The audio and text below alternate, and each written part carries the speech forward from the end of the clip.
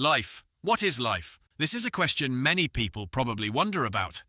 In a vast dark space, a young man wanders alone, searching for the meaning of life. Life is like an egg. He is in a black cloak with blue hair, trying to walk with one leg pierced by an arrow through the ankle. Unable to walk further, the young man collapses, falling flat on the ground. A boiled egg.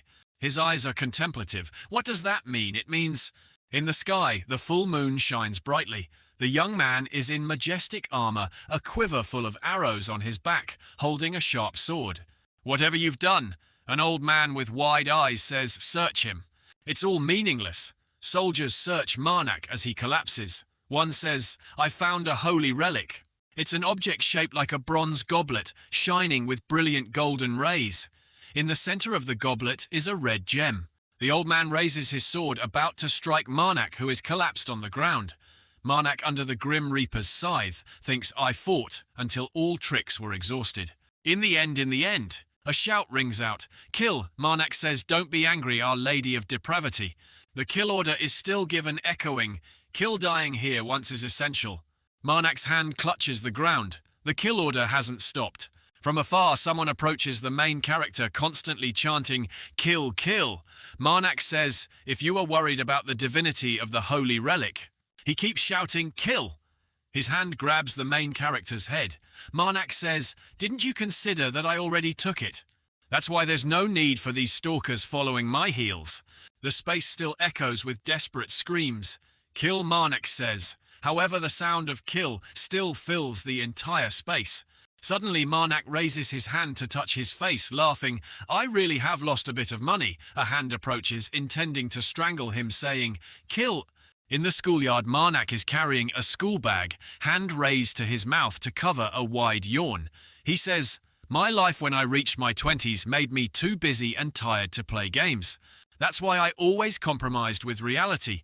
On the screen, options for his game session are displayed. There are 3 choices: infinite HP, infinite megapixel, infinite items. The mouse cursor clicks on infinite megapixel, he says, by using editing software. I don't even remember the name of the game clearly, or why I bought it, but I still keep playing. Behind him, a long-haired female demon with only her 2 blue eyes visible wraps around the main character's shoulders. He says, to be able to play in the role of a depraved priest. Marnak's hand is moving the computer mouse for the noisy game he's playing, murmuring, what is a depraved priest? The screen displays 3 images from the game: the hardest role to develop, the hardest role to play, the worst performing role. Marnak says, but what should I do when my heart always beats so fast playing this game? Around the time I lost all items for profession development and completed all profession quests. He sits in front of the screen wondering, I became a depraved priest. An endless vortex pulls him into the game. He says, and fell into this game. Back to the initial reality, a hand is still clutching his chest, its mouth still continuously shouting, kill, kill. He says the thing that keeps screaming like a metal singer is the goddess I serve, Our Lady of Depravity. Flashing back to the past, Marnak recounts, everything started 5 years ago when I began serving Our Lady of Depravity. When I woke up in the game, I only had exactly 2 things. One was a rope from the Depravity Guild, and the hand of Our Lady of Depravity lying on my chest. Because of the immense presence I could feel through the connection with the hand, I was able to easily accept that I had fallen into this game world quite quickly. He recalls the image of the depraved priest, bare-chested, hanging suspended, dozens of arrows piercing his body. He says, according to the game description, the depraved priest is a human genetically modified with drugs. A large foot stomps heavily on the ground. He says, meaning I have the ability to enhance physical strength, heightened senses. That person swings their sword, about to strike the main character. He says, and a body that can only be killed by divinity. He thinks pensively, and it seems there's also something wrong with my brain. Image of a beast's mouth with sharp teeth growling. Marnak says, but I can't stand blood. Amidst the freezing mist and snow, the figure of a person still stands imposingly in the distance before him. A bear approaches and sniffs his body. He says, even watching horrific scenes like this doesn't affect me at all. The only problem is... His face brightens again. He says, I want to eat fried pork with kimchi. My body cannot feel or even taste food, anything at all. In a temple, two people are standing. One person walks up the corridor steps and says, This is your identification paper, Priest Marnak. This is your identification paper, Priest Marnak. In another office, Marnak stands before a girl's desk and says, hey, is there any job I can take right now? His question makes the girl wonder, not knowing what he means. Then the girl replies with a gentle expression, wait a moment, please. Then while flipping through a file, she says, we surely have work for a priest serving a guardian goddess like you. Marnak smiles heroically and says to himself, in this place, after entering the northern city of Gi, I decided to take the identity of a member of the Guardian Gods Guild. A god with a black body, long white hair, 1.5 times his height, sits on a precious yellow object, emitting a brilliant aura. Marnak says, if I were in a guild, the moment I take the identity of a member in another guild, my god would become extremely angry and mark me. A bright red seal of indeterminate shape. At the very top is a shape like a sharp blade. Marnak says, a seal of punishment. The hand placed on Marnak's chest is still there. Somewhere the sound of kill echoes incessantly, Marnak says. However, our mother goddess is merciful towards such acts of claiming identity. Image of the mother goddess standing under the light of the seal. Marnak says, the Depravity Guild is the enemy of all Hasi, and I, the one hated by all. The mother goddess raises her hand to lift Marnak's chin. Marnak says, am the sole believer of Our Lady of Depravity. The pretty red-haired girl smiles and calls, oh, here it is, this one, Priest Marnak. Marnak takes the slip the girl offers. The girl says, I'm very happy to work with you. On the slip, information is written, notice route robbers or hunting monsters nearby recently. The number of farmers missing while traveling to Gi City is gradually increasing. Anyone who can find the reason for this disappearance and eliminate it will receive 30 silver coins per head. Even if you don't eliminate anything, you will also receive 1 silver coin from the Lord of Gi. Marnak says, most other adventurers would ask me to read it all for them. Then he laughs triumphantly again, saying, this isn't any special skill. The moment I arrived in this world, I could already understand, read and write in the language of this world. After reading, Marnak suddenly pauses, which makes the girl unsure of his meaning.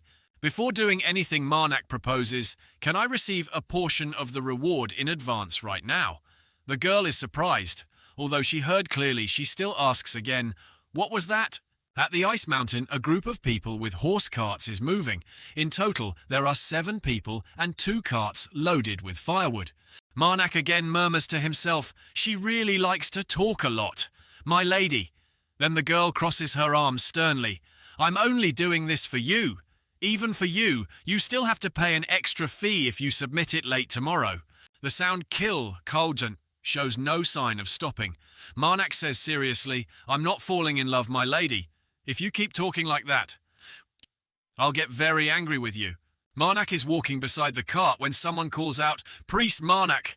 The bright-eyed young man smiles and asks the main character, hey there, I'm sure you're from somewhere other than Gi City. Can you tell me where you're from? Oh, by the way, if we keep following this road, we'll reach my village soon. I hope my parents are still well. Marnak turns back and wonders, he just introduced himself as Pierre, didn't he? Pierre continues non-stop in a long ramble. Of course I know my parents will be able to get through the winter, thanks to the great help of Captain Gallet. But why do I still worry about them so much? Also, did you know Priest? There's a rumor that the thing kidnapping farmers on this road isn't a monster, but ghosts.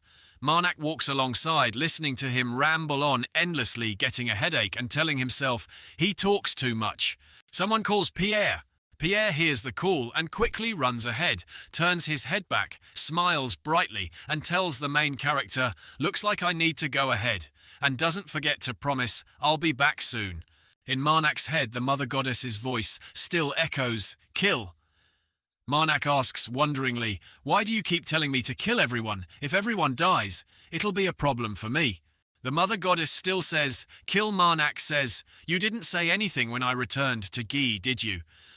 Your child really needs those 29 silver coins. I want to spend my winter in warmth. Thank you. Kill. Then he freezes. Very quickly, Marnak regains his cheerful mood, telling the mother goddess, "Looks like I might have been a bit harsh. No need to be sad like that." The mother goddess's hand still extends. Kill. Marnak asks, "By the way, how many fingers do you rate people?" The mother goddess holds up 2 fingers for Pierre, 3 fingers for the person walking next to him. Marnak says, "Looks like no one special." Marnak thinks contemplatively, "If I could kill them and offer them to Our Lady of Depravity, I could receive divinity based on the number of fingers they are rated. 1 finger is 10 divinity, 2 fingers are 100 divinity, 3 fingers are 1,000 divinity, 4 fingers are 10,000 divinity, 5 fingers are 100,000 divinity. And if I can get 10,000 divinity, I can receive a special privilege.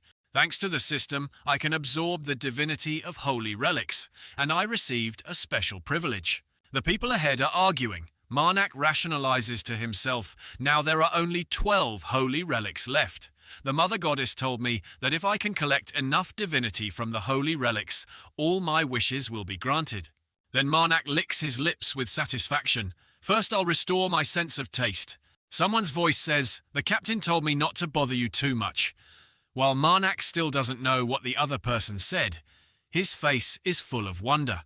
Turns out it's Pierre's voice. He continues, "If you keep talking like that since early morning, it'll be very annoying." He said that. Marnak smiles and says, "I'm fine. Don't worry about me too much, okay?" Suddenly his eyes focus on something. Everyone turns back to look. Dozens of arrows are heading towards the group, piercing the cart, and one person is heavily hit by an arrow.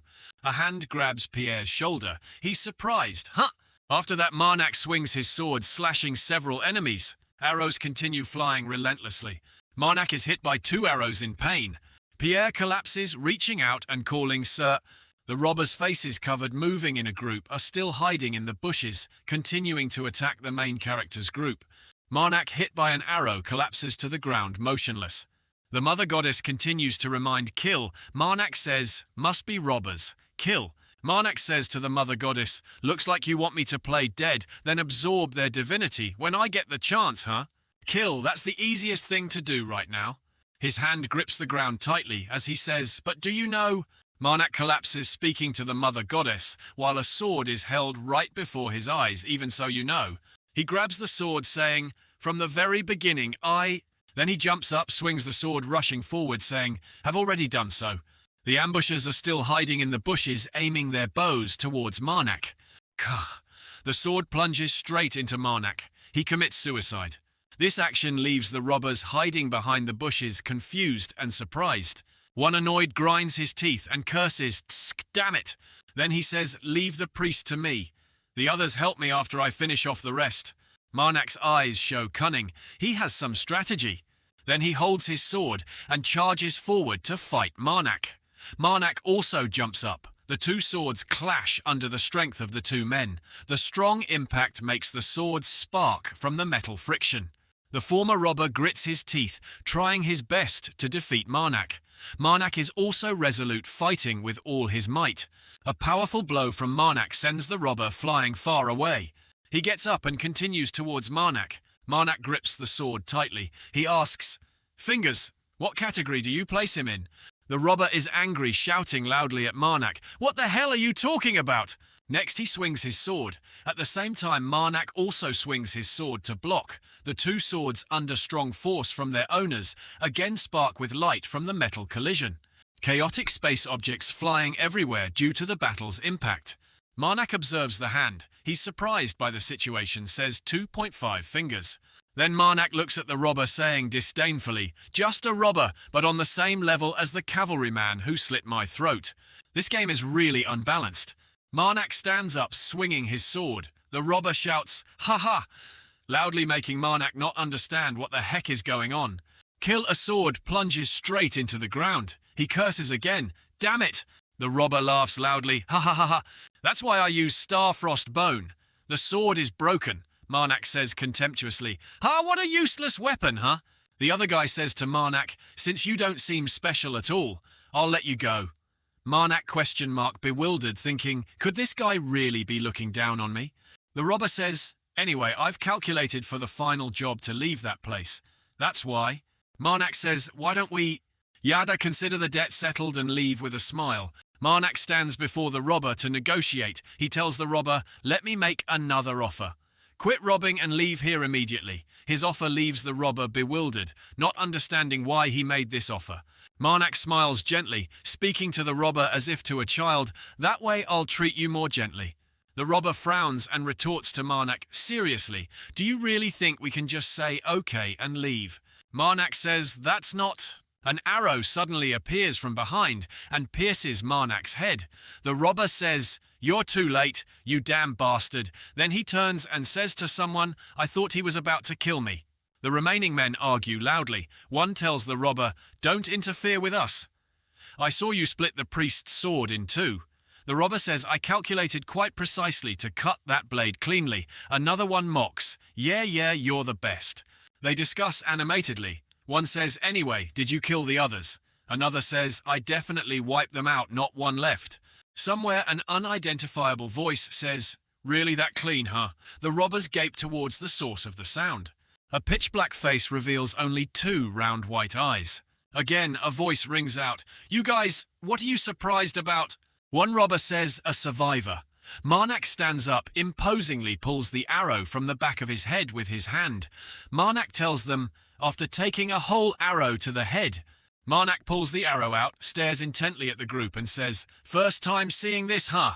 Those guys are terrified, sweating, probably unsure if he's human or ghost. The leader says, I thought that was... He clenches his fists together and says, I gave you a chance. But you guys? Oh, answered. Oh, with an arrow straight to my head. The robbers are scared. The former robber orders his subordinates urgently shoot aim straight at him. A barrage of arrows once again heads towards Marnak. Blood splatters everywhere. Marnak clasps his hands tightly together, praying to the Mother Goddess, Our Lady of Depravity, your son is in danger. I am too astonished and scared to know what to do. If you are with me, witness this. The robbers are amazed as Marnak is hit by a barrage of arrows, but remains unharmed. One says, impossible. Another also says, is he a monster? Marnak says to the Mother Goddess, isn't this the right time for you to save me? Seeing this, the three subordinates quickly decide to flee together. Retreat, run quickly. They abandon the robber leader. He shouts furiously, you bastards! Marnak gains a protection. The robbers flee but unsuccessfully. I can't go any further. An invisible wall has been erected. Marnak stares intently at them and says, a barrier that life cannot pass through. The entire space is covered by a giant invisible wall. Marnak says, it's an authority that the depraved priest performs before displaying power. The robbers scream loudly in hopelessness and fear. Help! What is this? Marnak continues. It prevents opponents from escaping and conceals depraved divinity. In an endless vortex of vast, wide space, Marnak again clasps his hands, tightly expressing gratitude to the Mother Goddess. He seems very satisfied, smiling and saying, I really like this authority, O Mother Goddess. The robbers are trying to break the wall to escape. The former robber says, I have no choice, draws his sword. The former robber is still determined to escape the encirclement of the erected wall. He says, if only I can cut through the barrier. Before finishing the sentence, he is attacked. Seeing this, the soldiers shout in unison, Captain!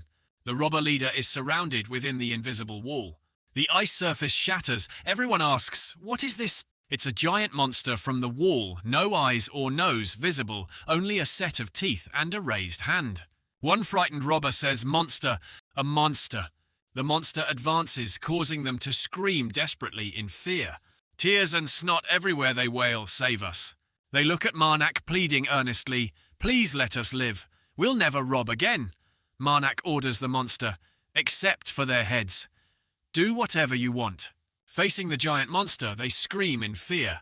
A foot steps powerfully on the ice surface. Kill. Marnak stands up, holding the long, intact sword, standing before the robbers. Marnak says, want to gather divinity, huh? Kill. One person in Marnak's group, hit by an arrow, lies collapsed on the ground, saying, if you take divinity from their bodies, will they disappear? Another says, if you do, that guild members will come investigate. Think carefully before you act. Marnak stands thinking about something. Pierre is hit by an arrow right in the heart. In the space, the sound, haha kill, still echoes. Marnak says, I'll wrap things up so you can rest in peace now. Kill, Marnak says to the mother goddess, I'll try my best to save this guy. It'll be good for my reputation. The person Marnak wants to save is Pierre. He pleads with the mother goddess, so I need your help, mother goddess. In the space, the mother goddess's voice is heard, heal his wounds. A hand is holding the holy relic, that is Saintess Summon Fire. That person says, what happened with the achievement thief? A young man answers, I heard they were beheaded. What about the bodies? There was nothing they could take. They had no choice but to return with the achievement. Someone stands outside the doorway and calls to a long-haired figure standing with their back turned inside priest. You may return. Saintess Summonfire looks at the holy relic and says, looking from here, I feel even more inclined to embark on the Holy Land pilgrimage. That person is surprised by Saintess Lamhoa's intention, asking again, pilgrimage, so suddenly? Don't tell me, it's the prophecy. Saintess Lamhoa says yes, because of the prophecy, and someone I need to meet. The person Saintess Lamhoa mentioned is none other than Marnak. She recounts, 10 years ago, all religions received a prophecy. The apocalypse will wear the guise of life and bring the world to the brink of destruction. Someone calls Marnak priest Marnak. You may return now. She is surprised as Marnak pulls Pierre along. The girl smiles brightly at Marnak and says, how can he carry someone as heavy as himself with one hand? I got permission from the guards. She looks at Marnak with full admiration, saying, I never judge anything by appearance. But you seem much stronger than expected. Marnak is shy and humble, laughing and saying, I think it's just decent. The girl continues, oh, and also, the head in AVN's hand. I heard it's the source of the problem. Rather than keep going back and forth with it, I think you should let us handle it from here. After hearing the girl speak, Marnak says, all right then. The girl is still very concerned about Marnak asking suggestively, by the way, do you have a place to sleep yet? Marnak also says confidently, you think there isn't a place for me in this city? I'm still looking. The red-haired girl says, you don't need to look, if you're okay with it. Before finishing the sentence, a hand reaches out to cover her mouth. The sound, kill, rings out once more. The girl suggests to Marnak, how about staying at my place temporarily? Continuously, Marnak hears the sound, kill, kill, kill, kill, kill. He embraces the mother goddess's hand on his chest, reassuringly, saying, I already knew beforehand. He lies on the bed embracing the mother goddess's hand. I knew very well. That's precisely why I accepted Mum. The mother goddess continues to say, kill. He gently tells the mother goddess, I don't have any bad intentions towards that kind red-haired girl. Marnak recalls the red-haired girl's whisper in his ear. All she said was she'd let me sleep in the living room for the guild's mercenaries. There's a knock on the room door. Marnak wonders who it could be. A familiar voice sounds out. It's the red-haired girl coming to find Marnak. Hello, priest. I want you to rest as long as possible, but there are still a few things I need to ask you. Marnak steps down from the bed, slips on his sandals and goes to the door. Don't worry. Opening the door and seeing the red-haired girl, he scratches his head shyly and asks, is there a problem? The red-haired girl says, it seems the Lord wants to see you. Marnak goes out, but leaves the mother goddess's hand on the bed. After hearing the red-haired girl say that, Marnak asks in surprise, the Lord, do you know why he summoned me? The red-haired girl is shy. Well, Captain Gallet from the mercenary group, the one who passed away, was actually the Lord's adopted brother. In a castle where the Lord lives very grand and magnificent, the Lord's subordinate leads Marnak before him, reporting, my lord, the fine. The priest has arrived. Meanwhile, Marnak is still confused, not knowing why he was summoned here. The Lord tells the subordinate, withdraw. The young man respectfully, yes, my lord. The middle-aged man with a weathered face glances at Marnak. He is Lord Gi Chiden Filian. He asks Marnak, so you're the one who witnessed my brother's final moments. Would you like some tea? He remembers, when Mother first saw the Lord, she drew a mark of 10. His face becomes even more discoloured and unsightly. He wonders, how is that, living a life pretending to be human? The man calls you demon? Marnak says, when Mother is hiding in my pouch, there's only one reason why she drew a large mark of 10 on the Lord when she saw him. From the Mother Goddess's guidance, he deduces it's because he is not a living creature, and among them, only one species can disguise itself as human. He thinks he is a demon with a large repulsive body and 2 red eyes burning like flames. He continues to deduce image of a prehistoric lord. While demons are stronger than all other species, they are evil creatures but cannot do anything on their own to interfere with the human world. And to be a part of this world, they have no choice but to make covenants, pacts with entities within this world. That's why demons really like living creatures. However, the gods, they utterly detest demons. The gods finally declared to their flock along with all living creatures. From now on, such species will be called demons, and all of them represent evil things. And that's when it began the priest's demon hunt. Marnak smiles contentedly, telling himself, thinking back now, the false covenant demon human is an extremely difficult profession, and many people even try to avoid it. He recalls the image of the demon human. I remember because the false covenant demon human was the second profession I played. The Lord is staring intently at something on the table. He seems to be wondering about something. Then he said, wow. Thanks to the deceased Galat, I was able to meet an important guest. Furthermore, seeing that you can see through my disguise like this, I don't think you're really a priest under the guardian goddess, you know. You could say I'm just lying here waiting. Marnak replies to the Lord with a proud expression, I am a priest serving under Mother Depravity. You can call me Marnak. The Lord is surprised, says, oh, I thought they were extinct. Can't believe there's still a child of depravity. After talking for a while, Marnak is still standing. The Lord says to Marnak, please sit down. Anyway, we're the only ones here. Marnak hears the invitation and sits down on the chair opposite the Lord. He continues, to be honest. I didn't summon you for any specific reason. Marnak bewildered ? What's wrong with him? He speaks to Marnak as if confiding, Galat the captain of the mercenary group with you. Then can you tell me exactly how he died? I will definitely compensate you. Hearing the offer, Marnak thinks about his intentions. He also smiles. All right, it's fine. Marnak recalls the battle and tells the Lord, it was an unfortunate chain of events this winter. After complaining about having no work, the Lord tried giving him a few jobs to do. Who would have thought he'd die in the process of working? The Lord stands up, looks out the window and says, that's what people call life. It's quite difficult. The Mother Goddess's voice reminds, Kill Marnak offers a few gold coins. He smiles, walking out of the Lord's castle, telling the Mother Goddess, the Lord didn't bribe me with this gold, okay? This gold just symbolizes that he really wants to know the truth of the matter. The Mother Goddess still says, kill. Marnak walks and talks. I'm not a gold-greedy priest. Mom, you're going too far with that. The Mother Goddess still reminds, kill. Marnak continues the conversation. By the way, Mom, did you know gold doesn't decompose?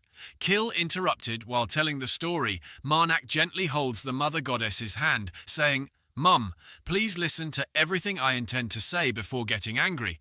Most importantly, listen from beginning to end. Marnak walks, holding the Mother Goddess's hand. The Mother Goddess shows curiosity about the story Marnak is about to tell. Marnak continues his story. There's something else that doesn't rot over time and endures long like gold. Do you know what that is, Mom?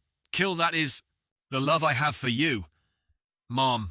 Marnak embraces the Mother Goddess's hand. The Mother Goddess continuously says, kill, kill, kill, kill, kill, kill. Marnak holds the hand to his chest and says, to me, you will always be the most important. That's why you don't need to worry about things like that. Kill, kill, kill, kill, kill, kill. Seeing Marnak return, the girl smiles and greets him. You're back, Priest Marnak. Kill. The girl continues. Why don't you say hello to the other priests from the church serving the teaching God?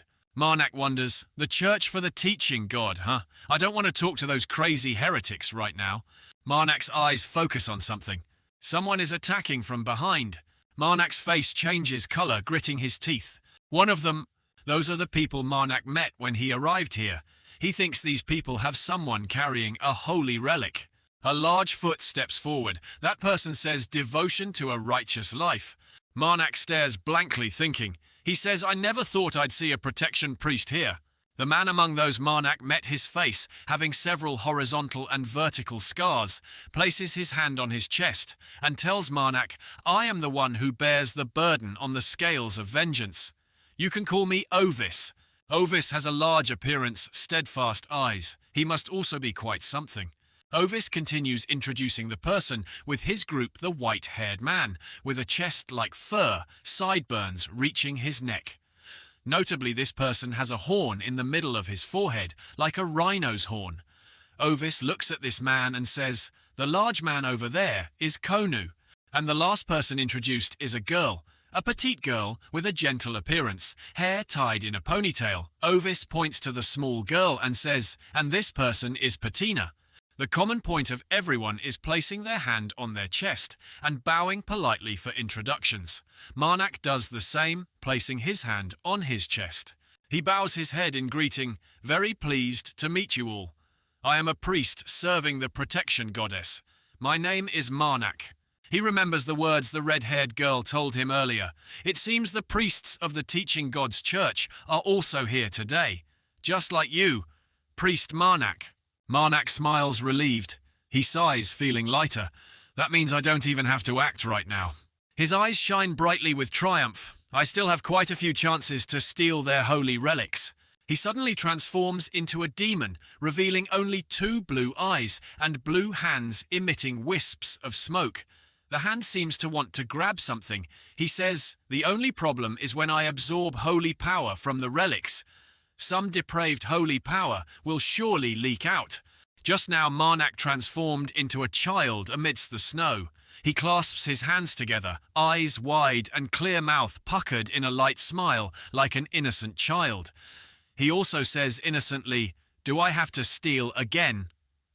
"I don't resemble a depraved priest, more like a depraved robber." Ovis says to Marnak, "We need to pay our respects to the Lord for a bit," making him quite puzzled for a moment. Ovis continues, "We can talk more at our next meeting." With that said, Ovis, Konu and Patina turn and leave. Marnak watches them wondering, "Pay respects to the Lord, huh?" Marnak stands before the red-haired girl. The girl says, "Our guild usually provides lodging for priests at a cheap price." What the girl says once again confuses Marnak. Then he asks again, "So does that mean you'll make me pay for yesterday?" The red-haired girl says cheerfully, "Why would I do that? You think I let you stay here because I'm interested in you? I let you stay here because you're also a priest." Marnak says shyly, "Of course not. However," seeing this, the red-haired girl teases Marnak even more, saying, "I also had the spontaneous intention from myself wanting to help you." He blushes crimson and asks again, "What?" The red-haired girl approaches Marnak and says, "If possible, to prevent the food from spoiling," then leans close to his ear and whispers, "I wonder if you could cast a protection spell on the food." Marnak suddenly shouts in panic, "Why did you whisper in my ear just to talk about that kill?" The red-haired girl strokes her chin with satisfaction, then rests her chin on her hand sadly and asks, "I wonder why?" The mother goddess still continuously says, "Kill." Someone enters and sees Marnak and the red-haired girl chatting. That person says, "Looks like you two get along quite well, huh?" Marnak turns around, surprised, asks, "Huh?" Marnak asks that person, "Aren't you going with the other guy?" That's Priest Konu. Priest Konu says, "I have no other choice.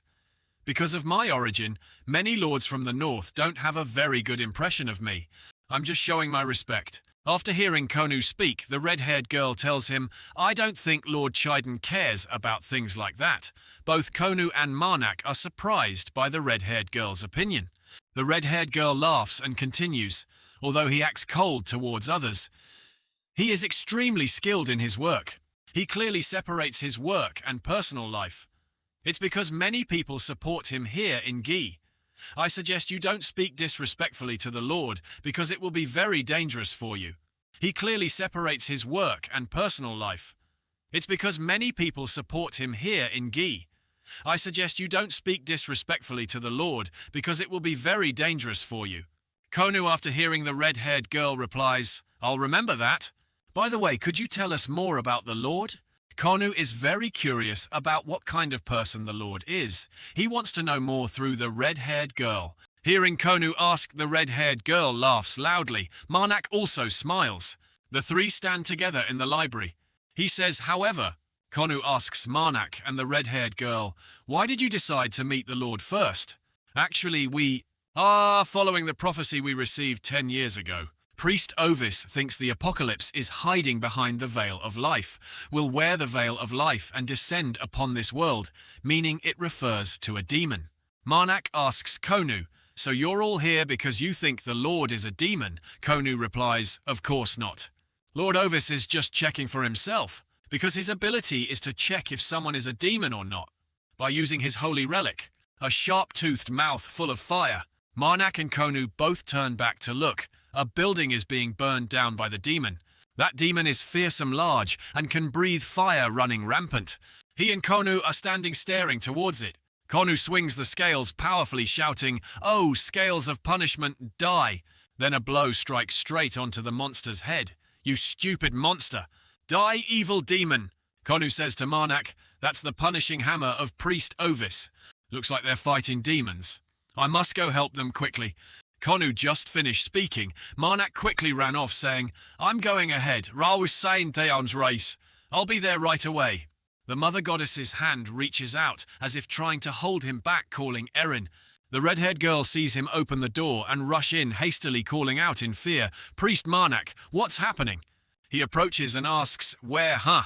Then Marnak picks up the red-haired girl and asks loudly with great anxiety, "Where is the medical center where Pierre is being treated? Tell me, where do I find him?" The demon is still rampaging in the deep pit. It's gradually advancing into the city. He carries the red-haired girl flying out of the building. Marnak runs hastily, creating whirlwinds wherever he goes. Behind him, the monster is chasing. The red-haired girl in Marnak's arms is terrified. Kaya, help! The giant monster has appeared on the building. A frightened man runs while shouting, get out of the way! In a critical moment, a rock blocks the way. He angrily curses even the innocent, inanimate rock. "Don't block my way. Get lost." The frightened red-haired girl tells Marnak, "Priest, the monsters." The monsters are advancing into the city center. The giant monster looks like it wants to swallow the whole city. But that's not what Marnak cares about most. He snaps at the red-haired girl, "Forget about that. Tell me, where is Pierre?" The red-haired girl points in one direction and says, "Over there, he's over there." He calls Pierre. Marnak carries the red-haired girl into the room where Pierre is receiving treatment. Seeing Pierre lying unconscious, his face having a few scratches covered with bandages, the red-haired girl finally dares to relax. What a relief. Marnak tells the red-haired girl his mood also gradually stabilizing upon seeing Pierre lying there, struggled so hard to save him. "I can't let him die in this tragedy." Then Marnak picks up Pierre, throwing him over his shoulder to carry him somewhere. Then Marnak turns and tells the red-haired girl, "Hold on tight. I can't carry you with both hands anymore." The red-haired girl obediently wraps her arms around his neck and replies, "Okay."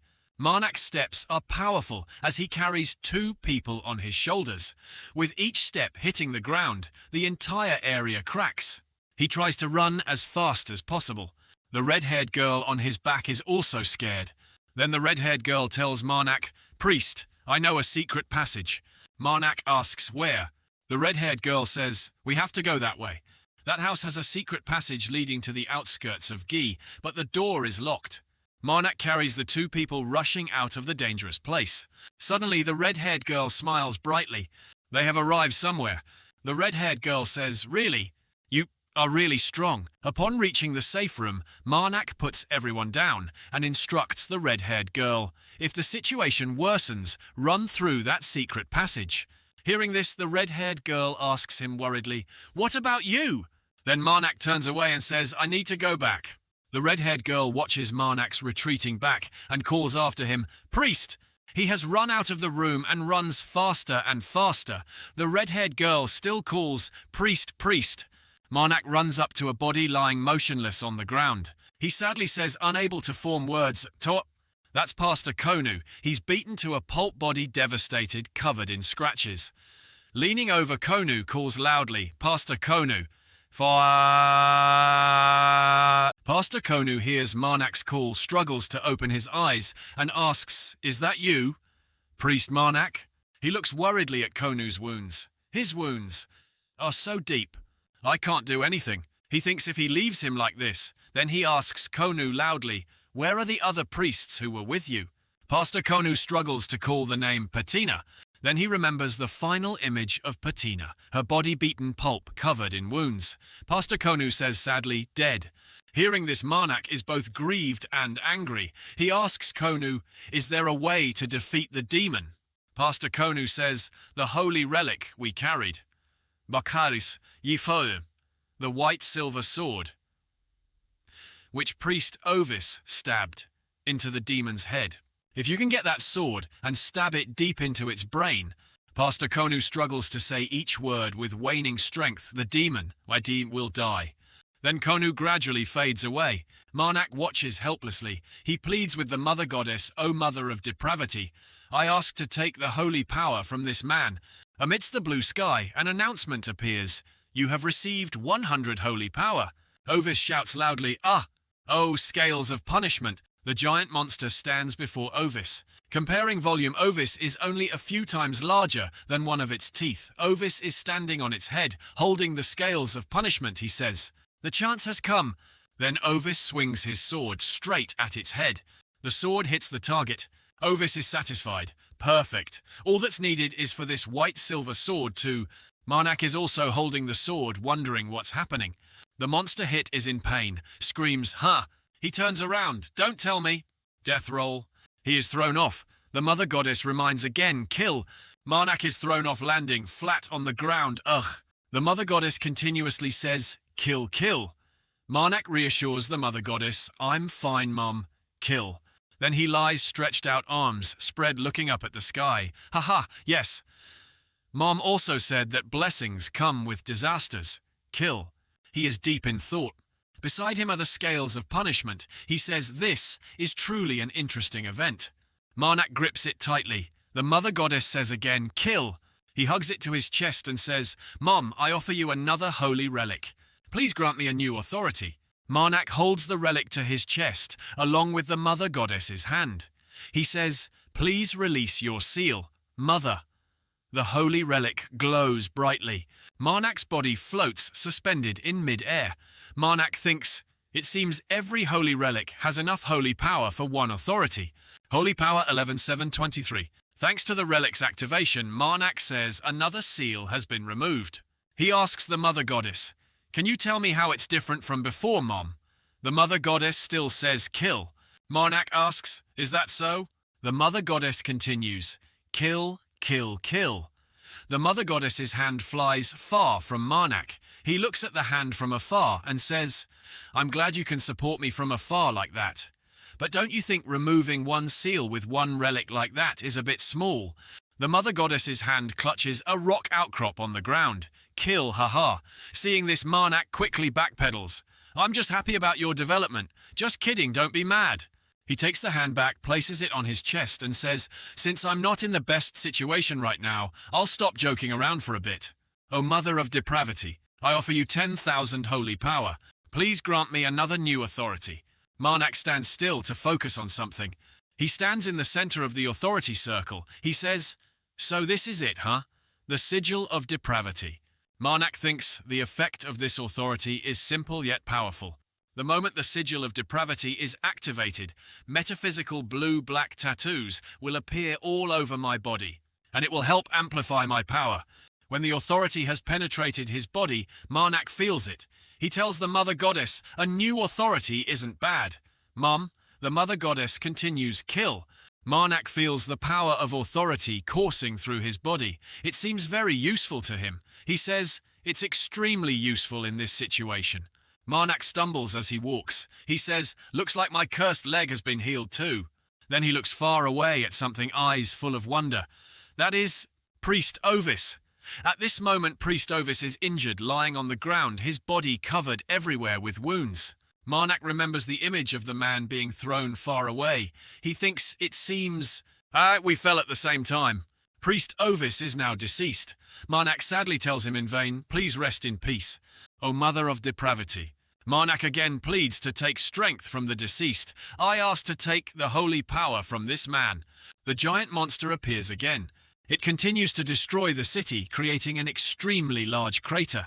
Seeing this scene, Marnak exclaims, "Strange." The mother goddess continues, "Kill." Ovis and Patina said the ones who angered the demon were the priests of the teaching church. But even when all the priests were dead, the demon still rampaged for some reason. Marnak has now obtained holy power from Ovis. The system announces, "You have received 1,000 holy power." Marnak clenches his fist and tells the mother goddess, "I thought demons weren't creatures acting on instinct like beasts. Mother, kill." Marnak is deep in thought. He takes the mother goddess's hand, gently calling, "Mom, kill." "The road will be a bit bumpy. Please hold on tight inside my pouch."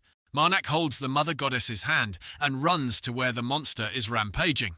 Wherever he steps, the ground cracks beneath his feet. The demon's eyes are now solely focused on Marnak. It growls even more fiercely. It continues to attack again. Its tail whips Marnak from behind. Marnak saw something. He says, "There it is. It's a white silver sword." Marnak looks at the monster. He sees it arching its body.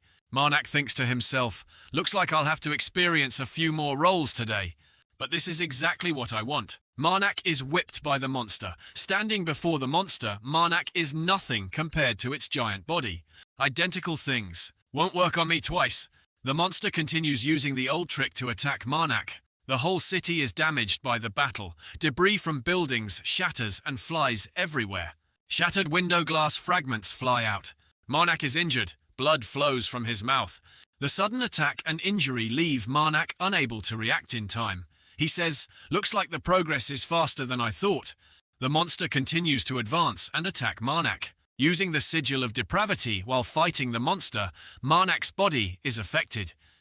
He tells himself, "When I use the sigil of depravity, my body also starts to rot from the inside.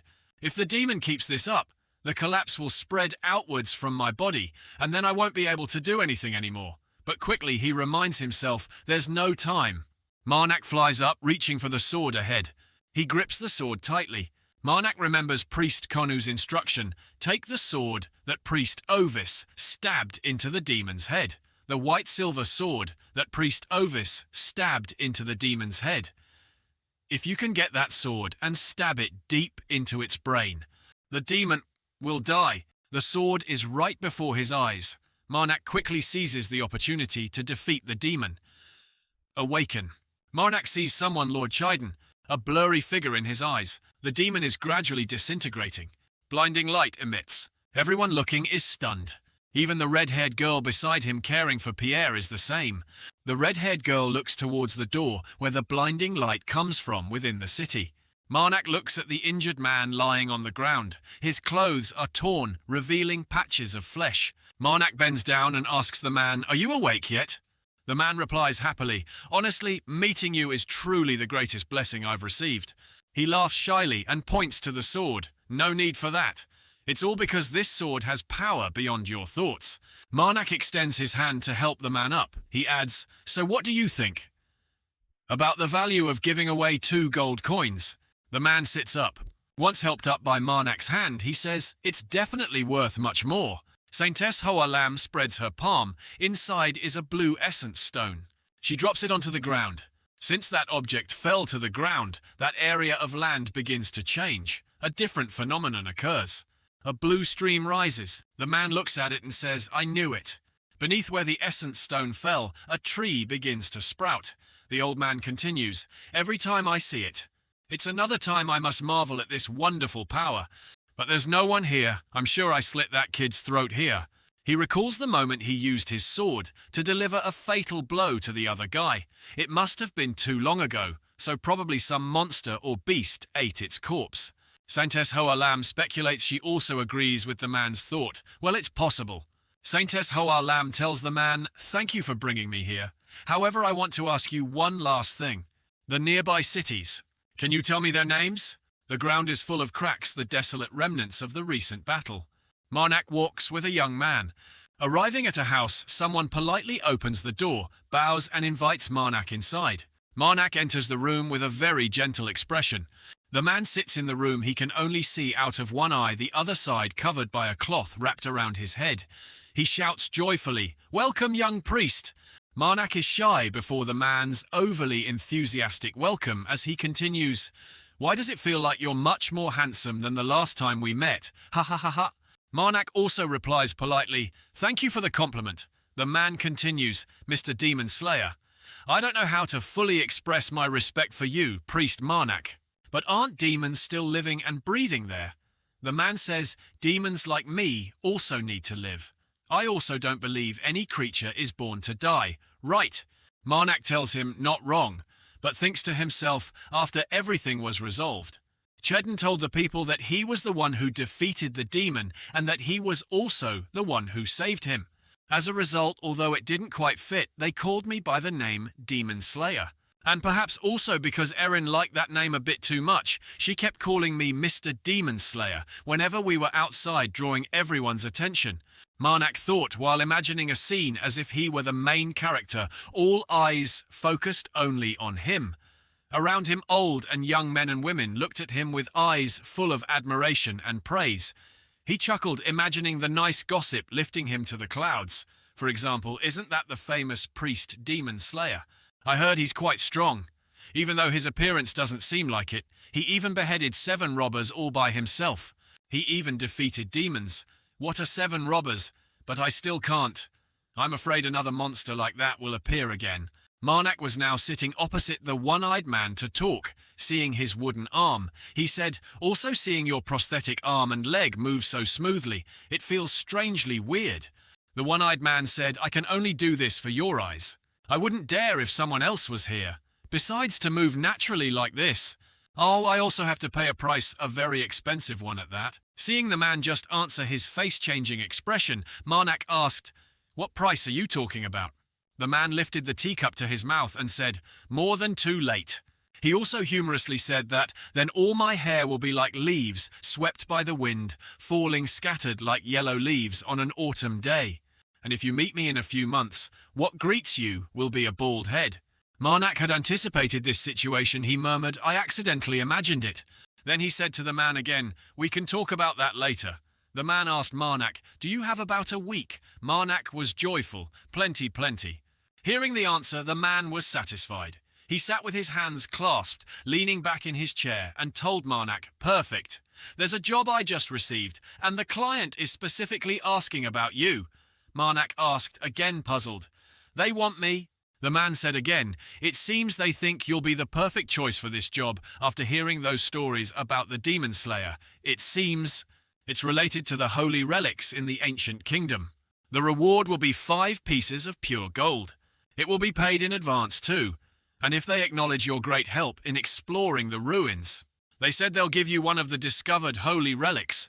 Marnak remembered the mother goddess's words. He said to himself, just like Mom said, "Seeing is believing, right?" Then Marnak cheerfully said to the man, "I accept the job." The mother goddess's hand spoke again, "Kill." Marnak said inwardly, "Once upon a time, there was an ancient empire. They ended the era of mad mages and unified the continent. And in the present era, their technologies have been recreated. Holy relics are considered priceless treasures containing powerful abilities. In other words, most items considered high level in this world are holy relics from the ancient kingdom." Marnak approached a group of people. He introduced himself. "I am a priest under the goddess of protection. My name is Marnak." One of them replied, "Pleased to meet you, priest." He introduced, "I am the one who requested this task, Carmen Valtus." Marnak shook his hand and asked, "Valtus?" Valtus said, "You guessed right. Anthony Valtus of Darkwolf is my father." Valtus added, "Just in case you misunderstand, I am his illegitimate child." Marnak, surprised again, asked back, "Illegitimate child? That conservative, rigid man actually has an illegitimate child, and I thought he'd be lonely alone after losing his wife. It seems rumors and reality are quite different. But digging deeper into this matter is a bit inappropriate." Marnak asked Valtus about the identity of the 2 accompanying people. "I wonder who the 2 people behind you are." Valtus turned to the 2 and introduced, "This is the mage wearing the hooded cloak over there is Tanissa. She is the one who will lead us to the ancient holy relics. And this is Suku's. As you can see, he is of the Horned tribe. He's quite good. You can count on..." Suku shook Marnak's hand and said, "Pleased to meet you." "Marnak Demon Slayer," Marnak replied shyly. "That nickname is actually a bit embarrassing. Just call me Marnak is fine." Suku said, "The name is recognition for what you have achieved. There's nothing to be ashamed of." Valtus said, "All right, now that we're done with introductions, let's go, shall we? It will take about 2 days walking to get there. We'll talk as we walk." 2 days later, everyone is resting in a forest. A large fire is burning. Valtus saw Marnak still sitting cross-armed, not sleeping, asked, "Aren't you sleeping? Sleeping for a while would be better." Marnak said, "I've slept enough, so it's fine." Hearing that Valtus sighed, "Young people really are different, huh?" The other man wasn't sleeping either, sat chatting with Marnak. He said, "There's still plenty of time until sunrise. Do you have any interesting stories? I bet someone like you must have met a suitable woman already, right?" Hearing that Marnak looked bewildered. I'm still just a budding shoot." Hearing that Valtus couldn't help but be surprised. "Oh, that's surprising. So is there any type of person you like?" Marnak was annoyed as he kept asking nonsensical things he didn't want to answer. But he still replied politely, "I think I like the type of woman who wants to be with me. That's right. Every time I wake up and see my woman sleeping peacefully beside me, there's truly nothing better. The person Marnak is talking about is probably the mother goddess, who always follows him closely on every journey." Then Valtus said, "Personally, I believe that a woman's heart is the most important thing." The mother goddess's hand raised its index finger, as if signaling okay, and said, "Kill, kill." Valtus said, "Although this sounds obvious. Because your heart is in your chest, for your heart to be welcomed, your chest must also be wide enough to accept it." Priest Marnak said, "I really like women with big breasts. Kill. Having a clear view of what you like isn't bad. I think it will help you a lot on your journey. However, if I were to give you one piece of advice, I advise you not to talk about this in front of women." Valtus said, "I don't go around talking about these things. I only dare tell you. Whenever I talk to you, I feel like I'm talking to an old friend." Kill. Marnak laughed and said, "Me too. Kill." The two laughed loudly amidst the quiet forest. "Kill, kill, kill, kill." Marnak laughed inwardly, thinking, "I still remember Mom told me I must choose my friends wisely. Kill. But now I like this guy, kill." It was morning. Everyone arrived and said, "Tunisa, here it is. Now I will open the gate to the ruins," Tunisa said. Tunisa said, "Now then, I will widen the path leading to the ruins." Tunisa held a glowing lamp, leading everyone into the ruins. There were many small-sized castles here. Entering the ruins of the ancient empire was quite easy. The key was the first objective the group needed to find. First we had to find the key. After finding the key, the group would move according to the direction indicated on the key. Then move to the recorded coordinates. Next, we read the ancient script written on the key. And finally insert the key clockwise or counterclockwise. But the key wasn't as easy to use as regular keys. Turning the key, however, because only mages could read the ancient script on the key. The role of a mage in explorations like this is irreplaceable. The only exception to this is players. Marnak said to himself, "That's right, as a player, I can read the ancient script. But of course I will hide the fact that I can read ancient script." Valtus told everyone, "Let's go inside." Marnak thought again. "However, in a world where I have no one reliable enough to lean on, the key is too difficult to obtain alone." Standing before the giant ruins, everyone couldn't help but be stunned. "Wow," Valtus said admiringly. "Compared to all the ruins I've been to, this place is the best preserved." "Why don't we start exploring?" Marnak said, satisfied. "I'm pretty sure there will be quite a few holy relics around here." Outwardly so inwardly, Marnak couldn't help but feel happy. "Can't believe I have the chance to be able to see ruins that previously could only be experienced through pictures."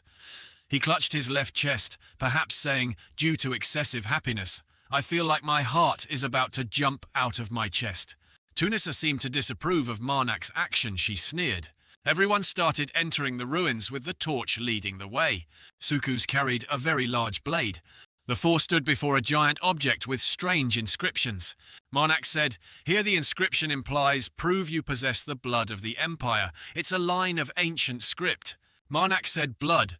Tunisa said sternly, "If we don't possess blood of the imperial lineage, then it's best to prepare for battle." The door opened. Inside were bizarre shapes. Everyone was attacked by the monsters inside.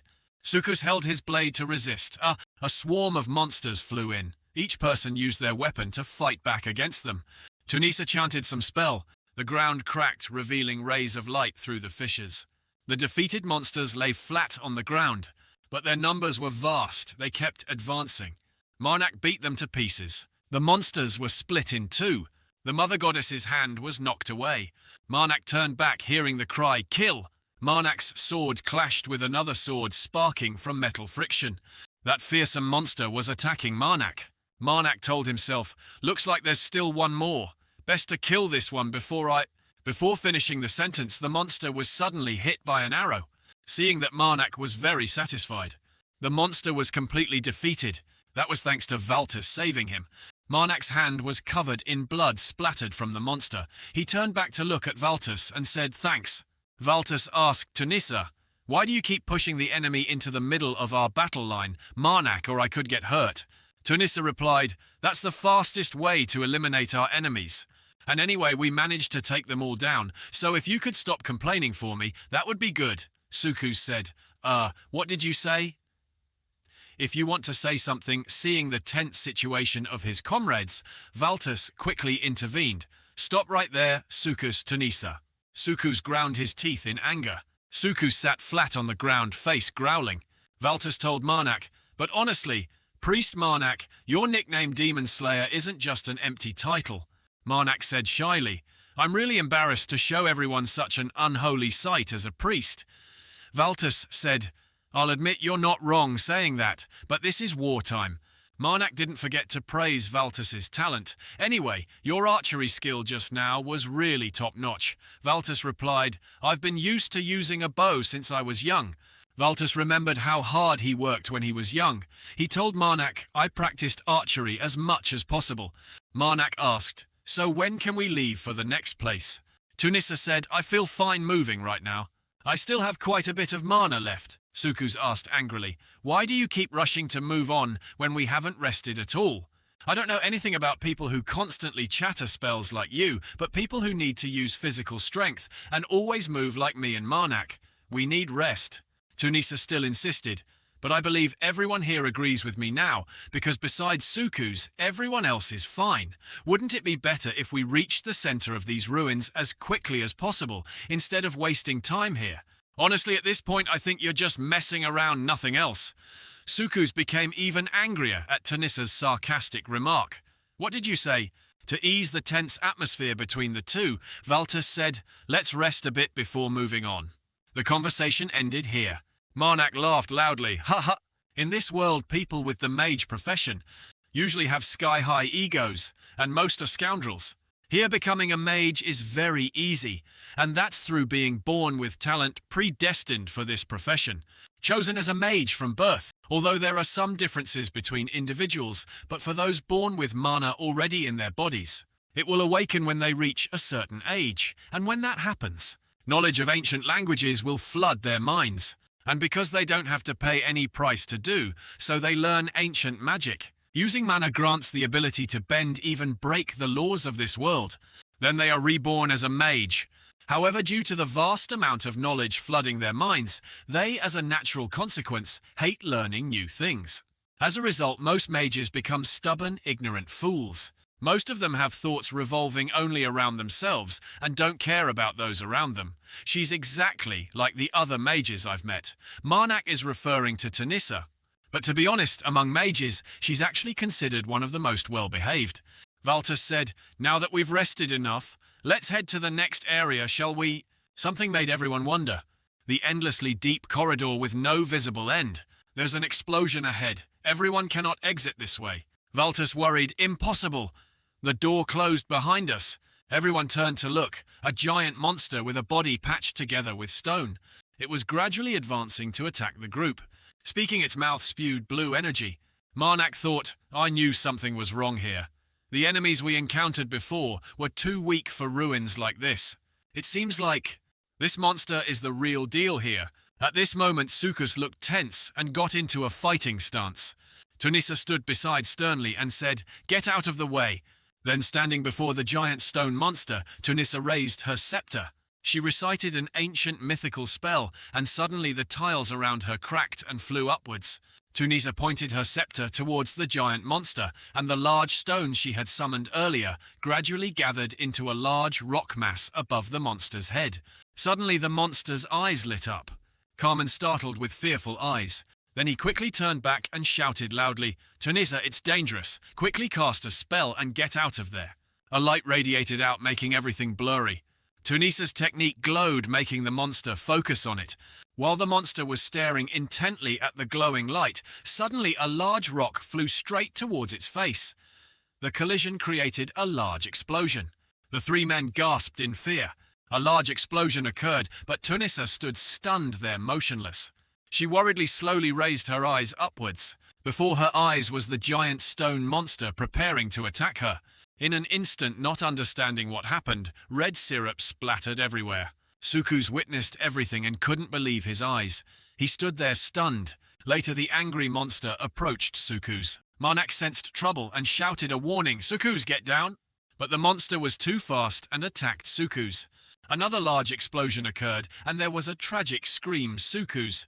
Sukus unfortunately turned to stone, and like Tunisia, his red syrup splattered tragically. The monster stood before the two survivors. Marnak calmly asked, "Do you want to live?" Carmen replied, "Huh." Marnak repeated the previous question. "I asked if you want to live." Carmen stammered in reply, "Yes." Marnak clenched his fist and said, "Then be quiet." Carmen didn't understand and asked, "What?" Suddenly, a hand appeared from nowhere. Consciousness gradually faded from his eyes. Marnak had knocked Carmen unconscious. Then he said, "I also happen to have a giant. Mom, I need it urgently, so there's no time for prayer." Before finishing, suddenly another monster appeared above. "I need you to send it down to me right away, Mom." The stone monster also looked surprised upon seeing it. The monster's two hands clasped together. The newly summoned monster attacked the stone monster's head with a powerful blow. Taking advantage of the two monsters challenging each other, Marnak carried the other man and fled. Running Marnak said smugly, "He's always reliable. Mom thinks so too, right?" Suddenly there was a voice, "Kill." Suddenly a stream of blue energy escaped from the scepter, and the notification board appeared, "You have received 1,000 holy power." Later it was the blade's turn, and a similar notification board appeared, "You have received 100 holy power." Meanwhile, Marnak and Carmen had fled quite far. Carmen also showed signs of waking up. Marnak stood observing the surroundings and suddenly said, "Damn it!" Seeing the two monsters fighting evenly, matched, Marnak assessed, "Looks like it will take quite some time for them to finish this battle." Suddenly, a strange hand with the earlier voice exclaimed, "Kill!" Marnak's expression changed as he replied, "As you command, mother." Marnak's body changed and he quickly said, "Stop playing around." Marnak stomped his foot, once then continued, "And lend a hand, shall we?" The monster Marnak summoned was surprised to hear him say, "My target now is..." Marnak rushed into the fight between the two monsters while saying, "The white metal giant, more accurately the thing on its head." He attacked the metal monster, lapis lazuli. The monster along with Marnak supported each other to destroy the giant metal monster. Marnak jumped from below onto the monster he summoned earlier. He realized, because only that part is different, so if I destroy it... His eyes were very determined to defeat the monster. "I'm sure something will definitely happen." Having run close to the monster, Marnak jumped high. Then he rushed towards the blue orb on the monster's body, shouting loudly, "I'm here!" In an instant, the blue orb shattered into hundreds of small fragments under Marnak's sword. After shattering the orb, Marnak landed safely on the ground. The metal monster suddenly stopped moving, and the monster summoned by Marnak let out a loud roar. Marnak said cheerfully, "Thanks for the help." But suddenly a hand pointed in one direction and said, "Kill!" Marnak, confused, asked again, "What's wrong, Mom?" From the high sky, suddenly many monsters appeared descending like the metal monster from before. Seeing this, Marnak was extremely panicked, not knowing how to react. Now not just one appeared, but several giant monsters. They stood imposing, ready to attack, making Marnak and his monster sweat in fear. Marnak's face turned pale as he said, "Just how many of them are there?" A voice like the initial one suddenly exclaimed, "Kill!" Carmen woke up and asked, "Sukus and Tunisia are dead." Marnak replied quietly, "Yes, unfortunately so." He added regretfully, "If I had the chance, I really wanted to save them too, but everything happened too fast, so I couldn't do that." Carmen sadly blamed himself the moment the metal giant appeared from the sky. "We should have activated the key. Those two were just people I recently met because they were hired not long ago, but both were killed by my greed." Marnak immediately replied, "They were both hired for a purpose." Marnak thought of Sukus and Tunisa, then continued, "Surely those two also knew beforehand that this could happen. Don't blame yourself too much."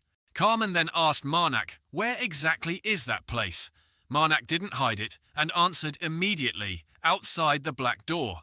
Carmen startled, unbelieving, "But how is that possible?" He closed his eyes, trying to remember. Carmen remembered when the battle was happening. "It probably wouldn't be polite if I asked about what happened while you knocked me out to prevent me from witnessing it. Anyway, you're the one who saved my life, right? Right, Priest Marnak." He smiled and said, "In the name of Valtus, I will definitely repay this debt." Marnak laughed joyfully in reply, "I will definitely wait for you." Carmen laughed loudly along and said, "You really don't miss any opportunity, huh? Ha ha." Marnak said excitedly back, "It's just that I don't have the habit of refusing others' offers. If you feel better now, I think we should start moving. I haven't defeated those metal giants, I just ran away from them." Carmen walked with Marnak. "Okay, let's go." Marnak thought silently, "It's not like I'm lying." After defeating one metal giant with the help of the depraved giant, he remembered when 3 other monsters appeared. 3 others appeared from above, and His face suddenly became cowardly as he revealed, left the depraved giant behind as a punching bag for them to beat up. Marnak tried to open the door. After a long time, almost unable to open the door, I kicked Carmen into the room. While the giant was beaten bruised, Marnak was leisurely. I told the depraved giant to just return when the mission was done, so he'll probably be back soon. Hope he's not angry with me. While walking suddenly, a stone bounced back towards Marnak's feet. He looked up with an excited face. "Looks like..." A large door appeared right before their eyes, and Marnak said, "We've reached the end of the ruins." Seeing his companion looking left and right, Marnak said, "Feel free to look around." The door slowly opened. Inside, a strange sword was kept along with a necklace. Standing before the 2 treasures, Carmen spoke, "The stories written in the books are true."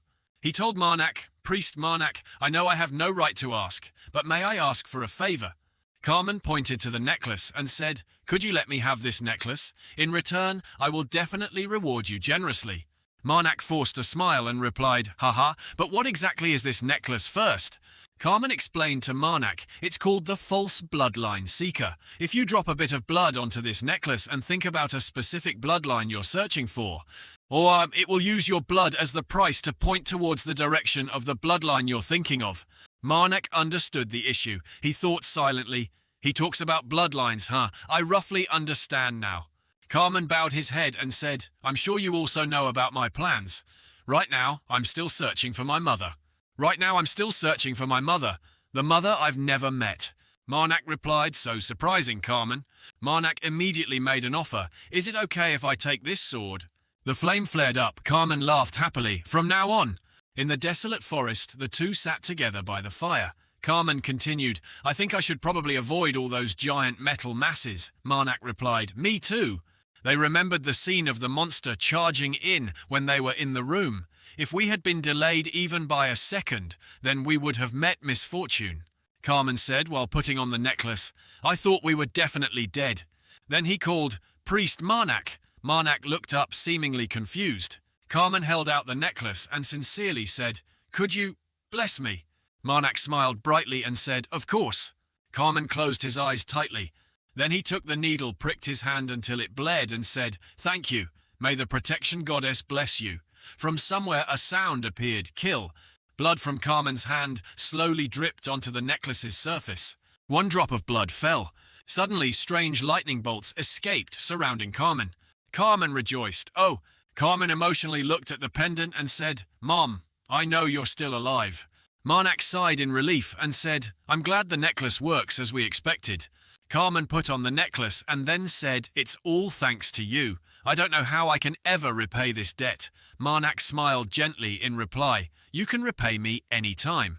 As long as you're sincere, I'm always ready to accept." Carmen held up the pendant and said seriously, "Priest Marnak, could you listen to one final request of mine?" Marnak replied innocently, "Of course." He then said, "I want to cooperate with you longer, Priest Marnak, just until I find my mother."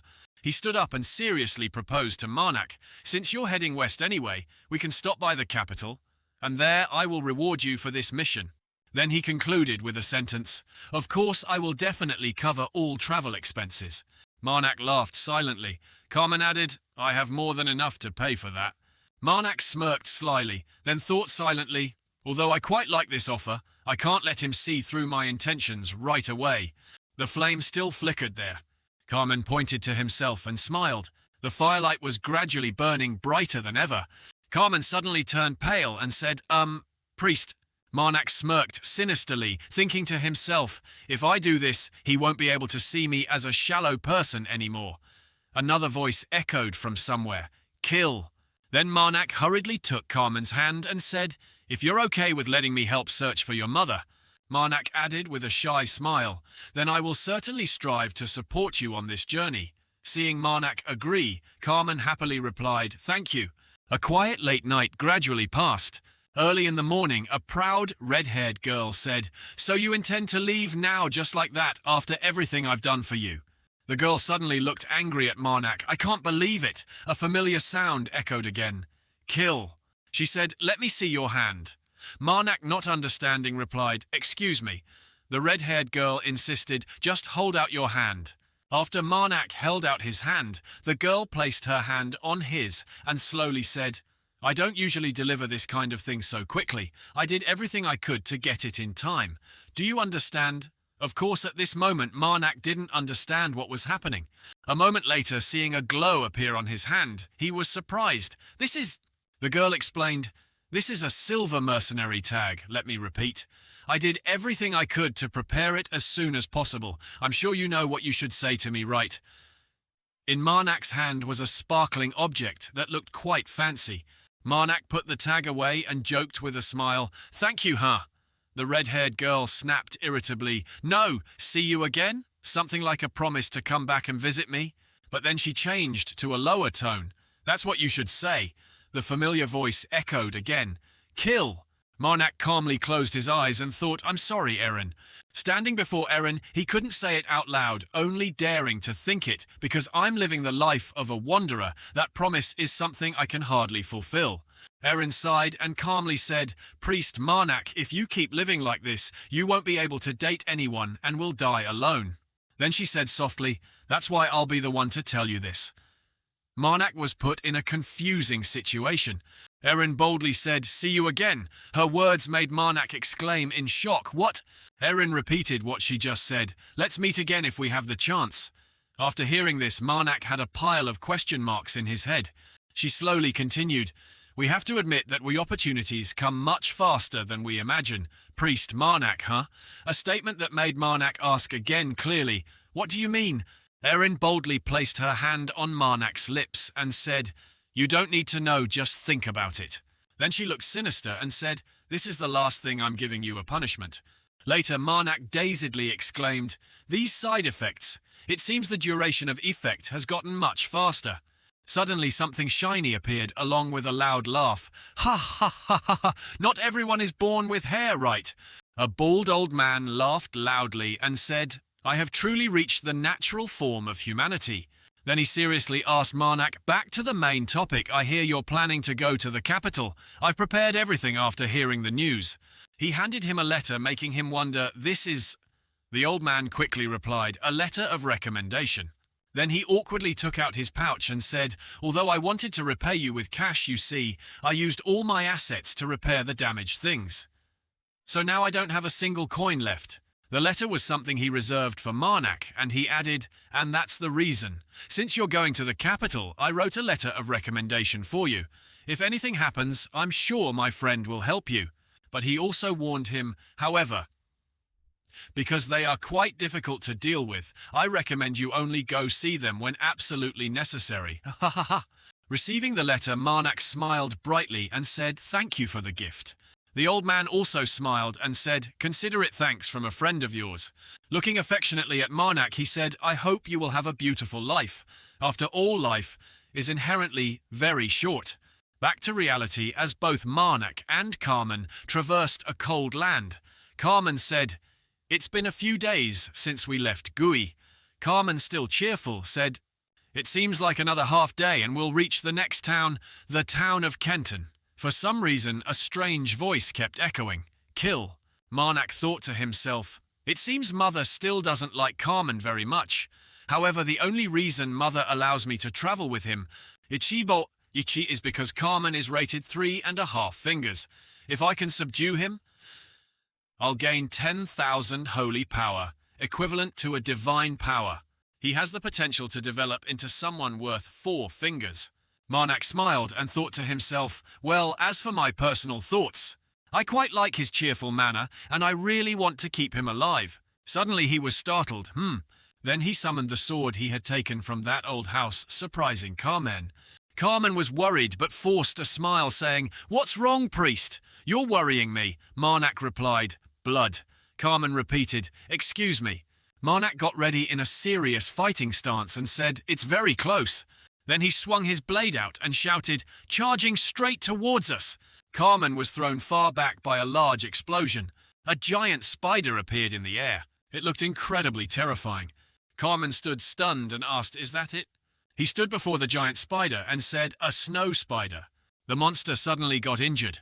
It turned out Carmen had shot an arrow into its body. Marnak took the opportunity to jump up and slash the spider with his sharp sword. In the end, the beast couldn't withstand it and disintegrated. Suddenly something erupted from under the snow. Marnak smiled smugly. "Next time I'll use this sword." Strange black marks appeared on his body. "I have to choose a suitable location before striking." Then a different, incredibly terrifying form of Marnak appeared. He charged to attack the monster because it's making too much of a mess. At the end of the fight, Marnak smiled and said, "Blood flesh." Inside the house, a voice suddenly rang out, "Thank you for visiting Gui." The old man who spoke with Marnak earlier said, "Allow me to apologize that we have to talk in the office like this. However, it's unavoidable because the reception room was destroyed, and given my current state." Saintess Lam Hoa calmly replied, "No need to worry about me." The old man then smiled and said, "So what wind brought you here? Never did I imagine that I would have the honor of welcoming Azure Flame of the Harmonious Giant Sect on a pilgrimage like this." The saintess presented a piece of paper and said, "Look at this." Seeing the old man look at it for a moment, Saintess Lam Hoa asked, "The man in the drawing, have you ever met him?" It was a drawing of Marnak, but quite poorly done. However, his appearance was still recognizable. The old man, surprised, thought to himself, "The priest." Although he knew Marnak's identity, the old man pretended not to know, and asked hesitantly, "May I venture to ask who is he that Saintess Lam Hoa herself must search for him?" The saintess replied, "That's a personal matter." The old man nodded, "Is that so?" The old man said seriously, "Sorry, but I don't recall meeting this person. If that's all, I advise you to return." Then, without letting the saintess speak, he added, "I really don't have much time at moments like these." Saintess Lam Hoa calmly replied, "Of course." Later she left. Watching the saintess leave, the old man thought, "It seems she's looking for him for no good reason.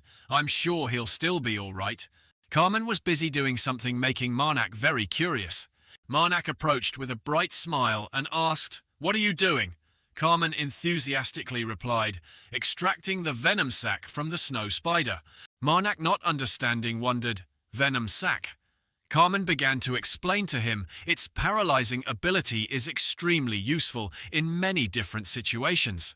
After getting the giant spider's venom sac, Carmen continued, "We can apply it to arrowheads or just sell it for money."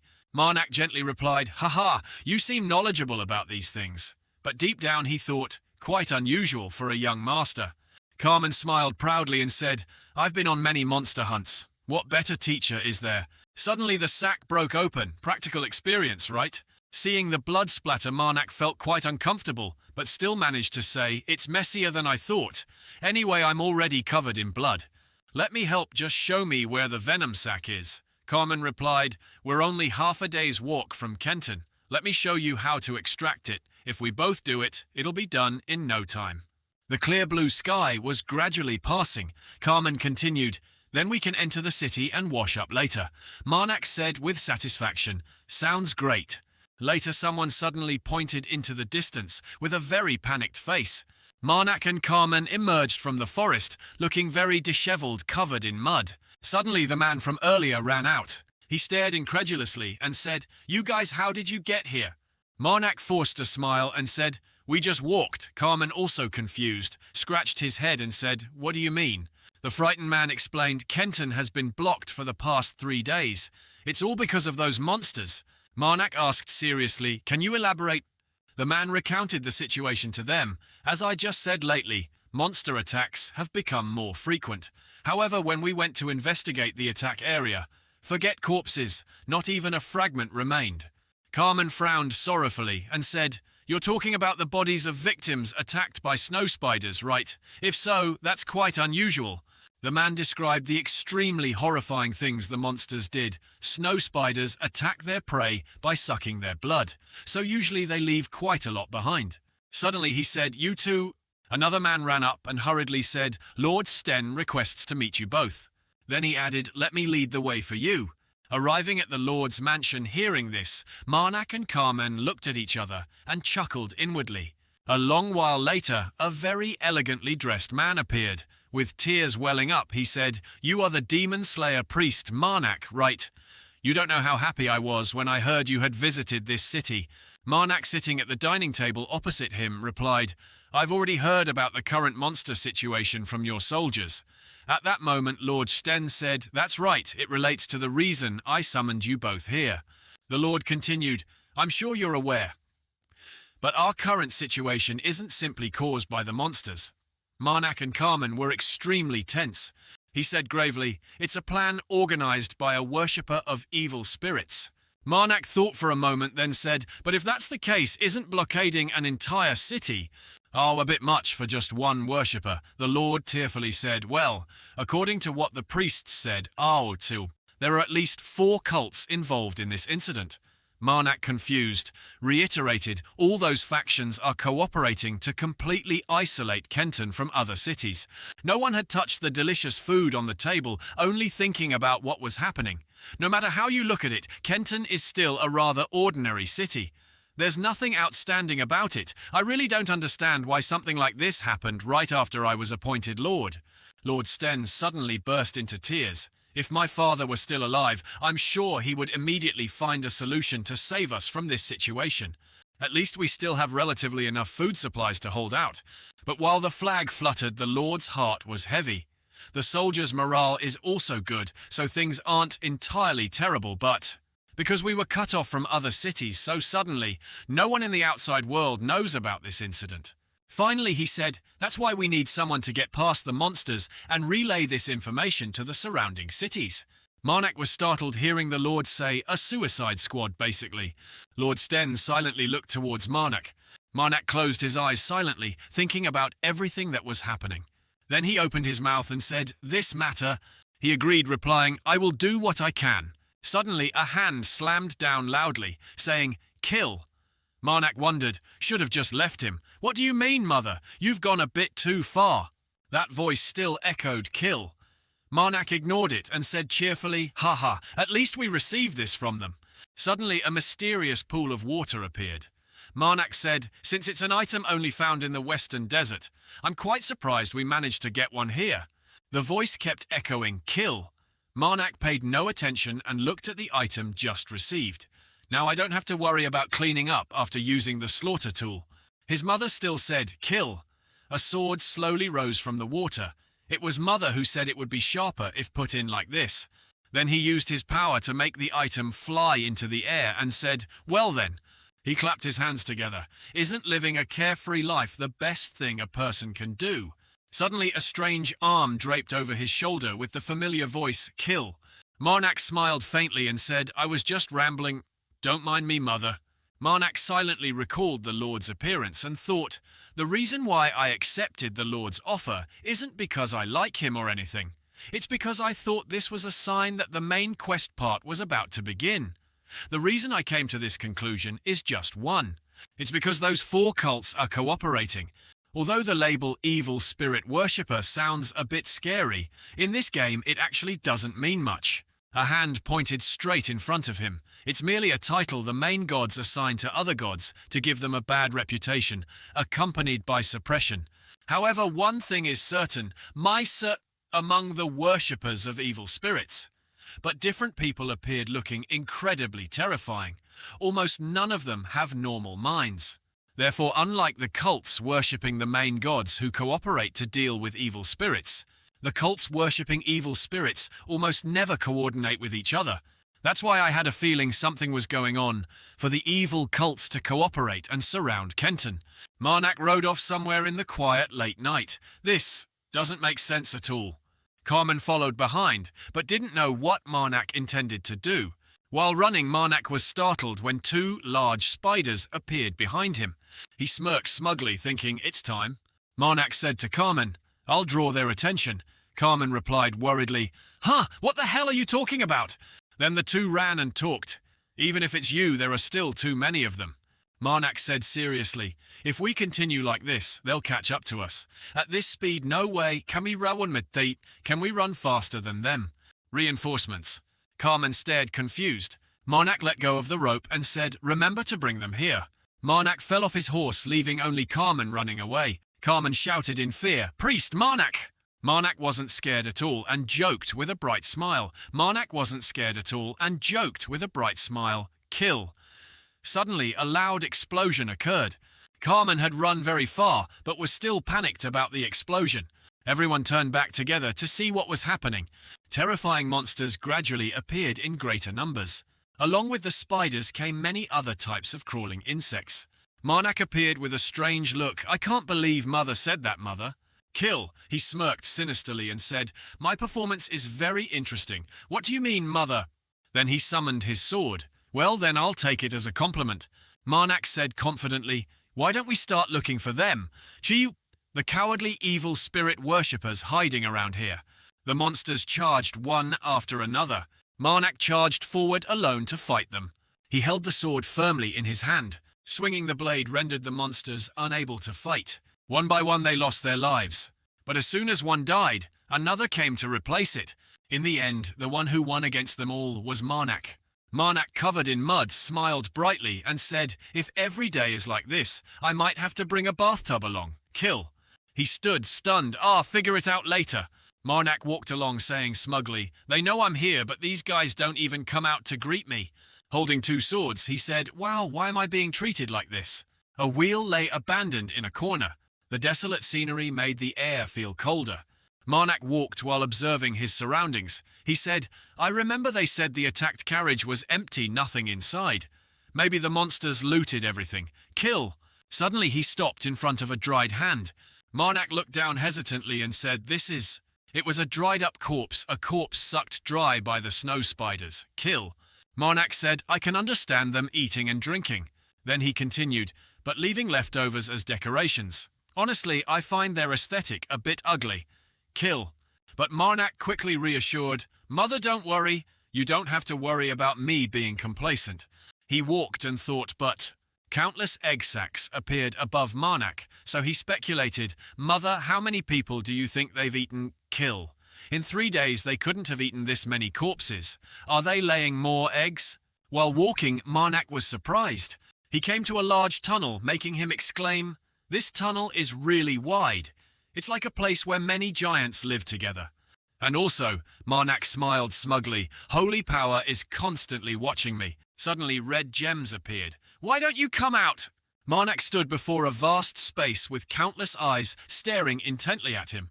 Seeing the giant spider, Marnak said, "I know you're here." As the spider lunged down, he quickly grabbed his sword, while a familiar voice echoed, "Kill." A large beam of light shot up, causing the solid ground to explode. At this moment, Marnak said seriously, "Mother, can you draw the corruption line for me?" A blue beam shot out, causing the ground to gradually crack. Suddenly, a strange plume of smoke flew towards him. Marnak smiled as if everything was going according to his plan. He stood before the giant monster without flinching. "I need your power, Mother." As he spoke, he summoned a monster of his own. "Tonight I will make a sacrifice." The monster jumped down onto the spider. "The head of that man-eating spider is for you, mother." The two beasts now charged at each other, causing the ground to erupt. Marnak watched from afar with a serious expression. His beast was relentlessly attacked by the giant spider. It used its sharp legs to pierce the beast's body. At this moment, Marnak charged forward, but he thought, its size seems to be about double that of a giant. The spider charged angrily. With a determined look, he said, "I have to find some way to help it." Marnak slashed at the spider. Then followed a series of consecutive slashes. Kill. After the spider was slashed to pieces, Marnak said, "I can feel the energy accumulated in the queen spider's body." While attacking the spider, he thought, "That's why I didn't injure it." Kill. Marnak realized, perhaps it has a weak spot somewhere. When the spider jumped up, he saw the underside of its body. Then suddenly blood splattered everywhere. Marnak had sliced its body in half. He smiled and thought, "Found it." Marnak got into a ready fighting stance. The holy power in its body. "I just need to cut off all its legs." While the beast held the spider's legs, Marnak charged. Suddenly there was a loud shout, "Charge forward!" Marnak's beast was surprised, not understanding what was happening. Then Marnak gripped the rope tightly and said, "I'll cover you." As he swung, he shouted loudly, making it stop moving. His beast let out a roar. Then it clamped onto the giant spider's pincer. It held tight and pulled hard. The spider roared in anger. Then Marnak charged quickly. He thought to himself, "No matter how big it is, it's still just a spider. I just need to slash the thinnest part of its body." The speed of the strike from Marnak was very fast. The severed monster shrieked in pain. It stared wide-eyed in panic. Marnak didn't waste the opportunity and delivered the decisive blow. He slashed forcefully at the giant spider. The slashes made the surrounding space tremble more violently. Finally, the spider was completely destroyed. Marnak had severed the thinnest part of the spider's body. His beast also gritted its teeth, trying hard to hold on. He swooped down quickly with his sharp blade. The support and perfect coordination of both caused the spider to vanish. The beast firmly gripped the spider's pincer, then threw it forcefully onto the ground.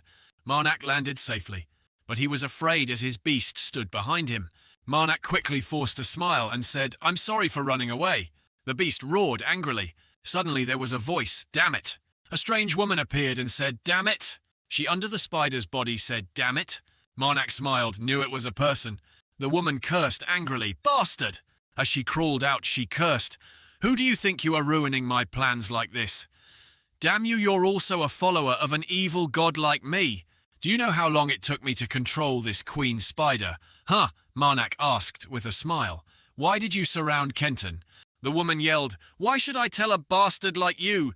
Marnak thrust his sword straight at her. "That hurts, you bastard." He lowered his voice seriously and said, "Tell me the reason you surrounded Keneton." The woman shouted loudly, "Damn bastard!" She screamed, "It hurts like hell." Marnak kept asking, "What's the reason you surrounded Keneton?" She smirked sinisterly, then said smugly, "Even if I die, I won't tell you." "So what are you going to do?" Marnak whispered, "I understand." She stared in surprise. He decided not to hold back and took her down immediately. Marnak decisively pulled out his sword. She slowly disappeared and a notification appeared, "You have received 1,000 holy power." Marnak sheathed his sword. "I wonder how many followers will tell the truth behind everything, Cray. Kill." He smiled. "Mother said more than 3, huh? Well then," Marnak said with a terrifying expression, "I'll bet 4. Footsteps approached. Marnak's face full of anger. The city was engulfed in flames. Marnak exclaimed, "Heavens, they've caught me." Lord Sten didn't know what happened but passed away painfully. "This pig runs away really fast. Is it a rabbit pig or something?" Surrounded by flames, a corpse lay on the ground. Bana said, "Just because he's the Lord, those bastards trying to protect him wasted so much of my time." A man in a suit looking powerful said, "What about the god's incarnation?" Bana said, "Unstable. Extracting holy power from the living isn't that easy." A woman stood beside them and said, "Also, although I don't want to say it, but we also lost a few rats because of someone." Bana angrily shouted, "What? Not only do we have to proceed with the plan now, but the success rate is also lower." Suddenly she raised her middle finger and said, "Do you think I did it on purpose or something? I didn't want to either." The strangely dressed girl stood before the other two and said, "But those two muscle-bound bastards." And that meddlesome god just kept bothering me. Wasn't it that bitch Layla who sent some spiders to me? And that damn archer bastard who escaped at the end? I could have caught him. Carmen mounted his horse and galloped away, quickly escaping death. A woman said, "Just noticed now, Layla hasn't even arrived yet. Is this the first time that bitch wasted time playing with spiders? And even if she did bring spiders, she'd just play with the pile of corpses." The man said in a low voice, "That's enough. Arguing constantly won't achieve anything. And since that guy escaped, they will definitely send troops to hunt us down." The man also said, "Don't forget how many years we spent executing this plan." Bana pointed and said, "Did you forget I also spent 3 years of my life on it? And why do you keep acting like you're the leader? I'll never let you yell at me." Bana furious yelled, "Do you think I wanted to let him go? I don't understand why you keep yelling at me, because that rat escaped."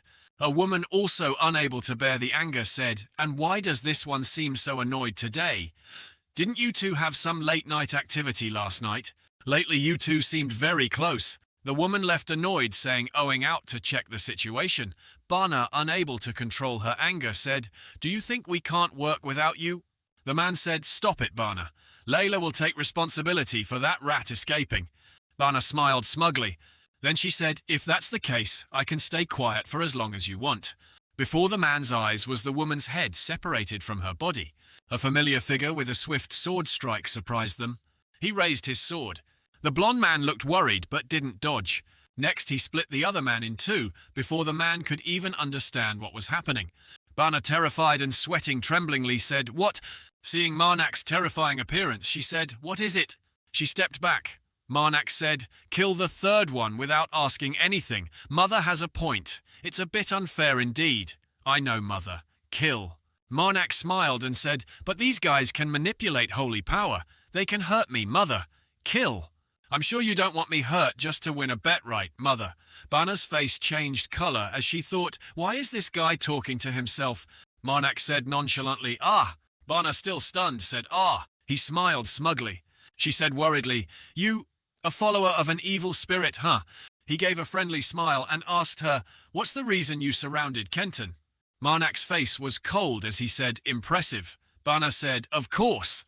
We spent 3 whole years of our lives planning this." She boasted to Marnak, "Why would we spend so much time if not to achieve this level?" He thought to himself, "Ah, this woman answered my question immediately, as if she was waiting for me. She confessed everything she knew. It's very simple. They want to sacrifice everyone in the city, to create a sphere of holy power called the God's Incarnation. To execute this plan, they hid in the city for 3 years, although they still needed 5 more days to prepare. But they had no choice but to accelerate the progress, leading to recent events, because they couldn't catch Carmen. He drew his sword, preparing for the execution.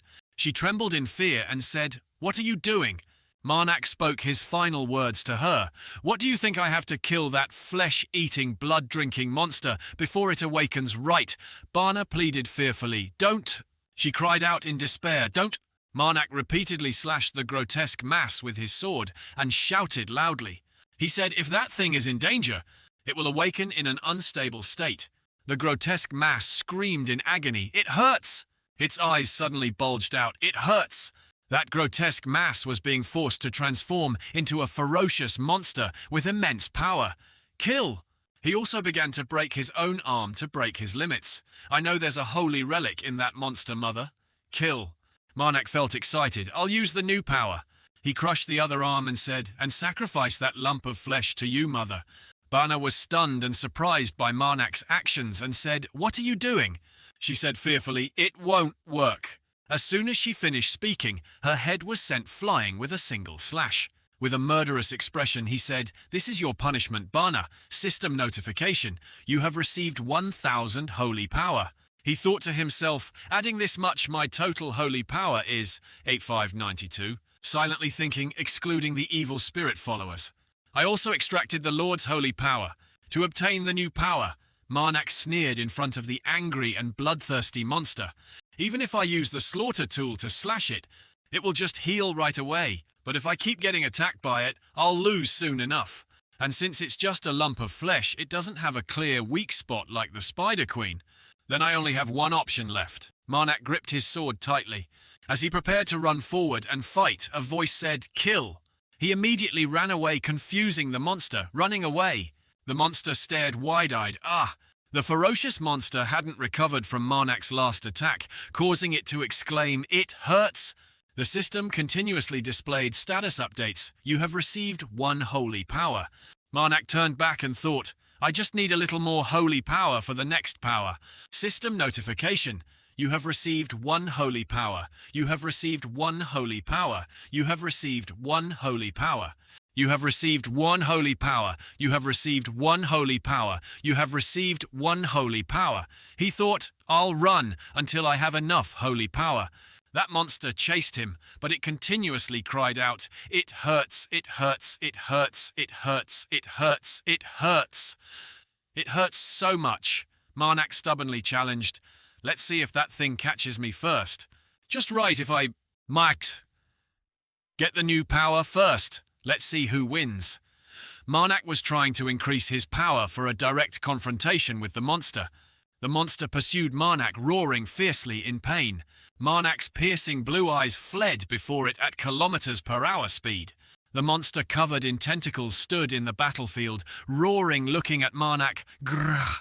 Marnak painfully covered his aching ears and lamented, "Even the sound is this terrible. Truly a mobile disaster." This time the monster's eyes turned red as it shot out long tentacles to attack Marnak. Marnak glared hatefully towards it. A growl echoed, "Kill." The tentacles slammed hard onto the ground, making everything around chaotic, like hell on earth. Marnak nimbly dodged its attack. Marnak jumped up in anger, cursing, "Mother, save me!" At this moment, a deep pit appeared. The monster, seemingly controlled, roared in pain. Pain! Hidden within its large eyes, a figure appeared, writhing and groaning like a zombie.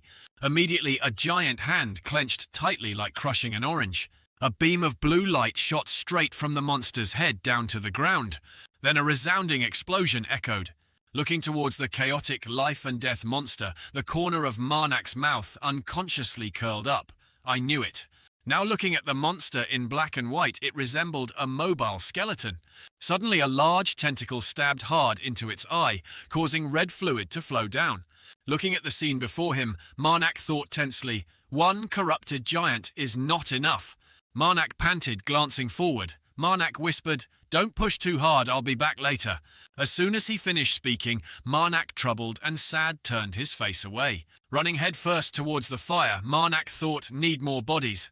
Must be bodies of transcendent soldiers, or at least knights." Running towards the fire ahead, a deformed skull appeared in the fire. Its hands constantly wreaked havoc, burning everything. From the fire, roars echoed, "Kill." Standing before so many bodies in the fire, Marnak said softly, "I know it takes a long time for Mother to absorb this pile of corpses." Then Marnak carefully prepared his attire. Marnak shouted, "If I had known, I would have taken their holy power, while searching for the evil spirit followers." Marnak ran headfirst into the fire to lure the body-absorbing monster, the sound of the monster clinging to Marnak's back. "Kill." Having run for a while, accumulating holy power, Marnak judged, "The holy power I've accumulated so far is 9237. Just a little more." Thinking this, Marnak tried harder to run forward, each step fearless. Marnak ran deeper and deeper inside. While running, Marnak constantly thought, "A little more." Sweat drenched Marnak's hair. Marnak unconsciously looked helplessly at the monster. A loud explosion sounded. What followed was a sorrowful, anguished scream. Marnak gritted his teeth, holding the blade, trying to hold on ahead. Thousands of saw blades pointed upwards. The monster's tentacles became increasingly uncontrollable. They tried to charge forward, like headless snakes. Marnak seemed to freeze, watching the tentacles brush past him. Fear appeared in Marnak's eyes. Immediately, Marnak's blade collided with the tentacles, flashing brightly. Marnak used all his strength to counterattack each of the monster's tentacles repeatedly. Counterattacked by Marnak, the monster roared fiercely, "Pain!" It hatefully clenched its fist, cornering Marnak, accumulating hateful karma. Its rage surged, causing the nearby earth and rocks to shatter. The monster's power made Marnak lose balance and step back. Its foot enlarged rapidly, its blood vessels visible to the naked eye. Hidden beneath the half-human, half-beast mask, it tried to manipulate Marnak's mind, pain. Seeing its reaction, Marnak responded with a unique smirk. Marnak's blade flared with green, angry energy. Marnak said softly, "Looks like..." Looking under its black-painted toenails, Marnak expressed, "You've grown up." A giant monster with a deformed 10-pack abs. Marnak thought, when fighting the corrupted giants, it's still kill. In the vast space, Marnak faced the corrupted giant one-on-one. It smugly reached its giant hand towards Marnak, accompanied by a demonic smile. Sharp teeth appeared before it. Immediately, the corrupted giant unleashed thousands of tentacles straight at Marnak. Its cries were full of groans, pain. Looking at its tentacles, Marnak's eyes were cold. Marnak bluntly severed a tentacle with one slash, causing red fluid to flow down. With his current advantage, Marnak continuously severed the remaining tentacles, making the scene bloody red. The corrupted giant stood frozen, watching its tentacles gradually break off, stunned. It saw Marnak's figure dancing with his sword in front of it. A cry echoed from its body, pain. Immediately after, Marnak seemed to falter. The corrupted giant clenched its fist tightly, its eye widened. Marnak was quickly subdued by it. The tentacles tightened around Marnak, suspending him in the air. The corrupted giant, like a fish in water, strained upwards. Then it forcefully controlled its tentacles with its hands. Marnak was thrown into disarray by it in despair. It quickly slammed Marnak hard onto the ground and roared, "Kill!" This time the crack on the nearby wall grew larger. Dust and smoke billowed up. Marnak lay sprawled like a stranded fish. It roared fiercely, "Kill!" Marnak smiled. Marnak's voice whispered, "I'm still okay, mother. I'm truly lucky. Kill." Immediately after, Marnak regained his composure. Marnak repeated, "Do you remember what the evil spirit follower said?" Memories flooded back. Marnak recalled, just because he was considered the Lord. Those bastards protecting this pig just wasted our precious time. A blade stabbed hard into the ground. Marnak expressed, "I think that place." The bodies lay motionless around him. Marnak's figure steadied on the blade. Thinking this, Marnak whispered, "It's here. Kill." The corrupted giant stubbornly stomped hard. Its hands clenched tightly, revealing pitch-black fingernails. Marnak stood below, watching the deformed figure gradually transform. Marnak gave a grotesque smile. Marnak manipulated minds, full of illusions. "Mother, take them." Immediately, blue spiritual power appeared. It was holy power growing stronger. Marnak was gradually surrounded by holy power. The system continuously announced Holy Power 357, Holy Power 467, Holy Power 9488, Holy Power 9639, Holy Power 9897, and finally, Holy Power 1001. Marnak seemed to have leveled up in power. His piercing blue eyes, cold-blooded, emerged. The corrupted giant shrieked piercingly, groaning pain. Standing amidst the abundant holy power, Marnak acknowledged and shouted loudly, "Mother, it's your son," but the echo back was "Kill." Regardless of what the monster said, Marnak didn't care. Marnak gave a light smile. "I should offer Mother 10,000 talent holy power." Marnak placed his hand on his chest and pleaded, "Please grant me a new power." Pain suddenly, the corrupted giant choked back. It seemed controlled. Marnak stood in the darkness silently praying. Immediately after, the corrupted giant's eye turned red. It tightly gritted its teeth and cried out, "Pain!" It silently watched Marnak's figure approaching. Marnak's eyes gleamed smugly, smirking at the monster before him. The echoing cry returned. A gleaming blade appeared in the darkness. Marnak's eyes shone with a smile. Marnak reminded, "You will suffer pain and agony 100,000 times more than I am now." Marnak coldly pointed his sword towards it. His sharp, threatening voice echoed, "Listen closely, you damn monster." From the monster's side, the eerie sound still echoed, pain. Marnak's eyes were piercing blue-black, full of darkness. Marnak's voice echoed this new power, pit of corruption. A nearly white body appeared. Marnak threatened, "It can decompose all living creatures. Step in." But Marnak knew that of course he wasn't an exception either. Its eyes turned red with a mocking smile. Pain. Marnak without hesitation said resentfully, "I can use the corruption character." Marnak glanced towards it. Marnak planned, "To choose the parts I don't need to use in battle to decompose first." At this moment, the corrupted giant's arm gradually decomposed. Its arm fell off severed. It exclaimed in confusion, "Ah!" Marnak looked at it without hesitation and challenged, "Let's see your regeneration." Marnak continued, "Or the decomposition speed of this pit." The corrupted giant growled angrily, "Pain faster." Marnak seemed crazed, raising the blade in his hand, continuously attacking it. After sharp slashes in the darkness, the giant covered in red fluid collapsed. Its body continuously emitted sounds, "Pain stop." At this moment, its body had decomposed further. Marnak's sword pierced its body, immobilizing it. Marnak panted heavily and said softly, "Mother, I did it." Then Marnak decisively pulled the blade down hard. Marnak held the large orb, a holy relic, emitting spiritual energy. From the small hand, a chilling sound echoed, "Kill." Marnak said softly, "This is the body's holy relic." The holy relic flared brightly. Marnak expressed, "I offer this holy relic to you, Mother." At this moment, Marnak requested, "Please remove the shell, Mother. Kill." Then the holy relic shone brightly over the area, filled with holy spirits. A while later, outside, the air was fresh. Marnak, dirty and withered, stepped outside. His gaze didn't leave the holy relic in his hand. Marnak's voice trembled slightly. "Mother." Suddenly, Marnak's eyes turned cold.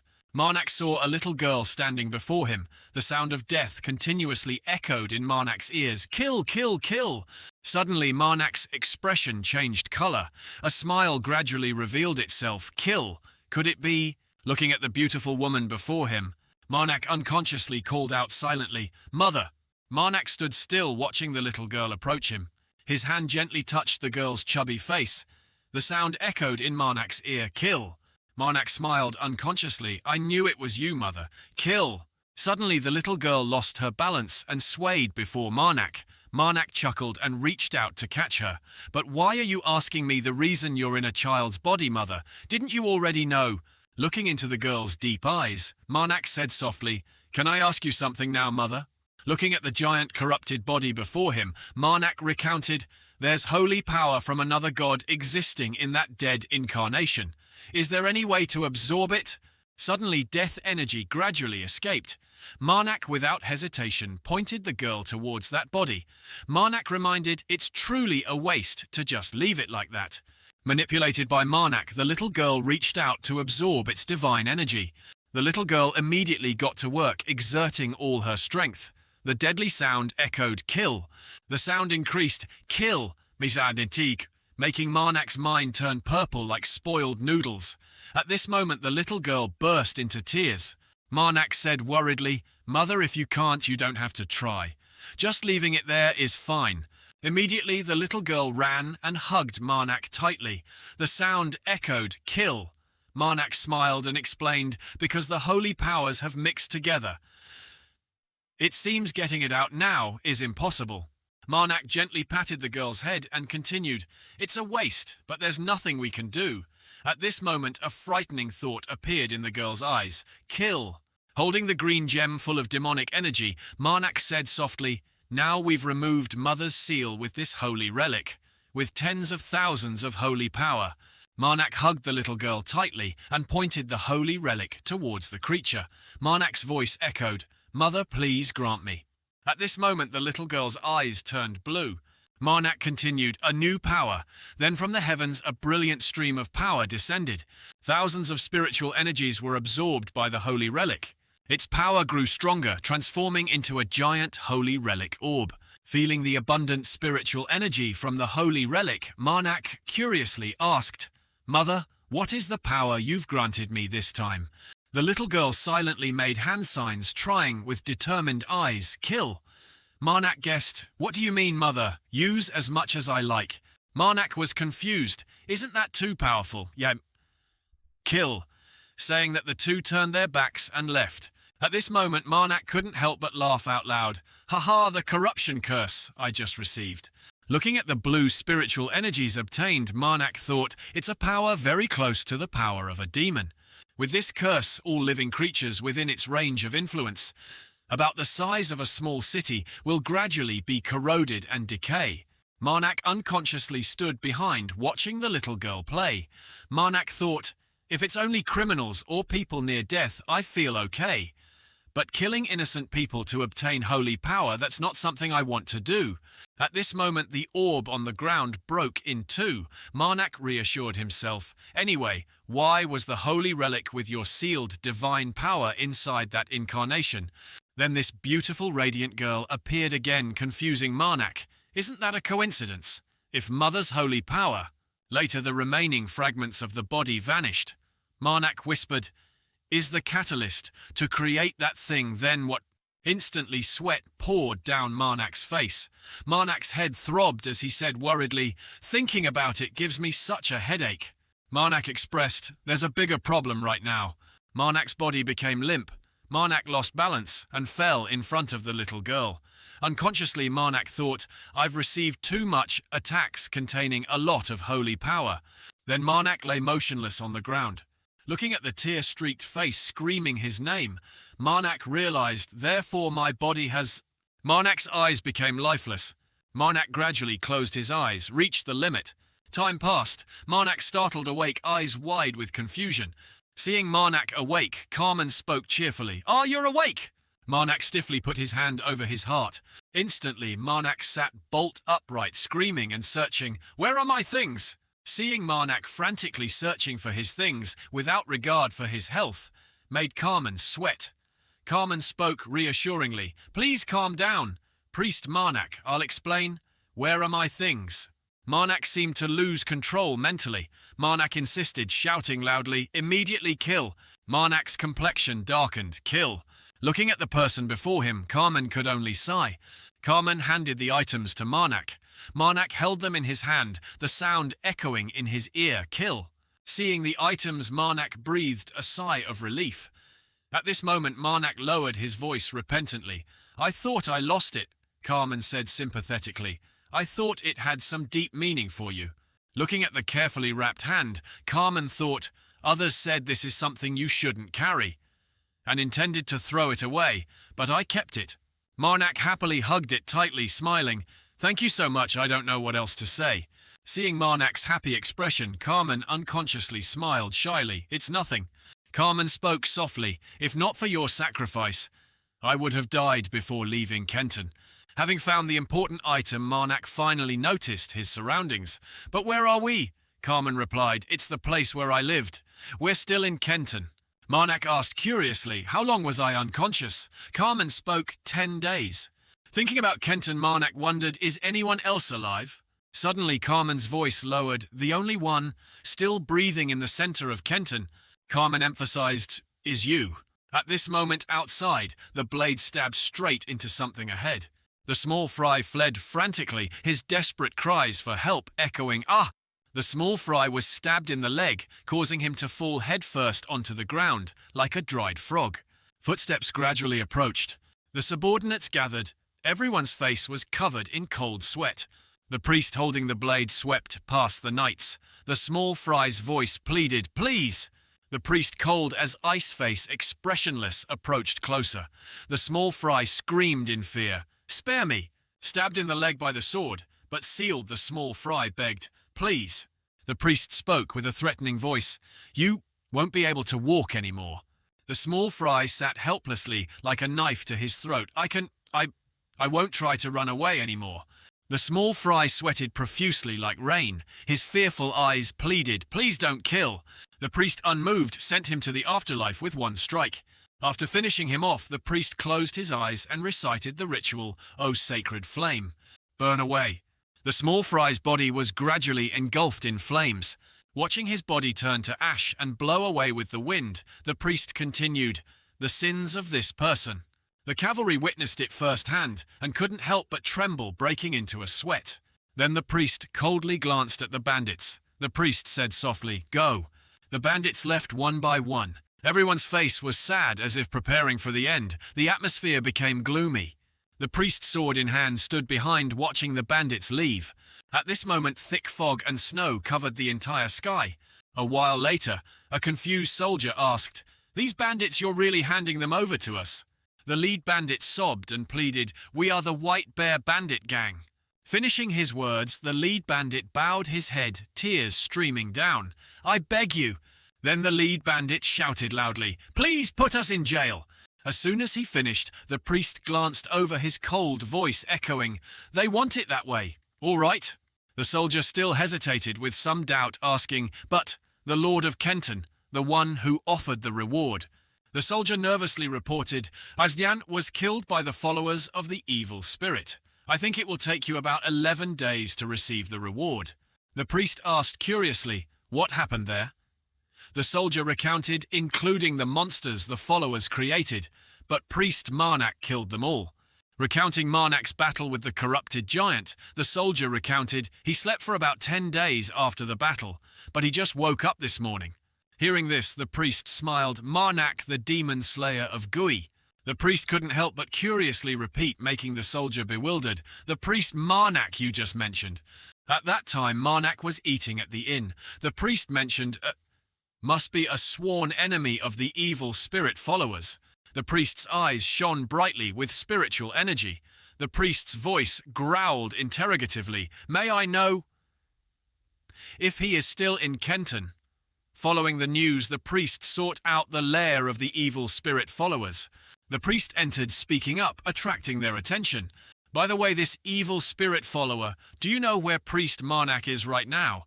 As soon as Marnak's name was mentioned, a beer mug slammed hard onto the table. Shouts erupted, "Marnak!" The evil spirit followers looked excited, cheering and drinking beer. "Dizu, Dizu!" They relentlessly chanted the name Marnak, Marnak. Seeing their reaction, the priest paused. "The sworn enemy of the evil spirits, Marnak." The sound of boisterous eating and drinking echoed outside. "Dizo!" At the same time, the sound of galloping horse hooves approached. It was Marnak and Carmen. Carmen's voice echoed in his ear, "Priest Marnak, I have something I want to tell you." Carmen recalled the conversation with the bald man earlier. The bald man had mentioned that priestess with the characteristic blue hair of the Sacred Fire faction. The bald man continued, "She's still looking for you now." Hearing this, Marnak said confusedly, "Does she know I'm still alive yet?" The bald man replied, "From what I can see, it seems she's not quite sure." Suddenly, the bald man became serious. "And of course," the bald man tensely reminded softly, "once it's about searching for you, she definitely has no intention of giving up." Marnak laughed out loud at the bald man's words. Back to the present, Marnak heard the familiar sound, "Kill." Marnak whispered, "I noticed, mother." At this moment, Marnak couldn't hold back his anger and cursed inwardly. Only a madman would want to stay in Keneton. Marnak thought, "I should have realized." Marnak added, "That among all the people I've known, that woman is the strongest."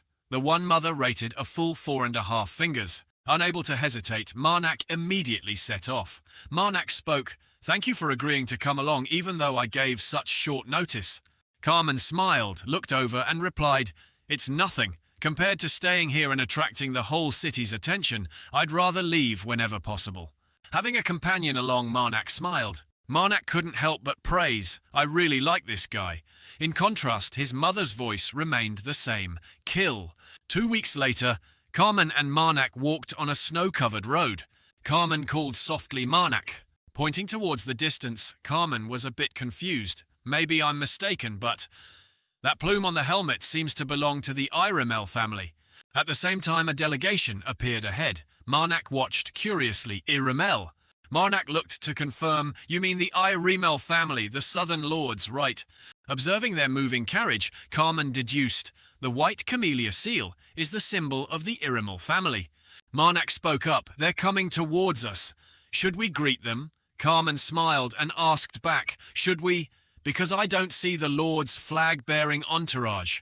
Carmen continued, "So I'm pretty sure the person in the carriage is either his child or relative. Let's just quietly wait for them to pass." Then the two pretended to be strangers just passing by. They tried to act uninterested in the delegation. Suddenly, Marnak's expression changed. Marnak moved closer to Carmen, startling him. Marnak whispered in his ear, "In the carriage. Someone is tied up." Just then, soldiers silently ambushed the two of them. Discovered by them, the leader holding an axe smirked and said, "Tsk, tsk. If you had just pretended to be blind and deaf, we would have let you go." Then he roared out the order, "Everyone," hearing the order, "kill them." Groups of soldiers charged forward to attack Marnak and Carmen. Then a chaotic battle ensued, shaking the heavens. Suddenly a head covered in red fluid appeared. The head was pierced by an arrow from behind. The soldiers seemed frozen stiff like salted fish. The leader looked back in confusion. What? Marnak's cursing voice. How dare you still swing your blade and talk big? We know you're kidnappers now. Marnak gently reminded his companion beside him, 8 left. Hung up like that by the two made the leader curse angrily. Shit! The leader stood behind, roaring fiercely. What the hell are you guys doing? Hurry up and finish it. The leader, axe in hand, roared from behind. Just 2 guys, and you're this scared. I don't have any more time. Hurry up. Hearing the order, the soldiers quickly charged forward to attack. Seeing this, the bald leader widened his eyes and yelled with all his might, Die! As soon as he finished, an arrow pierced the bald leader's head. He only had time to exclaim, Ugh! Then fell headfirst onto the ground. A blah sound echoed. Carmen curiously turned back to look. At this moment, Marnak was patting the back of a girl who was vomiting disgustingly beside him. Ugh, Carmen spoke up. Did you get her name yet? Marnak's face darkened as he said shyly, Well, you see, in this situation, how could I ask anything? Seeing Dakia Iramel's miserable state, Carmen was speechless and said, I don't know if they drugged her or something, but she still can't walk steadily. At this moment, the bandits had turned gold and lay in pools of blood. Carmen's voice echoed, Her eyes are yellow. Marnak acknowledged, That's right, perhaps she's the young lady of the Irimel family. Over here, being patted on the back by Marnak made the nausea worse. Dakia Irimel angrily yelled, Stop patting my back. The more you pat, the more nauseous I feel. A moment later, Dakia Irimel turned around. Looking at the girl before him, Carmen couldn't help but exclaim, My. Dakia Irimel spoke, Thank you both for saving my life. I am the daughter of young master Kulto Irimel. Dakia Irimel introduced, My name is Dakia Irimel. 4 suspicious gazes turned towards Dakia Irimel. Carmen pondered, If she really is Dakia the young master's daughter, then she must be a mage. In contrast, hearing Dakia Irimel's title Marnak couldn't help but be intrigued. Noble and a mage too. Marnak made a preliminary assessment, 100% sure she speaks extremely rudely. At this moment, Carmen gave a strange smile, expressing, Anyway, let's deal with that later. Carmen turned and whispered quietly to Marnak, Hey! She seems surprisingly kind, huh? Marnak, seeing this, joined in, agreed. At this moment, the deadly sound echoed again, Kill. Watching the 2 men whispering in front of her, Dakia Irimel couldn't stand it and spoke hoarsely. Dakia Irimel expressed, May I ask your name? The one who saved me, though based on your attire, I'm pretty sure you're a priest.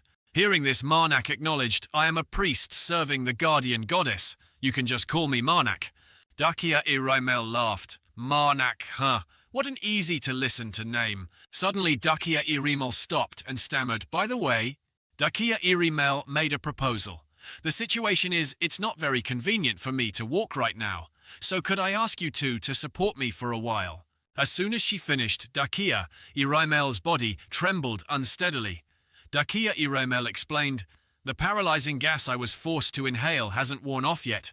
At this moment, Carmen offered help to the passerby. Lady Dakia, let me help you. I'm the son of Enthis Valtus, Carmen Valtus. Dakia Irimel paused. Valtus, are you sure you want to help me? Dakia Irimel reasoned, What if someone sees Jivansim Maintek, the Black Wolf of the Valtus family, supporting me so intimately? Signorinanna, and if unfortunately that rumor spreads all the way to the capital? Dakia Irimel added, Then you will definitely face difficulties in the capital. So I think I should at least appear more cautious towards you.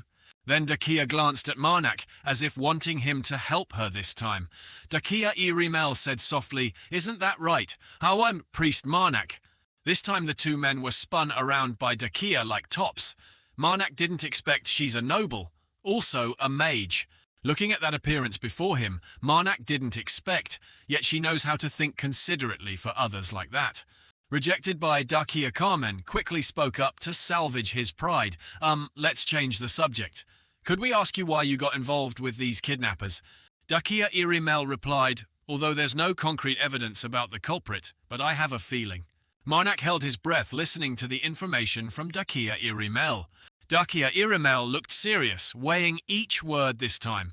No, it's certain. that in this kidnapping the mastermind is my brother, who has always despised me. That subject appeared in Dakia Irimel's mind. Dakia Irimel pondered, then spoke, an act planned by Derso Irimel. Hearing Dakia Irimel say the person behind it was her younger brother, Carmen, exclaimed indignantly, "Your younger brother?" Dakia Irimel gave the reason, "I just received a marriage proposal from the Dragon Kingdom. Because I am the next heir to the position of family head, he wants to use that proposal to deal with me." At this moment Marnak stood beside, pondering, deal with her. That might also be a reason. Marnak curiously observed Dakia Irimel, but among nobles, mages. Marnak thought of a reason, are not welcomed. Marnak deduced nobles usually hate mages. More precisely, noble families hate giving birth to mages. The first obvious reason is the characteristic of mages. It's very difficult to teach mages basic etiquette. They are also very arrogant. The powers they possess as nobles could lead to serious incidents. The second reason mages shouldn't hold power is because of an old folktale. This story began even before the ancient empire, a story passed down through generations about the chaotic age of mages. Because they believe this story, most creatures in the world do not let mages hold power. That's why when she said Ruaidin Jina, she wants to reach one of the 4 archlord positions of the Northern Kingdom. Unless she intends to kill her brother herself to seize that position. I'm very curious how she plans to achieve such an impossible feat. Marnak whispered, of course. Suddenly caught by Dakia Irimel's gaze, Marnak laughed and dodged. Haha, that would be my thought if she only told this story once. At this moment Dakia Irimel sighed. Honestly, you two, are you paying attention to my story? Then while grilling meat, Carmen concocted thousands of reasons under the sun. Let's see, using the marriage proposal as a reason. You suspect the people around you want to sell you to the Dragon Kingdom, right? Dakia Irimel seriously acknowledged. That's right. Marnak, sitting beside, spoke up. We've tried our best to listen to your story. But you've told it 3 times already.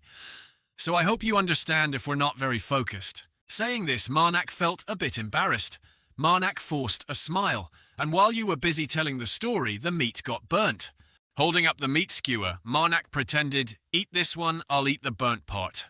Kidnapped and starved for a long time looking at the meat before her, Dakia Irimel couldn't hold back and cried out, thank you. Handing the skewer to Dakia, Irimel Marnak didn't forget to encourage, next time you'll grill meat better. Marnak quickly defended, of course, only better if you talk less while cooking. Being chided by Marnak, Dakia Irimel pouted. The moon was high, the fire burned brightly. At this moment, Dakia Irimel spoke up. If possible, could I suggest this? Hearing Dakia Irimel begin to speak, Marnak silently thanked heavens. Finally suggested it. Dakia Irimel expressed, please take me to Betis, located within the Irimel family territory. Hearing Dakia wanted to go to Betis, Marnak delightedly took a delicious gulp of water, just as I thought. Dakia Irimel spoke, if you can do it, I will pay. Dakia Irimel boldly offered generously, gold equal to your weight. Hearing this, Marnak's eyes shone like car headlights. Marnak immediately flashed his signature 32-tooth smile for Dakia Irimel to admire. In his heart, Marnak was overjoyed. Knew the Archlord family would be different, so generous. But reality pulled Marnak back. But my current client is Carmen. Looking at Carmen's pained, longing expression, looking at the object reminding him of his mother, Marnak hesitated. To escort this girl, his journey to find his mother will be postponed. Thinking back, Marnak decided he saved mother's hand from being burned. If he chooses to continue west, I'll respect that decision and give up the gold. At this moment, the deadly sound echoed, kill. Marnak smirked, clutching his heart, muttering, I can't believe it. Mother told me to eat more and gain weight. What does that mean? Weighing the trade-off of weight for gold, Marnak acknowledged, I know mother likes gold, but would you let your son become obese? Suddenly, a hand clenched into a fist. Carmen's voice echoed, I understand. Marnak sighed in relief, joined in. Carmen continued, then we will take responsibility to the end. Only that is worthy of the Valtus name. Time passed. The sound of bustling footsteps echoed. Marnak excitedly spoke. There's a village over there. Dakia Irimel behind, swaying in the wind, said, really? Looking towards the village ahead, Marnak silently hoped, "Hope we can take a warm bath." At the village gate was a sign shaped like a beer mug. The three of them went inside. They put down their belongings. Marnak asked worriedly, "Heavy?" Dakia Irimel, maintaining her pride, said, "Not too heavy." Then Carmen came over to report, "Our room is at the end of the 3rd floor. I also asked them to prepare bath water." Carmen reminded the two, "Quickly go bathe, then eat." At this moment, a loud cry came from the house. "What?" On the table were spread all sorts of delicacies. Dakia Irimel drooled, drooling. "Looks so delicious, the cooking here is really good." Marnak shed tears. "Times like these, I wish I still had my sense of taste." Kill. At the dining table, regretful sounds echoed. "Kaya, please don't do that. Your hands are too soft." Marnak looked towards the other table. A frightened girl said, "I have to serve other customers too." That guy shouted loudly, "Wait a minute, why don't you sit here for a bit?" The manager quickly ran out to intervene. "Sir, please don't cause trouble here." The bald man said irritably, "What causing trouble?" The bald man added, "Did I humiliate her or something? I just told her to pour wine and listen to us talk. Is that too much to ask?" Over here, Carmen gossiped. "Looks like a fight is about to break out. Should we intervene?" Marnak chuckled softly. "It's already started." Marnak continued, "Probably should." Then the bald man received a punch that deformed his face. Dakia Irimel couldn't hold back and stepped in like a hero saving a beauty. Then Dakia Irimel barehandedly threw the thug flying far away. Witnessing their boss thrown like an industrial chicken, the mushroom-headed guy screamed, "Damn it, what was that?" The fish-mouthed guy yelled, "She-devil!"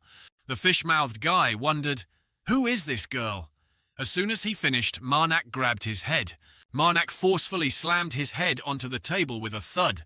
At this moment, the fish-mouthed guy's face was bleeding. Losing several front teeth ensured he'd be eating porridge for the rest of the year. Then Marnak calmly dropped his head like trash.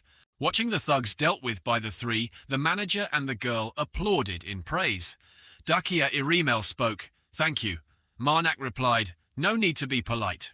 At this moment, Carmen carried the mushroom-headed guy, like carrying a chicken by the neck. Carmen reminded, "You should at least tell us before acting." Then Carmen let him drop. Carmen spoke, "We're a team." Mentioning the word team, Dakia Irimel said shyly, "Since I was little, whenever something happens, I can't control myself." Marnak silently observed Dakia Irimel. Looking behind Dakia, Irimel Marnak deduced, she's not unable to control her anger, but unable to control her sense of justice. Kill. Carmen rummaged through their pockets, then took out a money pouch. Carmen spoke, "Marnak, take it." Marnak took the money pouch from Carmen. Then Marnak handed it back to the manager, saying, "You can use this to repair and replace the damaged items. Thank you for helping us." From the house, loud laughter echoed. "It's all money from those idiots anyway." Night fell. Outside, someone knocked on the door. Dakia Irimel asked, "Who is it?" "It's me." Dakia Irimel excitedly opened the door to welcome Marnak. "Oh, what is it?" Suddenly, Dakia Irimel's mouth was covered tightly. Dakia Irimel only had time to cry out, "Mf!" Marnak angrily slammed a knife hard into the wall beside her as a threat. Marnak's voice whispered in her ear, "From now on, I want you to listen and be quiet, to avoid waking Carmen." Marnak's eyes glowed blue. Marnak raised his voice, repeating, "Understand? You said you couldn't turn a blind eye when encountering injustice, right? But next time you have to turn a blind eye because we're being pursued. We must avoid attracting attention. If you do this again, I'll have no choice but to hurt you and hand you over to those pursuers. Wouldn't that be very sad? I believe that from now on, you will always discuss with me first, and behave wisely. If you understand, then slowly nod. Well then, good night. Kill. I understand Mother thinks I'm being too hasty. Kill. But I have to do this before something big happens. And now we'll find out whether Dakia Irimel, really has an obsession with justice or not. Huh, you couldn't catch Dakia. I don't know how to say it, but there were many unexpected variables. I think to complete this mission, we need more money. What more money? I've already given you a lot. Come here. National Secret Organization E-Lech manages the Western region, Hilden. Crystal Palace, referring to Huden, explain in detail why you need more money. If you dare say it's because the damage was too great, you're dead for sure. If I don't get through this, I'll die. Because my wife and kids are waiting for me at home. The priest serving the guardian goddess. It's because of that Marnak guy. What? A priest? Just because of one priest? Please listen to me, sir. Marnak isn't an ordinary priest. Rumor has it he defeated a giant monster transformed from a demon in Gui with just one sword. And not long ago in Keneton, he killed the monster created by the evil spirit Apostle by sacrificing everyone there. He did it alone and earned the title Sworn Enemy of the Evil Spirits. So that priest and the Valtus family's son. Way are holding Dakia correct. Alright, I'll pay more. But next time you must succeed. Third Prince of the Dragon Kingdom Vatis Draco. Success. Honey kids, my little bunnies. Thinking back I regret it so much. Kill. Should I have been gentler? She seemed easy to talk to. Kill. What do you mean, mother? Why should I be wary of her? She's still my client.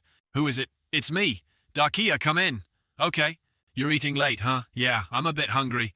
May I sit? I have something I want to talk to you about. The reason you warned me was because... I'm a mage. Yeah, I knew it. The way you looked at me, I'm very familiar with that look. Most people who have been hurt by mages all look at me with eyes like that. But this is still the first time? Your eyes were full of hatred for me, but the words you spoke were that I have to do better because from now on, we are companions. Most people who look at me like that want to harm me. Honestly, if I see another injustice, I don't think I can easily turn a blind eye to it. But from now on, I will definitely discuss with you first. As you said, because we are companions. I came here to tell you that. Well, then I'll go now. Sleep well, Priest Marnak. Hey, I was a bit harsh. And rude too. This is the first time you've looked straight at me. I'm very happy. Is that so? So we're even no more anger? Yeah, I wasn't angry. I'm really looking forward to traveling with you. In the end, I guess mages are people too. Mother's foolish son. Finally facing the truth you always avoided. Kill. Enough talk about that. Let me feed you more, mother. That bastard Marnak is here, right? Bring him out here now. Otherwise I'll kill all of you. Sajita held a piece of paper with lines requiring Google Translate to read, saying annoyedly, signed, so troublesome. He pondered while talking to himself because no ghost was there with him, ignoring the mission to capture a young lady from the Iramel family. The one with silver hair and golden eyes. He wondered, what's the problem with this priest? Sajita looked at Marnak's portrait, the evil soul of the corrupted goddess. He continued to wonder, so he's Priest Marnak, huh? Suddenly someone called his name, startling him while he was contemplating Marnak's picture. Sajita. The man with the very fitting beret covering his name ran over, speaking with buck teeth that made the guys swoon. The priest is here, but I don't see the woman beside him. Sajita, hearing the intel, ignored the other guy's cuteness and angrily asked again about Marnak. Where is he?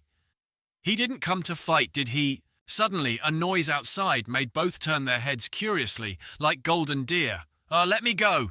Turning to gossip, they saw Marnak barehandedly gently touching the neck of a guy, twice his size, making the guy's face turn pale as he repeatedly said, I said let me go.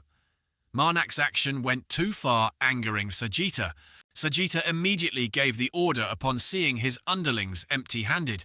Swords ready for close combat immediately. Hey you guys, drop your weapons. He thought to himself, damn it. Sajita, seeing his words ignored, veins popping on his forehead, said again, drop your weapons now. The underlings scolded twice, put away their weapons, not having wooden ears, but each one looked very resentful. Sajita angrily gritted his teeth, thinking, didn't expect them to lower their guard while I was thinking about the mission. He immediately thought of the worst-case scenario. We're in trouble. Seeing Sajita's strange actions, Marnak had a slight question mark. Sajita, facing Marnak face to face, started sweating bullets, mother and child sweat. His lips pursed tightly, not daring to speak forcefully. Sajita made a move that stunned everyone. His attitude did a 360-degree turn as he spoke friendly. Excuse me, could you possibly be Marnak, sir? Marnak only replied very coldly, yeah. Marnak still held the other guy up in the air with one hand until he was motionless, foaming at the mouth while happily watching Sajita explain. Sir Priest Marnak, that thing you're holding in your hand, could you put it down, please? Hearing Sajita speak so politely, Marnak also conveniently let go, causing the other guy to fall flat on the ground. He spoke nonchalantly, while the unlucky guy had already kicked the bucket in his prime 20s. You said, "Looks like you're the leader of this mercenary group." Seeing Marnak ask, Sajita could only answer respectfully, "Ah, yes." He stood before hundreds of tiny underlings like ants and introduced himself. "Leader of the Red Bear mercenary group, honored to serve you. My name is Sajita." Scene changed to inside a seemingly cozier room. Food and drinks were fully prepared. "Thank you.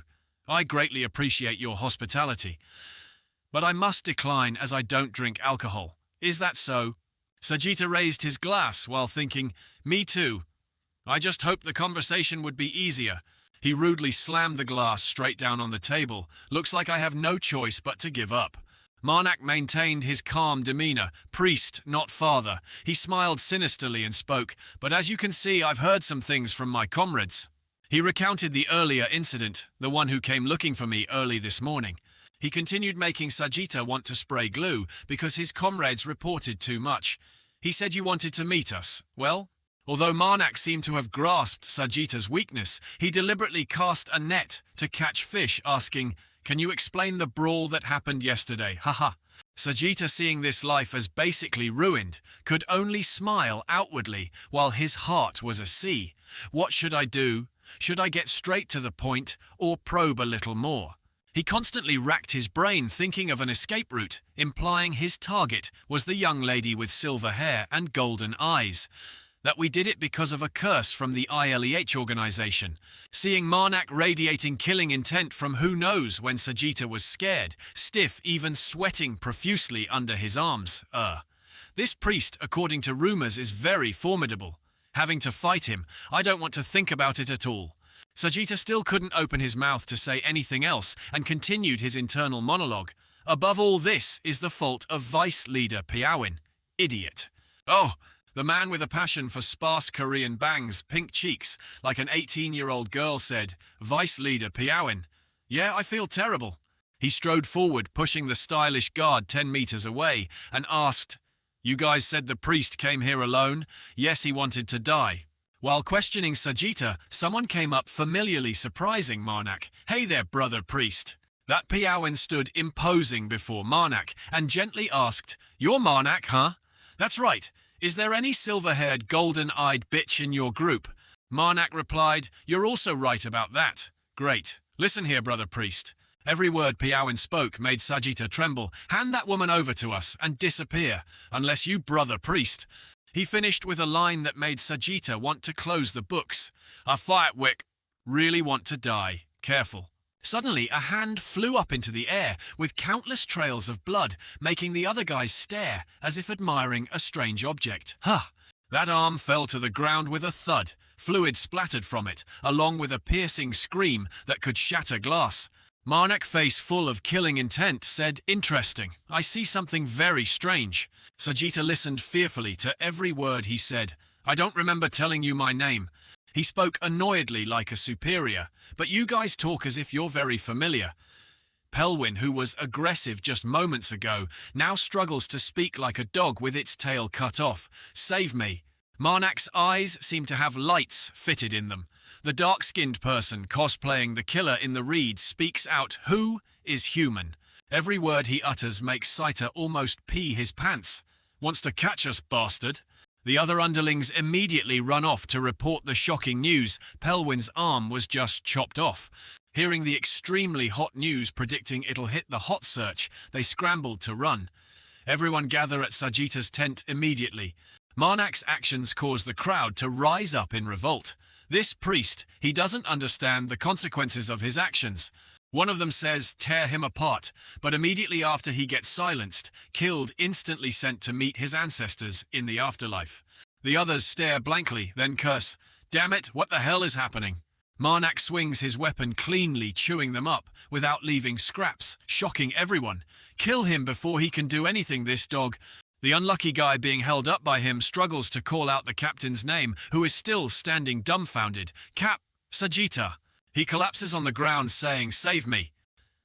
Marnak continues preparing to teach Pelwin another lesson. "Save me, Sajita." Despite the plea, Sajita doesn't say a word, making Marnak think to himself, "Looks like he has no intention of answering my question." Then he decides if that's the case, there's no need to spare his life. Pelwin shouts loudly, Sajita! Before Marnak's sword blade touches Pelwin, something blocks it. Marnak turns his expression not particularly surprised. That's surprising. I didn't think you would interfere. Sajita replies in his usual gentle voice, You see, sir, I didn't want to interfere, but our relationship means I can't just abandon him like this. He calmly knocks away Marnak's favorite chainsaw and continues, We've known each other for 15 years. Kill. Countless thrusts from the spear stab continuously forward. He doesn't back down and counterattacks. The battle is incredibly fierce. Suddenly the battle ends with a 1-0 score in Marnak's favor. Sajita is still stunned as his weapon breaks into 2 pieces. Seeing this, Sajita throws the broken staff away. His hand grips the tent set up nearby. Sajita plays a slightly cowardly trick, pulling down the temporary tent, leaving Marnak utterly confused. He sees through Sajita's childish trick, his gaze becoming like bullets aimed straight at his opponent. Sajita dashes out with rocket speed, shouting, Everyone run! Seeing those guys still standing dumbfounded, he has to turn back and say it again. I said run now. But the underlings just stand there blankly like lost sheep. Before they can understand the situation, countless saw slashes so fast they seem invisible pass through them. One by one, they gradually fall down to watch chickens bare naked, only managing a few cries, ugh. The scene is utter chaos, blood splattering everywhere. The underlings scream in pain from Marnak's lightning-fast attacks. Ugh, ah!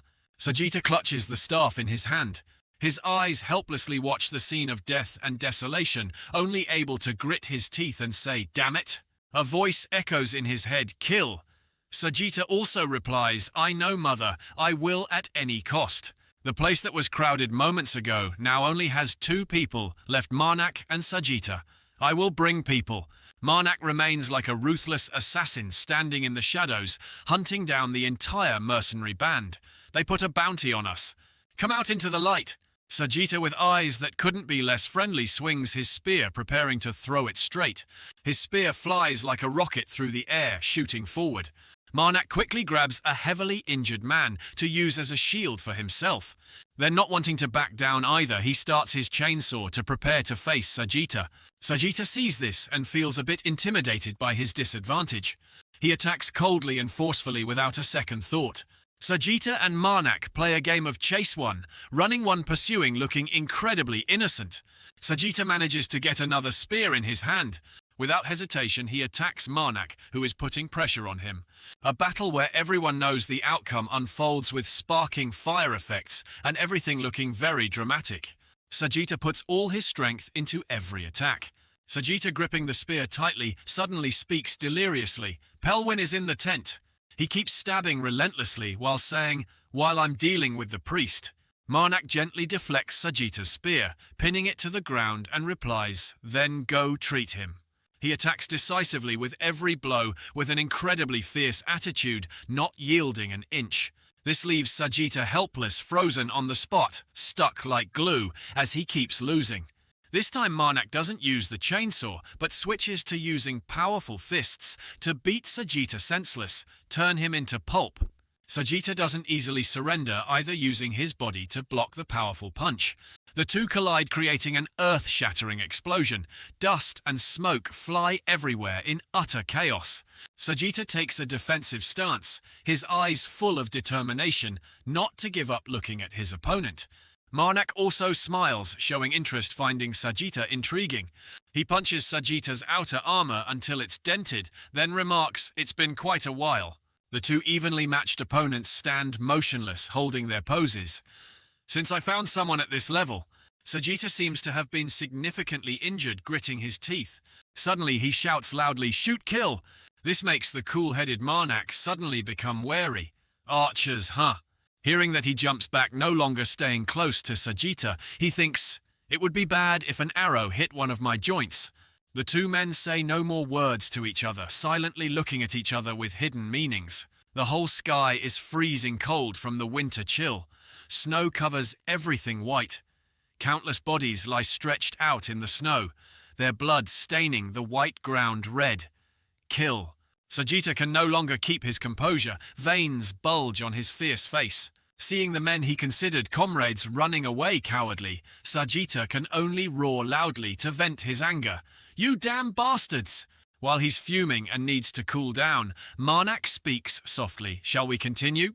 He smiles as if nothing happened, as if there wasn't just a massacre, smiling brightly, like a flower. "I think you've been abandoned." Seeing this, Sagitta, tired, throws down the spear in his hand and replies, "I surrender." He bows before Marnak, affirming, "I will tell you everything, so please spare my life." A makeshift cross made of 2 pieces of wood is stuck in the snow. Sagitta finally reveals his thoughts. "That damn Pelwin." Sagitta works hard to give his deceased comrades a resting place, standing alone talking to Marnak, who is also lending a hand. "I wanted to beat him to a pulp one day, but now that he's really dead, I feel very strange." Marnak, the perpetrator who sent each man to meet their maker, turns and asks naturally, "You don't hate me?" Sagitta mirrors Marnak's attitude and asks back, "If I said yes, would you kill me?" His answer leaves Sagitta speechless, unable to say anything more. "Is there any reason to spare the life of someone who hates me?" Sagitta smirks and replies, "You're right." He continues, "I'm not good with words, so it's a bit hard to explain." Sagitta recalls what he did in the past just to survive. The job of a mercenary is to kill and be killed. So there were many times before when I had to cooperate with those who had taken the lives of my comrades. Sagitta continues sharing his past experiences with Marnak. "Of course that doesn't mean I'd be friendly and sociable with them, but I wouldn't attack them with an axe in hand either." His words surprise Marnak slightly. "So I don't hate you, I just feel a bit lonely." Looking at the mercenary company's flag fluttering, Sagitta says calmly, "Anyway, this is just a failed mercenary company." After a moment of silence, he also asks Sagitta, "What do you plan to do from now on?" "I don't know." Sagitta gives a smile, unsure if it's pitiful or blameworthy, replying, "It's been 15 years since I've been this lonely, so I feel a bit lost. After all I know is fighting." Sagitta looks at Marnak for a long time, then continues, "Perhaps I'll go back to being a mercenary again." Sagitta's answer leaves Marnak a bit confused, unsure how to respond. Suddenly he speaks vaguely, "Well then, this time." Marnak continues, making Sagitta realize something, his expression changing. "Why don't you go meet an employer who's willing to pay generously?" Sagitta, still looking puzzled, asks again, even though he understands the meaning. "What?" The silver-haired, golden-eyed girl mentioned by Sagitta and the mercenaries is Dakia, who seems annoyed about something. It seems what annoys her is having to sit at the same table with Sagitta, who looks awkward. Marnak, acting as the intermediary, also feels awkward and speaks up to break the tense atmosphere. "Is there still blood on me that hasn't been washed off or something?" Dakia, eyes like bullets, replies curtly, "No." She speaks slowly, deliberately, enunciating each word. "You washed very, very cleanly." Marnak gets even more scared, almost shrinking, thinking to himself, it feels like there are thorns in her voice. "Kill." Dakia rests her chin on her hand, looking at Marnak. "So is it because I left without saying anything? You realized it, didn't you?" Marnak also replies, "After our conversation last night, I thought our relationship had become stronger." Dakia continues her psychological attack by questioning him sharply. "Perhaps I misunderstood." She says, "You said I needed to discuss things with you before doing anything, but it's different for you." Dakia doesn't even glance at Marnak anymore and speaks irritably, "Without any discussion at all, you left on your own." Hearing Dakia's seemingly sulky tone, Marnak smiles and says, "Oh my lady, yes." He casually turns to ask her, stunning Dakia, "Have you ever killed anyone?" Dakia, hearing his question, can only lower her head and answer, "No, that's why I went alone." She continues, "Regarding this matter, I don't think I can compromise. It was also a fight to the death." Then Dakia suddenly raises her voice as if someone stepped on her tail. "But you should have at least told me I slept really well, woke up, had breakfast without knowing anything at all." Marnak just chuckles inwardly upon hearing this. "I went alone so you could do just that." He says, "All right, from now on, whatever happens, I'll tell you." Hearing this, Dakia's attitude changes instantly. She smiles brightly. "Then let's make up, because yesterday I also left without saying anything." "All right." Suddenly someone calls her Princess Dakia. A man bursts in, slamming the door, accusing Marnak. Marnak has been negotiating with the mercenaries since yesterday. The man continues, but his voice trails off, seeing Dakia's angelic smile. Marnak, and more importantly, the mercenary captain Sajita. We should also grab our weapons and go help. Bye. The man who just burst in aggressively suddenly softens his voice, looking stiff as a board. You're back. Then his eyes dart over and see another unfamiliar person appear. The man immediately asks, "Who is this?" Marnak answers on her behalf, "A mercenary the princess just hired." Marnak suggests, "Why doesn't everyone introduce themselves?" Dakia, standing aside, speaks up. "Priest Marnak, you two must trust each other very much, but I hope nothing bad happens between us." Sajita smiles nervously, saying, "Of course." The man from before also winks flirtatiously and replies, "And I'm glad to have gained a strong comrade." After the greetings, he turns to leave. "I'm heading to the village forge. I rushed here while I was picking out some arrowheads. The sun is already high, so we'll be leaving." Early the next morning, a dark and eerie scene unfolds, with countless skeletal captains wandering everywhere.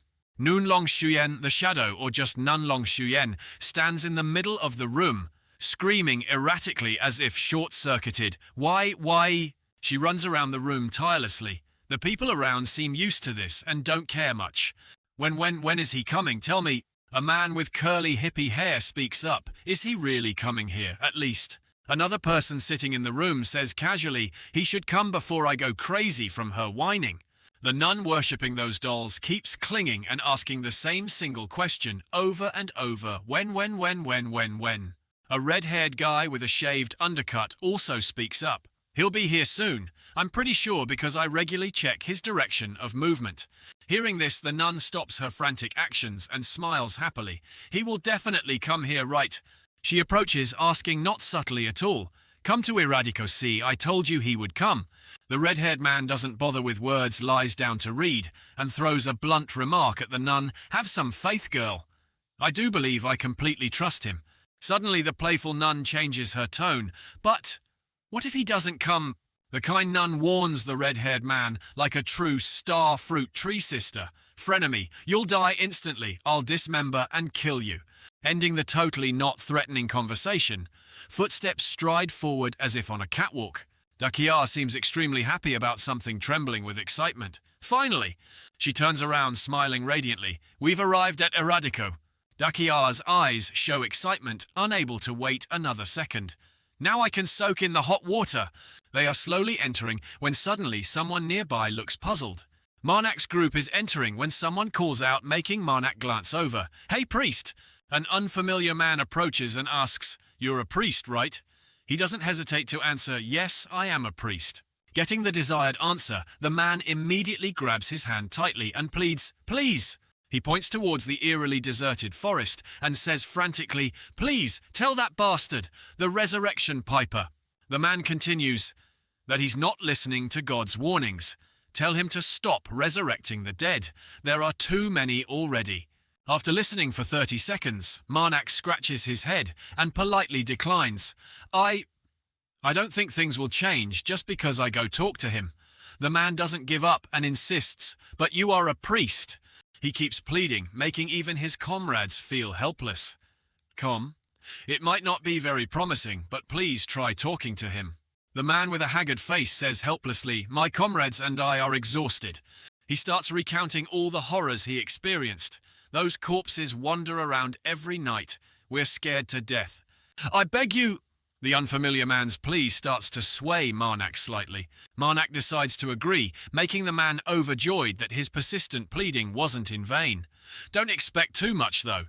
"Thank you, sir. Thank you very much." He turns back to his companions also as an announcement. "Since things turned out this way, I'll go help them a bit. You guys go into the city and find a place to rest." Dakia, still very cheerful, replies, "I know." The sky gradually darkens as Marnak steps into the forest, so scary that sunlight can barely penetrate. He walks while thinking, the resurrection piper. Marnak uses his knowledge to deduce, among the priests of the saints, that is a very special profession. He recalls, other saints choose priests from among their followers to bestow their power upon them. But one day the trumpet of death and repose sounded, for no particular reason or anything.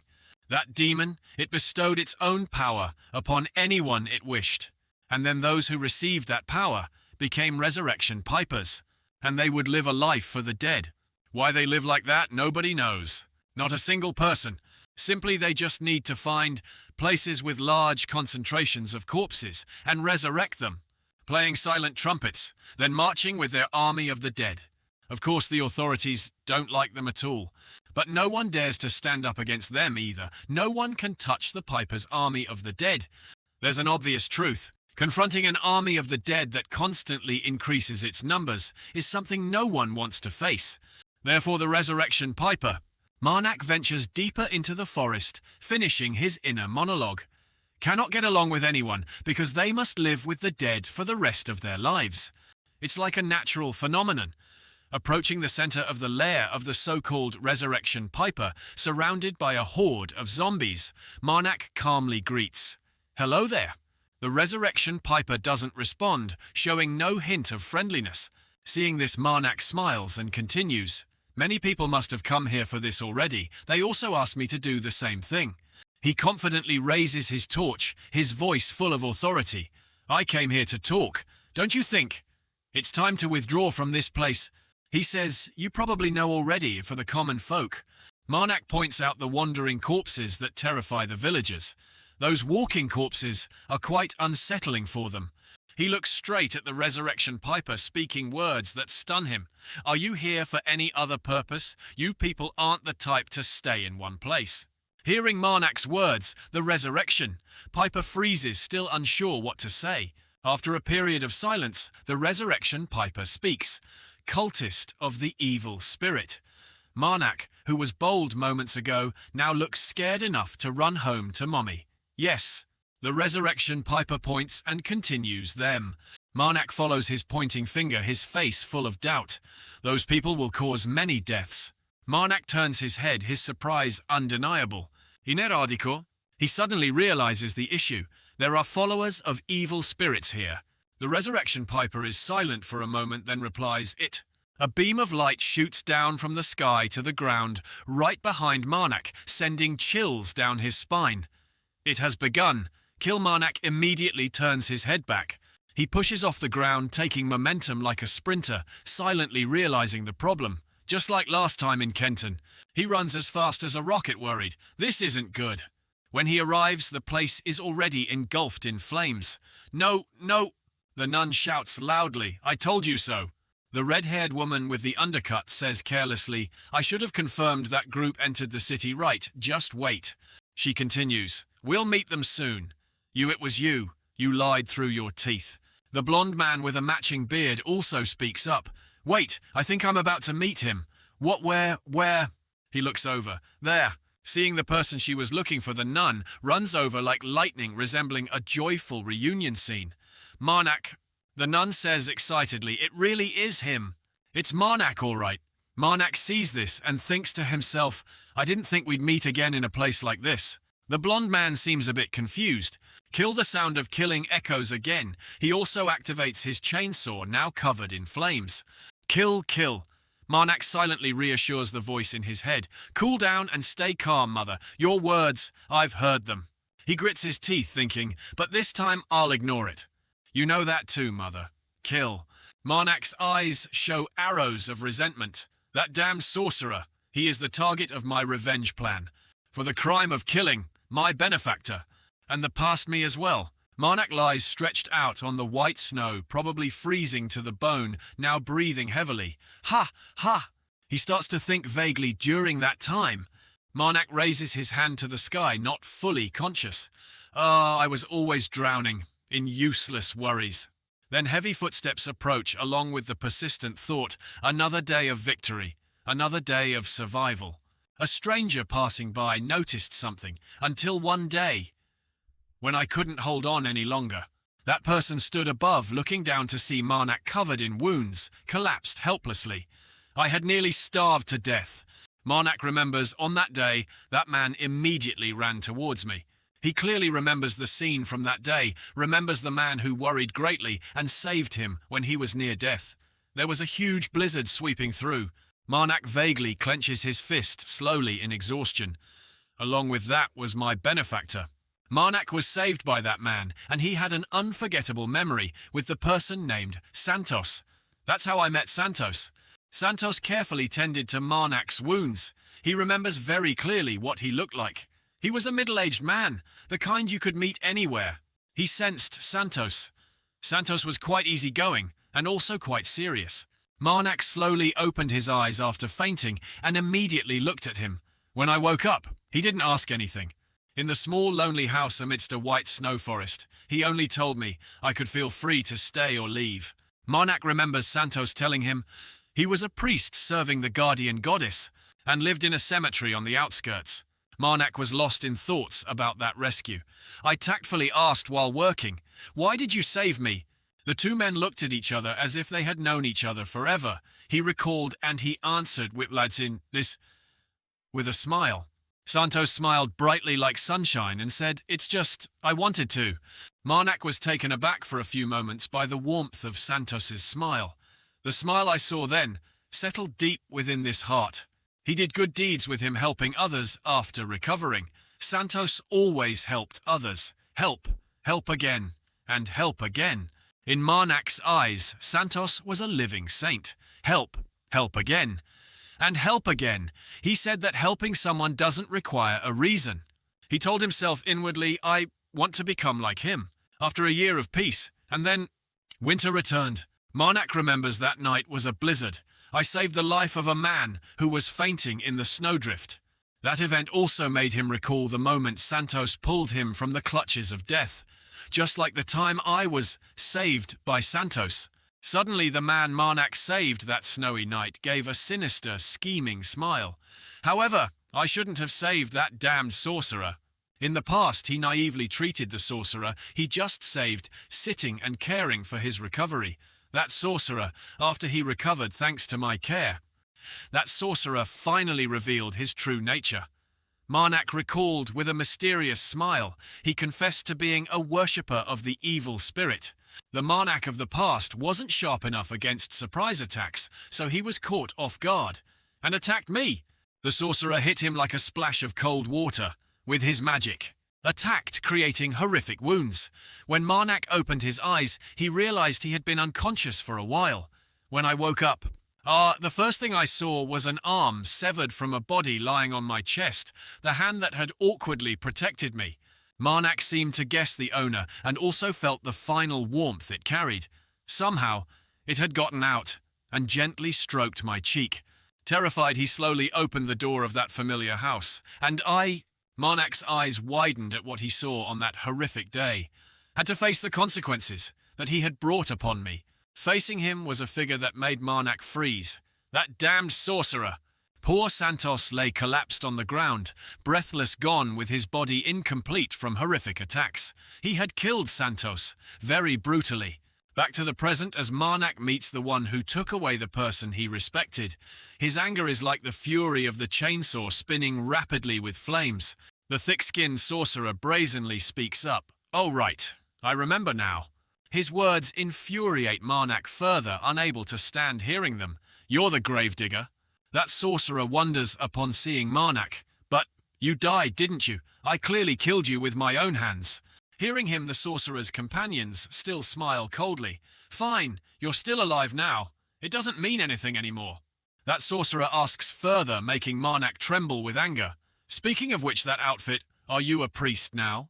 His memory is quite good, remembering Santos clearly as he mocks that priest's robe, your master's arm, perhaps. He laughs maniacally. "Thanks for saving me again, ha ha ha, but this time I'll defeat you again." The cruel sorcerer's thanks are the final trigger, making Marnak explode internally, cursing silently. "This damned old bastard!" The nun with seemingly blind eyes rushes towards him while he's furious.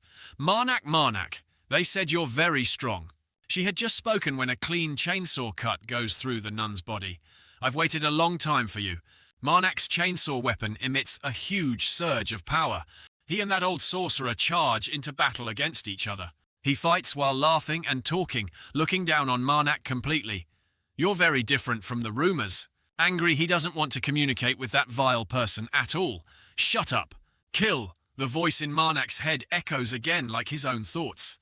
The sorcerer, having underestimated his opponent, is astonished. What? His protective barrier is shattered by Marnak.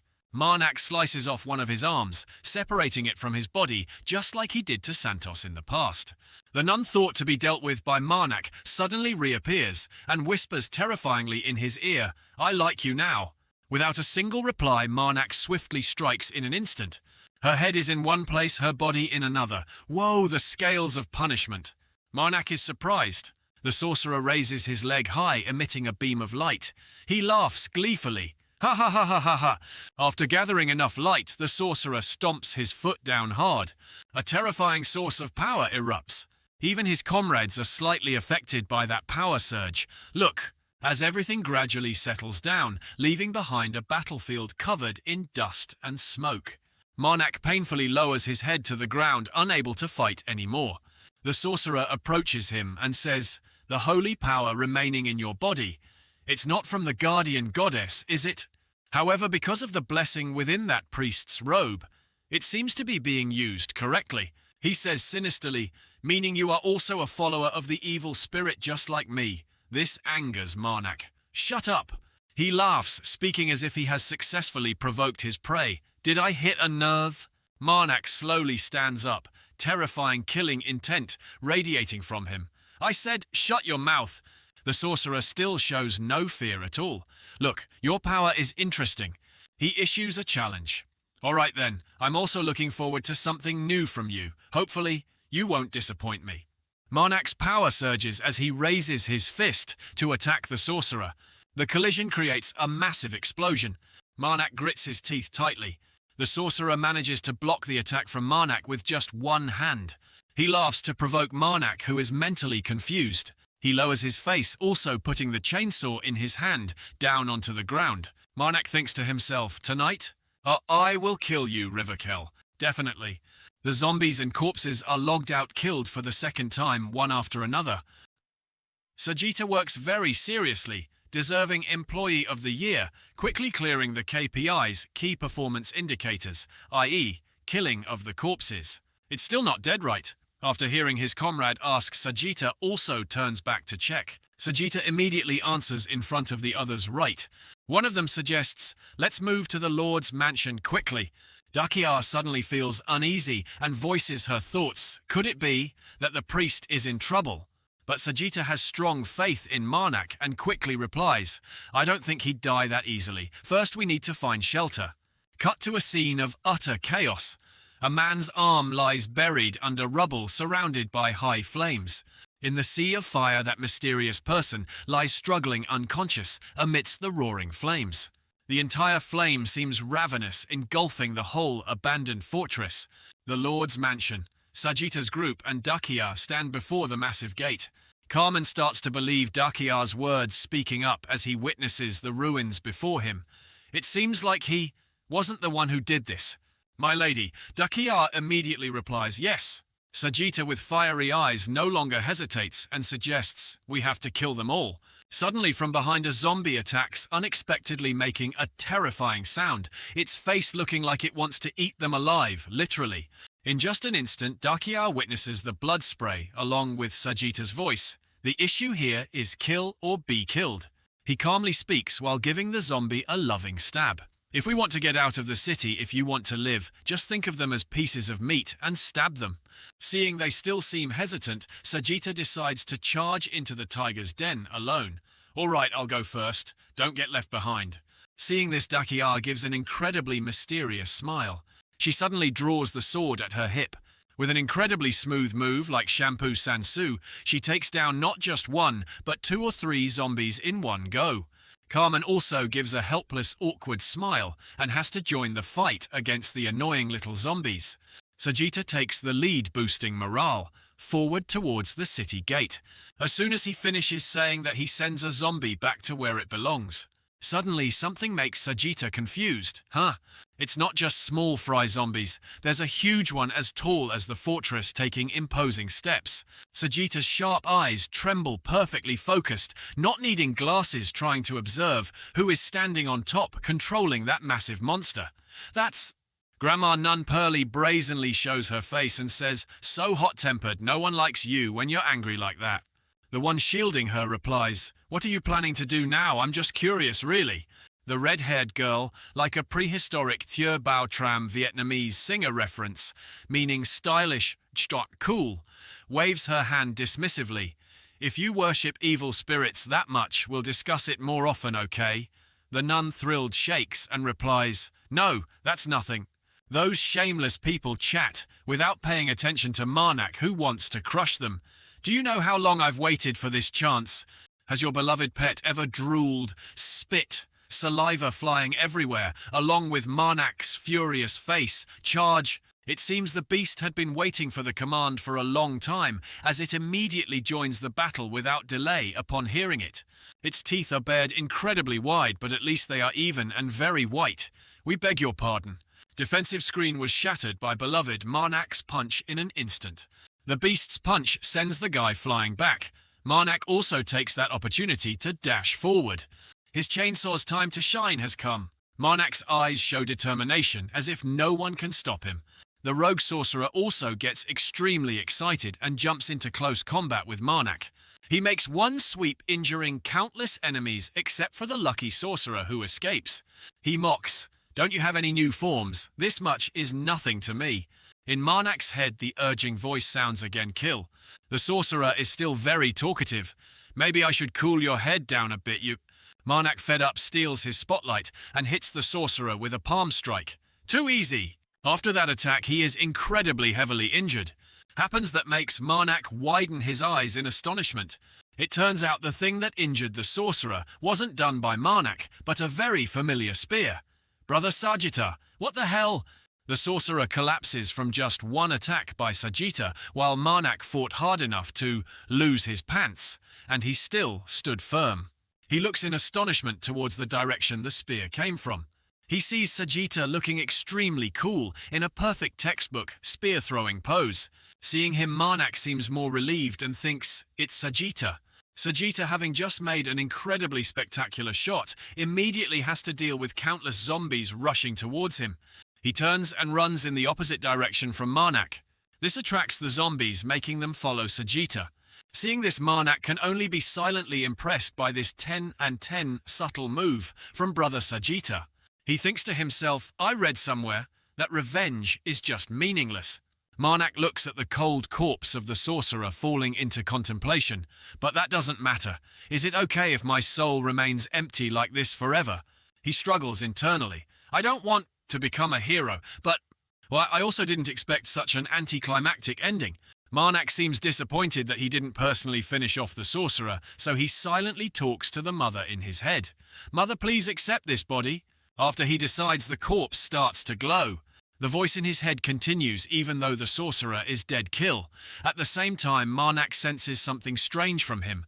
Suddenly, his body overflows with holy power.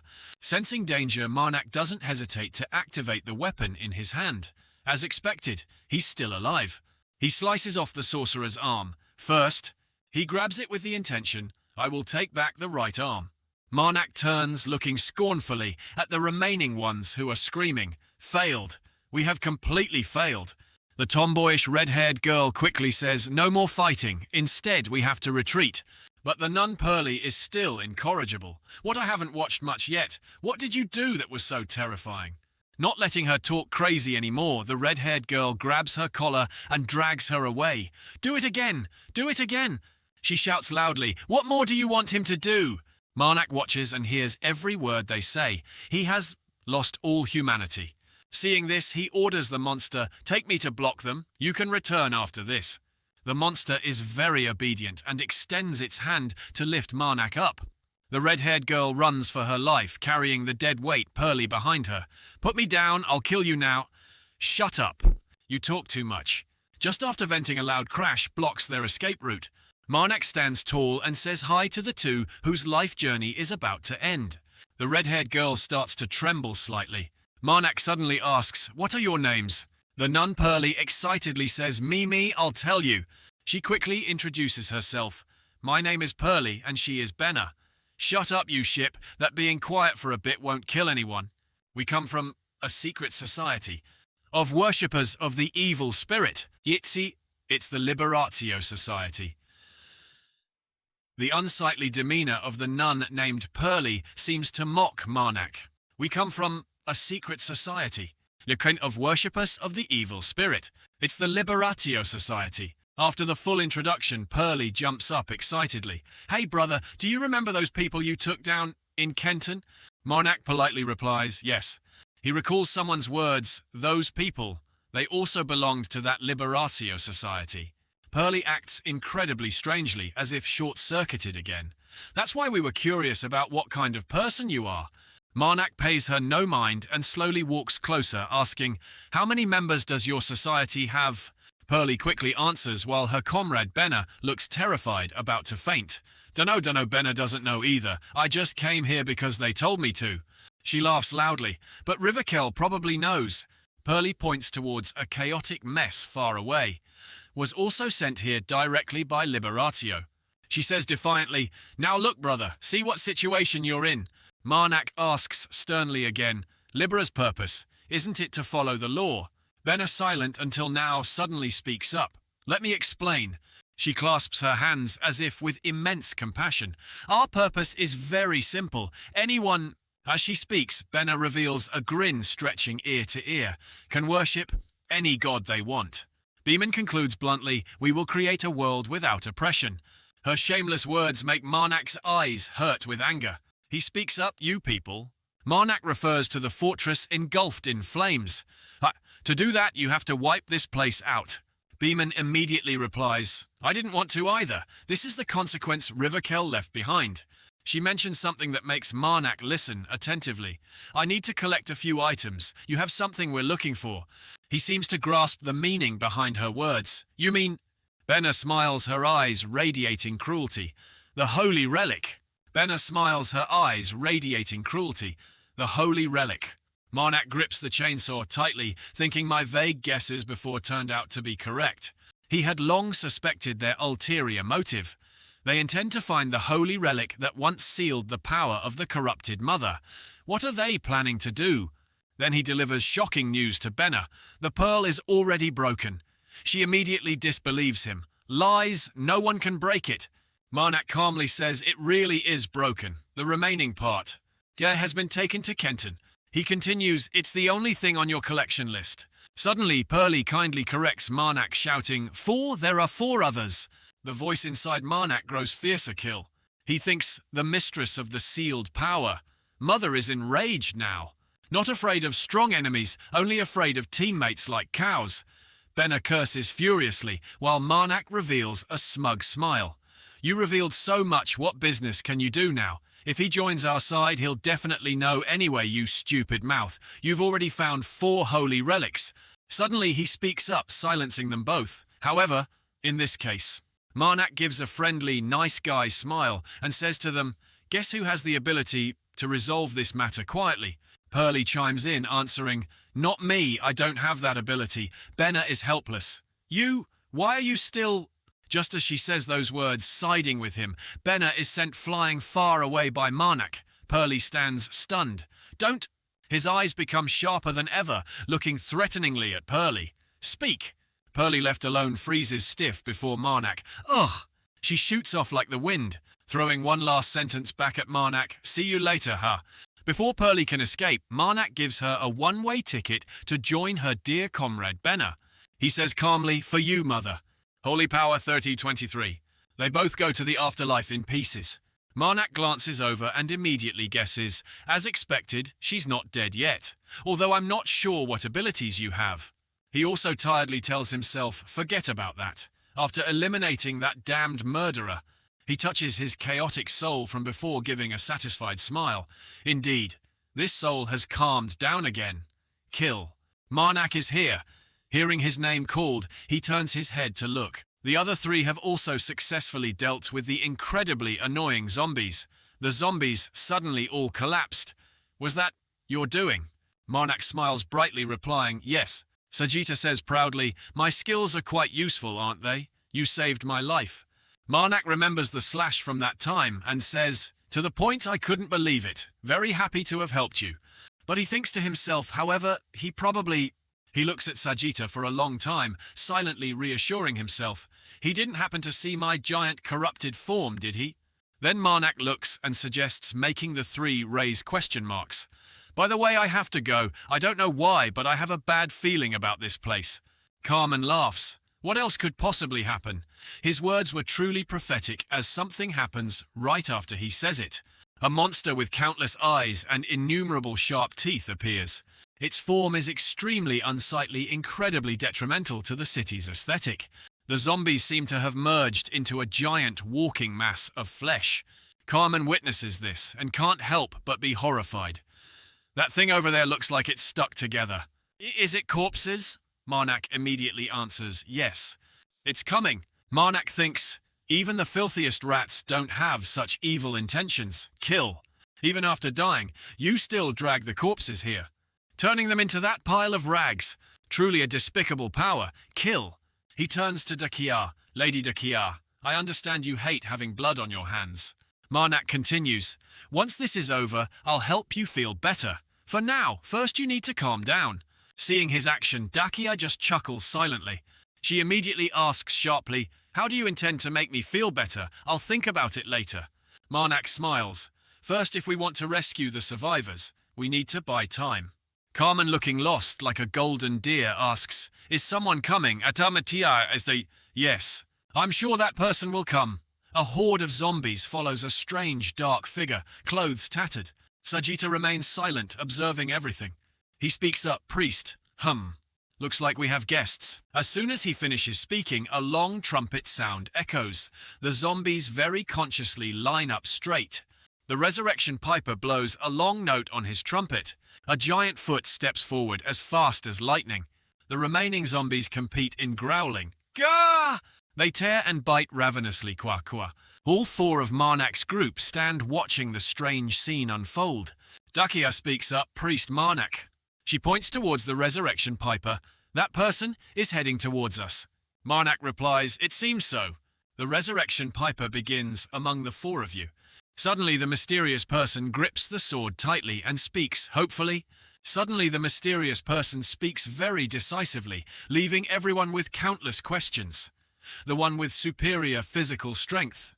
At the same time, the mysterious person holds out the sword or spear before Marnak's group and requests, take this spear and stab it into the heart of that disgusting creature. Seeing this, Marnak's group, Dakia, Carmen and Sajita, all share the same question for the mysterious person, a spear. Suddenly, Marnak steps forward and takes the spear from the mysterious person's hand, slightly confusing them. Marnak, extremely cheerful, asks, brother, do you happen to have any extra swords? Hearing this, the mysterious person doesn't say a word, just silently contemplates. Suddenly, after silently thinking, the mysterious person takes out another small spear, making Marnak exclaim softly, oh! Marnak silently looks at the small spear in the mysterious person's hand, slightly surprised mouth, agape, thinking, then reaches out to take it. Well, you people really do have many different options. But not stopping there, Marnak continues to ask the mysterious person for a few more requests, making them seem slightly awkward.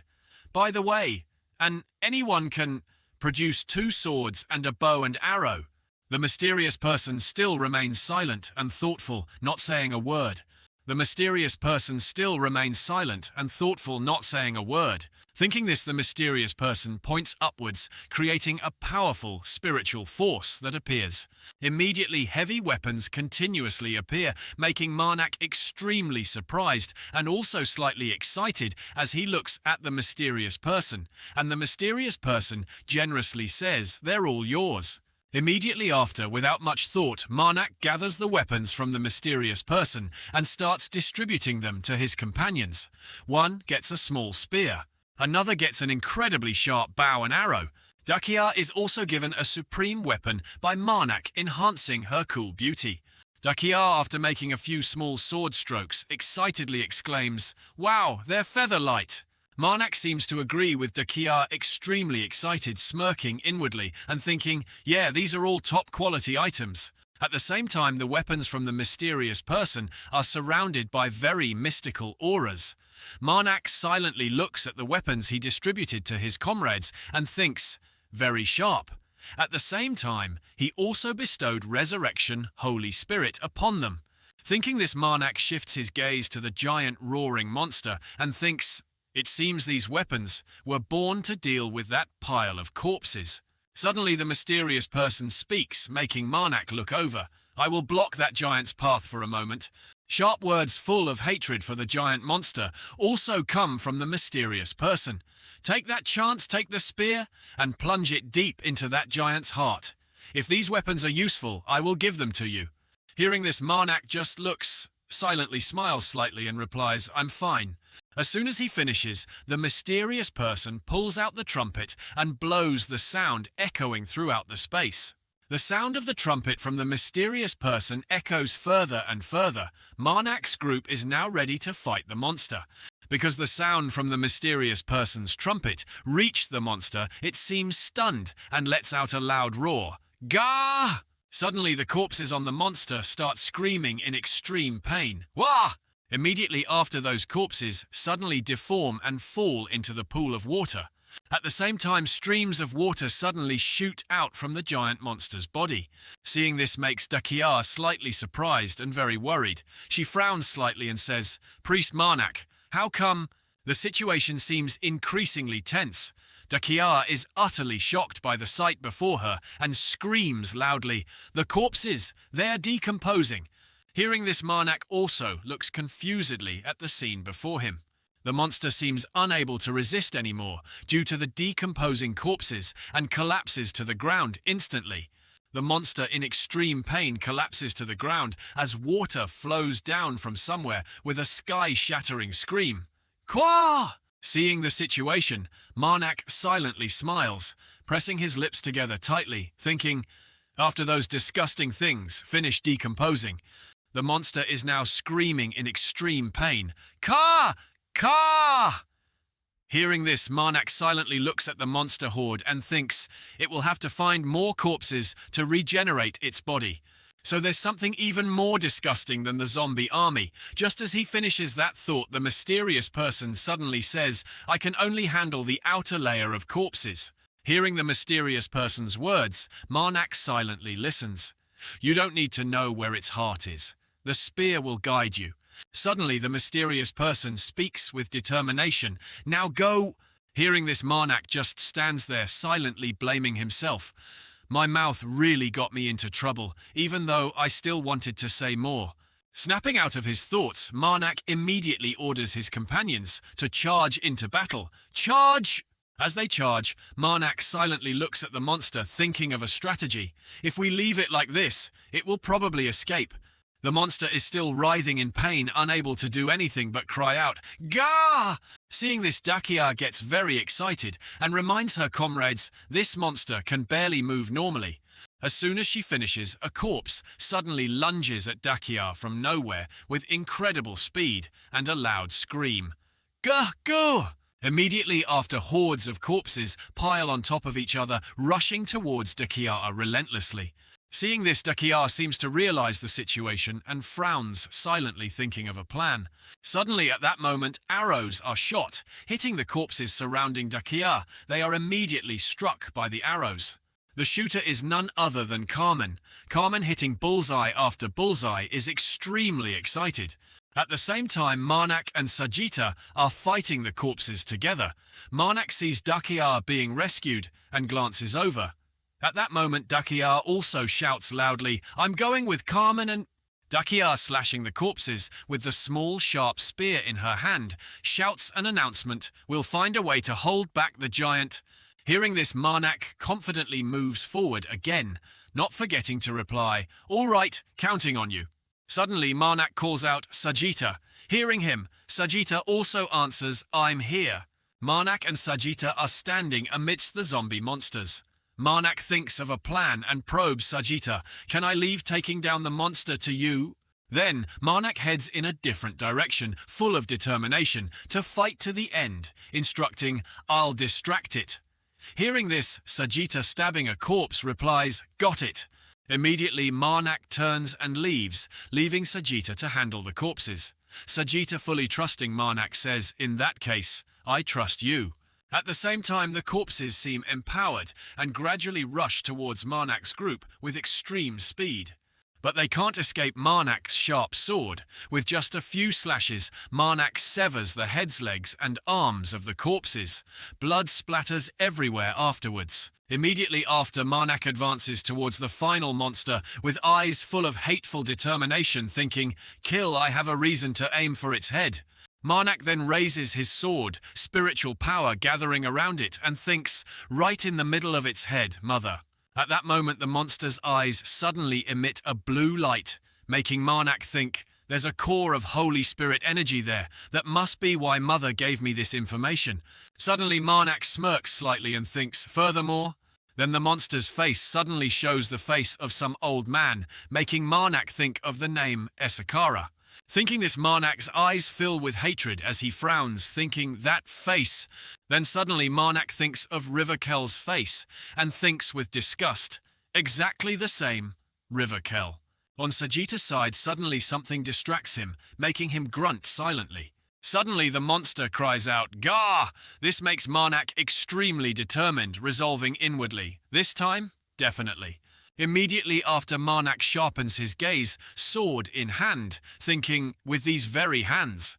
Instantly, Marnak continuously swings series of slashes without stopping, thinking, "Aim straight for its head."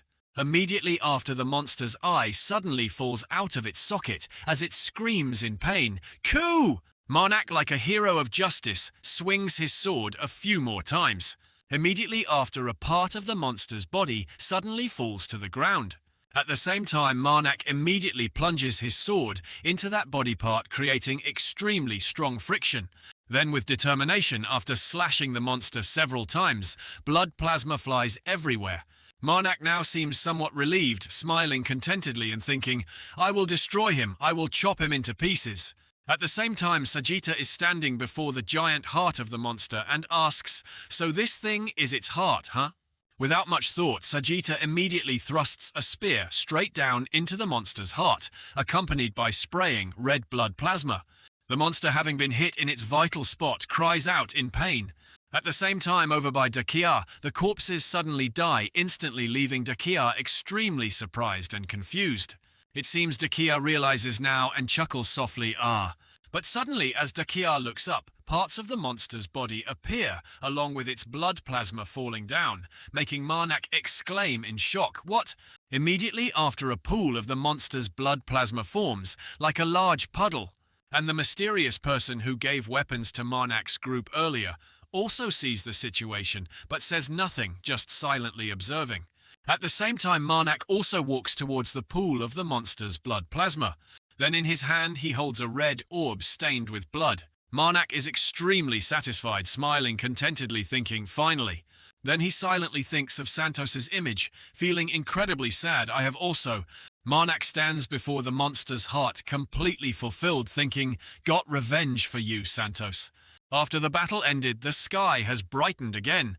Dakia approaches, calling out, "Priest Marnak." Dakia, extremely worried about Marnak, asks, "You're not hurt, right?" Marnak hears this, but just looks at Dakia without saying anything. Suddenly, Marnak asks, "Where's Sagitta? Don't tell me." As soon as he finishes, Sagitta walks over and answers, "I'm here." Sagitta approaches, looking very pleased with the spear in his hand, praising it. "The grip on this thing is good, feels very sturdy in hand." Soon after, the four comrades regroup. The mysterious person who gave them the weapons earlier also approaches. The mysterious person suddenly gives an order, "Follow me," then points at Marnak and says very firmly, "Only you." Immediately after, both Marnak and the mysterious person head off in a different direction. Marnak, slightly confused, silently looks at the mysterious person's back and thinks, "Why did he call me out here?" Then Marnak thinks about the orb he just held, worrying slightly. Or did he see me take the orb? Suddenly, Marnak's eyes become very determined, looking at the mysterious person. He silently clutches his chest, thinking, or perhaps he realized I'm a follower of the evil god. Have I been discovered? Suddenly, the mysterious person stops abruptly, as if sensing something approaching. At the same time, Marnak also realizes and silently draws the sword from his shoulder, thinking, "Kill." But suddenly, the mysterious person speaks again, "It's coming." And Marnak, still very sensitive to this mysterious person, also realizes what they meant and thinks, "This presence." Marnak closes his eyes tightly, sensing it. "I know what it is." Marnak realizes some demonic force has also appeared with flashes of light and thinks, I know. At the same time, up in space, a series of meteors are being launched, making Marnak think far beyond humanity. Pressure from celestial bodies beyond space. The trumpet sounds majestically again. Marnak realizes and thinks a part of God is coming here. Then the mysterious person seems to merge with some power surge, making Marnak think in amazement, the piper of death and eternal repose. At the same time, the mysterious person seems struck dumb by something, unable to speak. Suddenly the mysterious person points at Marnak and speaks, confusing Marnak greatly. The capital. Then the mysterious person bows their head low to the ground. Immediately after, the mysterious person kneels down on the ground, surprising Marnak, unable to understand what's happening to them. Afterwards, the mysterious person's mask suddenly cracks and falls to the ground, making Marnak think he just said that and disappeared. Just finished thinking, Marnak asks, so, did you have something to say? Hearing this, the mysterious person doesn't reply, just remains silent for a long time. Suddenly, the small fragments of the mysterious person's mask start smoking and floating up along with their words echoing, no one knows and no one wants to know. Hearing this, Marnak chuckles silently and says, is that so? Immediately after, Marnak walks over, extending his hand to invite the mysterious person to stand up, also saying, well then, let's go back there. A moment later, both Marnak and the mysterious person leave. Suddenly, as Marnak walks, he speaks, actually. The person walking ahead and behind Marnak keeps pestering the mysterious person. Are you planning to clean up Iradico completely? Can you help me? Using those zombies would be great. Hearing this, the mysterious person replies, helping the living is not my business. Suddenly, the mysterious person stops abruptly for a moment. The mysterious person is now speechless and unable to act. Pausing for a moment, the mysterious person looks at the fragments of their mask floating around in front of them. Suddenly, the mysterious person stammers out, but... Immediately after, the mysterious person turns sharply to look at Marnak and asks, what can I help you with? Hearing this, Marnak doesn't wait long and replies, all you need to do is find the survivors. Hearing that the mysterious person asks again, is that all? Marnak becomes even more cheerful and adds, then bring them somewhere safe and sound, that's it. Can I count on you? As soon as he finishes, the mysterious person pulls out the trumpet and blows continuously without stopping. Instantly, corpses emerge from nowhere and appear. Seeing the corpses suddenly appear, Dakia is also extremely surprised, looking at the horde. The group of Dakia, Carmen and Sajita just stand still, silently watching the corpses gradually approach them. Seeing this, Marnak speaks with great excitement. All right. Suddenly, Marnak, like a gentle priest, smiles with a soft expression. If you see any preserved food or anything similar, I'd be very grateful if you bring them here. If left there, they'll all burn up. Hearing this, the mysterious person pulls out the trumpet and blows once more. But suddenly, the mysterious person is stopped again by Marnak's words, ah! Marnak again adopts the attitude of a gentle priest and asks for another favor. By the way, can you put out the fire? Hearing this, the mysterious person gets slightly annoyed and reminds him, say everything at once, please. A while later, the sky has turned to evening and sunset has appeared. Marnak, holding some object in his hand, speaks in front of his companions, and the trumpet-blowing mysterious person, it's just the right arm. Suddenly, Marnak presents the arm he mentioned to the mysterious person and asks again, please, fulfill my wish.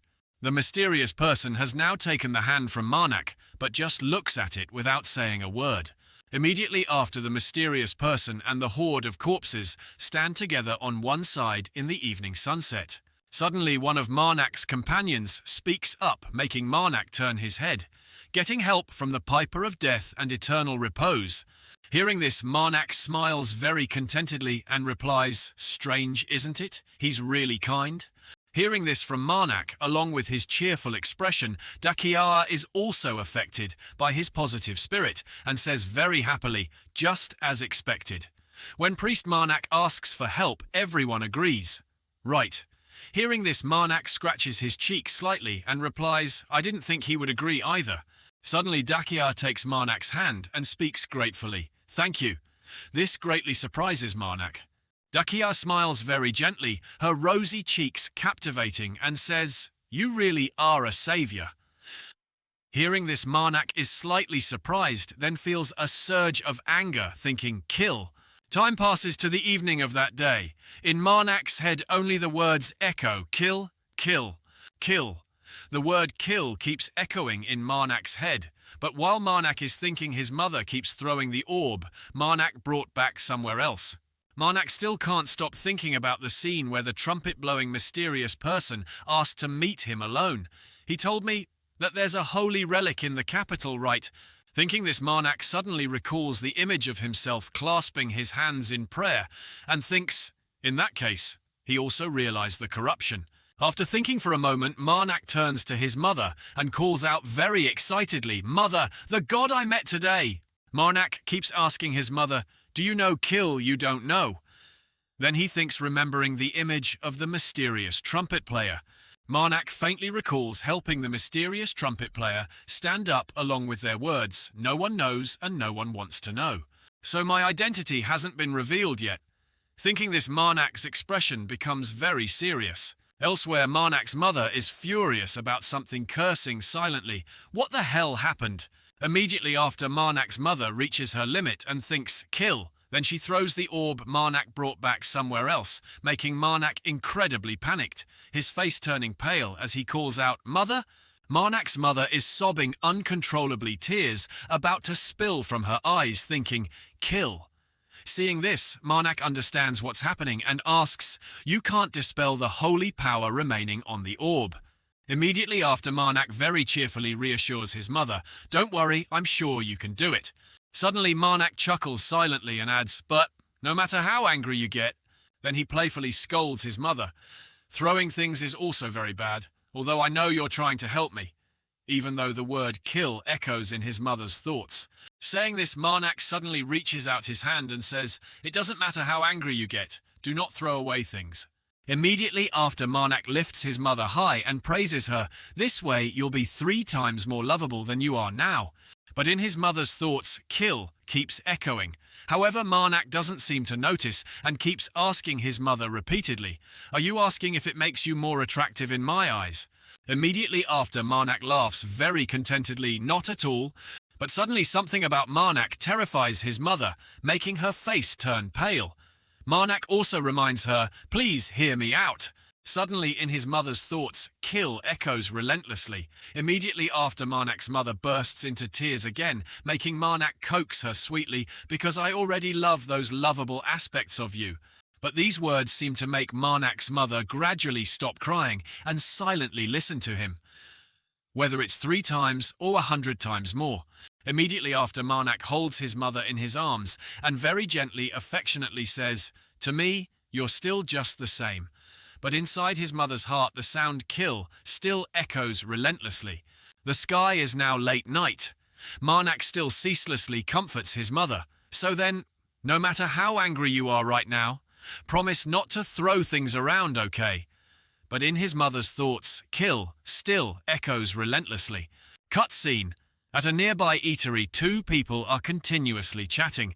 "Have you heard about this?" "What?" The 2 patrons in the eatery chat happily. "Nowadays there are worshippers of the evil spirit everywhere." "What?" "Not just in our kingdom, but also the Eastern Dragon Kingdom and the Western Desert Kingdom, from the Northern Empire down to the Southern Empire." At the same time, Saintess Azure Flame is sitting nearby, secretly listening. The 2 patrons continue gossiping. "That's right, I heard that, just recently. Keneton and Eradico both suffered heavy losses. Will our town be like that too?" This town, hearing this, Saintess Azure Flame also turns her head with a surprised expression. Suddenly, one patron consoles his gossip buddy. "Don't worry, in Keneton and Eradico, apparently someone killed all the evil spirit followers." "Right." The patron keeps talking. It was him, Marnak, the savior of Eradico." Hearing this, the gossip buddy replies, "Exactly. The reason we can drink beer comfortably like this, isn't it all thanks to him?" As soon as they finish, the 2 friends, done gossiping, clink their glasses together. "Hooray for Marnak!" "Marnak, hooray!" Hearing this, Saintess Azure Flame pauses for a few seconds. "Hooray for Marnak!" Suddenly, Saintess Azure Flame asks, the savior of Eradico, Marnak. Along with that is her determined gaze looking forward emotionlessly. Cut scene. At a lavish palace, someone curses relentlessly. These damned worshippers of evil spirits. This short person walks proudly down the palace corridor, cursing silently. To capture the princess, they even bribed the lord of Eradico. Suddenly, the person walking in the corridor thinks of the burnt village scene, feeling extremely angry and unhappy, thinking, because of them, the assassins and the lord, everyone died in that territory. Thinking this, the person walking in the palace corridor frowns irritably, thinking, clearly the prince of the dragon kingdom. Then suddenly this person thinks of Sagitta's image and judges silently. But he's no different, that damn bastard. He'll probably be furious. This person is none other than Huden, with his grumpy face, thinking, but if I'm discovered just standing here, he'll be twice as angry. Thinking this, Huden suddenly walks to a room in the palace and knocks gently. Just after knocking, Huden introduces himself, Third Prince, I am Huden. As Huden finishes, the person inside the room calls out, come in. Immediately after, Huden opens the door wide and enters, seeing the image of Lu Thumb lounging on a chair. Suddenly, Lu Thumb gives Huden a sharp, hateful glare. Cut scene. In a place with heavy snowfall in the forest, Marnak points a knife at a kneeling person, threatening them. What did you say earlier? You'll hand over everything you have. Hearing this, the kneeling person clasps their hands, begging, spare me just my life, please spare me. As soon as they finish, Marnak mercilessly swings his sword down, causing the kneeling person's blood plasma to splatter everywhere, along with a resounding scream, help. Blood plasma also splatters onto Dakia. Dakia, with her ice-cold expression, but also slightly sad, looks away, unable to bear watching the scene. Suddenly, after finishing off the kneeling person, Marnak turns his head and tells Dakia, I'll go and be right back. Marnak goes aside and takes 2 pieces of wood, tying them into a cross. Immediately after, Marnak plants it in a grave mound before him, clasps his hands and stammers out, Mother. Marnak very sincerely clasps his hands tightly, closes his eyes and prays earnestly, I offer their souls to you, Mother. At the same time, Marnak's mother seems to be nearby, whispering, kill. Suddenly, lotus flames appear on Marnak's mother's grave mound, along with the system sound, Holy Power 3779. Marnak is enveloped in a blue aura, very sincerely clasping his hands together in prayer. Thanks to taking down robbers several times, I've gathered quite a few holy powers now. But suddenly the sound, kill, echoes relentlessly. After finishing all prayer rituals, Marnak turns to leave, not forgetting to say, let's head back. A while later, Marnak returns to his companions.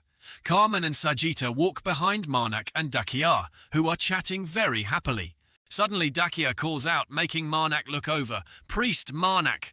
Marnak seems to understand Dakia's intention and prompts, what do you want to ask? Hearing this, Dakia leans close to Marnak and whispers secretly to him, I'm not asking to blame you, so please don't misunderstand. As she finishes, Marnak looks at Dakia with a confused expression. Dakia twirls a lock of her hair while asking further, Priest Marnak never lets any robber survive, right? Can you tell me why you does that? If you don't want to, you don't have to say it. As Dakia speaks, Marnak watches her very intently. Then Marnak seems to realize something, chuckles silently, and sighs. Suddenly, Marnak asks again, have you asked Carmen and Sagitta about that already? Hearing this, Dakia quickly replies, yes. Marnak begins to explain also, glancing at the very cheerful, laughing Carmen. Carmen said he knows robbers attack the weak, who have no power, so they can't be left alive. Marnak then shifts his gaze to the equally cheerful Sagitta and says, Sagitta, stated that as a mercenary, as long as he's paid, he will do his best in everything, even if it means killing all the robbers. After talking about his 2 companions, Carmen and Sagitta, Marnak smiles brightly like a flower and talks about himself. As for me, I believe in human potential. Hearing Marnak say this, Dakia gets drawn into the story and asks back, potential. At the same time, at the place Marnak's group just left, 2 more graves have appeared. As they walk, Dakia, still wondering, asks Marnak again, what you believe those robbers will be reborn in different forms. Hearing this, Marnak calmly and gently replies, "As the Duke told me, they will repent and have a good life." This also leaves Dakia slightly confused by Marnak's words. Then Dakia, as if bitten, bristles with anger and snaps, "What if it's the opposite? Shouldn't you not kill, then?" Seeing this, Marnak still very gently and kindly explains, "But milady, the first time is always the hardest. I think it's more likely—" Dakia listens very attentively to Marnak's explanation, while Marnak continues his non-stop explanation like a wireless cooldown on his mouth. That they will re-offend with worse actions than repent. Therefore As he says this, Marnak's voice suddenly drops. "Have to kill them. Killing is just a new beginning." Hearing this, Dakia now has calculations running in her head, silently resting her chin on her hand, thinking, then huffs slightly. Suddenly Dakia finishes thinking and retorts, "But do we have the right to judge them according to our own will?" Dakia, very confident in her reasoning, presents it to Marnak. Regarding this, no god has clearly stated that authority. At that moment, Marnak's mother seems to have silently sent him a message kill. Marnak realizes, clutches his chest, smiles silently, thinking, "I know, mother." Then Marnak thinks of the moment his mother took him in and allowed him freedom, thinking, "Mother allowed me to do anything I wanted." Suddenly, Marnak very gently clutches his chest and explains to Dakia, "I don't kill them just to judge whether their actions are right or wrong. I just want to take responsibility for my choice." Dakia, hearing this, is extremely surprised and asks again responsibility. Marnak also answers yes. Immediately after, Marnak starts explaining to help Dakia understand, even though Dakia keeps staring at Marnak intently. "When the evildoers I spared commit further evil deeds, causing others to shed blood and tears, then I must take responsibility for that." As he speaks, Marnak thinks of the scene where he visited his mother's grave. "And among the responsibilities I must bear when taking their lives, I chose to bear the karmic consequences I would incur by doing so." Hearing this, Dakia suddenly replies, "That is my choice."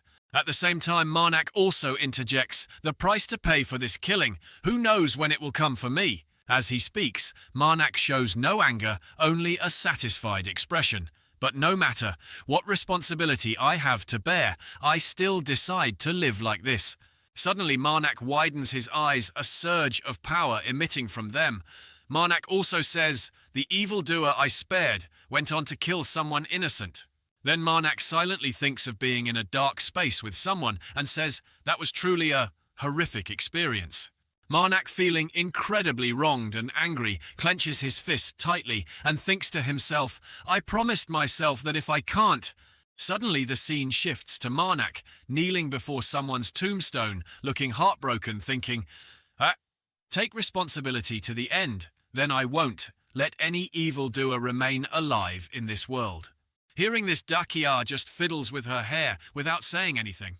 Suddenly, while fiddling with her hair, Dakia adopts a serious attitude and says, "Can you tell me stories about the past?" Then suddenly Dakia becomes very shy and stammers, "If it's inconvenient, then never mind. What's impossible now, anyway?" But contrary to Dakia's thoughts, Marnak suddenly laughs cheerfully and replies, but different from what Dakia thought at this moment, Marnak suddenly laughed happily and replied, "But I think I'll leave it for next time." Hearing that, Dakia was also a bit surprised and exclaimed. Suddenly, Marnak avoids the topic points in one direction and asks the foolish Dakia to look. "Look over there!" Before them is also a group of people walking amidst the white snow. Seeing this, Sajita suddenly says, "It's a merchant caravan, let's go check it out." Sajita gets very excited and adds, "If it's a caravan of this size, there will be many people."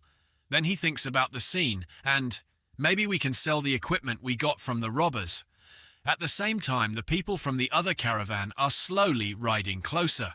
Hearing Sajita's idea, Marnak cheerfully replies, "All right." A while later, cutscene. At some headquarters, an old merchant caravan leader is silently looking at Marnak's group. The old caravan leader picks up one of Marnak's group's swords and examines it very intently, praising it. "Truly a wonderful metal. It's a rare alloy containing the essence of ancient imperial craftsmanship."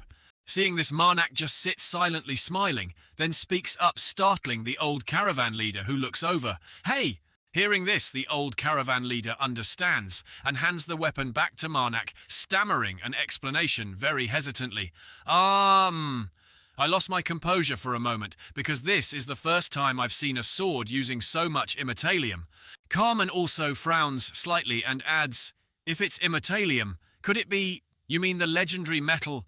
Hearing this, the old caravan leader replies, it's not the ordinary type of immortalium, but the type of immortalium with high purity content, more than double the amount we have collected over the past 120 years. At the same time, the whole group of them looked at the weapon Marnak was holding. At this moment, the guildmaster spoke again with great interest. This is truly a precious item, to the point that I want to buy it at any cost. Hearing this, Marnak laughed smugly and replied, I have absolutely no intention of selling it. Hearing this, the guildmaster replied, slightly disappointed, I see. If it were me, I wouldn't sell it either. Suddenly, Carmen changed the subject, speaking with a very cold expression. If that's the case, there must be some reason you invited us here. At this point, the guildmaster no longer hid anything and explained, the reason is, I want to hire everyone as guards to escort us to the capital of the Northern Kingdom. If so, the demon butcher of White. Suddenly, the guildmaster mumbled, the enemy of the evil god Keneton. Suddenly, the guildmaster glanced at Marnak and exclaimed loudly, and the saviour of Eradico. Then the guildmaster pointed firmly at Marnak and said, you are that hero priest, Marnak. Are you confident in your abilities? At this, the guildmaster continued to praise him, making Marnak extremely embarrassed and cough lightly. We have heard much about your exploits. It would truly be an honor to cooperate with you. Suddenly, at that moment, Marnak's mother seemed to have a message for her son. Kill. Now the guildmaster presented the conditions once more, making Marnak's group look over. If you accompany us, you will be treated generously. I also promise to treat the other mercenaries accompanying you with the utmost enthusiasm. Suddenly, Carmen, with his indifferent expression, spoke up. Excuse me, but could you give us some time to discuss? Hearing this, the guildmaster didn't hesitate and left immediately, not forgetting to say, please take your time. At this moment, the guildmaster secretly turned his head to look at Marnak's group and reminded them, give me a satisfactory answer. I will wait for you. The sky was gradually turning dark. There, amidst the white snow, they had set up a resting camp on the spot. At the same time, inside one tent, Marnak's mother was still thinking about killing again. Right now, Marnak was massaging his mother's shoulders and back, also asking kindly, are you comfortable, mother? Suddenly, Marnak smiled with a proud and satisfied look, saying, I accepted the Merchant Guild's request. Marnak then added more, which greatly reassured Marnak's mother, making her smile contentedly. After we get paid, we'll find a good inn in the capital. But the thought still echoed kill. Suddenly, while Marnak was massaging his mother, a sky-shattering scream rang out, ah! At the same time, outside the camp, people were desperately trying to stop the giant thing flying in front of them. Among them was an old man extremely panicked by the situation before him. Now the whole group shouted in unison as the giant monster, with an ugly appearance like a bat, attacked. Hearing this, Marnak inside the camp quickly hugged his mother, looking outside with a worried expression, murmuring, an attack. At this moment, that giant monster flew towards the camp, along with its companions. Marnak was now outside the camp, looking incredibly cool, as he swung his sword, accompanied by the thought kill. Instantly, he severed part of the body of a mutated bat monster, causing blood plasma to spurt out. At this time, Carmen didn't sit still either, drawing his sword to fight with his cold expression.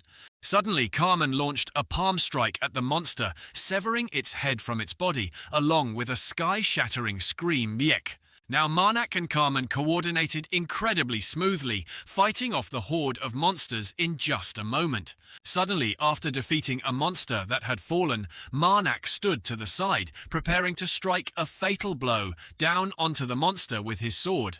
The monster kept screeching, keek keek. Without hesitation, Marnak immediately stabbed straight down into the monster's body, causing blood plasma to splash everywhere. Meanwhile, on the other side, Dakia was conjuring a stream of power like a fireball. Dakia was putting immense effort into conjuring the fireball-like power, making it grow larger and larger. On another side, one of the guild's men was being pinned down by a monster right in front of Dakia. But suddenly a spear flew from somewhere, startling the monster unexpectedly. Seeing this, Dakia, who was conjuring power, also turned her head to look, while the monster in front fell freely to the ground. Dakia then spoke, Suddenly Marnak ran over and said, "That's enough, an ally who can't control their magic is scarier than an enemy's spear." As soon as he finished speaking, the power orb Dakia was conjuring dissipated into smoke. At this, Dakia, extremely frustrated and angry, flushed red and shouted loudly, "It's not that bad." Then looking at the chaotic scene before her, Dakia added, "The bat was so big, I definitely would have hit it." Hearing this, Marnak just laughed helplessly and indulged Dakia, replying, "Yes, but bats can fly. Enemy movements in the air are even harder to predict than on the ground." Then Marnak very gently explained to Dakia, "If your hand slipped, we couldn't guarantee our own side wouldn't be harmed. That's why I want you to hold back that magic for now." Hearing this, Dakia, still sulking, replied, "I know I'll do that." A while later, after dealing with the monsters, Marnak, covered in fresh blood, walked proudly into the camp. Along with him, Marnak's ultimate weapon was also heavily stained with blood. Wherever Marnak went, blood dripped. Suddenly then, Marnak entered a private room with the guildmaster. The two faced each other but said nothing. Suddenly the guildmaster spoke up, asking, "Do you intend to put down that beautiful metal weapon?" Hearing this, Marnak, with his ice-cold expression, explained, "That depends on your answer." Hearing that, the guildmaster replied, "Then I must speak wisely." Marnak, with his cold expression, slightly furrowed his brow and replied, "Yes, you should think carefully before answering." Then Marnak gripped his weapon tightly and added, "Why did the worshippers of the evil spirit?" Suddenly Marnak thought of the enemies he had encountered before and emphasized each word with his ice-cold expression. "Attack. Your merchant company?" Hearing this, the guildmaster asked, "Would you believe me if I said I don't know?" But suddenly Marnak couldn't listen anymore and activated his weapon, causing the blood plasma stuck on it to splatter everywhere. Seeing this, the guildmaster, slightly frightened, stammered, "Don't, all right, I will trust you because of your illustrious reputation." Hearing this, Marnak accepted and put away his weapon, then replied, "All right." Marnak then added, "I hope you are no longer hiding anything." Hearing this, the guildmaster made a request. "Please keep this a secret." Hearing this, Marnak returned to his friendly demeanor and replied, "Of course, I am here as a mercenary. I voluntarily keep this secret." Suddenly, the guildmaster ordered the subordinate next to him, "Bring that thing to me." Hearing this, the subordinate brought something out and placed it on the table in front of Marnak and the guildmaster. The guildmaster then tightly gripped the box he had asked the subordinate to bring out and began to explain, "They started attacking us after I received this item." Then the guildmaster recounted meeting another merchant group on the road earlier and began to narrate, "We were asked to bring that item to the capital." Hearing this from the guildmaster, Marnak offered words of comfort and inquiry. "You must have suffered considerable losses being ambushed for so long like that. Why didn't you give up?" Hearing this, the guildmaster gripped the box even tighter and answered Marnak's question. "I was already paid up front with that precious metal. They promised to pay more upon completion." Then the guildmaster looked intently at the box and added, "Honestly, I don't know why they're targeting this thing. I asked another priest, but he didn't know either." Immediately after, the guildmaster opened the box, revealing a dazzlingly bright gold necklace inside, and added, "This is the item." Seeing this item, Marnak seemed frozen for a long moment, thinking to himself with a look of utter shock, "This is kill." Just a glance and Marnak recognized this shiny gold necklace, murmuring to himself, "A holy relic, carrying Mother's corrupted holy power." Then, without much thought, he placed his hand on his left chest and felt it, thinking, "So this is why they are constantly being ambushed by the worshippers of the evil spirit." Then Marnak briefly thought of a certain severed hand and tried to find an answer for himself. "But how? I'm still carrying Mother's hand, which they don't know about. But how could they locate this holy relic?" Suddenly the guildmaster spoke up, asking, "What do you think? Have you figured out why they are pursuing this?" Hearing this, Marnak sighed softly and replied, "I don't understand either." Seeing this, the guildmaster didn't question further and just said, "All right then." Marnak then explained, "I understand your situation, but I think we need to discuss a few other things." It seemed the guildmaster understood Marnak's intention and asked, "You mean about the conditions, Rao?" Hitting the mark, Marnak quickly replied, "That's right." Marnak then stated his condition. "Since you hid this thing, I think the conditions must change a bit." Then Marnak held up 2 fingers and smiled very contentedly, saying, "We want double the amount you initially promised." Hearing this, the guildmaster hesitated slightly. Double. Hearing that, Marnak pressed on for everyone. After that, the guildmaster helplessly replied, "All right." The guildmaster then asked a few more things. "Do you intend to switch careers to become a merchant instead of a priest?" Hearing this, Marnak just chuckled dismissively and replied, "Not at all." Hearing Marnak's firm denial, the guildmaster also replied, "Very good." A while later, Marnak returned to his camp with his teammates. Suddenly, Sajita voiced his suspicion. "Actually, there are clear signs of battle imprinted on the guards' equipment. They must have fought before being ambushed." Hearing Sajita say this, Dakia reminded him, "You should have said something, shouldn't you?" Sajita, with a helpless look, explained, "It's because those merchants hid it from us. We're going the same way anyway. I guarantee if we had refused him, we would have been ambushed too." Hearing this, Carmen added a few words. "Besides, our priest already stood up and demanded double the reward." Hearing himself praised, Marnak suppressed his amusement, just smiling slightly and replying, "I only asked for what we deserved." Hearing that, Dakia also coughed quietly and said, "Luckily, everyone is okay." Saying that, Carmen clapped his hands twice loudly and reminded everyone, "All right, then let's go to sleep. We have a long journey tomorrow." Having said that, each person split off in different directions to return to their tents. Suddenly, a hand emerged from inside Marnak's clothes, along with a whisper, "Kill." Seeing this, Marnak patted his left chest with his hand and comforted it. "Mother, do you want me to steal the holy relic right now? It would be very troublesome if I got caught."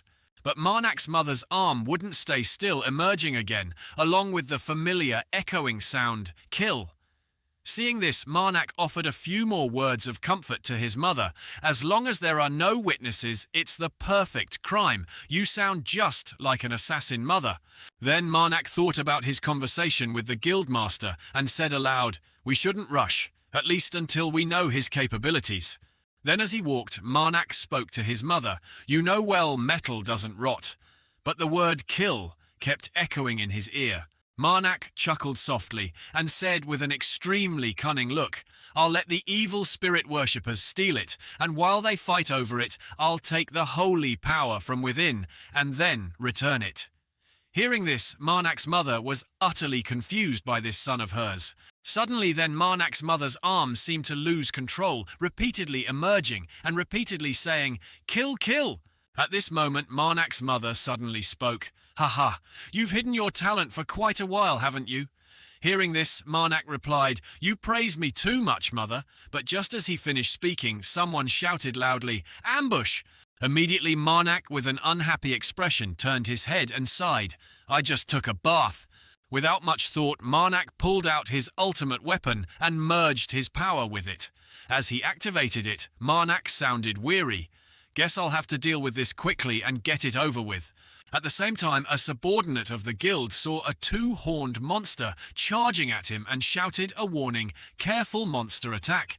Immediately, the subordinate was attacked by the monster and sent flying far away, accompanied by a terrified scream, "Cook!" Hearing this scream, Marnak looked over with his sharp eyes. Then he suddenly saw the monster moving at extremely high speed, rushing towards Marnak. Marnak had already recognized this monster and thought, "It's a carpal." Without much thought, Marnak swung a blow down at the monster. But the monster was very cunning, quickly retreating to dodge its growl echoing. But not letting the monster wait long, Marnak swung down again. This time it seemed Marnak had achieved his goal, frowning slightly, gritting his teeth and muttering, "Kook." Immediately, Marnak confronted the monster before him. Marnak activated his weapon, started soaring downwards, and thought, "I'll cut it."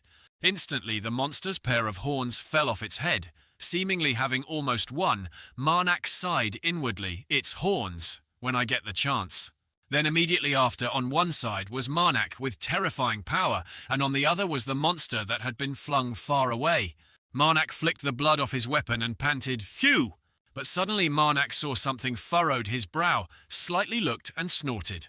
Marnak saw something emitting light nearby. Suddenly, a large explosion erupted from the bushes. Immediately, a familiar figure appeared, none other than Polly, rushing towards Marnak at incredible speed with an extremely loud roar. Seeing this, Marnak was astonished, his eyes wide open. Polly then licked her lips disgustingly. Seeing this, Marnak began to defend himself and shouted, "You!" Suddenly, the priestess who worshipped puppets laughed sinisterly. Then instantly, Marnak grabbed Polly tightly by the neck. Polly, extremely pleased, said, "Long time no see. Ha ha ha." Polly, immensely enjoying herself, with arms spread wide, said, "I've thought about you a lot, you know. Do you remember me?" Hearing this, Marnak replied very coldly, "Not in the slightest." Hearing the cold words from Marnak, Polly seemed even more amused and said, it's okay. Let me remember you more to make up for it." Hearing this, Marnak could only concede defeat and sighed. Suddenly, Marnak became very serious and asked, "There's something I want to ask you." Hearing this, Polly giggled with amusement. "Ha!" Suddenly, Polly laughed, amusedly licked her lips, grabbed Marnak's arm and said, "If I answer, what will you do for me?"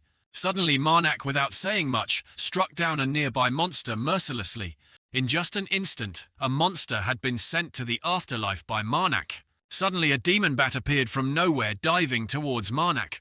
But immediately, this demon bat was pierced by a thrown spear, causing it immense pain. It seemed Marnak recognized who had helped him, turning his head to say, "Thank you, thanks." The one who saved Marnak's life was none other than Sagitta. Sagitta replied, "It was nothing." Suddenly, Carmen saw something slightly furrowed his brow and looked. Immediately, Carmen pointed behind Marnak and announced loudly, "It's running away." Hearing this, both Marnak and Sagitta turned their heads to look. Behind Marnak now was the bat monster rushing towards them at extremely high speed. Seeing this, Marnak shouted loudly, "I'll handle it." At the same time, the demon bat continued to charge relentlessly towards Marnak. Marnak was no less fierce, increasing his speed and charging towards the demon bat. But suddenly the demon bat turned and flew away, leaving Marnak standing there alone. But not waiting long, Marnak immediately prepared to throw his sword at the demon bat with an incredibly cold gaze. In just an instant, in the blink of an eye, Marnak acted incredibly fast, just streaking past the demon bat, and immediately after, the spear pierced straight into the demon bat's body. A moment later, the demon bat collapsed onto the white snow-stained red by its blood plasma. Marnak, extremely tired, now lowered his weapon. Then Marnak, very satisfied, walked past the corpse of the demon bat with his extremely cold demeanor. Then Marnak changed direction and moved towards another side. Marnak stood beneath the ancient tree where Polly was perched, above, sulking and complaining, "You took too long, too long, too long." Polly then leaped down to the ground, stood in front of Marnak and said, "Now will you grant all my requests?" Hearing this, Marnak was slightly surprised and asked, "What are you talking about?" Polly's expression changed, showing great amusement as she asked again, "No." Hearing this, Marnak replied, "Not exactly." Marnak then cut Polly off, "Answer my question first." Hearing that, Polly replied, all right."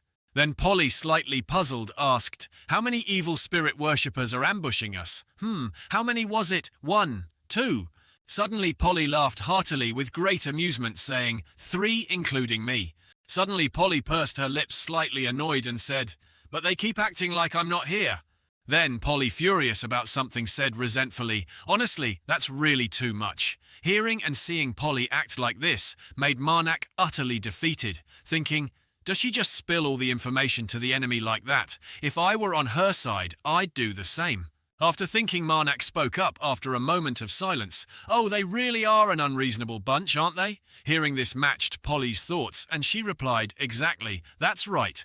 Then Marnak chuckled lightly again and asked, "So what's the reason you attacked the merchant group?" Hearing that, Polly replied, "The necklace."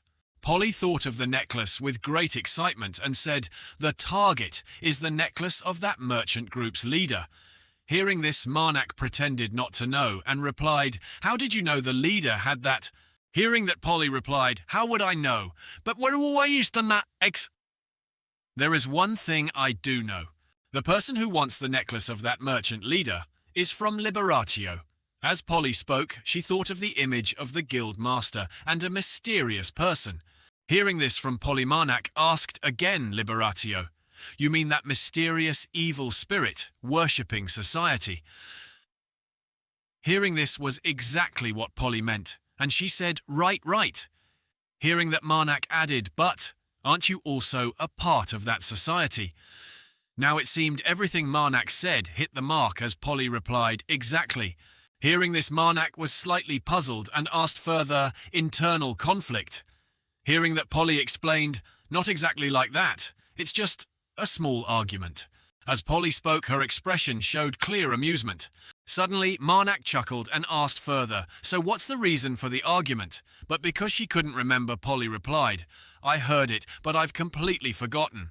Hearing this, Marnak stammered, "Forgot how? Or are you on a different side?"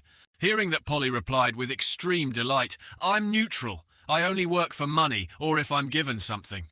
Hearing this, Marnak, slightly puzzled, asked, "Something? What does that mean?" Hearing that, Polly explained, "Well, materials for my puppets." Suddenly, Polly clasped her hands together and said, Suddenly, Polly put on a very sinister expression and introduced who she really was. "I'm a priestess who worships puppets."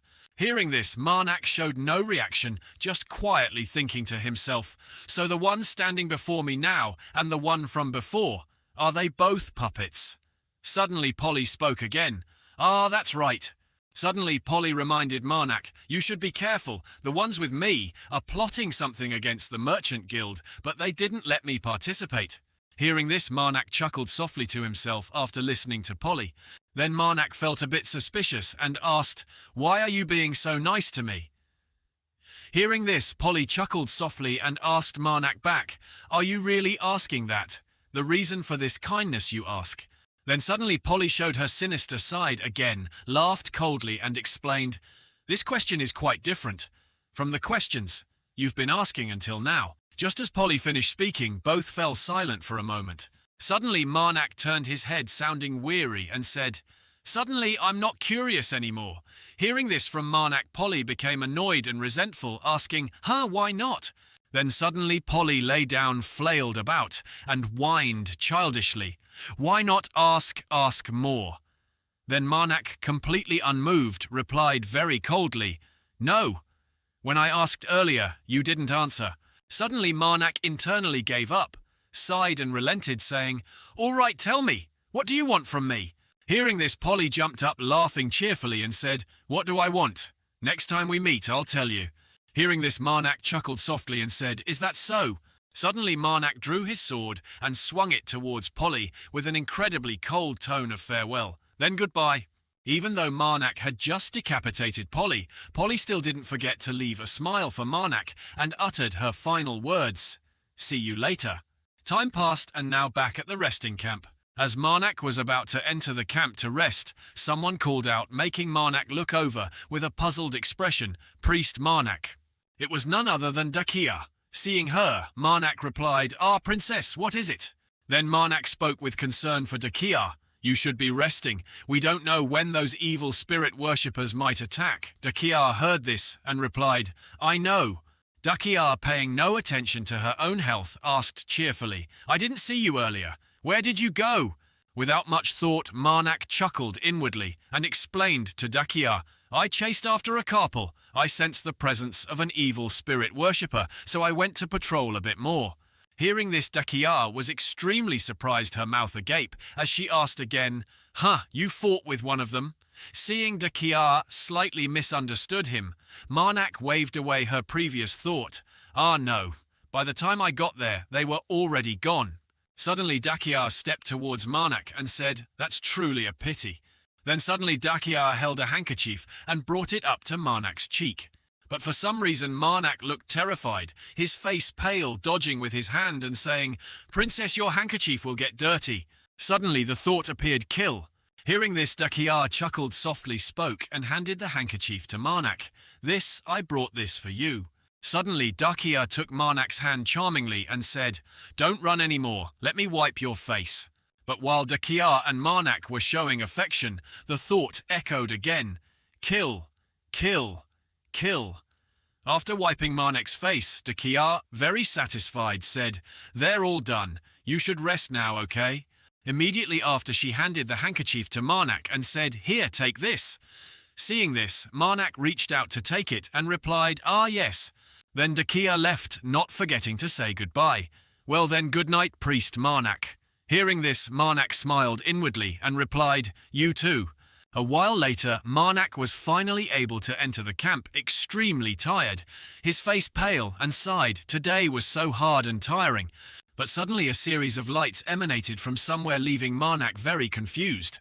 At the same time, Marnak's mother stood before him with an incredibly cold gaze, the handkerchief in her hand, and the echoing voice, "Kill." Seeing this, Marnak explained, "I've already washed my face, mother. You don't need to wash it for me." Hearing this, Marnak's mother just looked intently and thought, "Kill." Marnak sat down beside his mother, letting her wipe his face, and said helplessly, "Mother, did you hear me? My face hurts." Hearing this, Marnak's mother was furious, but only thought, "Kill." Time passed gradually until Marnak's group had to move the camp elsewhere. Suddenly, Marnak saw something stood still and looked over with great curiosity. Suddenly, Marnak looked intently into the distance at the mountain in front of him and thought, "This sound, what is it?" Marnak then recalled what Polly had warned him, "You should be careful," and thought with some worry, "Ambush." But suddenly Marnak realized something, frowning and thinking, "No, this sound." Just as he finished the thought, suddenly an extremely loud explosion echoed from the snowy mountain. Looking at the panicked scene before him, Marnak was so scared he broke into a cold sweat, his voice ringing out, "It's an avalanche!" He quickly turned around and ordered everyone to follow. "Leave everything and run, now hurry up." Dakia, unconcerned, walked forward. Watching the falling snow, Dakia thought to herself, "The avalanche is too fast. If only there was a little more time." Seeing her leave, Marnak looked confused and immediately recognized a problem. Just then, Dakia was hit by a force from behind, causing her to lose balance and startle. Marnak grabbed her shoulder tightly and quickly suggested, "I need the princess's help." She looked back. "Huh." He quickly explained, "The avalanche is too fast, so there isn't much time. If it continues like this, no one can survive." Meanwhile, everyone else was panicking and fleeing. Seeing the increasingly urgent situation, he couldn't help but yell, "If we have the princess's help, everyone can be saved." Seeing Marnak's pleading look towards her made her shiver slightly. "Mimi." Marnak pointed firmly behind them and said, "Princess, use your magic strike right into the center of that avalanche." Startled by him, Dakia asked bewilderedly, "Magic?" Marnak confirmed, "Yes, you wanted a chance to use magic, didn't you? Now is that chance?" This time helplessness showed in her eyes, her voice trembling. Even so, but no matter what magic I use, I can't stop that avalanche." Despite Dakia explaining from A to Z, Marnak firmly insisted it doesn't necessarily have to be powerful magic. She worriedly argued further, "But while gathering magic power, I can't move, and after attacking, I'll be exhausted." Sensing her lack of confidence, Marnak gripped her shoulder tighter to reassure her, "No matter what I have to do." He bowed his head slightly, placed his hand on his chest, and repeated, "I will protect the princess." Unexpectedly, his dedication made her feel a bit troubled. Dakia paused, swallowing hard in her dry mouth. She turned to leave, her voice echoing back, "I'll try it once. You absolutely must keep your word." Dakia's voice echoed, "I believe in you." Hearing her say that made him smile proudly. Dakia began to summon her magic. A stream of power enveloped her body. Streams of power gathered from all around, brightening the entire sky. Dakia reached out gently, touching the brightly glowing orb. Then she coldly struck it forward. The beam of light flew past, causing the avalanche to seemingly freeze in place. Immediately, a huge explosion roared, covering almost the entire sky. The shockwave spread out. The avalanche stopped, settling into small piles. Dakia screamed out. Her eyes looked like they were bleeding blood, her scream growing louder. "Die!" Immediately after, a large hand appeared behind her back, as if channeling power to help her. The hand, hidden beneath the strong spiritual power, revealed 4 fingers. Then it gradually raised the last finger. The familiar sound echoed, "Kill." Feeling the internal power from behind her body made her freeze. Overexerted, Dakia fainted. Marnak, beside her, panicked and called her name, "Princess." Supporting her body with one arm, Marnak looked towards the avalanche and said, "This is enough." Dakia whispered in his ear, "Really?" The surrounding avalanche was sealed by her magic, but there were signs of it falling. His voice whispered, "Yes." Lying in his arms, Dakia thought, it shouldn't have made me faint like this, but utterly helpless, Marnak cried out for help. Mother, help me kill! Seeing his mother's form, he hastily pleaded, there's not much time left. Quickly protect me. Suddenly the snow slid down. Without thinking, he used his body to shield her. Instantly, his mother's large hands appeared sheltering him. Small debris fell, nearly touching her face. Amidst the snow, the golem's form strained to protect the two of them. A while later, heavy snow covered the ground. A roar echoed amidst the heavy snow. Ah! A sturdy figure ran out of the heavy snowstorm, leaving behind a wide hole hidden under the thick snow layer. Footsteps sounded. Marnak quietly asked, if someone nearby notices, what do you plan to do, mother? Marnak reconsidered, but first let's get this snow off our bodies. Then he carried her away from this strange place. A wave of pain hit Dakia. She lost control and groaned, ugh, ugh. His eyes suddenly changed, becoming ice cold. The golem was removing large chunks of snow stuck to her skin. Then the golem ran into a time portal, leaving him and Dakia behind. She tried to open her eyes to look at him, her voice whispering in his ear. Priest, Marnak, I'm still alive, right? Looking at her pale face, Marnak sighed. It seems I completely missed something. We're still alive, princess. Then he helped her down. Can you move your body? Her body felt drained of energy, weak, like a limp noodle unable to stand steadily. Dakia quickly said, no, I can't move. It seems like exhaustion from the technique earlier. Marnak smiled, coaxing her, try little by little, it will be all right. Suddenly she paused, saying softly, but there's something, I saw everything. Her words struck him like lightning, making Marnak break into a cold sweat. Could it be? Dakia's voice was full of curiosity. Priest Marnak. Her gaze gradually changed as she added softly, summoned a giant with a sinister appearance. Hearing this, Marnak seemed stunned into silence. The sound echoed again, kill. Seeing his expression, she seemed to guess it, smiling secretly. As expected, Priest Marnak. Dakia looked up at him, asking curiously, isn't a priest who serves the guardian goddess? He spoke carefully. As expected, you saw. She replied softly, yes, that's right. Recalling previous times, Dakia expressed, first the one who saved me before was like Priest Marnak. That person wielded a sword, fiercely striking down all the monsters. Marnak tried to hide it, attempting to steer the conversation elsewhere. That's just the result of personal training. But she shook her head, denying, it's not just that. She hesitated. That hand, you talked a lot with it while carrying me. Dakia tried to recall that moment. Maybe you'll think I was deliberately eavesdropping, but if you paid a little attention, you would realize. Hearing this, he quickly turned, patting his chest, despite the hand rampaging behind the fabric. Marnak bent over, making up an excuse. That's the prayer I always say. Let's assume so. But Dakia didn't accept it, annoyed and retorting, but I saw everything. She recounted, after Priest Marnak shouted, Mother, a giant with immense power appeared out of nowhere.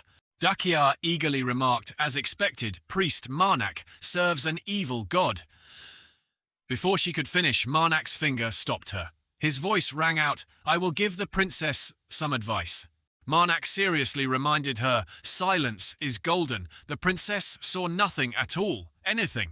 He tried to explain to her, sweating, because the princess is loyal and kind. He accepted my request to save the princess's life. It's all right. Dakia helplessly flopped down onto the heavy snow, grumbling, whether it's the one you worship or whoever, it doesn't matter. That's exactly what I was going to say. She added, Priest Marnak is a good person. Of course there are times when he's very ruthless. Besides, I don't believe in any particular god. Hearing her say this made him freeze for 5 seconds. Blending into the soft snow, she didn't hesitate to confide, like now when I can't keep it inside anymore. If I tell everything, will Priest Marnak listen? She told Marnak about her past. I was born a magic user too. I'm fed up with the baseless contempt and hateful gazes. I can somewhat understand what Priest Marnak says. Therefore, even if Priest Marnak worships an evil god, I will still treat you normally. Afraid he wouldn't understand her, Dakia quickly added a reminder beforehand. Of course, I will keep it a secret. Marnak pondered for a long time. Suddenly in the distance, a dark figure appeared. Dakia saw it and smiled foolishly. At that moment, a small hand lightly punched his back, the mouth chattering, "Kill ah!" She angrily vented all her fury on Dakia, causing her pain and making her sob, "Kill, kill, thump, kill, thump, smack." Seeing the milk-smelling figure hitting her, Dakia wondered, where did this child come from? Priest Marnak, stop her. Marnak quickly grabbed her hand. "Mother first. Please calm down. I think she seems truly sincere." Beaten black and blue by her, Dakia lay dizzy and dazed, crawling on the snow. She coldly uttered one word, "Kill." Marnak explained, "I know you're worried, Mother, but just like you trusted me, I also want to try trusting someone, once." Afraid she wouldn't agree, he quickly suggested, "And since Dakia is a magic user, I'll make her swear an oath, kill." Dakia looked over at him with a bewildered gaze. Seeing her look, she quickly pointed 2 fingers at her own eyes, then coldly pointed them towards her as a warning. Finished, she spun around and left. Dakia didn't understand. What does that mean? Marnak, scared into a sweat, hesitated and said, "This is serious, so please be careful." Then he helped her sit up. "So, now you must swear in the ancient language." Dakia agreed. "Okay." She began to recite the oath in the ancient language. Seeing the aura radiating as she recited the oath made him unable to control his smile. Marnak praised, "Very good. You've sworn the oath. Now if you have any more questions, I'll answer them." Seeing him trust her, Dakia looked up curiously. "Aren't you afraid I lied?" Marnak chuckled. "Although I'm not a magic user, I understand the ancient language." Surprised he understood the ancient language, Dakia sighed in relief. "You're amazing, not being a magic user, but still understanding the ancient language." He confidently reminded her, "If you have any questions, just ask me." Encouraged, Dakia hesitated, her lips trembling. "Ah, well then there is one thing I'm curious about." Dakia called softly, "Priest Marnak." The call made his body turn pale. She mustered all her courage, asking with an affectionate gaze, "What kind of woman do you like?" She stood between them, angrily pushing them apart and roaring, "Kill!" Marnak awkwardly scratched his head, smiled and said, "We should get going now." Hearing that, she laughed and suggested, "We're going to find the holy relics that the evil god worshippers are targeting. Right, I'll help too." At this time in that same place, dead bodies lay tragically on the snow. The blue-haired woman fiddled with the box. "Nothing special here." Checking inside the box, a dazzling necklace appeared. The blue-haired woman's voice rang out, "This is it, right? The ancient artifact the organization mentioned." That woman stood outside thinking, "That priest guy is probably frozen solid by now. I prepared a huge avalanche." That woman turned a strange smile on his face and said, "Let's go back there and see." Suddenly Pem glanced sharply behind him. Far behind them, a tall figure appeared. The blue-haired woman exclaimed, "What?" The guildmaster appeared resentfully, accompanied by threats. "Worshippers of the evil god, my merchant company, how dare you?" His anger growing, the dog-blooded guildmaster roared, "Touching my things, huh?" Having listened to the guildmaster's curses for a long time, the reckless blue-haired woman charged forward, attacking with her hands. What? A block of frozen snow fell right in front of the guildmaster. Looking at his back behind the ice block, 3 large light sources flickered. Cracks gradually appeared on the ice block, increasing in number. Then the guildmaster stomped straight down, shattering the ice block. The metal kin race. Their entire bodies are made of metal. They love minerals and can replace body parts with minerals. Because they greatly desire precious metals, most of them choose to become merchants to find more precious metals. Precious metals and time are the 2 things they need, meaning their race grows stronger over time and with the amount of money they possess. They, as long as the core is safe, will not stop. As expected, the guildmaster, as if hitting a G-spot, charged forward, attacking like a storm. A robot hand gradually completed. His voice threatened, "Mere worshippers of an evil spirit dare attack my merchant company." Watching the guildmaster transform, the blue-haired woman cursed, "Tsk." Not stopping, the blue-haired woman commanded, "Freeze." Looking at the ice block she used against him, the horse-bodied, weapon-wielding guildmaster mocked, "Just with this little trick." Alone, he charged straight through, shattering the ice block, accompanied by curses. "Don't think you can stop me." Seeing her attacks backfire made the blue-haired woman break into a cold sweat. "If this continues, I'll die." Luthum, standing far off, patriarchally demanded, "Try to endure a little longer, at all costs." The blue-haired woman heard this and couldn't help cursing back. "Easy for you to say." She helplessly looked at the guildmaster, furious. "That madman, he's really crazy. He turns too fast." Observing him, the female merchant remarked, "A body made of ice, steel coated in silver alloy, quite hard to attack with magic." Seeing them rate him highly, the guildmaster, mocked by his fans, retorted, "You people can't do anything to me." Hearing him look down on them, Pem glanced towards the guildmaster. He scrambled on all fours, rushing to attack the three of them. A giant foot appeared as if boosted with extra power. Under Pem's feet, a magic circle activated. An abundant source of power seemed unlocked. Then thousands of murky spiritual energies swirled together. Like ropes, they clung tightly, constricting the steel body of the guildmaster. He let out a helpless roar, "Ugh!" Then the guildmaster's body seemed imprisoned, unable to move. The power of the magic circle grew, restraining the guildmaster like a chicken caught by the neck. Seeing the result before her, the blue-haired woman quickly summoned magic, not forgetting to praise, "Good job, Pelm. After this battle ends, I'll give you a kiss." She clasped her hands, smiled strangely, and commanded, "Freeze." Immediately, large ice blocks appeared, stabbing around the guildmaster like a miniature birdcage. The situation serene, the blue-haired woman used her ultimate move, Ice Prison, like a whirlwind in the center, surrounding the guildmaster. Inside, he strained against it, his mouth still steaming as he mocked, "Is that the only trick you have?" The guildmaster shattered the ice block, slashing fiercely forward. He roared, "I will destroy you all." His attacks made the blue-haired woman break into a cold sweat, only able to gasp, "Cook." Luthum saw the dangerous situation and quickly warned Karana Duck. A giant creature summoned by Luthum emerged from the ground in front of the guildmaster. He was attacked unexpectedly, impossible. Then the creature's large nose sprayed acid rain towards the guildmaster. He looked bewildered, even reaching out his steel hand to grasp. A large amount of acid washed over his body. The corrosive power of the acid spread, causing the guildmaster to scream fiercely, "Ah!" Immediately after, a white screen obscured his vision. Luthum smirked, mocking him. "You underestimated us too much. Did you think we didn't prepare anything?"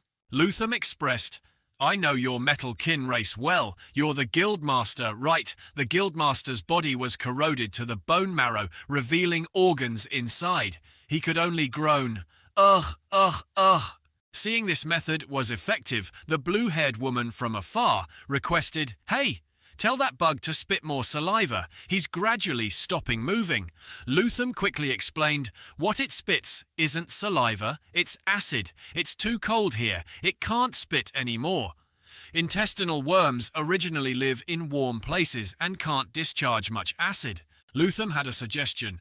"If you want to kill that metal kin guy, it's better to take the core." Immediately after, another giant green hand appeared. A growling sound echoed, attracting everyone's attention. Watching the golem charge towards them, as if wound up, the blue-haired woman was bewildered to numbness. What now? The golem seemed out of control, charging forward, making the blue-haired woman tense and cry for help. "Luthum, do something!" Luthum, so tense, he broke into a cold sweat, frowned, and said, "To catch that guy, just the worm isn't enough." The blue-haired woman said helplessly, "Call everyone Polly. Where did that mad woman go again?" Summoning the two, the blue-haired woman said sternly, "First, I'll block him. Pelm, provide cover." Then she used the old trick again, "Freeze." Thousands of large ice layers shot straight up, aiming to hold the golem back. Looking at the large ice blocks before it, it angrily gnashed its teeth. It quickly stomped its foot, gathering momentum to jump high. The blue-haired woman saw this and exclaimed, "Oh!" jumping up to dodge the attack. Her eyes widened, her mouth screaming non-stop, "The shadow freeze! It quickly! At this rate, we'll die!" Having heard her constant chatter for a long time, Pem appeared calm, saying with a weary look, "I know." A moment later, the three of them were surrounded by a pitch-black layer of gas. The golem clenched its fist like a hammer, posing. Instantly, the intestinal worm disintegrated immediately. The nearby ice blocks met the same fate, shattering. A while later, Marnak carried Dakia into the forest. Both were in a very bad mood. He smiled to ease the atmosphere, asking caringly, "Try and see if you can move yet." Gently leaning her body against the large, ancient tree, Marnak said softly, "Try standing up, one more time." Taking wobbly steps to stand up, Dakia looked better and said, "I'm okay now." Suddenly she had a slight concern, quickly turning back to verify, "But you don't need my help. Do I look a bit pitiful now?" Marnak hesitated. "I wanted to, but..." Afraid she'd feel hurt, he quickly said, "Look over there." Following his pointed finger, Dakia exclaimed in surprise, "Ah!" In the distance, the guildmaster seemed revived, riding his lower body forward aggressively. He threatened everyone, "Damn evil spirit worshippers." Despite his body being corroded by acid, his core still functioned normally. His sharp tongue threatened, "I will destroy you all." The guildmaster bluntly finished off each winged monster attacking him. Marnak stood far off sighing. Even though Aurelius is doing well in his own way, he's at too much of a disadvantage facing them. Looking up at the sky, thousands of bat-headed monsters attacked in swarms. He said helplessly, "There are so many more of them. Even if he tries hard, he'll still..." Suddenly, Marnak's attention was diverted to the side. What caught his eye was the image of the golem attacking the ice blocks ahead. Marnak wondered, why this direction? At that moment, the golem's hand tightly gripped a small black figure and raised it high. Before he understood what was happening, he saw the golem throw it straight into the distance, thousands of miles away. It plunged straight into the thick snow layer, whitening the entire sky. A strange cry echoed. "Ah!" Marnak curiously walked over to the giant creature thrown by the golem. He stared blankly. "That's..." Glancing at its shape, Marnak recognized it, a snow bat, also dead. From his pocket, her hand appeared. The sound echoed kill.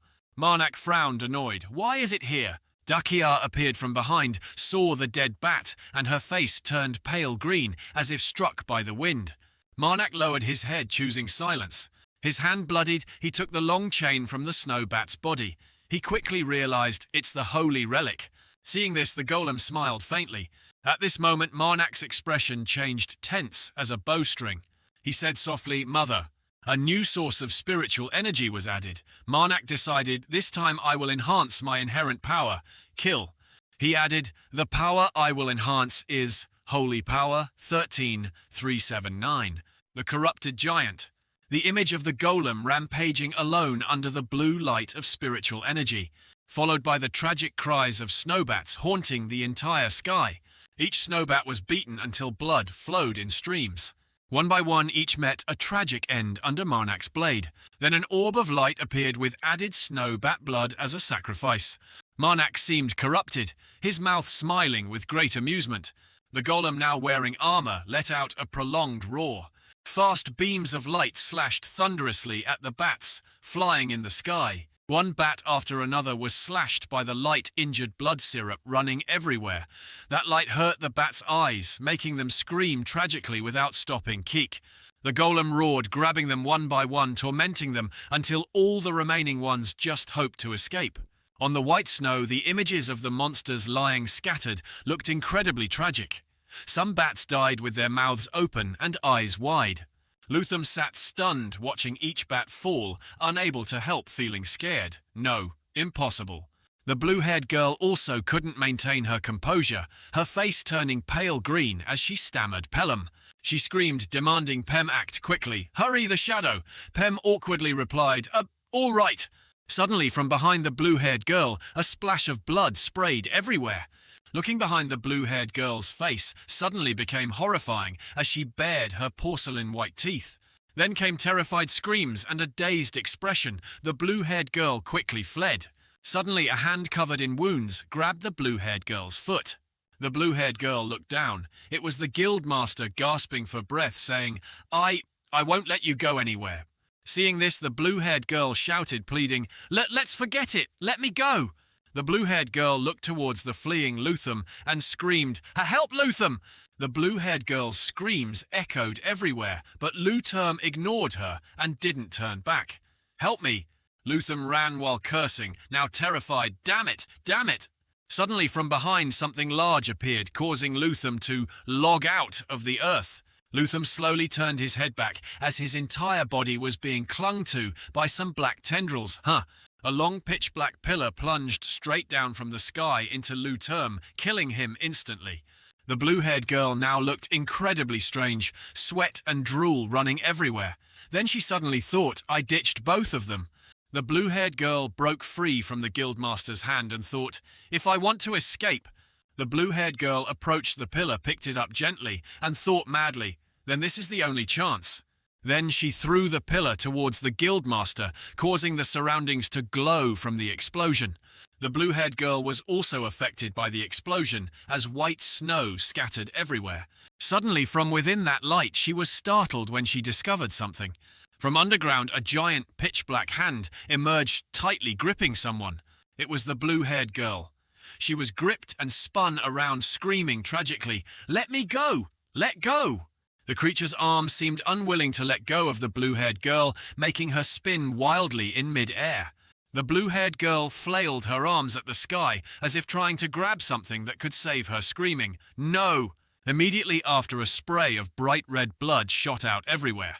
With one hand, the golem finished off the blue-haired girl, leaving her as just a pool of blood on the white snow. The guildmaster lying nearby suddenly went silent at the sight. The golem stood towering before the guildmaster. The golem's face was pitch black, its senses unclear. The guildmaster suddenly, the holes on his body were glowing strangely. Those quick lights were slowly fading, then fading smaller. Darkness enveloped. It seemed the guildmaster had completely lost signal. The golem suddenly emitted a green light, its two large hands hugging its body. Marnak appeared like a god with streams of light flying randomly around him. Above was the golem with clasped hands. Below was the source of Marnak's power. Suddenly Marnak smiled contentedly. "Her holy power, 6379. Then he turned to the golem. "Now you can harvest the items for me." Marnak's mother stood nearby, scratching her face, thinking, "Kill." Marnak said, "Mother, didn't you know the golem can now collect items for me instead?" Marnak suddenly smiled. Then Marnak bent down, hugged his mother's shoulder and said, "But mother, I see you're speaking more fluently now." Suddenly Marnak smiled contentedly and teased, "Is it that the more the seal is released, the smarter you become, mother?" Marnak's mother thought angrily, "Kill." Marnak still cheerfully teased, "Are you asking if I thought you were dumb?" Before mother, "Not at all." Then followed a touching mother-son scene, as Marnak said, "I respect you so much, mother hoo-hoo. Do you know how much I cherish you?" Marnak's mother replied, "Kill." Suddenly, a voice from someone rang out, "Instead of a goddess, don't tell me that little girl is his illegitimate child." Marnak's mother saw this and got angry. "Kill." Dakia saw the mother's crude action and excitedly asked, "What does that gesture mean?" Marnak quickly explained, "Mother is just angry." Dakia replied, "I see." Dakia suddenly stood, hugging her face shyly. "Can I ask you for a favor?" Marnak wondered, "What is it?" Dakia, with a cute face, gently requested, "I want to hug the little girl too, may I? She's too cute." Hearing this, Marnak's mother rushed over and hugged Marnak tightly. "Kill." Mother immediately hid behind Marnak, radiating killing intent as he mediated, "That's enough. Next time try asking mother while holding delicious food." Dakia seemed not to give up, even enthusiastically declaring, "Oh, okay. There will definitely be a day I get to pinch the little girl's cheek." Marnak's mother, angry. "Kill." Marnak turned back, speaking gently to his mother. "That's right, mother. Can you say a new word?" Mother replied, "Kill." Marnak's mother thought, while still kill. Suddenly mother's eyes widened as if discovering something. Mother's excited gaze looked at him. "Kill." Marnak realized and asked, "I know, what is it?" Mother pointed a finger at herself. Then Marnak's mother shouted exactly one word, "Eee!" looking at her speechless, while Marnak's mother looked extremely proud of her achievement. In some building, shouts echoed, "Hey, you think you're so great?" Vartis Draco was interrogating Haydn with deafening shouts.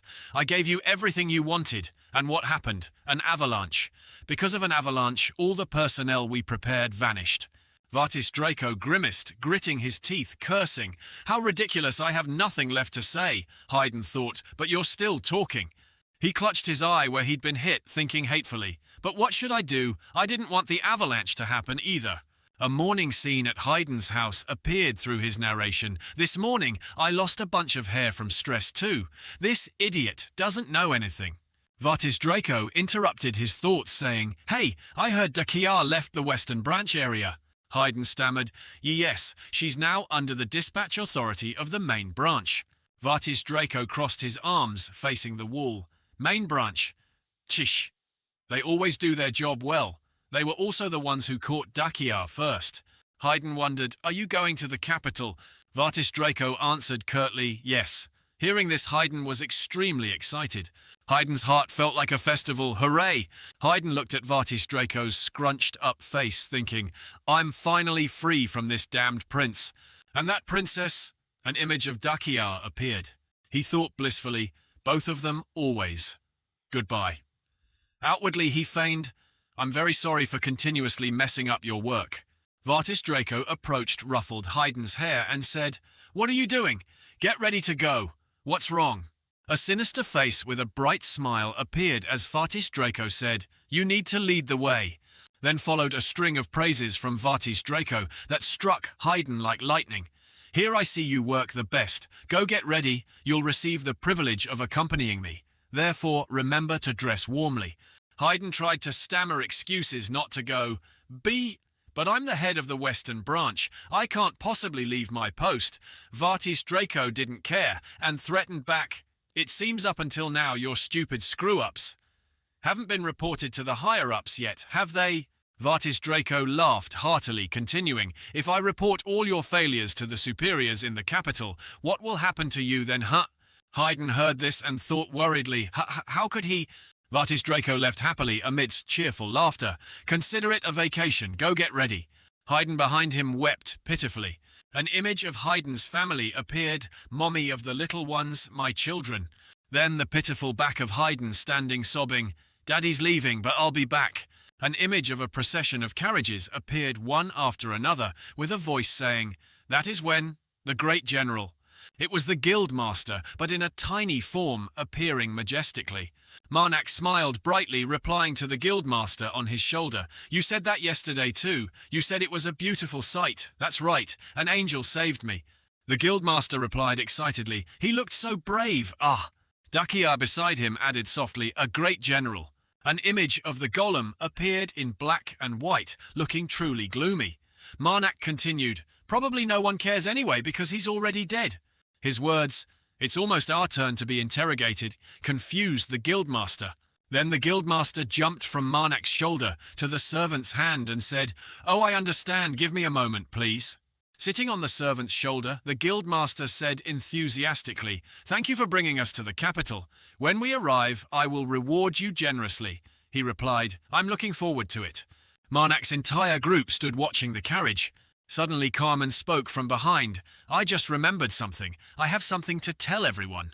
Dakia replied, "What is it?" Carmen continued, "When we enter, it might be a bit chaotic, but it's nothing major, so don't be surprised or anything." Marnak asked back confusedly, "What do you mean?" Suddenly a soldier shouted, "It's Carmen Valtus!" Then a squad of soldiers rushed forward shouting, "Arrest him immediately, ha!" Carmen was tied up and dragged away, but still said cheerfully, "I can handle this myself. I'll be back soon." Marnak's group stood stunned, speechless at Carmen's echoing words. "Don't worry." The scene suddenly showed a giant yellow-winged beast flying in the sky. Its huge feet stomped down, causing the ground to break apart. Suddenly the beast roared with a golden light radiating around it.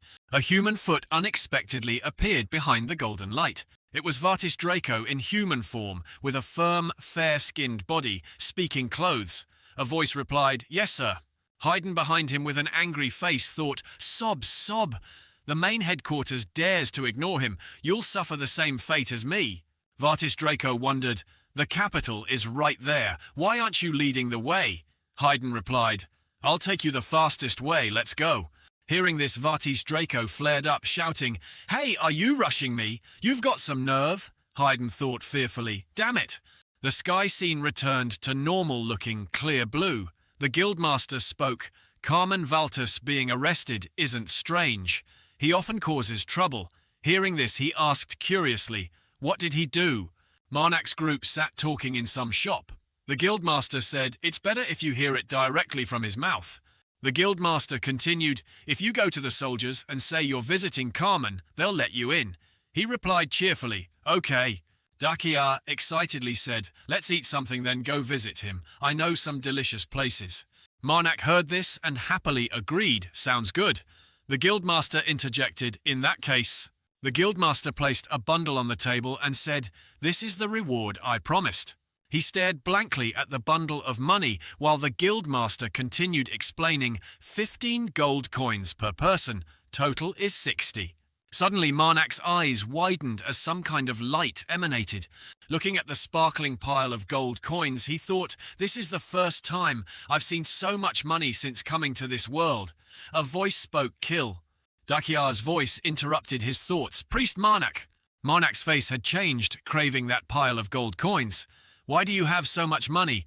Dakia interjected, answering, "Could it be?" Dakia laughed, curious. "Is this the first time you've seen so many gold coins?" Dakia's face became amused at Marnak's reaction. "You're quite cute, aren't you?" The surrounding space suddenly fell eerily silent.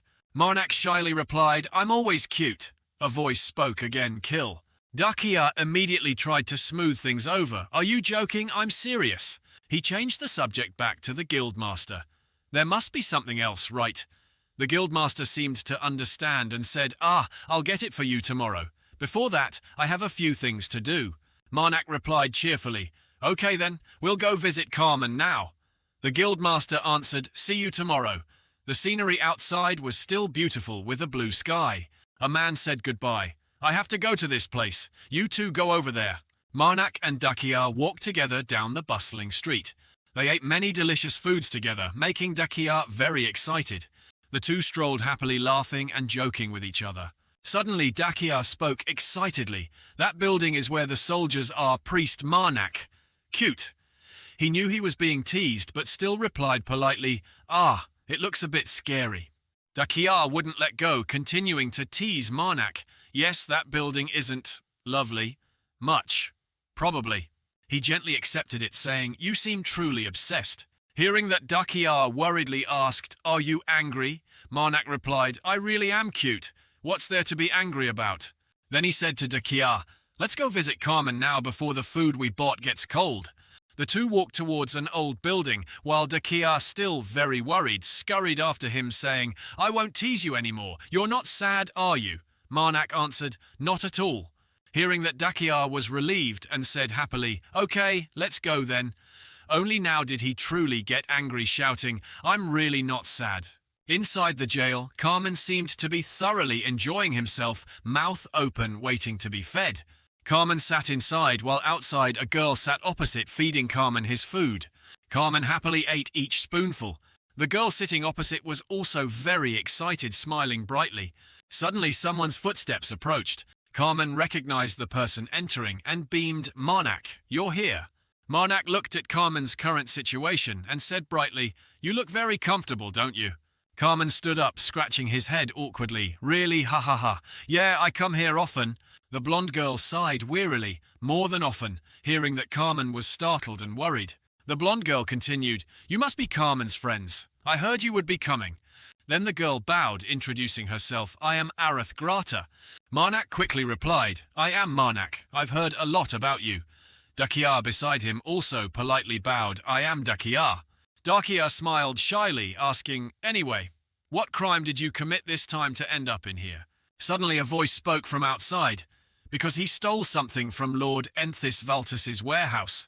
The strange person's footsteps advanced inside, along with the accusation, "His lordship personally issued the warrant for your arrest."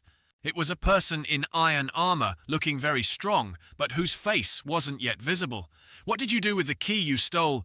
Distinctive blue eyes appeared with a stern look, calling the name Carmen. Carmen seemed to know this person, saying, "Brother," but was quickly interrupted. "Don't change the subject. Answer me." Marnak stood outside watching the scene and thought, Carmen's brother must be an image of a person with black hair and golden eyes alongside a young man with white hair appeared as he thought, son of the Black Wolf and vice captain of the Queen's Guard, the Ice Knight. Marnak slowly closed his eyes, remembering White Wolf. The image of that person appeared clearly, Setien Valtus. Carmen looked at Setien worriedly as he heard his brother ask, "Carmen, what did you do?" Setien looked at Carmen and asked seriously, with the key stolen from father. Setien, face stern with anger, confronted Carmen. What did you do with the key stolen from father? Carmen replied calmly, I used it. Hearing this, Setien was shocked, asking urgently, You used it? Are you injured? Carmen turned his face away and replied softly, No. Setien raised his hand to his mouth, pondering something thoughtfully. Then Setien continued with insulting words, cursing Carmen relentlessly. You know father hates thieves. Not only did you steal, but you can't even return it because you used it. An image of their father appeared through Setien's reminder. Do you remember what father often said? Achievements learned unfairly are as good as nothing. Then Setien pointed straight at Carmen and said, No matter the reason, stealing is unacceptable. Carmen, having listened to the scolding, wasn't angry. Instead, he closed his eyes thoughtfully, as if understanding. Then Carmen slowly spoke, expressing his own viewpoint. The law must be just for those who follow it to be just. He used to say that too. Carmen continued, Of course I agree with that statement. Setien, hearing this, was very puzzled by Carmen's vague words. Carmen slowly emphasized, however. Carmen's hand gripped the iron bar tightly as he cried out, Why did he abandon my mother? Old images flooded back. It was the day Carmen was born in his mother's arms. Right when I was born. Why did my mother... Suddenly, Carmen, tears streaming, screamed tragically, Have to secretly leave the family. Carmen lowered his head, resentful on behalf of his mother, his words filled with immense pain. Even a poor man living in a starving alley takes responsibility, for his woman is our father. Worse than that, man. The past reappeared through Carmen's memory when Carmen went to see his father. No matter how many times I asked father about my mother, he just remained silent. He evaded like a coward. The image of the sparkling gold key with strange carvings appeared. That's why I stole the key. Then the image of Marnak's group and a woman in charge holding the key. To find mother. Myself. Hearing Carmen's justifications displeased Setien, who interrupted, Enough. Did you really steal it to find mother? Carmen gripped the key tightly and said firmly, Yes. Setien suddenly fell silent, saying nothing. Suddenly Setien reached his hand towards Carmen and said, I will talk to father. Seeing this, Carmen brightened with hope, his voice full of gratitude. Brother? Marnak stood outside watching the scene and thought, Carmen has a good brother. Dakia seemed telepathically linked to him as her thoughts answered Marnak's. They must be very close. Suddenly, Setien turned around looking towards him. Marnak and Dakia simultaneously averted their gazes elsewhere, avoiding eye contact with Setien. Setien proactively approached and said, I apologize that you had to witness that scene the first time we met. Dakia looked at the strong Setien standing before her, suddenly blushing, as she heard him say, You must have had a hard time with my younger brother. Setien recognized the girl before him and confirmed, Are you Princess Dakia? Dakia, hearing her name, quickly pretended they were old acquaintances. Lord Setien Valtus, long time no see. Noticing the princess's strangeness, Setien took the opportunity to ask further, Why are you here instead of Vartis Draco? Dakia answered evasively, I'm just traveling a bit. Hearing this, Setien sighed and advised, Princess going out like this isn't good. Your father must be very worried. Dakia, hearing about her father, quickly confirmed, Father worries about me. That won't happen. Don't worry. Grata, standing aside, took the chance to interject worriedly, But how long does Carmen have to stay in here? Setien replied coldly, despite Carmen looking sad hearing the answer. According to father's orders, at least 1 month. Suddenly Setien opened his eyes seriously, but today I will speak with him. Dakia stood still, then turned to ask him, But what should we do in the capital? Marnak quickly answered, Shouldn't we return as quickly as possible? Dakia disagreed and tried to persuade, Priest Marnak, please reconsider, I've never rushed you. Setien heard his name seemed to have an idea, approached Marnak and confirmed, Marnak, Are you Priest Marnak, the sworn enemy of the evil spirit? Hearing this, he chuckled in agreement. That's right, so... But realizing something, Setien turned back to look at Carmen and asked, Carmen belongs to the saviors of Eradico Society. How... He confirmed amidst Carmen's excitement. Right. Hearing this, Setien smiled contentedly and continued, In that case, it will be easier for me to talk to father. Turning back to Marnak, Setien extended his hand and introduced himself. "Let me introduce myself. It's a pleasure to meet you, Priest Marnak." The two shook hands cheerfully as Setien made a very generous offer. "If you have the chance, please visit the Valtus estate with Carmen." After that, Setien bowed to Marnak and spoke with the proper tone of a nobleman. "I shall take my leave." Setien's voice echoed through the jail tunnel. "I could only visit Carmen for a little while." Setien left while his eyes still followed him unblinkingly. Waiting until Setien was out of sight, Marnak commented, "He's really different from you." Hearing this, Carmen understood and praised his brother even more. "He's a good person unlike me. He's my role model." Hearing this, Dakia smiled brightly and teased mockingly, "Really a role model who behaves like that?" Carmen understood, blushing furiously, scratching his head, defending himself. That... You have to express your opinion sometimes, right?" To divert the conversation, Carmen noticed a bundle and quickly asked, "Did you bring that for me?" Dakia replied cheerfully, "This we bought it because we thought you were very hungry."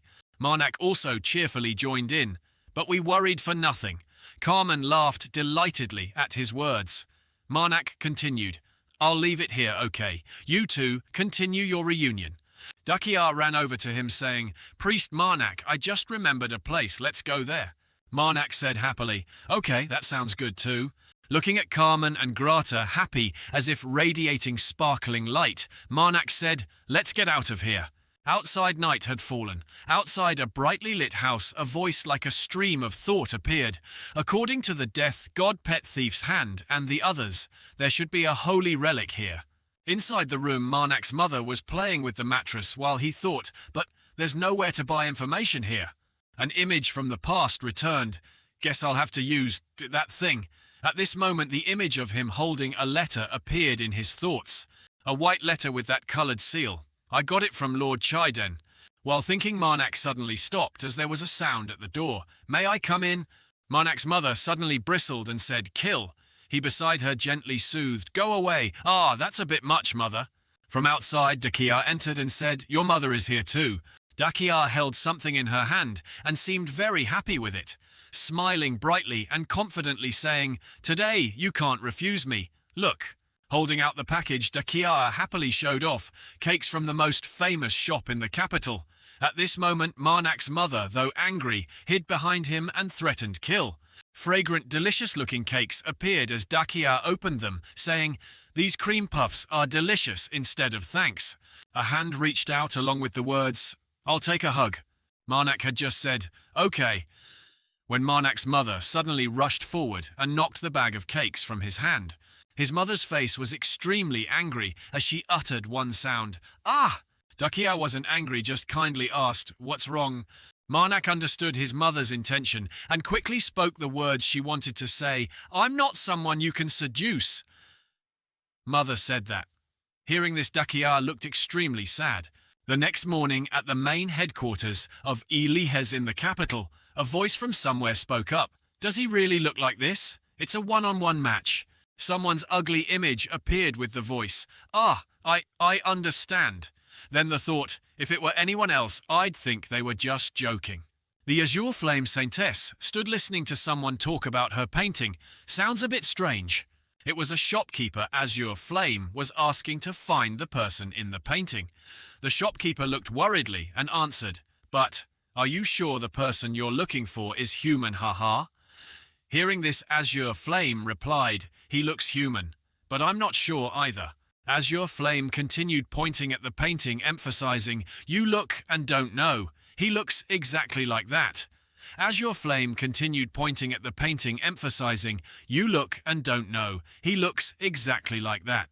Though very scared, the shopkeeper still had to pretend to be cheerful, thinking, "Calm down, this is the Azure Flame Saintess."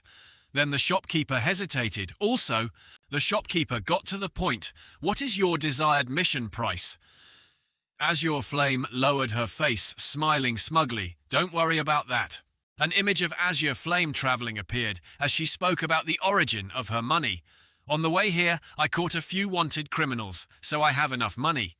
The shopkeeper looked at Azure Flame, laughed awkwardly, thinking, she came to the main headquarters, so she'll probably pay more than the low price, right?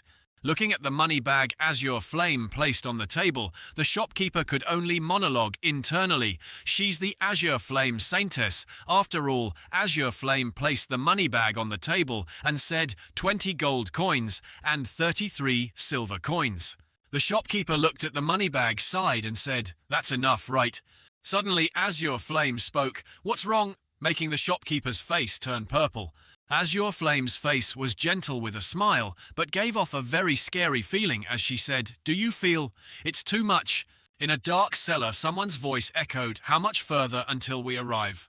It was Vartis Draco, with Haydn being led somewhere by a man. Vartis grumbled, "Why does it feel like we've just been going in circles?" The man replied, "Just a short distance further and we'll arrive." Haydn behind seemed to understand Vartis Draco well, immediately thinking, "He's going to boil with anger soon for sure." Then, as if imagining the suffering he was about to endure, Haydn held his head in misery, thinking, "Then he'll vent his anger on me too, just watch."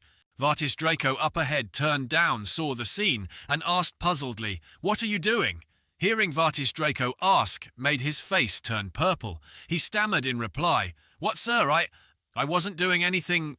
The man leading the way saw this side and smirked strangely. Haydn behind was boiling with anger, blood rushing to his head, making his face flush red, cursing internally. "That bastard!" Suddenly Haydn saw in the distance a blue-haired girl, radiating light approaching. It was Azure Flame. She walked past Haydn, making him freeze, staring after her without blinking. Even though Azure Flame had passed, Haydn still watched her like a pervert with a very amused smile. Then Haydn started praising profusely. "That girl just now was really beautiful, wasn't she, sir?" Vartis Draco replied indifferently, "I don't give a damn." Then Vartis Draco started bragging about himself with a smug smile. "Around me there have always been many women begging me to like them. One more is redundant." Hearing this, Haydn was furious, his eyes burning with fire, filled with resentful thoughts about Vartis Draco's actions. "Then why are you so obsessed with that princess? You have so many women around, if not this one, then another." Asking that question will definitely make him furious, so I'll just ask and answer myself. Footsteps advanced step by step inside. The guide led Vartis Draco and Haydn to the required place, bowed respectfully, and announced, "Welcome to Ile, your highness the prince." Then the guide turned to Haydn. "You may return now, branch chief." Hearing this, Haydn once again felt blood rush to his head, making him glare, thinking, "I know my branch isn't as good as others, but as a branch chief being ordered around by a mere grunt like him." Vartis Draco saw this and spoke up, "He will enter with me." The guiding soldier heard this, sighed wearily, and explained, "Even if it is your request, sir, we cannot accept it because branch members are not welcome here." Vartis Draco didn't like beating around the bush, stepped forward, slapped the soldier's face, and loudly demanded, "Go inside the main, you dare look at my face and sigh." Haydn in the back smiled smugly at Vartis Draco's curses. "Call someone higher than you out here quickly right now." Haydn's eyes widened brightly. He happily thought, "I knew he was just a scoundrel on the outside. I was right to find you." Haydn was so happy and satisfied that stars twinkled around his face. Looking at the guide soldier beaten flat, and then looking at this guy being beaten, "I feel sorry for those guys at headquarters." Vartis Draco immediately yelled loudly, "Hey, why are you still standing there?" Haydn, as if waking from a dream, trotted along. "Yes, I'm coming right now." But in his head, he still thought, "I want to seize this opportunity." Outside were resplendent castles, along with Haydn's train of thought, seeing the third prince discipline those scoundrels at headquarters. Wow. Turning back to Manak, he saw that his mother had just knocked over Dakia's bread bag. Manak's mother treated Dakia as an enemy and spoke, expressing anger. After Dakia understood what his mother said through his relay, she turned pale with suspicion. The little girl said, "I'm not someone you can lure away." Then Dakia sadly walked towards the door and said dejectedly, inside, "So you eat the bread, okay, priest Manak?" Dakia left, and he was inside busily picking up the dropped bread and said to his mother, "This time, mother, you were a bit too much." Manak wasn't angry but gently advised his mother, "Mother, you have many ways to refuse someone." Manak continued to explain, remembering Dakia's radiant smile when bringing the bread. Dakia bought these items just for mother. Manak's mother felt extremely guilty upon hearing him say, "I know better than anyone that the mother I deeply respect." Manak's mother's face was incredibly embarrassed. She just bowed her head when hearing Manak speak. Being someone willing to admit their own flaws and having a very noble heart, then his mother just replied, "Kill." Then he walked over and stroked his mother's head and said kindly, "Next time we meet, please apologize to her. Promise me, okay?" Manak's mother spoke as a sign of agreement, "Kill." Manak smiled sweetly and gently said, "So mother, would you like to try a piece? I'm sure it's very delicious." Then he handed a loaf of bread to his mother. Manak's mother reached out to take it and replied, "Kill." Then his mother brought the piece of bread to her mouth and bit it timidly. Suddenly, his mother's eyes widened in surprise when she bit the bread. Then Manak's mother suddenly grabbed the piece of bread and ran away like a cat, making Manak panic and call after her, "Mother?" Breaking off the bread with crumbs still on her mouth, his mother laughed heartily and said, "Kill, ah!"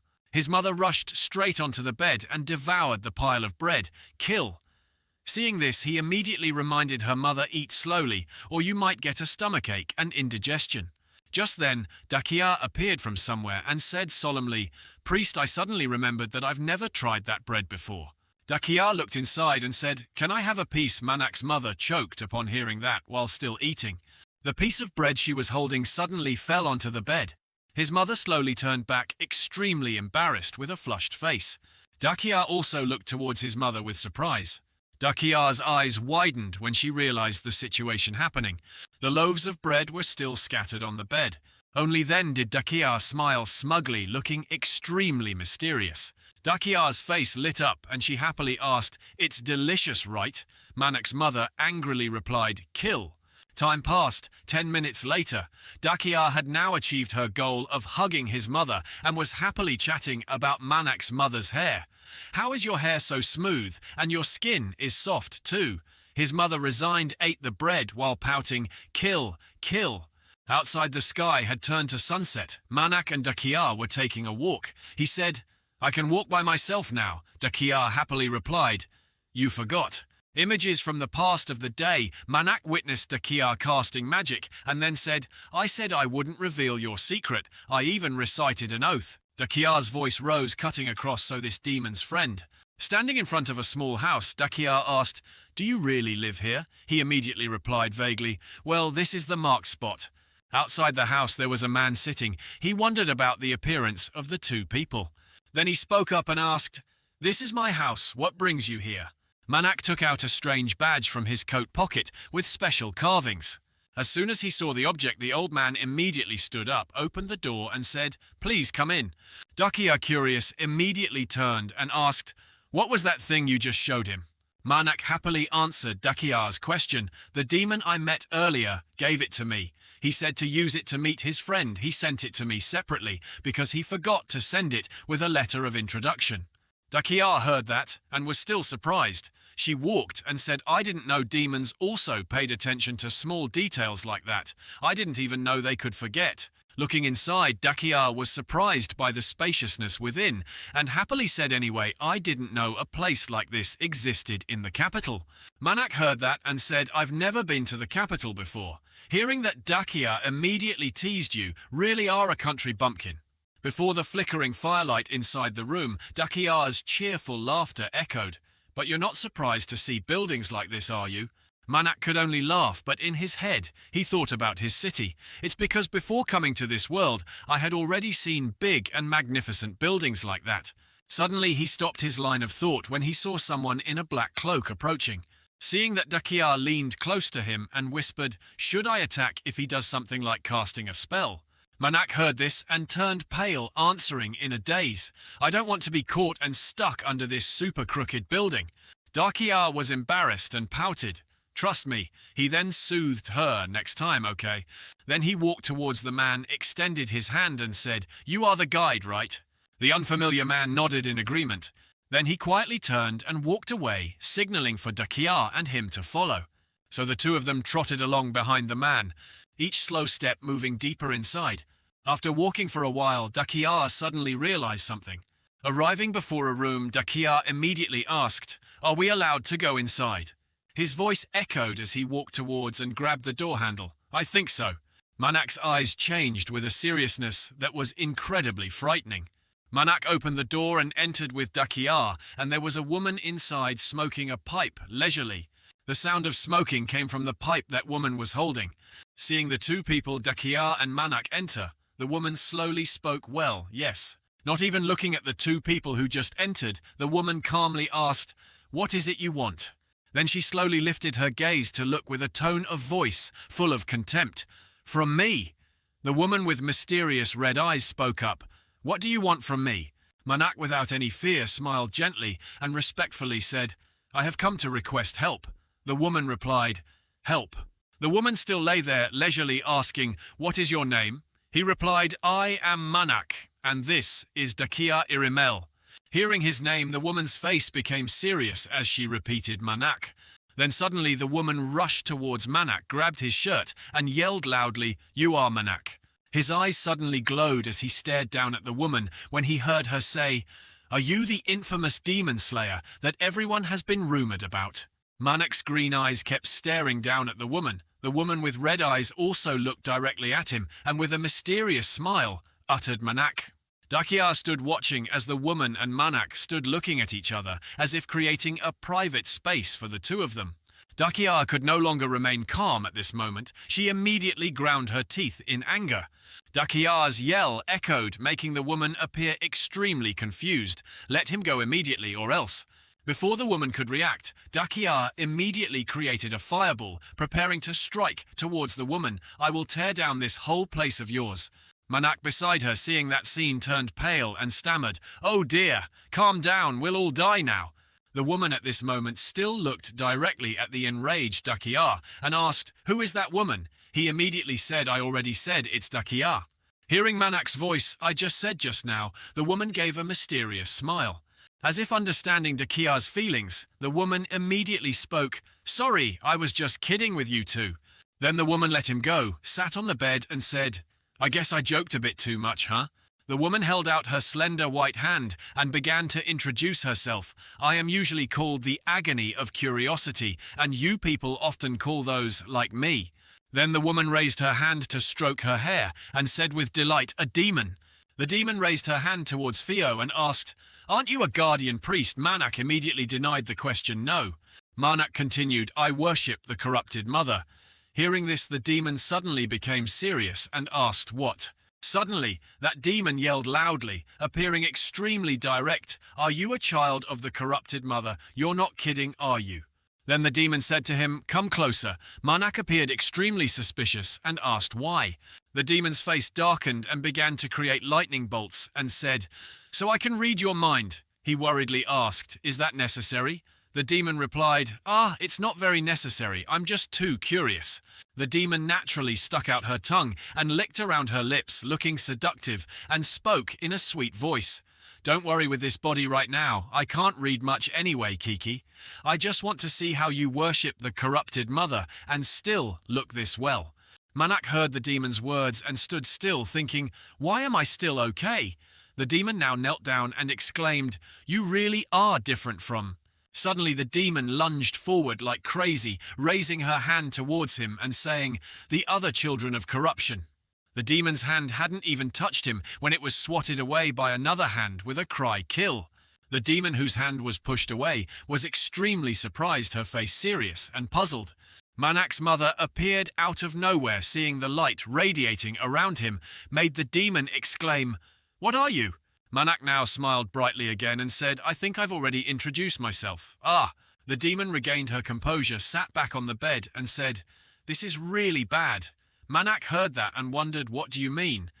The demon immediately replied, "I mean you are stirring up big trouble."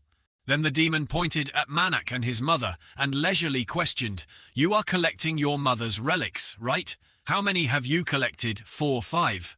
Hearing what the demon said, Manak couldn't help but be surprised. How did she know? Manak calmly asked back, "Can you explain in more detail?" The demon, as if teasing him, winked at him and said, "You can't, darling, ask your mother yourself." His mother looked up at Manak and seemed to understand kill. His mother immediately waved her hand, pretending not to know kill. Manak understood his mother's meaning and translated. She said she doesn't know. Seeing Manak's actions, the demon was extremely surprised and exclaimed, "Did you just talk to a god?" The demon's surprised face became more apparent as she asked, "And there are no consequences," Manak leisurely explained. "Usually I talk to my mother every day as a habit. Communication is very important to maintain a relationship." The demon sighed and replied, "So the child of corruption didn't go crazy." The demon still began to talk about her knowledge, but in every sentence there was a certain respect for his mother. "And you can even talk to your mother without any consequences, and your mother still doesn't know anything about those relics." Suddenly the demon turned back and asked Manak, since when Manak and his mother were ignorant and didn't understand what she meant. An image of someone being injected with green energy needles into someone's body appeared through the demon's words. "Since when have you been able to talk to the corrupted mother so casually, since your body was transformed?" Manak leisurely replied, "From the beginning." The demon sighed and said, "I see." The demon's face became serious again and continued to ask, "Putting all your eggs in one basket is not good." Hearing this, Manak's mother suddenly became scared and hid behind him while the demon continued to speak.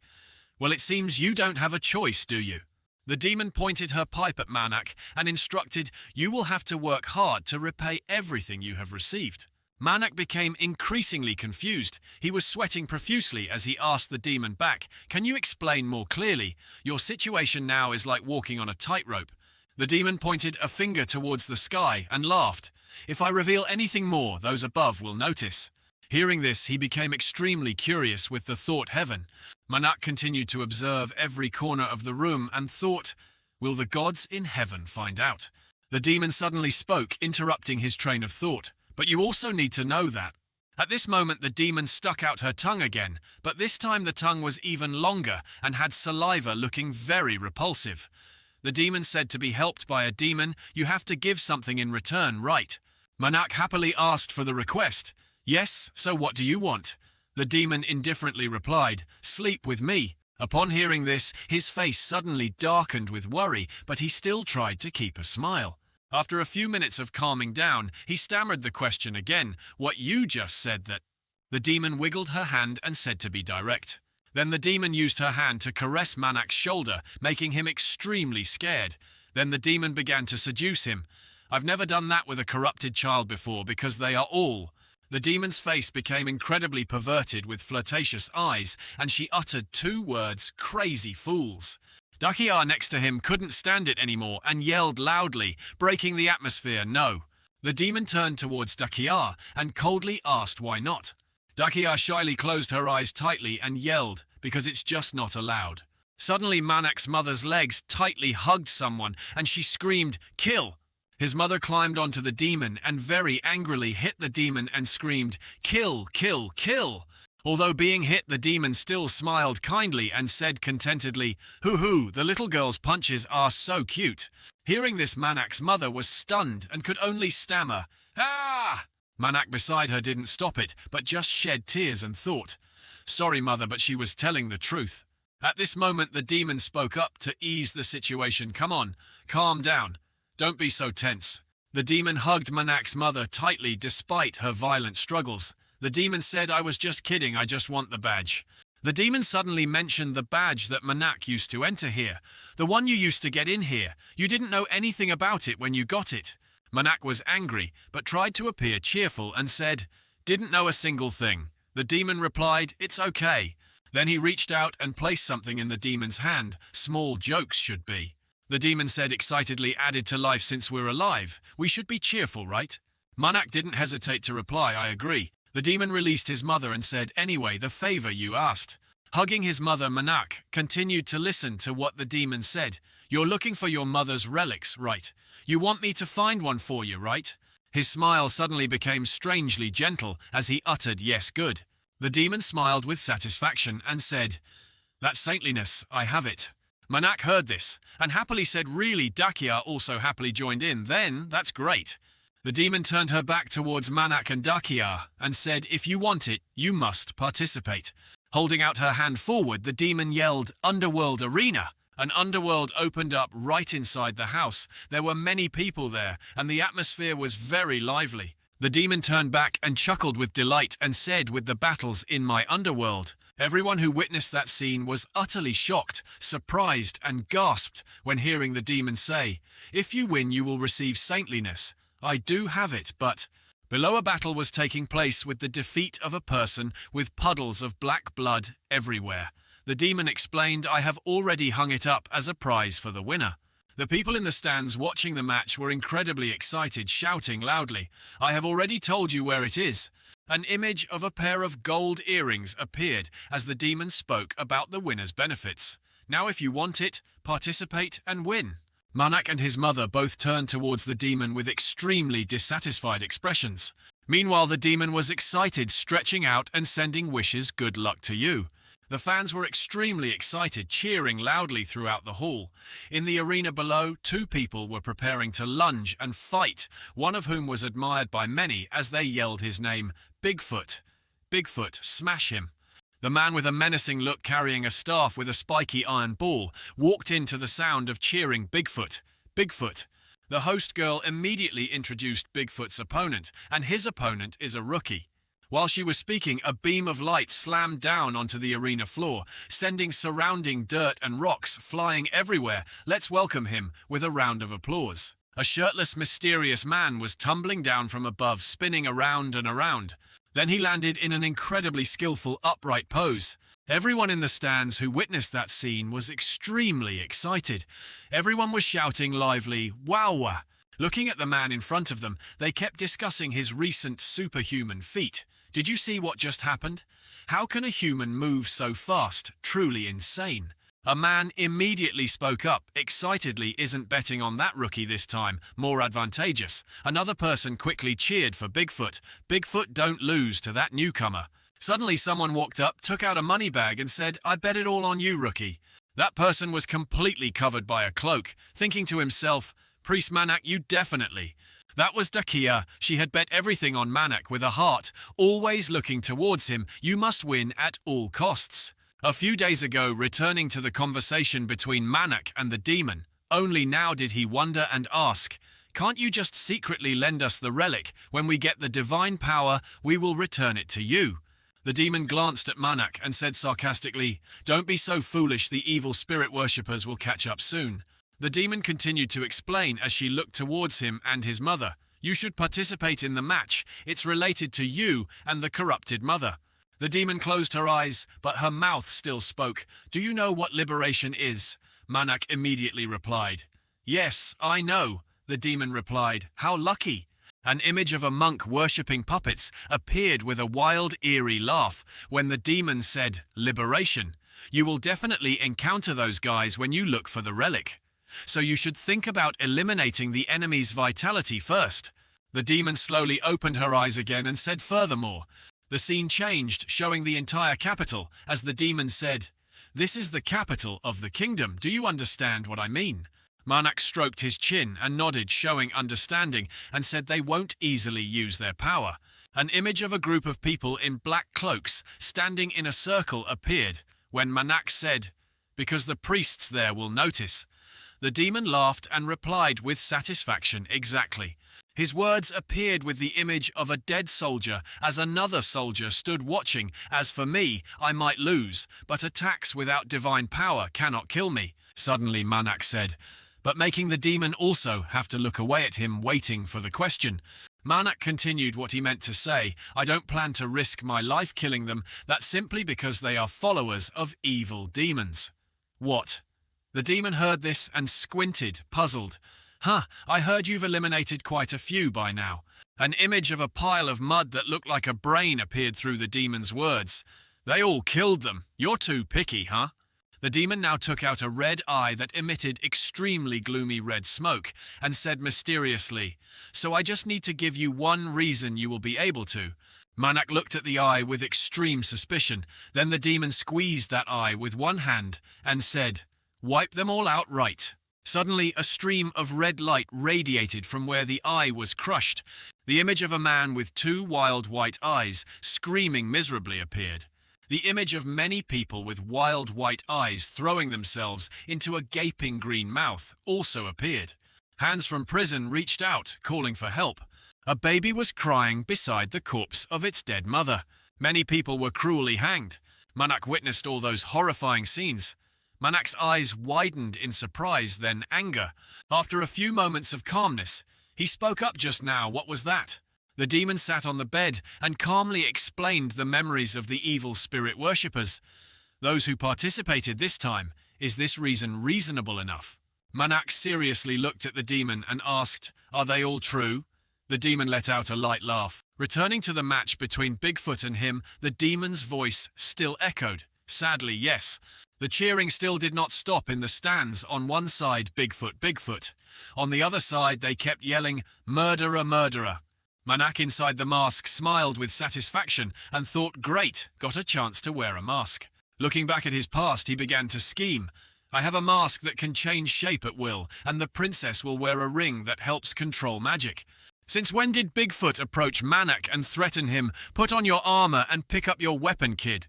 Manak didn't respond verbally, but as a man he raised his middle finger straight up in front of Bigfoot's face. Bigfoot saw that and was extremely angry. He squinted and cursed, "Arrogant little brat." Bigfoot's eyes seemed to shoot lightning, and the giant staff was about to come down. Then the action was, "You dare provoke me." A strike came down, causing the ground around him to sink completely, as smoke rose mixed with Bigfoot's scream, "I will skin you." The audience in the stands was extremely excited, shouting loudly. But Manak quickly dodged it without any injury, making everyone watching exclaim in surprise. He dodged it, brutally fast. Then he raised his hand forward, seeming to challenge Bigfoot. Seeing Manak's contemptuous demeanor, Bigfoot was extremely angry. He ground his teeth and yelled, "This bastard." Then a series of techniques were continuously unleashed, but he bent his body and quickly dodged them easily. Manak now seemed ready to counterattack after a few strands of his hair were broken off. Bigfoot was angry. He was sweating profusely after the series of attacks, but there was no sign of wanting to stop. Just then Manak raised his hand, preparing to do something. Suddenly he threw a blow that twisted Bigfoot's mouth, leaving him no time to resist. The slap made Bigfoot's nose bleed and his face red. He groaned in pain. Then Bigfoot continued to counterattack with the weapon in his hand. Bigfoot angrily roared like crazy with lightning that was no longer yellow but turned red. He raised his weapon high, preparing to unleash his rage on Manak. A huge earthquake occurred, a large explosion covering almost the entire arena. The audience's exclamations echoed everywhere. "Whoa!" Seeing that he still safely dodged the attack, the audience again praised him with delight. "He is too fast. I've never seen a match like that before." Bigfoot was still angry upon hearing everyone's discussion. No wonder he wasn't wearing armor. Someone calling after him made Bigfoot tense up. "Oi, Bigfoot, focus." Suddenly Bigfoot ground his teeth and muttered, "You guys think I want to." Then suddenly Bigfoot used all his strength to rush straight towards his opponent and yelled loudly, "Missed, huh?" Bigfoot was so angry that his teeth chattered because he didn't want to lose. Aiming straight at Manak, Bigfoot yelled loudly, "Go to hell!" A bright golden line descended and rushed straight towards Manak. Suddenly, a hand from somewhere grabbed Bigfoot's head, leaving him utterly stunned. Suddenly, Bigfoot's feet were dragged backward while he was still in shock. What the heck? Manak used so much force that his veins bulged as he tried to drag Bigfoot backward while he still couldn't believe his eyes. How is he so strong? Manak stomped his foot down hard on the ground. The girl controlling the match was utterly stunned when she witnessed that scene. Looking up at the sky, he was holding Bigfoot's head in the air along with everyone's surprised gasps. He knocked Bigfoot down in the air. Unbelievable. Bigfoot was now extremely scared, stammering, "Save me." Manak suddenly leaned his head close to Bigfoot's face, seeming about to say something. Manak said nothing but just held Bigfoot tightly. Another hand was also grasping Bigfoot's body. Flipping Bigfoot onto his back, Bigfoot was now extremely scared, but didn't know what to be scared of. Bigfoot's eyes now lacked confidence and were filled with fear. He groaned louder and louder. Before Bigfoot could calm down, an incredibly powerful throw to the ground created a huge burst of light. The audience in the stands was extremely satisfied with the recent fight. Looking down from above, there was only a plume of off-white smoke covering everything. Suddenly, a bandaged hand punched down hard onto the ground. That was Manak still standing firm, while Bigfoot had completely collapsed. Although Bigfoot was still alive, he could no longer move and just looked towards Manak, uttering difficult sounds. "Kuk." The girl controlling the match smiled, both surprised and scared. The match observers also couldn't believe their eyes, stammering a look. His hand was again trying to grip the wall tightly. At this moment, Manak was like a lizard, climbing step by step upwards. To everyone's surprise, murderer, he is climbing the wall barehanded. His feet kicked straight up at the ground. Then Manak threw himself flying up towards the stage. From above, he dived straight down to Bigfoot's location. A strike with horrifying force came straight down to Bigfoot's location. Bigfoot took the full force of the attack, causing strawberry syrup to spray everywhere. Bigfoot was officially defeated. The girl controlling the match immediately announced, and the winner is the murderer. While Manak was wondering about something, the sounds of people around cheering and interviewing him appeared. What a dramatic match! Please share your thoughts. Manak pressed on his throat and said, "I will." Then he snatched the microphone from the girl controlling the match and yelled loudly, "Kill them all!" Cheers from everywhere echoed continuously. The crowd echoing Manak's words grew larger and larger, repeatedly ordering, "Kill." Dakia and his mother also happily joined in, "Kill, kill, kill." Dakia happily rushed over and called out, "Priest Manak, come here quickly." Seeing Manak coming here, Dakia also enthusiastically continued, "Finally, they are also selling the kind of bread that is hot and soft." He walked and secretly thought of one word, "kill." Then Manak smiled and said, "So there's no need to rush that much." Dakia asked back in confusion, "What are you saying? Do you know how long the line was before?" Suddenly, Dakia yelled in panic, "Ah, look, that person! The bread just came out of the oven!" His eyes stared ahead as if he was thinking about something he was very pleased with. Then he asked himself, where could I have seen him? At this moment, Dakia quickly pulled Manak along and said, "Hurry up! We made a lot of money in the arena, so let's buy a lot." Hearing that, he smiled and replied, "You don't need to urge me." However, Manak still directed his gaze towards the other person, his eyes showing how focused he was on observing that person. Later, Manak thought to himself that it was probably just someone who looked like him, right? Manak and Dakia went inside a room. In front of them, Manak's mother was climbing playfully. Looking at her silhouette, someone immediately had the thought, "Kill." Her feet trembled slightly as she stood on the dividing wall. Manak's mother didn't hesitate at all and did a flip down, looking very superhuman. Her arm hit something. In a flash, Manak's mother's figure was nowhere to be seen. Later, they found her lying on a piece of white fabric. Then Manak's mother immediately spoke a single word, "I..." After speaking, she stood there laughing cheerfully. The scene just now was truly difficult to understand. Seeing that, Dakia's eyes widened in surprise, and she said exactly the same, "You did everything like that too." Manak was so embarrassed he covered his face, turning red, and said, "Mother, please don't imitate those movements." Intersecting the atmosphere at that moment, a mysterious voice from someone echoed, "Oh my, it seems you people here are also full of vitality." Manak shyly turned back and said, "Sorry for making noise." The voice just now was the demon's. She appeared and replied, "It's okay, I had fun too." Then the demon smiled and continued, "Speaking of that, the previous match was really worth watching, very memorable." The demon was still smiling happily and continued, "I thought you were just a rigid priest, but you're also crazy." Manak heard with an emotionless face and retorted, "Not at all." Hearing that, the demon's face turned cold and she said, "But when I say it's memorable, I mean it." Then the demon continued, "I also heard from Bigfoot, I don't know how you did it." The demon went on to say and analyze, "But from the middle of the match, you started cheating, didn't you? If you don't want to die, no matter what I do, you should act as if you're in real pain."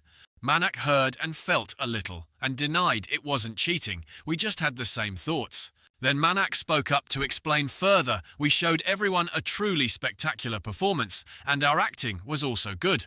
Hearing that, the demon closed her eyes, as if silently admitting it, and replied, "No matter what, the audience really likes it." The demon thought for a moment and said, "I'm thinking about adding matches with such spectacular performances in the future." In that, two men appeared and sat talking to each other, saying, "When I attack like this, you block like this. Okay, that's good." Then the demon spoke to him, saying, "Our arena needs actors because Bigfoot left," and Manak heard this with a little inexplicable confusion. The demon now continued to tell him that he said he wanted to become an actor. The demon held out her hands in front of him and said, "So I want to ask if you want to work for me. If it's you, you can easily become the top star in my arena." Hearing that, Manak nodded and replied, I am very grateful for your offer, but I have to refuse. Hearing that, the demon clicked her tongue and said, "Tsk, too stubborn." Manak walked to his mother, put his hand on her shoulder and whispered, "I." Manak squatted down and declared, "I must remove mother's seal." A silent voice echoed, "Kill." Hearing that, the demon seemed a bit sad and said, "It's a bit disappointing, but if you don't want to, there's nothing I can do." The demon took steps closer and said, "But..." The demon walked to the nearby bed, sat down and said, "This idea of yours for a spectacular performance, I can use it whenever I want." Hearing that, Manak quickly replied, "It's not that important." His face gave a wry smile, and he thought to himself, "Anyway, I'm just applying what I saw in the past." The demon quickly retorted, "But using it without payment is a bit. If it's successful, I will give you a generous reward." Manak calmly replied, "Okay, if you want, I won't refuse." He suddenly added, "As for the next match." Just as she finished saying this, the demon enthusiastically said, "Is there anything I can help with?" Manak smiled wickedly and said, "It's all right, you know my next opponent." He hesitated a bit and continued, "Is an evil spirit worshipper." Just as she said this, a group of people burst into cheerful laughter and joking. Someone yelled, "The Skullgazer his opponent is." That's the demon. She hesitated for a moment and continued, "A rising star, the rookie who burned down the arena that day." Manak now walked step by step on the road. The demon was still shouting to everyone, "Everyone please call out his name." The entire stands at that time cheered, "Murderer, murderer." Many audience members joined in and shouted, "Murderer, murderer." Then they suddenly froze, looking out blankly, and said that what they saw was a type of weapon. It seemed somewhat familiar, so people said, "Isn't that the weapon that Bigfoot used to use?" When they saw Manak carrying that weapon in his hand, everyone exclaimed in awe and said, "Could it be he killed Bigfoot and took his weapon?" Below the stands, everyone shouted one sentence, "The murderer killed Bigfoot and took his weapon." Manaka stepped onto the arena floor with his opponent today. Before anything, he spoke up and asked his opponent, "Is your real name Gaytum?" Gaytum was a bit stunned and asked back, "How do you know?" Hearing this answer, he was certain of his assumption, so he put on a serious expression and said, "So your name is indeed Gaytum." The referee now announced the two opponents. "Please take your positions." "The demon is the referee," she spoke into the microphone and continued, "So I hereby announce the match begins." As soon as the demon finished speaking, before anything could happen, she also looked at the current situation in confusion. That was Manak delivering a fatal blow to Gaytum. He quickly sent Gaytum a ticket to heaven. The demon stood there stunned, watching this fleeting scene unfold. The entire stands were engulfed in pure astonishment. The audience seemed as if they couldn't believe their eyes. Many people stood there speechless, looking blankly towards the arena.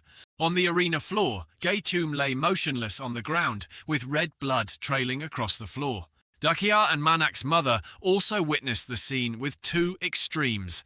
Dakia didn't dare to look directly at the stage, while Manak's mother was happily cheerful. The entire stands were immersed in a sea of silence. The audience could only stand there in a daze and look. Manak stood on the arena floor looking at the scene he had just caused and thought, "I can act." He turned and walked away, and his mind secretly thought, "I can act, but I won't play with the lives of others." At this moment, someone was very angry, slammed a hand on the table and growled, "You did very well last time." That was Vartis Draco. He was very angry and asked in a loud voice, "Why suddenly say it's not allowed?" The man sitting in front of him calmly said, "There are 3 reasons this man is the superior of the ILEH headquarters Kanta." Kanta began to explain each reason to Vartis Draco. "First, Princess Dakia Irimel came here under a different name. We could have secretly kidnapped her." He looked at the paper with Dakia's picture and continued, "But this time she came to the capital officially, so it will be very difficult to accomplish this in secret." He continued to the second reason for Vartis Draco second. "This time she came with 3 people who are not easy to deal with. Your Majesty's son, Enthes Vantos, the black dog of the meadow, Carmen Vantos." Kanta went on to mention the next person, a member of the Red Bear mercenary squad, Sajita Forgon.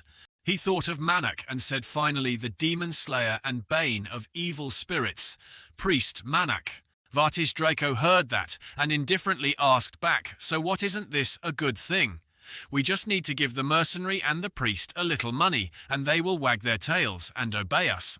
Kanta picked up the paper with his photo on it and said at least Priest Manak cannot be bought.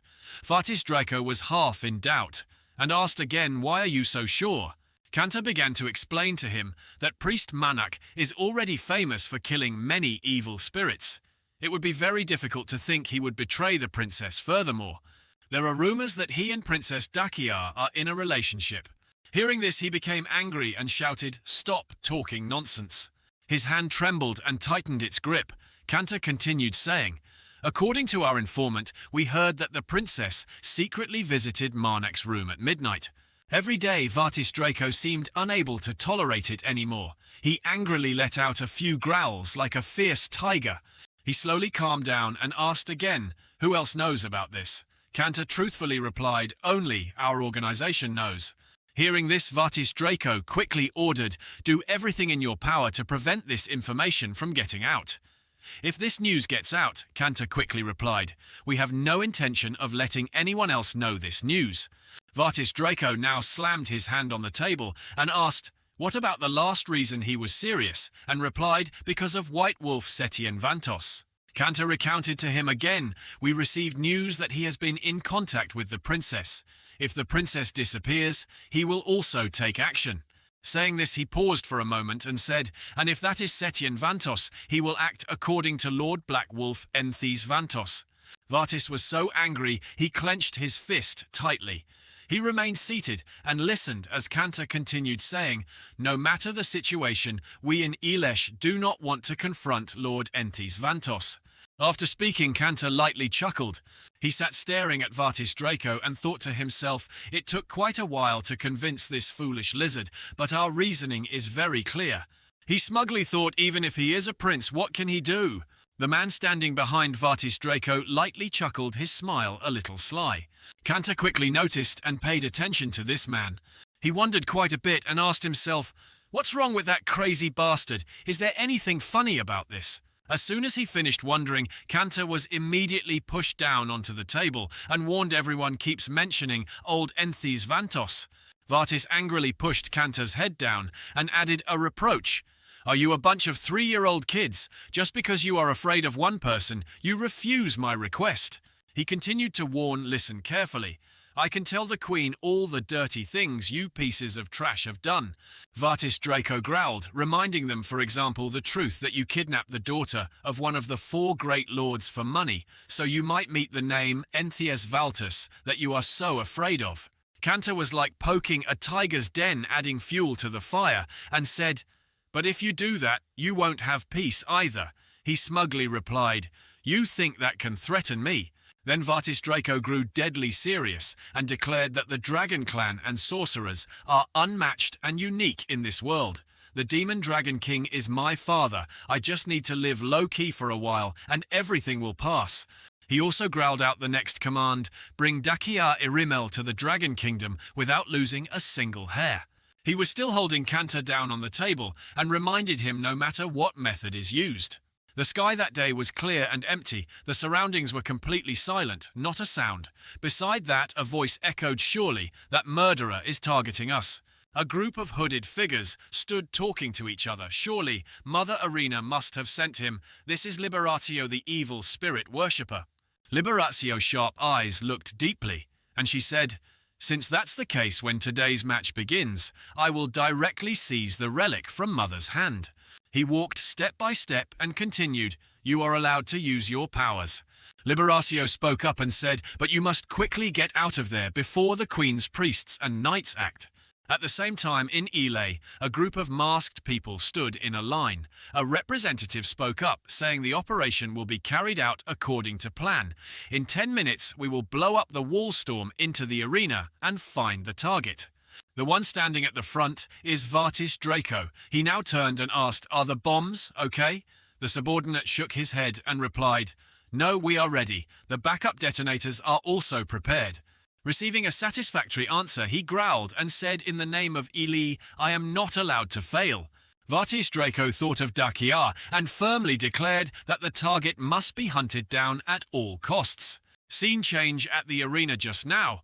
The referee now shouted loudly, "Redhead and his opponent is the murderer." The audience went to watch and kept cheering, saying there are no weapons today. Seeing this, they were excited, waiting and saying, "We will witness a fierce battle." The other opponent also seemed very much looking forward to it and thought amazing. The demon was also very excited now as the referee she loudly announced, "Right now the match." Suddenly a rather large explosion occurred, causing everyone to panic a bit. They were startled, looked up and asked, "What is it?" At this moment the air was filled with fine black smoke and dust. That was caused by Vatis Draco's group under his command. He now observed and said she must be hiding somewhere. His subordinates hid inside and uttered a phrase, "Damn it." Liberatio also appeared at this moment. Seeing this scene, she also exclaimed, "Troubles here, use this opportunity to find the mother's location." A person knelt down on the ground and said, "I don't understand what's happening either." This fleeting scene that happened quickly made everyone stunned in surprise. Astonished eyes looked at them. The young man fighting against Manak also showed some fear and said forced illegal arenas. Manak listened and was a bit puzzled, looking towards the young man. At this moment someone raised their voice and said everyone kneel down and obey the queen's command. Another man appeared. This is Carmen, and he said anyone who has set foot in the illegal arena will have to pay a fine. Vatis Draco also panicked a bit when he saw Carmen. Fear appeared in his eyes. Liberatio was also terrified. His eyes showed expressions of fear. A group charged forward and issued a threatening warning: anyone who resists will have their legs cut off. A young man was terrified and said, "Oh, why today?" The young man opposite replied, "Pay the money and go home." Carmen remained vigilant, looking around. Vatis Draco was now panicked and said, "Why is the king's army here?" The king's army of the man now ordered those guys in black, "Put down your weapons, and those who are hiding, stop immediately." Laboratio's men ran and replied, "If it's us, will you stop, you fool?"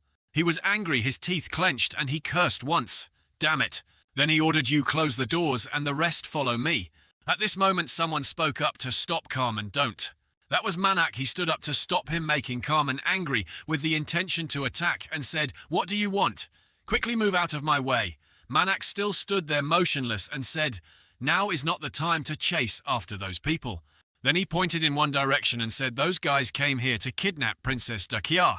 The two young men standing outside also nodded and said, "I heard it too. They were even yelling, looking for Princess Dakia." Me too, me too." Carmen also got a little angry hearing that.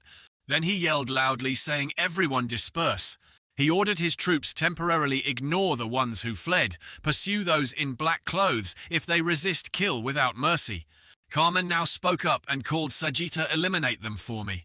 Then they immediately charged forward and attacked. Vatis Draco looked on blankly and was a little scared.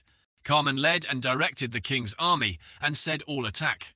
Vatis Draco now ran for his life from the attack of the king's army. In another scene, someone resolutely extended their hand.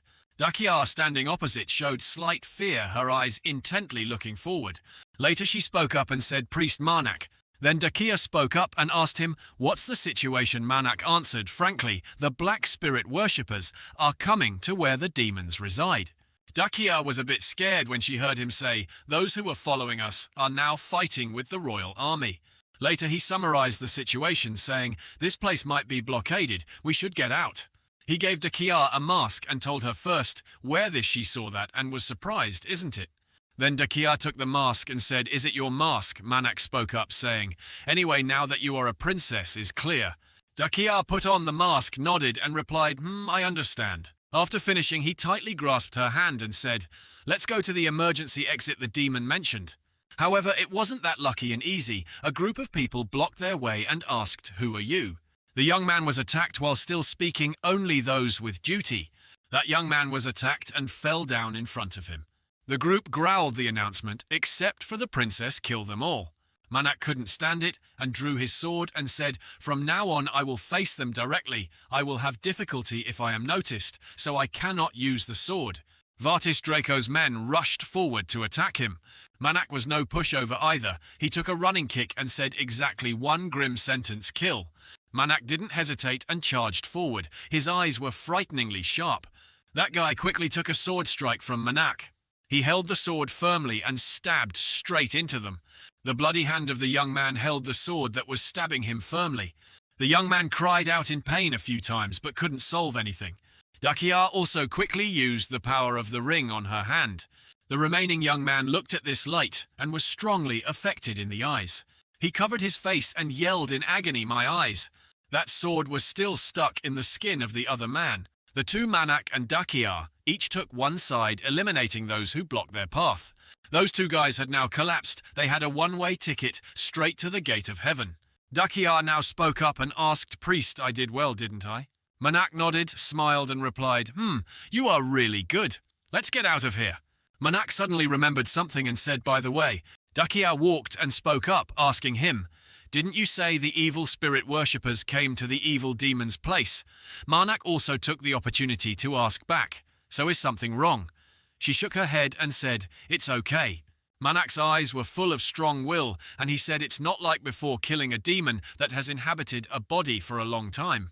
Someone sighed, saying, "It's difficult." A man lying there ground his teeth and said, "Damn it, why didn't you say Mother Arena was a demon from the beginning?" The demon was also there, heard that, and replied, "You should have asked, I would have answered truthfully." The man's hand clenched, and he said, "Damn it, why are all my attacks useless?" The man, as if losing his temper, yelled, "Everyone calm down. It's a demon. It had to pay a price to get this power." The man looked over there and quickly ordered, "The two of you go find the relic." The rest joined the fight. The demon just stood there listening to the angry man say, "Once the price is paid." The demon stuck out her tongue savagely and said, "You know too much, but I knew there would be a day when you would come." The demon quickly shed her skin and transformed into a monstrous and grotesque form, terrifying everyone. That man trembled with fear and said, "How terrible." Quickly that group of people was gone forever in an instant. The demon acted and said in the underground arena, "It's very easy to arrange these things." The demon began to speak with a bit of eerie mixed with horror and said, "If you came to play, you must have fun to the end, right?"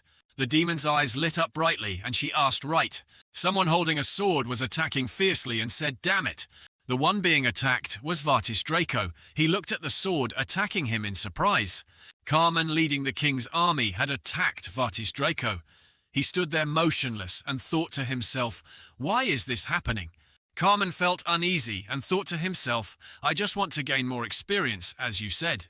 He ground his teeth and said, "But the soldiers I brought are even less experienced." Later he admitted in one sentence, "We lost." Carmen now thought to himself, "I guess Manak is with Princess Dakia," so he strode forward and thought, "What I need to do is..."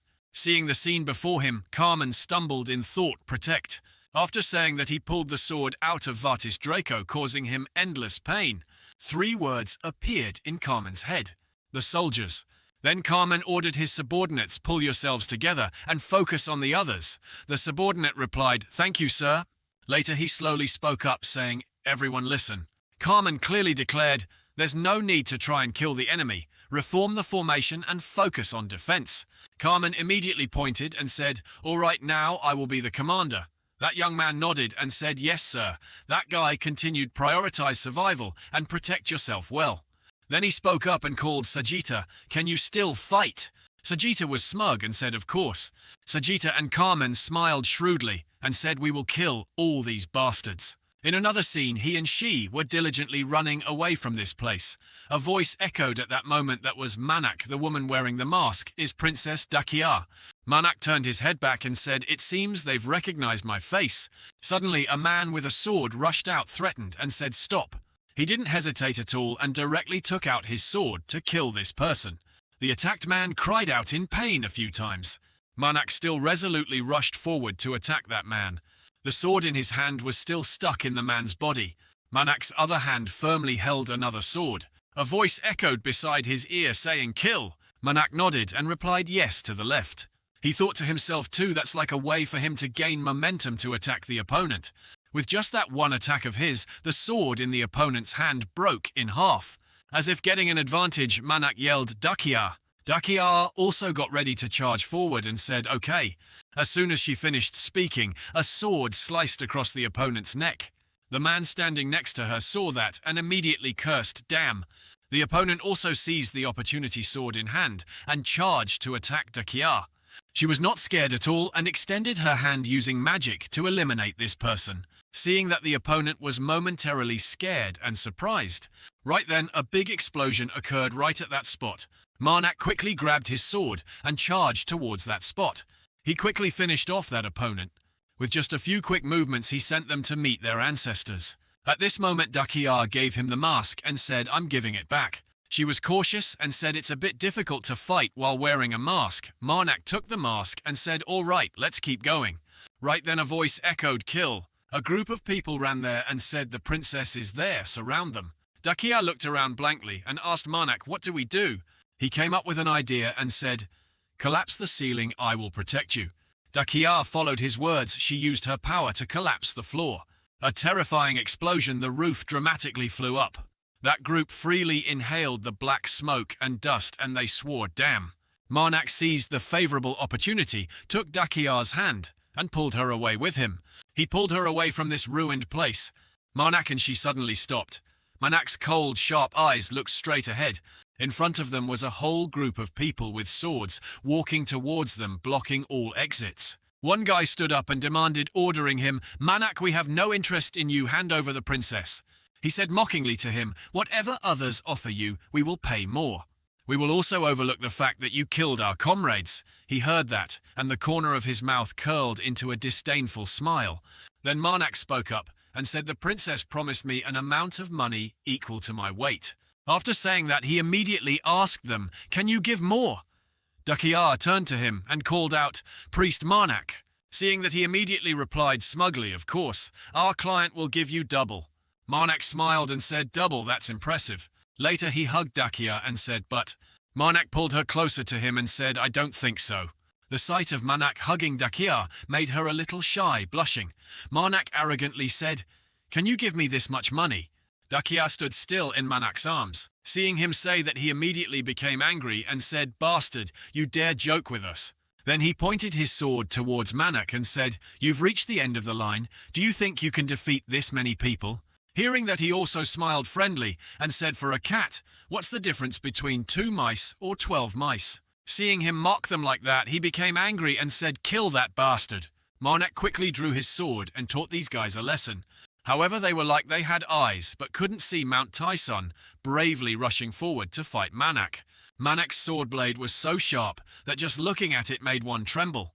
Seeing this, they finally started to show fear. Even more savage than that, his gaze brought sheer terror, and from his mouth came a single word, "Mao." As soon as the sound stopped, Manhwa brought the sword straight to the opponent's face. Then he used his strength to quickly send them all to heaven.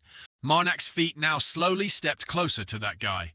He stepped back in fear, his mouth incessantly uttering a few fearful sounds.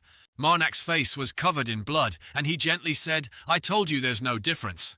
Then he also used that very sword to send him to reunite with his comrades. Scene changed to the demon's location. The demon walked step by step and said, "Now only you remain." The man kneeling on the ground immediately spoke up and said, "You are really strong. How long have you been alive?" The demon put on a fake expression and said, "I before the first corrupted child was created." The man heard that and was stunned, saying, "What does that mean?" The demon quickly spoke up and said, "Don't be so hasty, it's your turn." The demon walked up to the man and asked, "You are the priest of the pinnacle of revival, aren't you? The thing in the confused shrimp's head seems to be from him." The man's expression changed a little, his face darkened. The demon stood above as if hypnotizing the man. "Answer me, answer me, answer me, answer me." Then the man gently replied, "Yes, pinnacle of revival." The demon also became clever when she realized the man's purpose and said, "Are you trying to summon a part of your god?" The man's physical state changed significantly. The demon just stood there and said, "Why do humans have to work so hard?" Later the demon suddenly realized something. "Yes, I wondered why you collected the relics that sealed the corrupted divine power." The demon's face darkened and she said, "You are planning to bring down a part of a god to the mortal realm to break the balance that has been maintained for a long time." After revealing the man's plot, the demon gave a grotesque smile and asked, "Am I right, pinnacle of revival?" The man's eyes widened in surprise and he said, "Shut up." The man, as if upgraded in another version, walked up to the demon and said, "Evil demon." The remaining few guys were lucky to still be alive. They stared in surprise towards him and Dakia. Marnak now strode forward.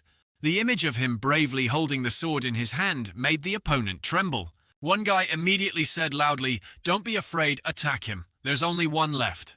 Marnak looked at them, smirked, and said, "Dakia, I'll leave it to you." She was a bit bewildered and asked, "Are you sure?" She quickly used magic on her hands and said, "Are you telling me to do this?" Flames radiated from her hands, acting as a backdrop for Marnak's ferocity and brutality. The eyes of that group of people became astonished. They were quickly engulfed by the flames as this attack made them cry out in pain a few times. Dakia now yelled loudly, saying fire magic. The flames became stronger and stronger, making their desperate screams echo more violently. The mass of fire burned bigger and brighter. Marnak now appeared piercing through the pile of fire. They kept screaming, "Too hot, help." However, he ignored these cries for help. Marnak gave a horrifyingly wicked smile. Then right there, a horrifying explosion occurred, shaking the ground. Marnak's footsteps appeared after dealing with those guys. Marnak and Dakia stood looking into the distance and said, "I'm outside now." She looked around and gently said, "I don't want to come near this place anymore." Dakia was concerned about Marnak and asked, "But are you okay? I shouldn't have done that." He also honestly replied, "I'm almost healed, my hair has grown back." Marnak also kindly and thoughtfully asked back, "And you?" She smiled and replied, "I'm fine." Suddenly, Marnak reacted quickly, turning his head back to look. This also startled Dakia, who looked along. A frightening scene appeared. The body of a young man was no longer intact. From afar he saw a familiar figure. This person held a blood-stained sword in their hand. Marnak saw that scene and was so startled he got goosebumps. Dakia also didn't understand what was happening, but she also felt that something bad was about to happen. In front of him was the figure of the Saintess Azure Flame. Marnak suddenly became so scared he ground his teeth and his body shook. He still held the sword firmly in his hand. Marnak now called out Dakia. Marnak charged forward and instructed her, "No matter what happens, don't do anything at all." The Saintess Azure Flame also prepared her weapon ready to fight him one-on-one. The Saintess raised the special sword in her hand high. As Marnak got closer to the Saintess, a voice echoed in his ear saying, "Kill." The Saintess Azure Flame also swung her sword, counter-attacking him. He hadn't even launched any attack yet, but the Saintess Azure Flame delivered a fatal blow. Seeing that, Dakia passionately called out Priest Marnak. He was now like a defeated warrior lying on the ground, his mouth spitting out blood. The Saintess held her special sword and pressed it against his back and said, "Did you really think you could defeat me, even if I went easy on you?" The Saintess Azure Flame showed a smug expression and said, "This is Destiny, my only disciple. After Santu's death, I began my journey to find the relic containing the corrupted mother's divine power. And finally, I found it. The problem is the relic is hidden inside the treasure vault of the sacred fire sect." At that time, Marnak was happily sitting by the river washing clothes and said, "The sunrise isn't pleasant, is it?" He was a bit innocent and continued, "I know it's boring, but be patient for a bit, okay?" He looked at the arm placed nearby and said, "I've also thought of a way to find the relic." At this moment his eyes were a little downcast, and he quietly thought, "But the only skill I have is a boundary that the living cannot cross. The relic keeper is a female priest of a much higher realm than me." At this moment the Saintess Azure Flame appeared right behind him. Marnak glanced towards the Saintess and thought to himself, "I've never seen anyone come here at this hour. She's incredibly beautiful." The Saintess now opened her mouth and said, "If you have time." The Saintess hesitated for a moment and continued, "Will you help me with something? I will reward you later." He didn't need to argue or think about anything and quickly replied, "Okay, I'm almost bored to death anyway." Half an hour later, Marnak excitedly said, "It's done." The Saintess saw that and praised him. "Well done, bring that basket here for me." Marnak smiled and brought it to the Saintess. "I realized you just asked for my help." The Saintess, with a cold expression, gave him a silver coin and said, "This is your reward." Marnak looked at the coin, his emotions welling up. It was that relic keeper. As she handed him the relic, she said, "I'll ask for your help again next time." Marnak excitedly took the silver coin and said, "Of course, just leave it to me." Just like that, we had a strange relationship tied to laundry. My master would bring clothes to wash every few days. and every time I did laundry she would give me a silver coin. But a few weeks later, my master no longer remembered me doing laundry. The saintess sat next to him where he was washing clothes and said, "I'm out of money." Marnak looked puzzled and asked again. The saintess Azure Flame quickly continued, "I've spent all the money left by my ancestors, so I have to do it myself." Hearing this, Marnak was silent for a moment. He then quickly replied, "I don't need money, I will help you." The saintess was also very surprised by his answer and asked why Marnak honestly replied, "Even if I went home right now, I wouldn't have anything to do." Sitting by the river and washing clothes, he thought to himself, "She has never ostracized an outsider like me."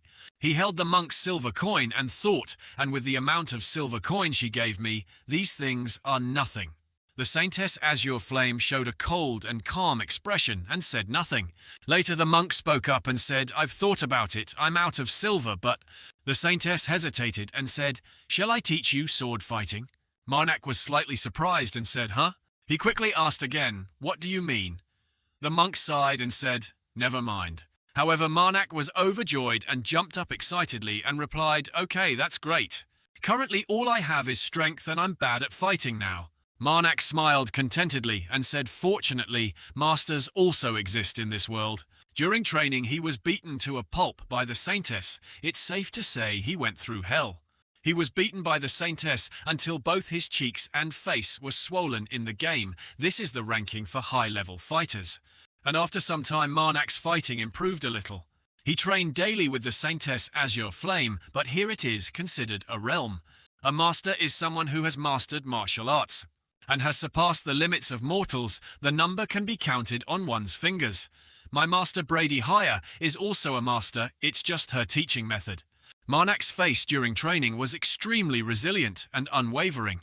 It's a spar very simple and primitive. After a while of training he held the empty staff down on the ground. The saintess Azure Flame saw that he was tired and immediately said, "Come at this exact time tomorrow. If you don't need to do laundry, help me clean the house."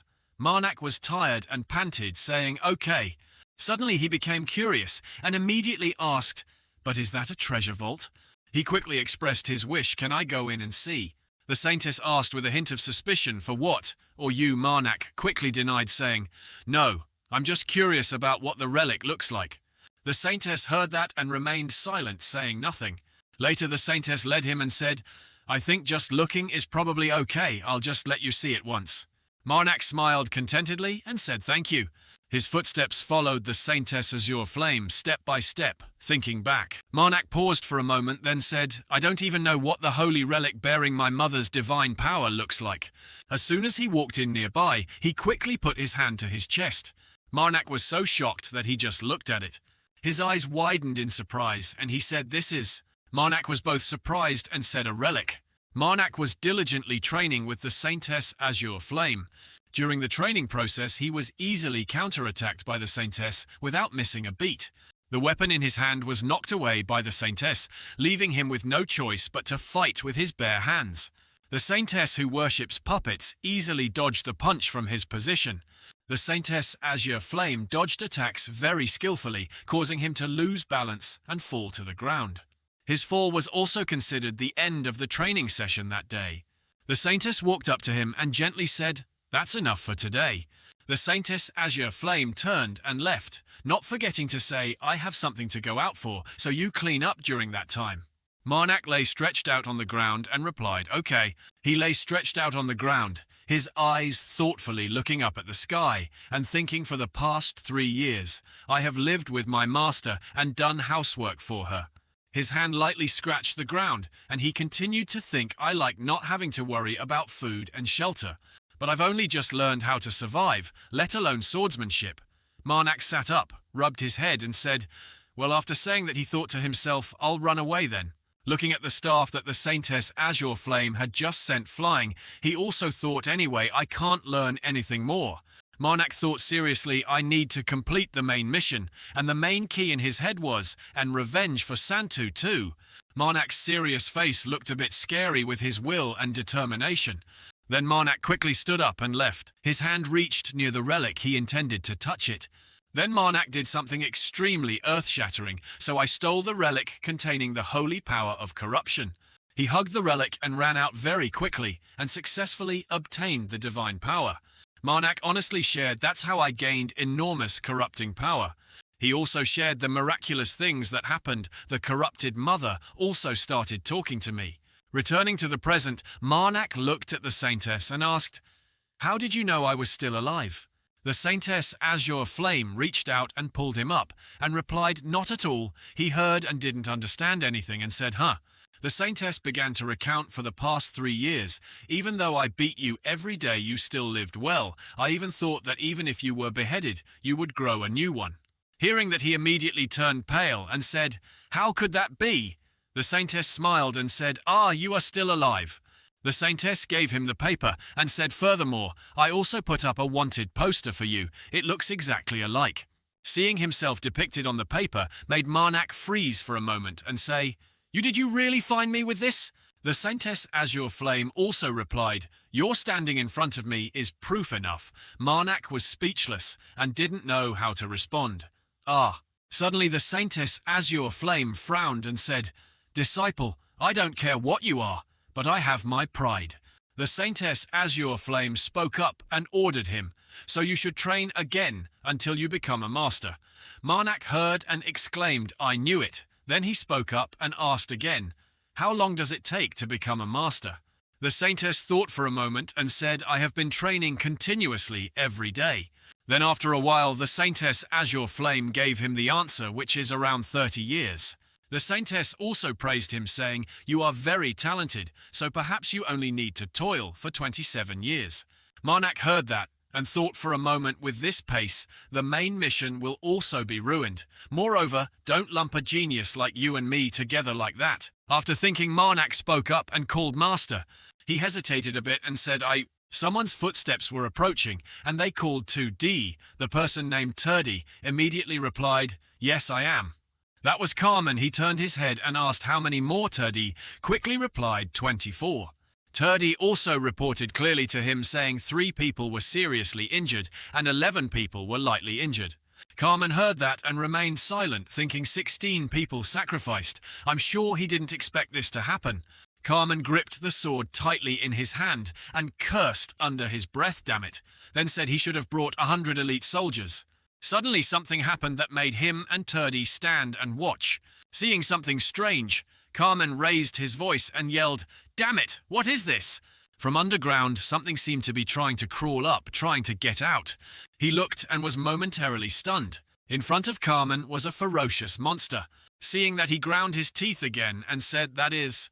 Carmen looked at this monster and exclaimed, "Compared to the one in Eradico, it's much smaller, but still similar." Then he quickly ordered Turdy, "Run quickly." Turdy received the order and replied, "Understood." At this moment he clearly yelled, "Sagitta, we will buy time for the soldiers to retreat." Carmen held the weapon firmly in his hand, ready to fight this giant monster. He held his sword, using all his strength to throw it forward. The sword quickly pierced the skin, flesh, and body of the opponent. Sagitta seized the opportunity very well, quickly charged forward, and gave the monster a severe beating. Sagitta used all her strength to attack the monster. The sword quickly pierced the monster's body. Being attacked multiple times, each attack was a strong force that made the monster scream in pain. Carmen rushed up from behind to help, not forgetting to give encouraging words to Sagitta, saying, "Well done, Sagitta." Then he rushed forward fiercely and said, "It's my turn." After saying that, he immediately cut the monster in half. The monster just kept screaming in pain. The scream sounded truly tragic. Suddenly he felt something that was not good or pleasant. A large set of teeth appeared somewhere belonging to some creature. Bloodshot, angry eyes stared intently at them. That was a monster with a much higher level version. It slowly walked forward, enormous. Carmen quickly ordered Sagitta, "I'll retreat, I have a bad feeling." The monster now opened its large mouth. Its mouth was as big as a cosmic black hole that could swallow everything in the world. A ring of white light suddenly appeared somewhere. It created a horrifying explosion, shaking the ground. He was lucky to find a place to hide, and even luckier that no injuries occurred. That white light began to spread as if wanting to freeze the ground. Carmen saw Sagitta's figure enduring pain and asked Sagitta, "Are you okay?" Sagitta's hand was now frozen by the power of the white light from earlier. Sagitta's restless immediately gained momentum and charged to attack the monster. The monster was attacked once again and was stabbed by a sword, causing it to cry out in pain. He just kept holding the sword, destroying the very root of the monster's branches. Later this monster spoke up, begging, "Stop, I said stop, you stop." However, Sagitta also desperately struggled up and eliminated the monster. That white light once again shone intensely. The masked people also saw that miraculous white light. However, before they could react, they were attacked by that white light, leaving them motionless on the ground. They stared blankly at the situation and said what? That white light now enveloped the monster's body. Carmen again felt the situation was not good and said, "Sagitta, we're falling behind." Carmen and Sagitta quickly ran far away from the white light and that monster. They hadn't run far when that white light landed on Sagitta's leg. Sagitta seemed to feel a little pain as she looked towards where the white light was coming from. There was a similar stream of light right on his leg. Only the monster's large foot was seen slowly moving. Sagitta quickly noticed this. Then Sagitta yelled, "Carmen, above your head." Carmen also looked up at his head in panic. He still held the sword firmly in his hand. Carmen risked his life to attack the monster. The small rays of white light now flew towards them like blind arrows. They competed to stab Carmen's hands. It was like a small, compact attack, but caused very high damage.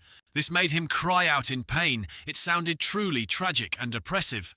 The saintess reminded Manhwa and Dakia. He replied to the saintess with an embarrassed smile, while Dakia stood beside him with a face full of killing intent. "Continue practicing until you master it."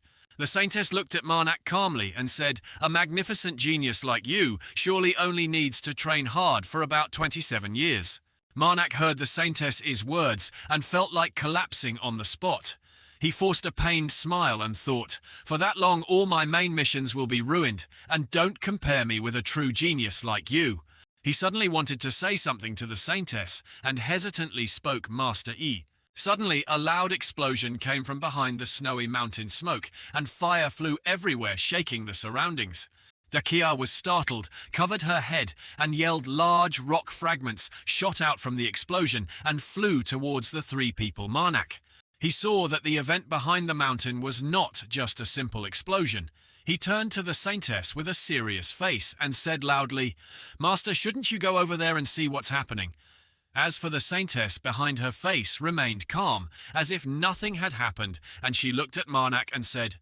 The saintess replied to him with a calm face, "I met that person on the way here." An unknown source of power leaped over rooftops and moved forward at an extremely high speed. Around were piles of desolate rubble. "He'll probably get there soon. I don't need to rush anything." Manhwa looked surprised when he heard the saintess say. He turned his head and asked again, "Who did Master meet?" At this moment, behind the mountain, the battle with the monster was raging fiercely. The desperate scream of the black-haired youth, tightly wrapped by the monster, yelling in pain, "Ah!" At this moment, a man suddenly appeared and swung a saber towards the monster below. A single strike from this man split the monster in half, causing it to immediately disappear. Black Wolf. This man is Enthys. After escaping the monster, the black-haired youth knelt down and said towards Enthys' father. Enthys leaned on his saber, looked at his son kneeling on the ground and asked, "Can you still walk?" The black-haired youth regained his courage and replied, "Yes, I can." Enthys told his son, "Then go." He looked at the group of monsters and said, "I will kill that monster." The young man in black immediately followed Enthys' words and left following orders. He and his comrades helped each other out of the battle. Only Enthys remained standing proudly looking at the group of monsters. He turned his face, his sharp eyes, looking towards the monsters. A monster yelled, saying, "Surrender quickly, you damn thieves!" The giant snake-headed monsters roared, questioning, "Where did you hide it? Answer me quickly." The giant snake monster in the middle bared its terrifying fangs and threatened again, asking, "I ask you, where did you finally hide it?" Other monsters with many heads on a single host and their claws like weapons thrusting towards the opponent. Enthys stood between the two groups of monsters, tearing at each other, and spoke, "That." The snake monsters lunged to attack the many-headed monster. The many-headed monster also retaliated, "Give it back to me." The snakehead and the monster's claw collided. Both deflecting each other's moves, the snake monster continued to scream, "Give it back!" The fearsome snake monster bared its fangs and continuously demanded, "Return it to me immediately! Give it back to me!" The one controlling behind that giant snakehead is the female demon. A step by Entist Valtus leaped up. His hand holding the saber swung up. Entist Valtus advanced towards the battle between the two monsters ahead. He quickly dashed forward, slashing continuously at the many-headed monster, causing it to be cut into many pieces. The many-headed monster, cut into many pieces, screamed in pain. The snake monster watched, utterly astonished by Entist Valtus's terrifying power. He landed after the slash. Entist Valtus leaped onto the giant many-headed monster. Suddenly the snake monster screamed, pleading, "Don't touch me, please!" He swung a saber with all his might, ending the technique. The snake monster shrieked in pain, pleading, "I beg you, don't touch me!" A snake shrieked and said, "It's over." The other snakes witnessed Entist Valtus slaughtering the many-headed monster unexpectedly. His saber strikes continued to swing towards the snakeheads, cutting them in half. Entist Valtus relentlessly slaughtered the group of snake-headed monsters. Cook. His eyes were filled with death and soaring, killing intent. Entist Valtus stepped on a snakehead and said, "Should end here, right?" Only the leader snake monster remained, seeing the snakes around it all eliminated. It said, "Damn it." The female demon inside the snakehead looked towards Entist Valtus and thought hatefully, "If it weren't for him, I could have gotten that back." She had no way back. Feeling helpless, she thought, "Do I have no other choice but to give up?" At this moment, the female demon remembered Marnak and thought, "Help me, please." Suddenly, a streak of blue hair flashed past Entist Valtus from behind. Saintess Azure Fire appeared behind Entist Valtus and struck a blow, causing Entist Valtus to immediately dodge. The snakehead was surprised to see the Saintess appear here. Her eyes calmly looked towards Entist Valtus. The two Saintess Azure Fire and Entist Valtus charged into battle. Entist Valtus both defended and assessed the Saintess before him. Her energy is incredibly strong. He unleashed a decisive move. Cook. The Saintess dodged a kick, sending Entist Valtus flying far away, leaving him no time to defend. He took a palm strike from the Saintess and was flung violently into the distance, crushing everything around. All around were dead monster corpses. Entist Valtus stepped out from the rubble and walked forward. He looked towards the Saintess and asked, "Why did you do that?" The Saintess, with a calm expression, looked at Entist Valtus and replied, "I was just curious how strong the best swordsman in the north could be, that's all." Entist Valtus replied, "If that's the case, can we spar?" Entist Valtus continued to suggest to the Saintess, "Now please move aside, I still have to protect the capital." The Saintess gave a sarcastic smile and said, "It seems the talented sword genius is talking to me." Entist Valtus listened silently, saying nothing. His saber emitted a red power. Entist Valtus suddenly became serious and got into a fighting stance. The Saintess also raised her saber, emitting an imposing aura. The two charged into fierce combat. The snake monster in the distance watched the battle in surprise. "What?" Suddenly a loud voice came from behind. "It's me." A masked person suddenly rushed forward and said, "What should I do next?" The snake monster spoke towards the masked person. "You're here, thank you very much." The masked person quickly rushed forward and shouted, "Don't thank me anymore. Quickly tell me what I need to do next." The snake monster shrieked, crying, "Holy relic! That monster is holding the holy relic stolen from me." The snake monster spoke while remembering the image of its daughter. "In the holy relic is something my daughter left for me. Please help me retrieve it." The snake monster pleaded, "Please." The masked person held the saber and rushed forward, thinking, "Holy relic, a holy relic." He charged forward and cut off the monster's arms in front of him. "That's something that possesses a lot of holy power." The masked person thought and then said towards the monster, "I think it will be a bit difficult to find it." The snake monster spoke, pleading, "Please, you can do it, I believe in you." The masked person hesitated and said, "Even if you say so."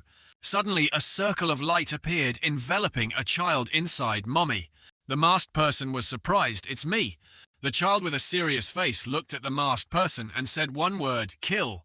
The person behind the mask was Marnak. He looked at her and spoke, "Mom, you said you could find it in this form?" Marnak looked at her in her small form and said worriedly, "But that's very dangerous." She continued to repeat the word, "kill." He was silent and said nothing. Seeing her face, Marnak finally helplessly agreed. "All right, there's really no way with you, Mum." Her face was excited when he picked her up, "but if there's danger you must immediately turn back into that hand form." Her face was firm as she replied to him, "Kill." The giant snake monster in the distance saw this and also shouted towards the two, "Let me help."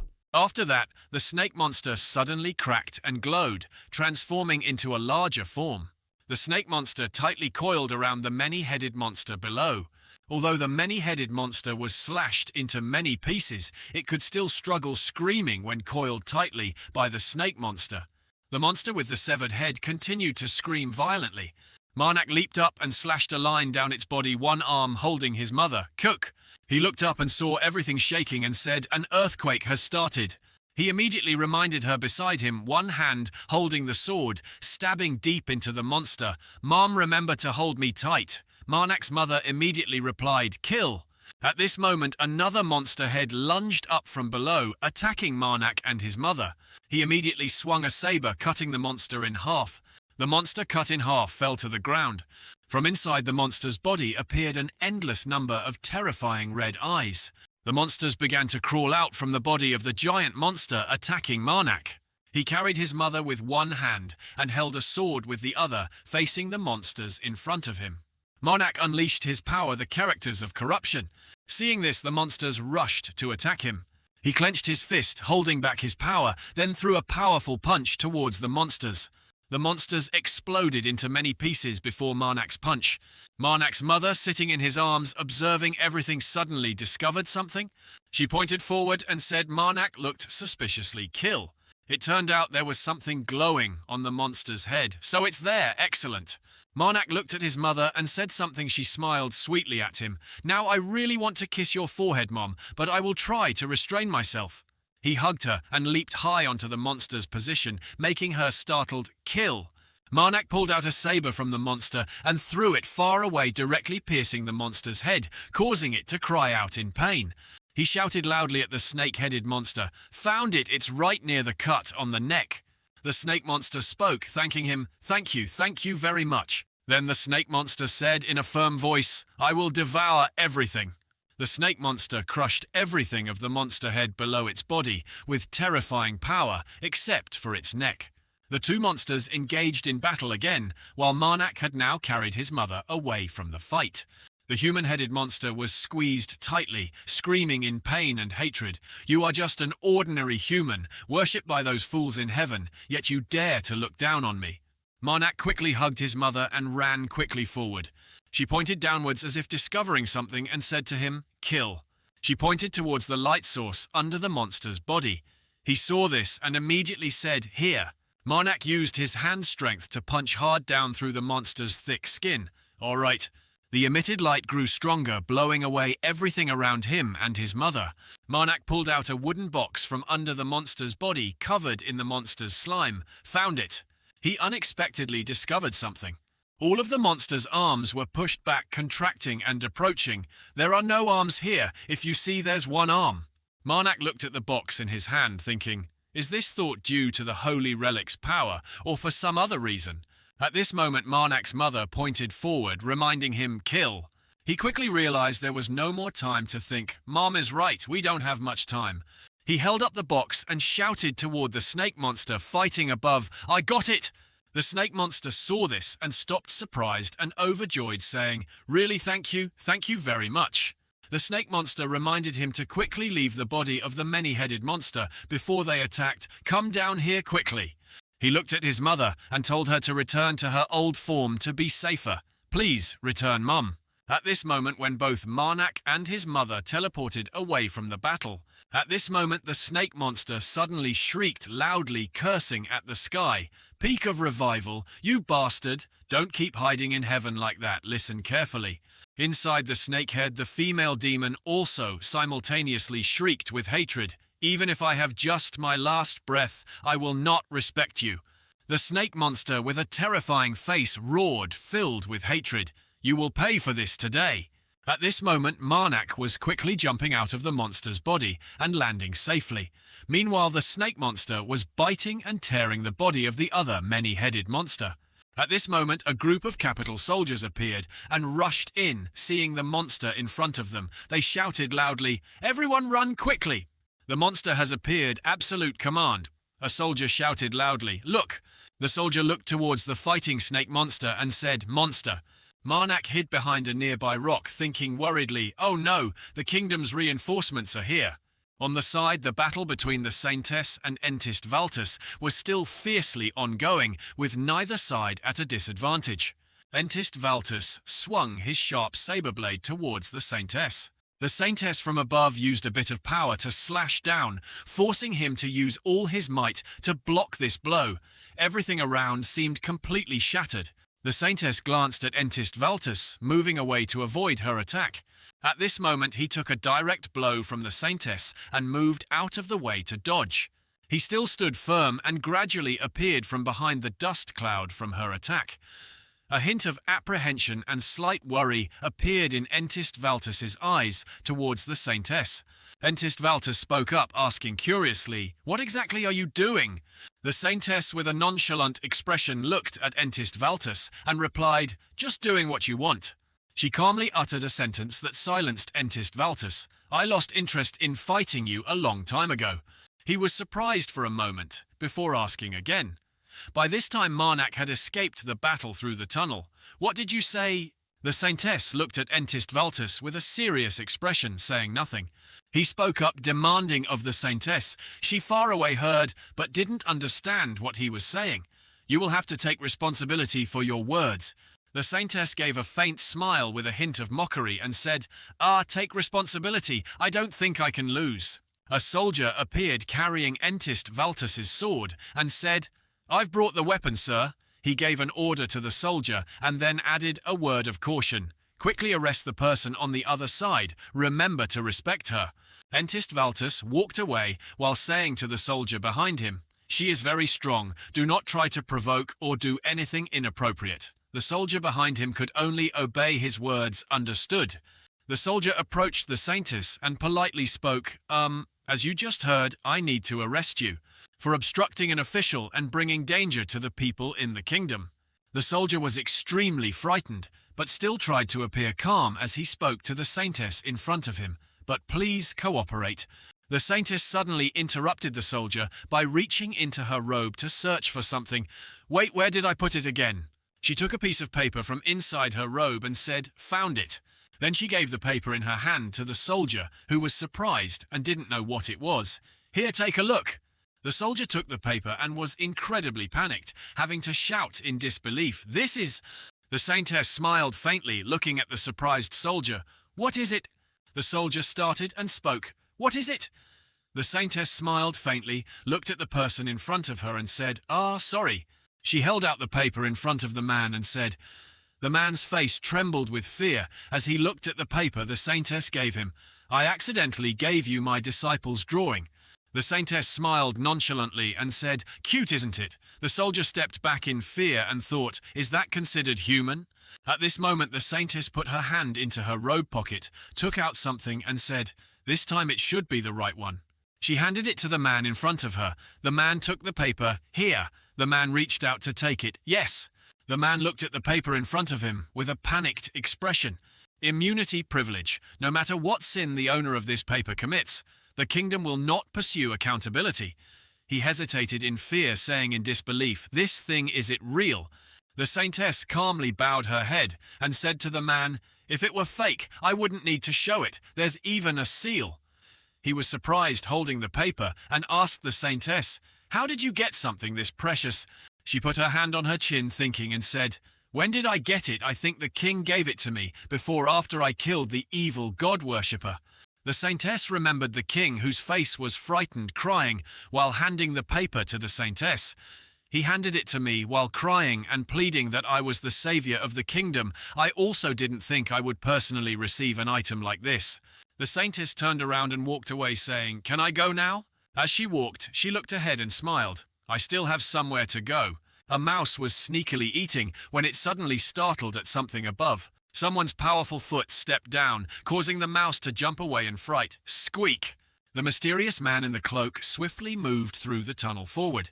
That man was Marnak. He glanced and turned his head back. Suddenly, a long-haired woman came rushing out of nowhere and hugged Marnak tightly, catching him off guard and surprising him. It was the female demon, hugging him tightly with a joyful expression, saying, "Thank you very much," Marnak said awkwardly. "Please let me go."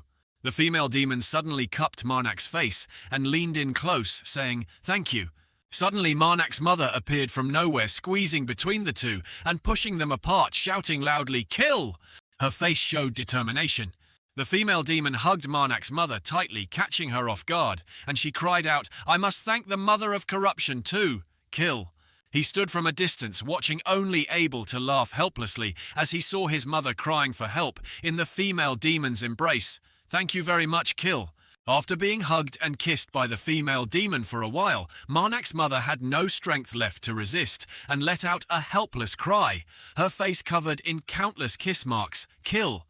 She approached with cookies and hot tea, her face joyful and smiling. "You two quickly come and have some hot tea." The female demon handed a teacup to Marnak and his mother. "Here." The female demon pushed the plate of cookies towards them and said. Marnak's mother, sitting beside them, had already focused on the plate of cookies on the table, her face unable to resist the aroma of the cookies. "Eating this with tea is a perfect match, try it." Marnak took a sip of tea and thought, "Indeed, I can't taste anything." At this moment, Marnak's mother was holding a cookie in her hand. Her expression was serious, as if about to taste a dangerous, potent poison. She put it to her mouth and took a bite. She couldn't have imagined it would be so delicious. It was like this was the most delicious cookie flavor she had ever eaten. She felt like she was flying to a cookie paradise. Kill. She immediately picked up the plate of cookies and ate them all with great enjoyment. The female demon saw this and was curious, not understanding what she said. What did she say? Marnak saw his mother eating so deliciously, scratched his head and laughed helplessly, saying to the female demon, "My mom says it's excessively delicious." After that, he sighed and said to the female demon, "It's time to hand it back to you." He took out the box and pushed it towards the female demon. "Here is the box." She happily received the box from Marnak and said, "Thank you very much. Although I've said it many times, I'm truly grateful to you." Marnak asked a question out of curiosity. "Where is your daughter now?" The female demon replied with a calm expression. The image of her daughter standing in the middle of a grassy field, waving at her, appeared again. "She died a very long time ago." The female demon saw that he looked sad and immediately spoke. "Oh, you don't need to feel guilty." She looked at the box and smiled faintly, saying, "My daughter lived during the ancient empire era. If she were still alive, now that would be very strange." Marnak was curious and asked another question. "So your husband is the same?" The female demon also calmly replied to him, "I don't have a husband." She remembered when she appeared in this body. Her large belly already contained a tiny life. "When I acquired this body, I was already pregnant." The female demon opened the box and turned towards Marnak and his mother, saying, "I'm just showing you two." Inside that simple box was a picture drawn in a child's slightly clumsy style and a few trinkets. Images from her past appeared of the days she lived happily with her daughter. Her daughter looked exactly like her, running happily to give her a self-drawn picture of herself. We always try not to have children when possessing a body in this world. Our goal is to fully enjoy life before leaving, but when we bring a life into the world, a strong bond with that child is also born.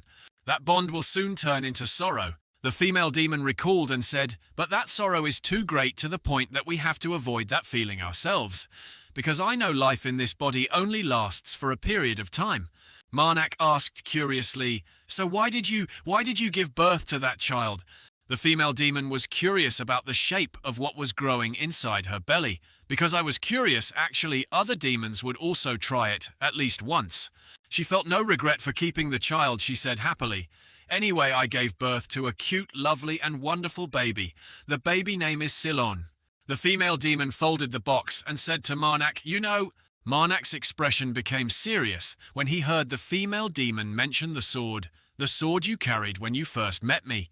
That strange serrated sword. He asked her curiously, Is something wrong with it?" The female demon continued, I've never said anything before because it sounds a bit boastful, but that was created by my daughter. Upon hearing that, Marnak was so surprised, his mouth fell open in disbelief. Huh? The female demon pointed at Marnak and said, Can you bring it out? I'll show you some interesting things. Marnak listened to her and took out the sword. The female demon saw the sword and immediately recited some incantation. The sword on the table immediately glowed. Surprising Marnak, a sound came from the sword. To my beloved mother forever Elisa, Marnak was extremely surprised, looking up at the words emitting from the sword. See, I told you. The sixth creation of the best blacksmith in the Empire, Ceylon. He spoke up, asking the female demon about what was inside the sword. Is there anything else hidden in here? She smiled and replied to Marnak. The female demon replied, I don't know either. The female demon looked at the sword and thought, but if my daughter created it, then perhaps it has some connection with other creations. She remembered that her daughter loved creating unique and strange machines. The girl always liked to modify things. Marnak heard her words and looked at his reflection through the sword, his face pensive. Hearing her words was enough to understand that she considered everything her daughter created as her treasure. Do you want this sword? The female demon closed her eyes and smiled. No need, the most precious thing to me is what my daughter gave me. She continued, she created other things, hoping someone would use them. Even if I collect them, I cannot use them. I can't do anything but store them because I'm afraid they'll get damaged. The female demon thought of her daughter and said, but I am the one who knows best what my little daughter wants most. Marnak's mother pulled his shirt and made a sound, kill. Marnak's face showed nothing more to say. Marnak's mother beside him, her face drooping from eating too many cookies at once. The female demon saw this and asked, what's wrong? What does she need? He hesitated and said, my mother just wants to ask if you still have any cookies. Looking at the empty plate of cookies with only one left, haha. The female demon smiled sweetly and said, the second drawer on the left of the kitchen cabinet. There are still lots of cookies in there. Take as many as you want. Hearing that, she quickly grabbed the plate and went into the kitchen with great enthusiasm. She is so cute. Marnak replied with a smile, right. The female demon continued, but I really don't know how to express my sincerity. She made an offer to Marnak. Do you want to go to that place while the mother of corruption is absent? The female demon continued, speaking to Marnak in a seductive and tempting tone. I will treat you very well. Marnak's face stiffened, then he calmly said, thank you for the offers, but I must refuse. Please don't say such things in front of my mother. Hearing him say that, she stiffened and replied awkwardly, oh, how embarrassing. After that, the female demon continued to invite him and said, let's see if you change your mind, just tell me. About him I was just kidding, but now it's true. At this moment, Marnak's mother had returned. The female demon happily turned around and said, let's see what I should reward you with. Do I have anything good? She put the plate of cookies down, then crossed her arms and kept saying, kill, kill, kill. Marnak immediately explained her words. My mother says if you find them delicious, please pay us the amount of gold equivalent to the number of cookies you have. The female demon saw this and smiled. She's really a practical lady. Suddenly her eyes became sharp and she said thoughtfully, but there's still a problem. I think it will probably cost a large sum to repair the underground arena. And the blighted eye too. The female demon continued, I also don't want to pay my two saviors. That wouldn't be sincere at all. The female demon's eyes widened as she said, I want to give you two something more special. She thought and then continued, I thought about going with you two to help, but I don't know if I should get too involved in other battles. The female demon said with certainty, I am sure the river of blood will always follow every path the child of corruption walks. Suddenly she realized something. She slammed her daughter's box onto the table and said, yes, that's it. She hugged the box and left, saying to Marnak, wait for me a moment.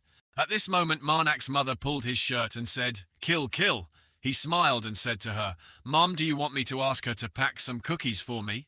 Marnak smiled at her, just let me ask for you. The female demon held something in her hand, then ran over, held it up and said to Marnak, found it. She placed the bag on the table and said, here. The female demon continued. His face was suspicious as he opened the bag. I've kept it for a long time, waiting for the right person to buy it, but now I will give it to you. He took out a bundle of keys from the bag and realizing said, this is the key to the ancient ruins. The female demon smiled and said to him, I like your intelligence. She continued speaking to him who was holding the key. This reward must be generous enough, right? The key Marnak held could also open doors containing other mysteries above all these ancient ruins, also contain one of my daughter's other creations. At this moment the demon and Marnak stood before the old building. The demon handed a large bag to Marnak and said, "Here are the cookies." She bared her teeth and smiled brightly, full of charming beauty. I even added a few other things in there. Marnak took the bag of cookies, smiled gently, and replied, "Thank you." Marnak's mother's voice echoed again, "Kill." But Marnak corrected, saying, "Mom said thank you to you." The demon closed her eyes and gave a faint smile, "I know." Marnak suddenly asked, "Will we meet again?" The demon was a little surprised. That. Then she pointed her finger to the mole on her left side and winked, saying, "The previous battle was too tense, so my eyes have a slight problem." The demon was silent. "So I will leave the capital for a while." Marnak had the answer, but said nothing more, smiling. "Then goodbye." The demon suddenly spoke up, reminding, "Treat the mother of corruption well." He wondered, "What did you say?" The demon smiled gently. "You've done well, except for this. I have no other requests. Just keep doing what you're doing, so that her mother can always keep that smiling face." He turned around ready to leave. His bright emerald green eyes under the sun highlighted his handsome features. Marnak said, "Even if you didn't tell me, I would do so." Marnak slung his bag over his shoulder and walked leisurely forward. The demon stood behind with her arms crossed, silently observing. An object resembling a ring appeared in the demon's thoughts. She thought, "The object inside the ruins, it will be useful to him." Suddenly the demon gave a strange smile and thought, "This way the mother of corruption will regain all of her holy power and the gods in heaven. Especially those who want my daughter's gift." The demon's eyes became extremely malicious. "Sharp strength. Peak of revival will have to pay." Scene change. At this moment, Marnak had returned. Dakia greeted him warmly. "You're back. Are you all right, not injured?" Marnak smiled and said, "Calm down. Everything is resolved." Marnak asked, "But Princess didn't Master come to find me?" Dakia thought for a moment, then replied, "Your master, no."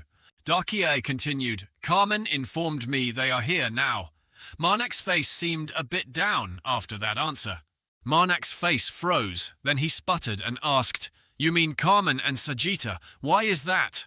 Dakia explained, "They were not mortally wounded, but it seems the treatment is not going very smoothly." Marnak was silent and said nothing. The two walked together towards a room. Marnak said, "I'm here, let me see how they are doing." Inside the room, Carmen and Grata were sitting next to each other. Carmen, whose body was tightly bandaged, couldn't help but exclaim upon seeing the two. "Oh!" Carmen shouted, "You're here, Marnak, and you too, Princess." Marnak teased, "Looks like you're still well." Carmen burst out laughing. "Ha ha ha ha. I can't be depressed all the time just because of a small injury. Otherwise the whole Valtus family would be ashamed of me." Carmen recalled the fight and laughed, explaining a few things. "It's just broken bones and some bruises all over. They'll heal with a healing priest." Carmen paused for a moment and looked at the opposite bed. "The problem is Sajita," he thought too. Santaji forced a smile. "I'm fine." Santaji calmed everyone down. "Just need a healing priest, this is nothing much." Marnak approached Santaji's bed and said, "Let me see your ankle." Marnak looked at the bandaged foot. The bandage on the ankle was still soaked with fluid. He thought, indeed, mixed holy power from different evil gods. Perhaps that's why the healing priest cannot exert their power. Marnak communicated with the person in his head. "Can you handle it, Mum?" The voice replied, "Kill." Marnak understood the meaning of these words and thought, so Mum can handle it, just need to absorb holy power from the holy object. He told himself, "But doing so will reveal me. I cannot act within the capital. Perhaps we must go to the actual ruins." He pondered, "The ancient ruins are an isolated area, so the power will be there." Suddenly someone spoke up, interrupting Marnak's train of thought. "Don't worry." Carmen sat cross-legged neatly on the bed and said, "The priest who came here last time said the power of evil gods will weaken somehow." Carmen's me led, but there was a touch of sadness. Although he also said it will take some time. Marnak pressed, specifically how long. Carmen hesitated for a moment before answering, and this made Marnak furrow his brow. "At least a few months or a few years, it will naturally disappear." Grata glanced at Carmen, who was scratching his head, and said, "This is just Carmen. He said the person over there, it will take even longer." Marnak couldn't help but silently look at Santaji, not knowing what to say. Grata said, "But we are looking for someone to neutralize the evil god's holy power, so it won't take that long." Carmen smiled foolishly like an idiot and said to Dakia, "I'm sorry." Dakia was a bit surprised. Carmen explained, "But perhaps it will be difficult for us to continue protecting the princess." Dakia gave an awkward smile, placing her hand on his chest to comfort him. "No need to worry, you rest, I'm fine." Marnak interrupted, "By the way, the princess and I are preparing to leave the city for a few days. I've thought of a way to expel the holy power from your wounds." This also surprised her, her eyes widening as she looked at him. Kaman, as if unable to believe it, asked again in surprise, "Really?" Dakia's face, full of question marks, just stared at Marnak with wide eyes, unable to utter a word. Thinking, "Priest, you mean?" Marnak replied in thought, "I'll explain the details later." Carmen couldn't help but excitedly give a thumbs up and smile brightly, like a flower. "You're the best I just saw. How difficult it must be for you to worry about us, but I'm also really looking forward to it." Marnak politely bowed. "Just leave this matter to me." Carmen suddenly continued, "Oh, and I have something I want to discuss privately with you." For some reason, Carmen and Grata turned to look at each other, winking suggestively. Grata understood and immediately pulled Dakia's hand, leading her outside.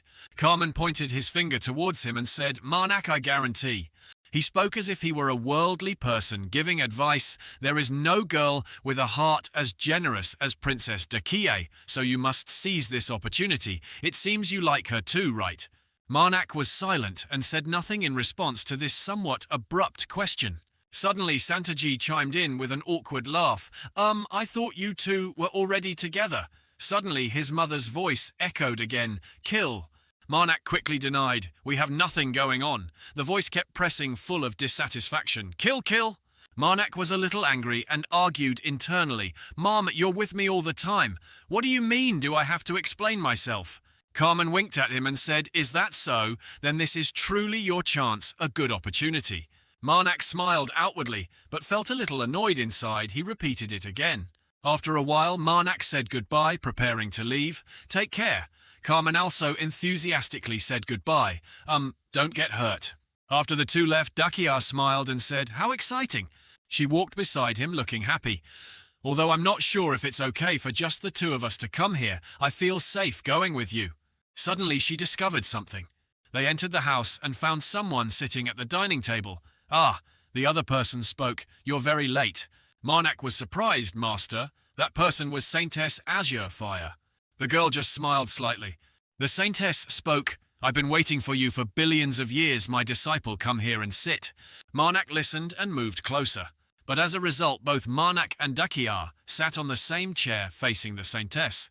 The Saintess's face showed a hint of considerable dissatisfaction. Marnak smiled bitterly and asked, "But Master, why are you so late in coming to find me?" The Saintess replied with a darkened face, "I had to stop by the palace. The Queen of the Northern Kingdom had something to ask of me." He was a little curious. "What is it?" The Saintess explained, "Of course it's about the evil god's followers causing trouble in the north of the capital. She kindly asked me, so I accepted." Then the Saintess offered, "Go to your room and pack up. I will go to Igilla with you." Suddenly Marnak lowered his voice, "Master." He flatly refused, surprising the Saintess greatly. "I cannot go with you." He explained, "That place is in the opposite direction of where I need to go. Moreover, I have something I must do." The Saintess was confused. "What do you mean?" She was a little dissatisfied and complained, "I had to overcome so many hardships and difficulties to fulfill your request." The Saintess asked again, "Did I hear correctly?" Marnak asserted decisively, "No, you heard correctly." The Saintess angrily slammed the table, making the water cup shake. "Wicked person." Two streams of tears rolled down the Saintess's cheeks. Unable to hold back, she burst into tears. Why do you treat me like this?" She recounted her suffering. "Do you know what I did? But why won't you, my only disciple?" But Marnak didn't have enough patience. He directly interrupted. "That's enough." He exposed her. "I won't be fooled anymore. You can always cry any time." Indeed, this tricky Saintess just pretended to cry dramatically one moment, then wiped her tears the next, as if she had never cried before. "Oh, I thought it would be effective." The saintess picked up a weapon from under the table and said, "Disciple, a woman's tears are the strongest weapon." Marnak noticed. He angrily slammed the table and shouted, "Put both hands on the table." Then he warned loudly, "If you try to lose and drag me along, I will be very angry." The saintess sighed impatiently. Then, perhaps because he hit a nerve, she was embarrassed and threw her sword behind her, saying defensively, "As if I would use such a violent method." Marnak thought with contempt, "Well, it's almost like that you've done it before." He cleared his throat and said, "Everything I said is true."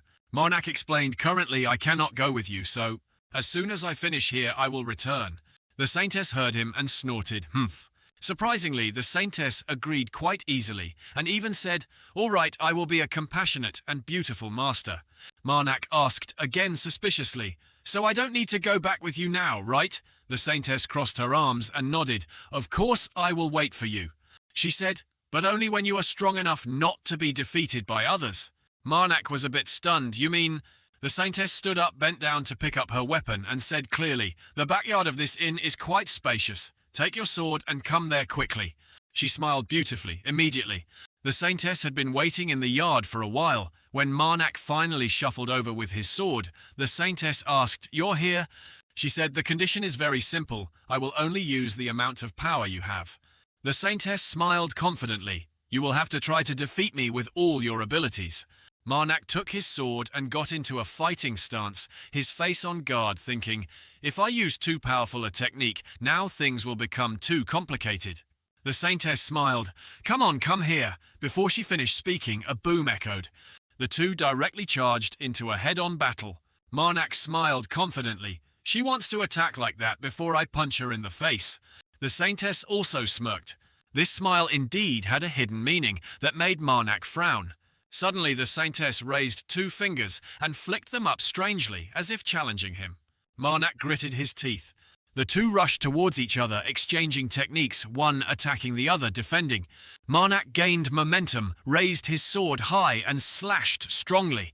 Unfortunately, the saintess easily blocked the blow, sending his sword flying out and sticking into the ground. Marnak's sword point was firmly embedded, causing him some difficulty, the ground. The saintess smiled and asked, "Disciple, what do you think is the most important thing to become a skilled swordsman?"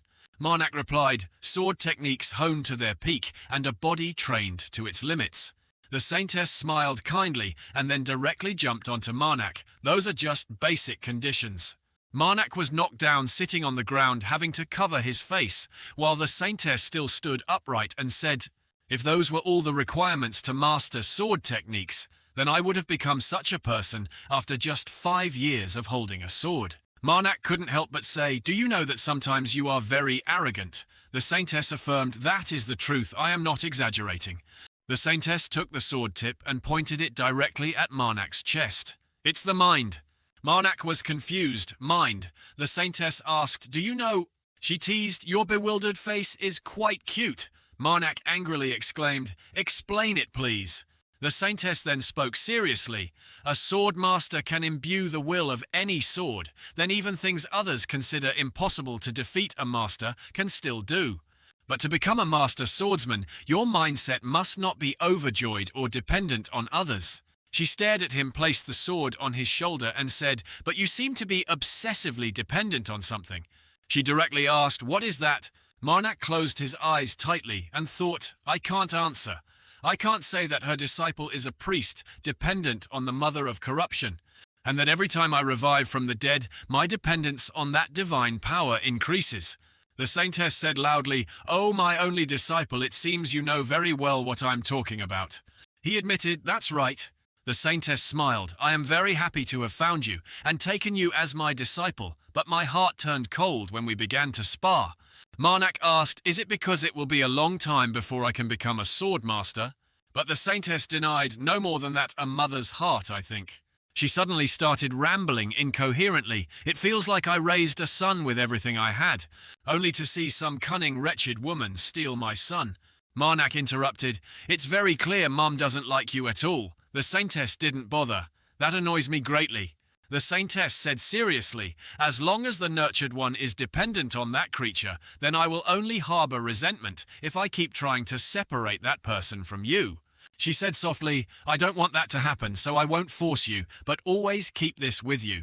The saintess placed an object resembling a ring in his hand and said, This is an ancient relic I obtained from the sacred fire sect. The saintess raised her finger wearing her black ring and explained, If you wear this mystic ring, you can always know almost exactly where the person wearing the white ring is. Marnak put the ring on his finger and replied, All right, I'll wear it. He suddenly asked, Master, can I ask you a question? He was curious, Why is it that you are already so proficient in swordsmanship, yet still a nun? The saintess bowed her head. It's not always because of faith that people become nuns. Rather, I became a nun because a god granted me that right. And even swordmasters or priests regard gods as their faith. However, they are not influenced by blind emotions with matters related to the divine. The saintess's words stunned him. Just like I still consider you my disciple, even though in reality I saw you use the holy power of an evil god. She continued, That is why you must become a master swordsman, so that your emotions are not dependent on anyone or any faith. If you can do it, she said seriously, reminding, you will be able to distinguish between your true emotions and the emotions the holy god has sown in you. Marnak placed his hand on his chest. He asked, Did you know that I am an evil god worshipper and who the god I depend on is? She replied indifferently, I'm not an idiot. Marnak asked again, So can I ask one more question? The saintess was generous. Ask as many as you like. Marnak began, Why do you consider me a disciple and not someone else who is more talented and willing to listen to you? The saintess said dismissively, I thought since you were so hesitant, you would ask a more difficult question, but I didn't expect it to be this easy. She looked up at the sky and thought I was raised to become the holy sword of the sacred fire sect. I was alone and found no joy or pleasure at all.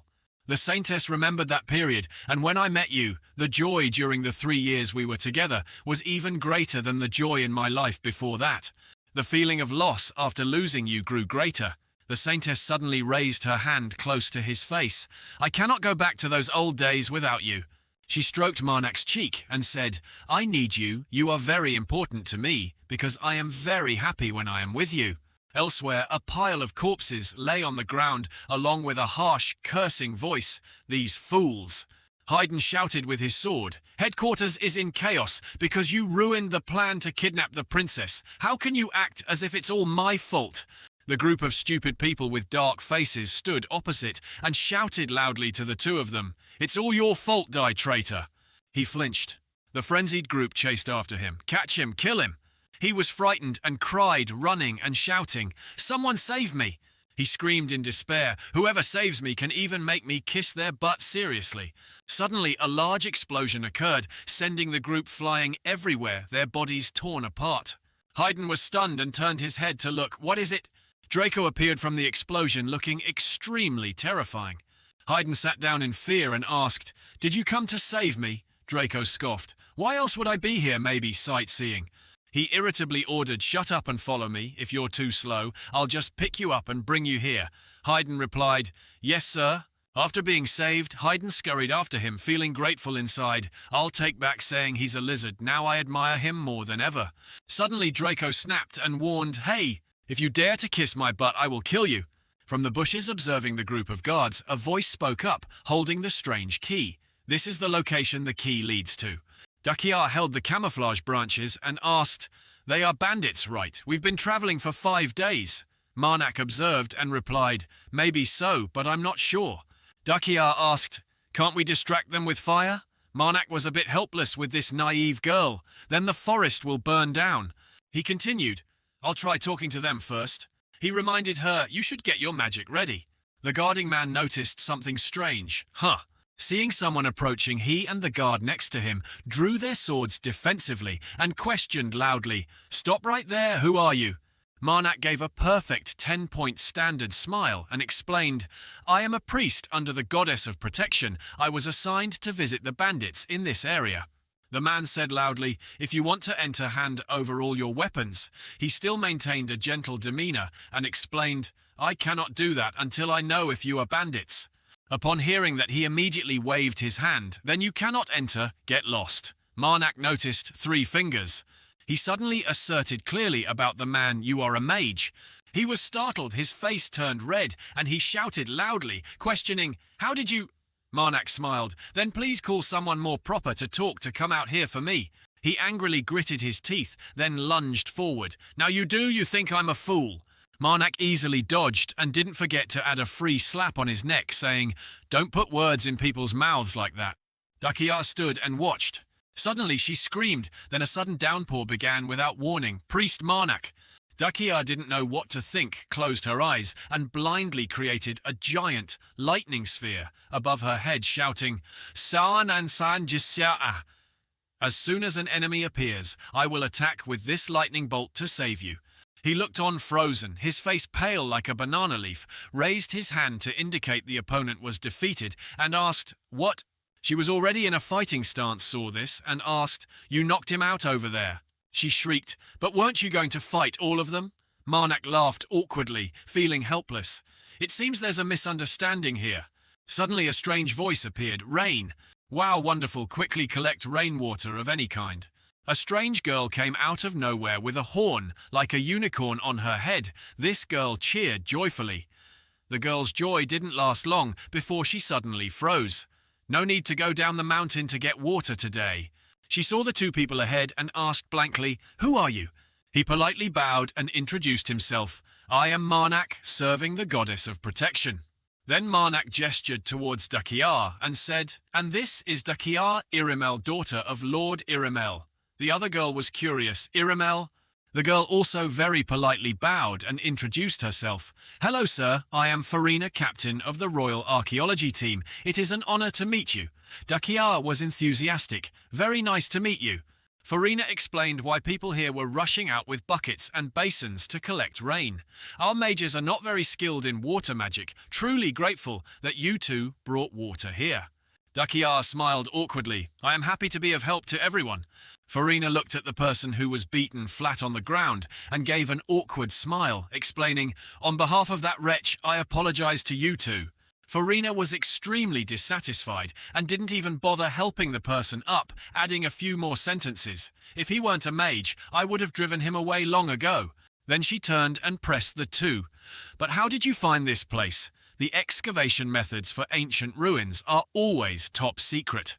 Marnak explained, "Actually, we found this place by following the coordinates shown on the key." Farina seemed to know that object too. "The key, you mean the key leading to the ancient ruins?" The girl excitedly jumped up, her eyes sparkling like stars, and asked, Can I go with you?" But he flatly refused. "Probably not." Farina sputtered and explained, "I didn't mean going in there with you from the start." She smiled and continued, "But after you get what you need, I will be very happy if you then lead me inside." She put her hands together and pleaded continuously, "Please." He paused for a moment to think, then Farina spoke up again. "Priest, perhaps what do you know about the ruins of the ancient empire?" Marnak replied, "I'm just like everyone else." Farina smiled. "The ruins of the ancient empire are usually divided into two." Farina smiled. "The ruins of the ancient empire are usually divided into two." Farina led them inside where everyone was working. The remaining part is buried underground. The goal of the Royal Archaeology team is to excavate the rest. Marnak was curious. "Are you excavating the buried ruins now?" The girl excitedly praised, "That's smart. We're just curious about the connection between the two ruins, not interested in any items within them." Upon hearing that, he smiled willingly. "All right then." Farina was surprised, really. She happily took Marnak's hand and shook it continuously, her body twice as large as his. Thank you very much." He smiled and asked, "But can you give us a temporary place to stay? By the time we come back here, we'll be exhausted." Farina generously replied, "Of course." He pressed, "The people digging for artifacts in there, none of them are from headquarters, or the guilds, are they?" Foroda said, "You don't need to worry about that, they are all just members of the Royal Archaeology team." Marnak asked with a little surprise, "What, so your team has too few people?" Fororia explained, "We are not an organization that brings in a lot of profit. The relics buried underground are often in quite bad condition, and sometimes artifacts cannot be found, therefore we cannot hire enough workers. Marnak nodded. I see, so it's not a problem if many people go in together. A moment later, Dakia picked up the key, her beauty charming and graceful. The key opened a strange space portal. The space portal immediately opened wider, allowing 2 or 3 people to pass through at once. The people just watched silently, only Farina was extremely excited. Marnak actively stepped forward. He stepped through. Marnak walked confidently with a straight back. Dakia followed behind, exclaiming with delight. She couldn't help but look around and exclaim, "This place is so beautiful." Marnak smiled. "That's right." He said, "The scenery is beautiful, but we have to work first." The mother in his head exclaimed, "Kill." Marnak raised his hand holding 2 strange objects that looked like earrings and whispered, "Mom, I need a new power." The voice replied, "Kill." Suddenly, a strange and powerful energy appeared. Marnak refined the object in his hand. Holy Power 15232, Holy Power 12556, Holy Power 2898, Holy Power 8990, Holy Power 6379. A new item was reborn. Marnak looked on with satisfaction. Finally, a power with strong attack. Marnak picked up the weapon, here, his face full of confidence. The sword of corruption devouring everything it touches. But suddenly he discovered something. For some reason, the item suddenly caused a strange phenomenon. Wait! The weapon is rusted. Immediately after, Marnak's entire arm also disappeared with it. Marnak's face darkened. "If it devours me too, how can I use it?" Dakia looked at Marnak's stump of an arm and asked, "Is your hand okay?" Marnak replied, "It will heal. Soon, don't worry." A voice echoed, "Kill." A stream of green energy emanated from Marnak's body. It turned out to be Marnak's mother. She still only knew how to say, "Kill." Marnak's mother rushed over and hugged him tightly. Marnak said in surprise, "Mom, you're much bigger now." Marnak's mother cried. He stroked her head with his hand. "Do you think my hand hurts so much? I'm really fine." Suddenly, Dakia made a suggestion. I have an idea. Why not let the girl hold that sword?" Marnak's mother looked at Dakia blankly and said, "She's quite nimble, and her hand might not be affected by the sword's curse." Marnak was worried, but if Mom gets hurt, his mother looked at him with a look of agreement. "Kill." Marnak also agreed to let his mother try. "Okay." He placed his hand on his mother's shoulder and said, "So let's see if you can use it, Mom. You still only know how to say, 'Kill, kill.'" Marnak took out the sword. His mother's face was very confident. She immediately took the sword. But then her hand was engulfed in green flames catching fire. In pain, she immediately threw the sword away. "Kill." Marnak's mother sat in pain, gripping her hand after the sword set it on fire. He was also extremely panicked. Marnak looked at her hand and asked, "Mom, are you okay?" But she only knew how to say, "Kill, kill." Marnak comforted his crying mother. "Mom, don't blame yourself, I will protect you." Dakia said to Marnak, "Isn't there something a little strange?" He wondered, "What do you mean?" Dakia said, "The mother of corruption was hurt by her own power. The sword is still blazing with green flames." Marnak's mother angrily pointed at Dakia and said, "You..." Dakia was confused. "No, I mean." Marnak chimed in, "Maybe it's because Mom hasn't fully regained her holy power yet." Then he suddenly burst into tears. "But you can speak new words now." His mother smiled happily. "I am Kill." Marnak stroked his mother's head and said, "Don't worry about that." His mother, meanwhile, kept spamming one word, "Kill." Marnak knelt down, took his mother's hand, and gently said, "Just your presence brings me strength already." She was still the same, "Kill." Dakia put her hand on her chin and said, "Both of your hands have recovered, right?" Marnak replied, "Umph." Dakia continued, "Then let's go inside." He looked at his mother and said, "Mom, please." She was still, "Kill." Marnak's mother summoned a golem. As soon as the golem's foot appeared, it stomped, almost sinking the floor. Marnak narrowed his eyes happily. "It's been a while, I hope you can do it." The golem roared violently, unleashing its power. Marnak suggested, "Can you hold this for a moment?" He extended his hand towards the sword in front of him. The golem immediately grabbed the sword. The golem's face immediately changed color. The golem shrieked violently because its hand was just set on fire by the sword. Then its hand fell off and dropped to the ground. Marnak looked at the scene with astonishment. Even the corrupted giant couldn't hold that sword. The golem's face turned red with anger. He said awkwardly, "Sorry." Marnak looked at the palace in front of him and suggested, "Then let's go inside the ruins." The golem kept roaring. Dakia asked, What should we do now? Marnak replied, let's just wait and see for now. He calmly narrowed his eyes and smiled, saying, after all, none of us can detect the traps in there. The golem kept smashing things around. Marnak said, I think it's better to let the giant open the way. Suddenly he noticed something. The golem exclaimed, ha! Another giant rock person appeared in front of the golem. Dakia's hand emitted fire magic, and she said, or should I use magic? Marnak replied, let's just wait and see. He recalled past memories and said, giants are immune to magic, so it's not really a problem for it. The giant rock person was looking at the golem. The rock person's eyes glowed. The golem angrily remembered being beaten and bullied by these rock people when it was young. It roared once. The golem grabbed two giant swords and charged forward. It struck the rock person hard with one blow. The rock person countered and punched the golem in the jaw. Marnak's mother stood by cheering, kill, kill. Marnak also laughed and said, it's really worth cheering for it, kill, kill.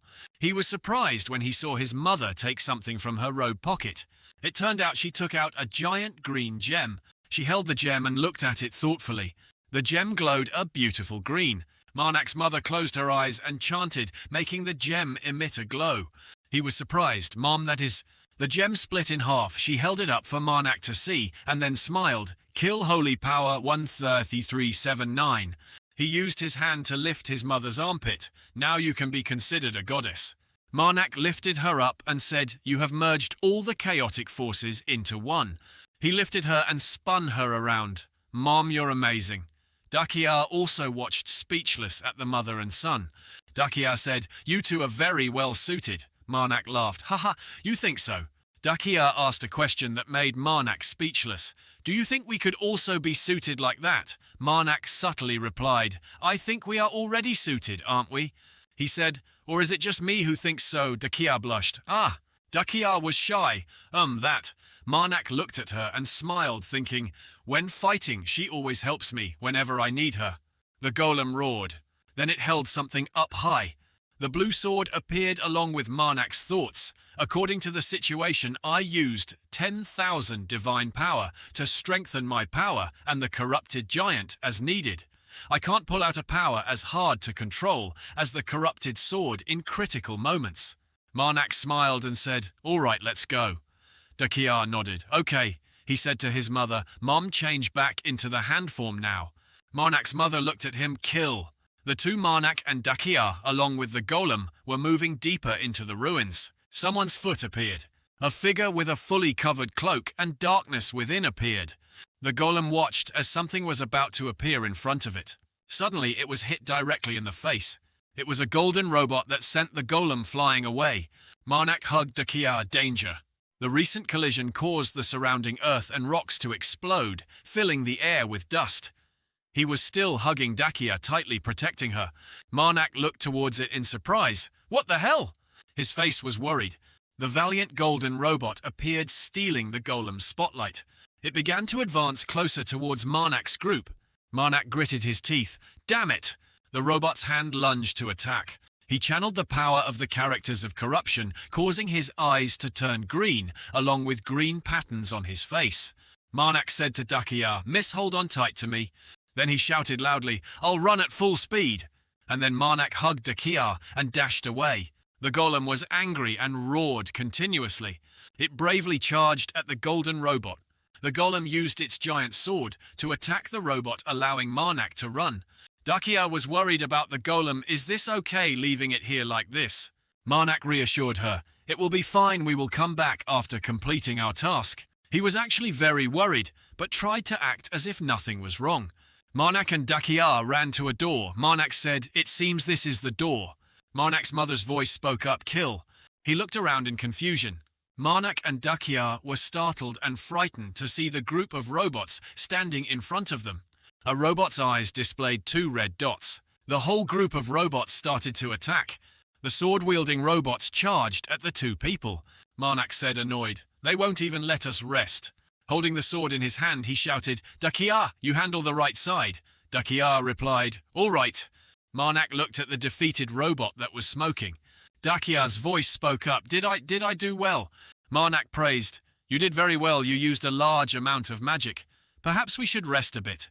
Dakia said awkwardly, A sound was heard, making both of them vigilant. A robot leg appeared. A golden robot appeared. Kill. The golden robot raised its hand. Then it pulled out 2 guns from its hand. Marnak looked and jumped aside. He continued to hug Dakia and run this way quickly. Marnak and Dakia hid behind the wall to avoid the golden robot that was continuously firing bullets. He gritted his teeth in anger. Dakia held onto Marnak in fear. The earth and rocks were shot until they were glowing red. Every piece was as hot as burning coal. Marnak didn't see the robot firing bullets anymore and thought it must have run out of ammo. As for the robot, its 3 barrels fired too much, so they are now glowing red. Marnak stomped hard with his foot. He hugged Dakia. Keep running. And then Marnak seemed surprised by something. He looked behind him. Huh! A robot arm was absorbing the bullets just fired. What the hell is that? It turned out the golden robot just ran out of ammo, so it was picking them up. Marnak muttered annoyedly. It's picking up the bullets it just fired. Dakia was worried. What should we do now? Marnak calmly said, Can you hit that giant's gun with your magic? He looked at the robot's gun and continued. It's an object that's very easily exploded when hit by magic. Dakia agreed. Okay, I'll use magic right now. Suddenly, Marnak suggested, No, wait a moment, just as he is about to fire. Dakia said with a confident expression, I will try to hit that gun. He saw the robot getting ready to fire again. Marnak shouted loudly, Do it right now! Dakia unleashed fire magic at the robot. Dakia's fire orb was hurtling towards it. The fire orb caused the golden robot's gun to explode. Marnak looked up at the ceiling and noticed movement. He looked at Dakia and smiled happily. Well done. Dakia blushed and clenched her fist. All right, leave it to me. These robots won't be able to do anything to me. Marnak stomped hard with his foot. He hugged Dakia and ran away, while Dakia continuously unleashed magic towards the golden robot. Hit by many spells, the robot gradually exploded and caught fire. Dakia's expression immediately turned annoyed. Marnak was worried. It seems she's running out of mana. He noticed something. Both were surprised by the door in front of them. This is... Marnak strongly kicked the door once, but it didn't budge, so he was annoyed. Damn it! Marnak was helpless. We've hit a dead end. He put Dakia down and said, I think this is the exit. Please keep watch for me while I examine it for a bit. Marnak looked back worriedly. Almost out of time, they will catch up to us soon. The golden robot was still relentlessly chasing. A saw appeared. It turned out he was using the saw to open the door, but it was ineffective. The door had many scratches but no sign of opening. Marnak looked on in panic. He looked at the door gradually healing and wanted to curse. What the hell? A sound was heard. No cheating. Marnak thought, annoyed. Maybe I have to defeat that thing to open the door. The golden robot was continuously firing bullets and getting closer, making him frustrated. Damn it. Marnak shouted loudly to Dakia. Dakia, do as I say. Marnak unleashed all his power and charged forward. This is the last monster. Marnak continued, just hold on a little longer. Dakia wiped her sweat. The robot used its arm to absorb bullets. He threw something and thought, does it want to reload again? The object Marnak threw hit it, causing the robot's arm to stop absorbing bullets. He shouted loudly, Dakia! Dakia unleashed all her magic power. The magic explosion caused the area around the robot to ignite and explode, engulfed in a sea of fire. Dakia knelt down exhausted. Marnak gritted his teeth. This is the last magic she can cast. He leaped high and charged at the robot. It's time to seize the opportunity and act quickly. Marnak gripped the sword tightly in his hand, the sword of corruption. He forcefully thrust the sword into the ground. The golden robot looked on in surprise. Marnak's hand was ignited and corroded by the sword. He thought in horror, damn it, the devouring when holding this sword is happening too quickly. The golden robot was also gradually affected and being corroded. Marnak felt uneasy. Not good, I can't maintain the characters of corruption anymore. But his hand still gripped the sword, even though it was almost completely necrotic. That won't do if the sword disappears. Suddenly, Marnak's hand pulled him forward. The golden robot also charged forward in anger. A wave of green light spheres emitted from the robot. His mother's hand was holding that sword. His mother's voice echoed, kill. Marnak's mother held the sword, bursting into tears, and said, I'll kill you, while he was lying flat on the ground. A power struck the golden robot directly. Dakia looked up in horror. The golden robot was being set on fire and corroded. Marnak's two arms were corroded by the sword and turned to ash. His mother rushed forward, opening her arms to hug him.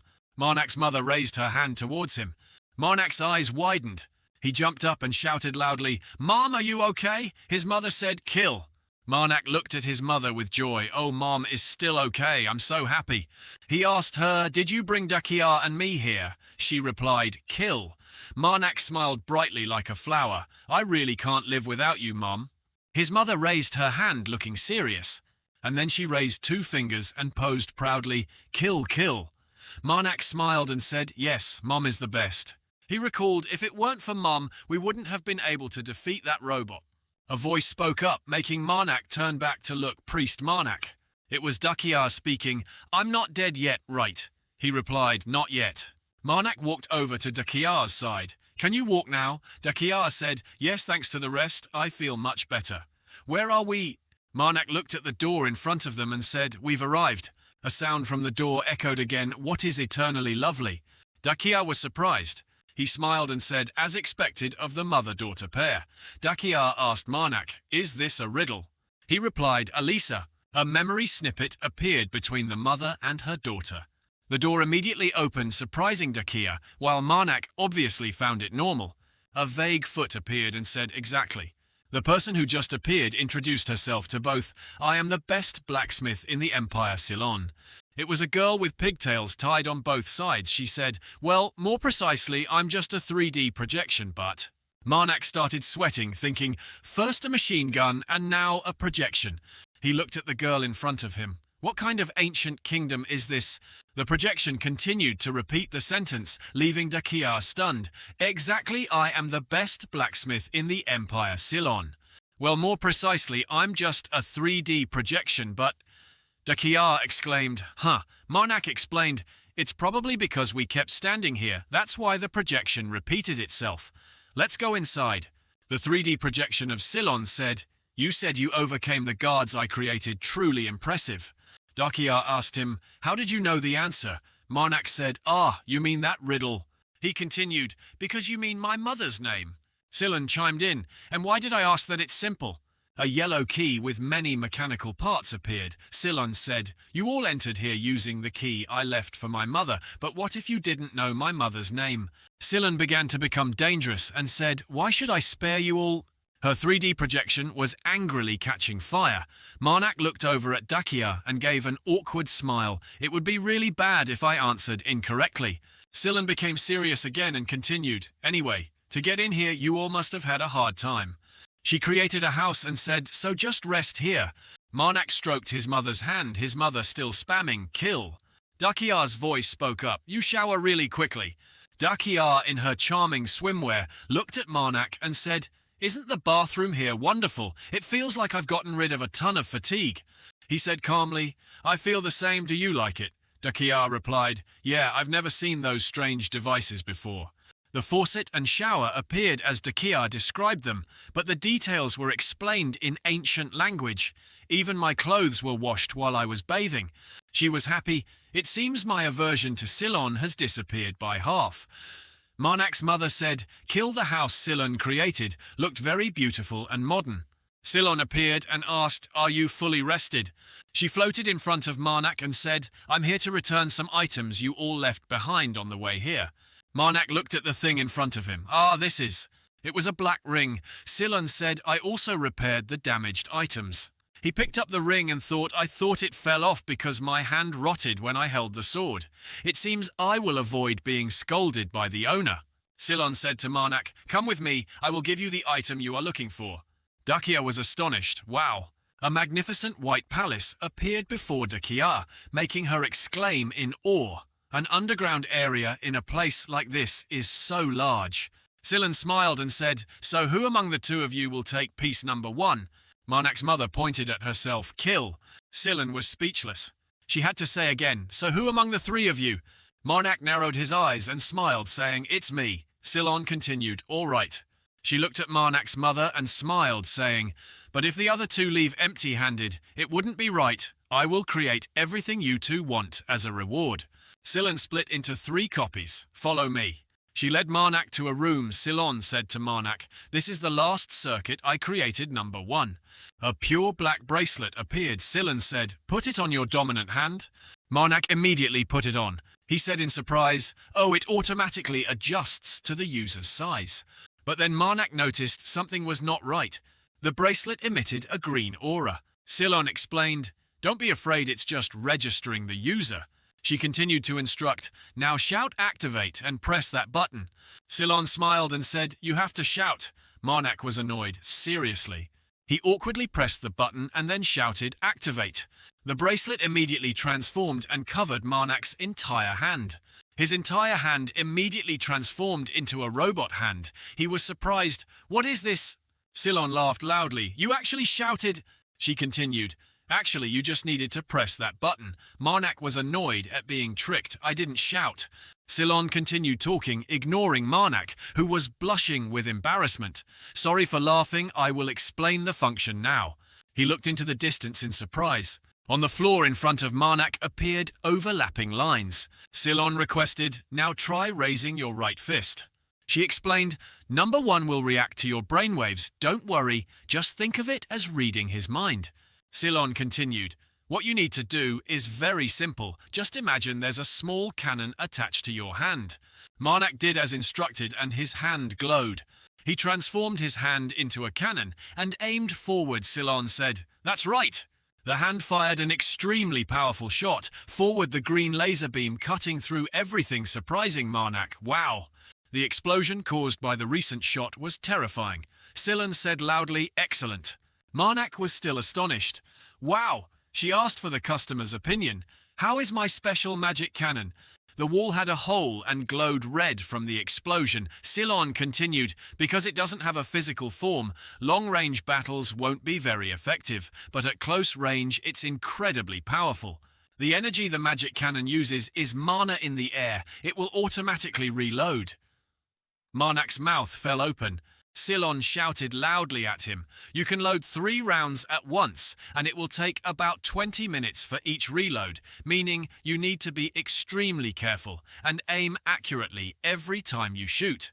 But you also have to keep it. I created one that can be reloaded, so you can decide the timing to aim and focus yourself." Silon snapped her fingers and smiled.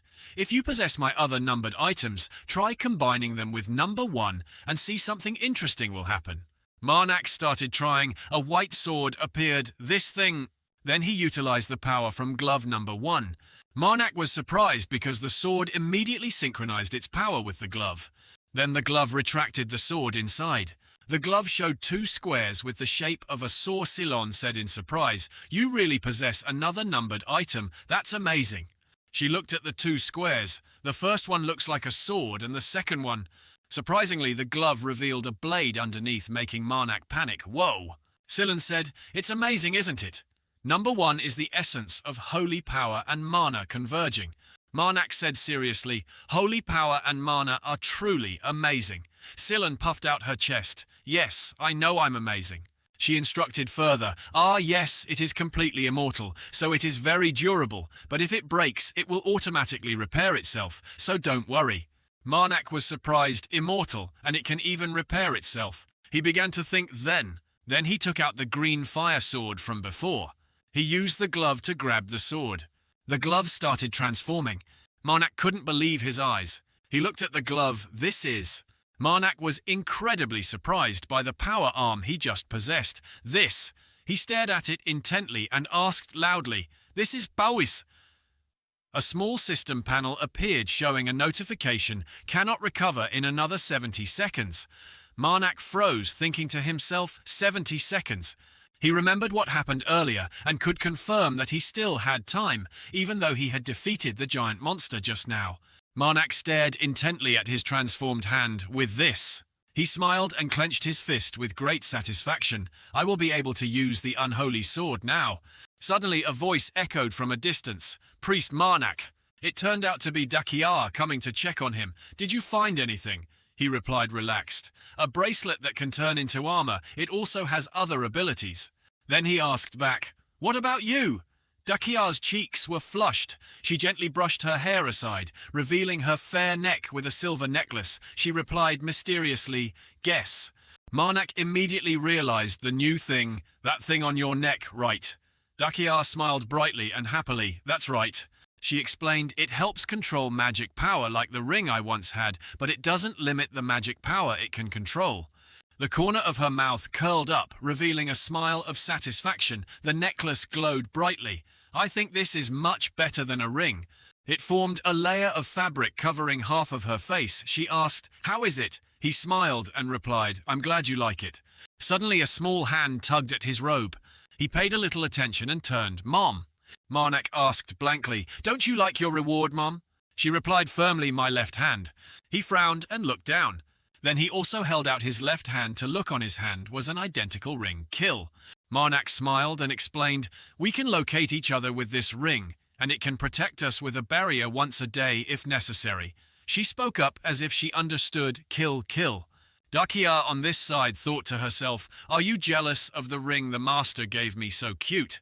As for him, excited, he lifted his mother up and spun around, cheering with delight. "Thank you, I really like it." She was also having fun. "Kill." Suddenly a voice echoed, interrupting the joy of both. "Now everyone has received their reward. What do you all want to do?" It turned out to be Silon. She said again, "Everyone can leave or stay longer." Marnak turned around and asked Dakia, "What should we do?" She calmly replied, "I agree to leave. All my fatigue has been washed away." He smiled and exclaimed, "Then we'll leave." Silon behind clapped her hands once and wondered, "Oh, everyone is leaving then." She controlled a robot arm from under the floor. "The key you used to enter, I want to get it back." Hearing that, Dakia felt a bit awkward and asked, "What do we do now?" Marnak rubbed his chin thoughtfully. "I still have a promise to the captain of the archaeology team." He continued, "But that's the Silon we're talking about. I think it's best to give it to her." So I did as he said, leaving the key on the robot's hand. Silon smiled and said, "Thank you." Then she tilted her head and said with interest, "Well, see you later." That sentence made both a little confused. Suddenly from behind a giant hand appeared. Marnak quickly and fiercely resisted Kook. Right behind them a space portal appeared, as if wanting to suck people in. Dakia was surprised. "Kia, what the hell is happening?" Silon said with a very smug expression, "If you collect all 10 pieces of me that are numbered, something very interesting will happen." She immediately cheered when she saw him about to be pushed in, "So try your best." And so the two were pushed in by that arm. Marnak landed cautiously on the ground, thinking to himself, "I didn't expect her to kick us out like that." Dakia said she just created an exit from the dungeon, saying that she widened his eyes, then turned to call him, "Priest, this is the smell of blood, right?" Marnak replied seriously, "I plan to give them a warm welcome with the title of murderer." On the other side, a group of people were running away as fast as their legs could carry them. Forzarina turned back, feeling very uncomfortable with something chasing her. "Damn it, the end of this road is a dead end." She looked at the horrifying swarm of bats. There were more of them than usual. "This is an ambush." Suddenly one of her teammates carelessly fell to the ground. She thought to herself, but why the injured person was very scared and panicked. Forzarina immediately ran to the rescue. Seeing this, the other bats also got scared and flew away. She placed her large hammer on the ground and yelled angrily, "Where is that bastard Thran?" A man pointed in one direction and said he was right in front just now. She loudly ordered Thran, telling him he should dig faster with whatever strength he had if he wanted to live. Hearing that, he hesitated a little, but Captain Forzarina shouted loudly, "Shut up and relay my words to that bastard." He could only obey. "Yes, ma'am."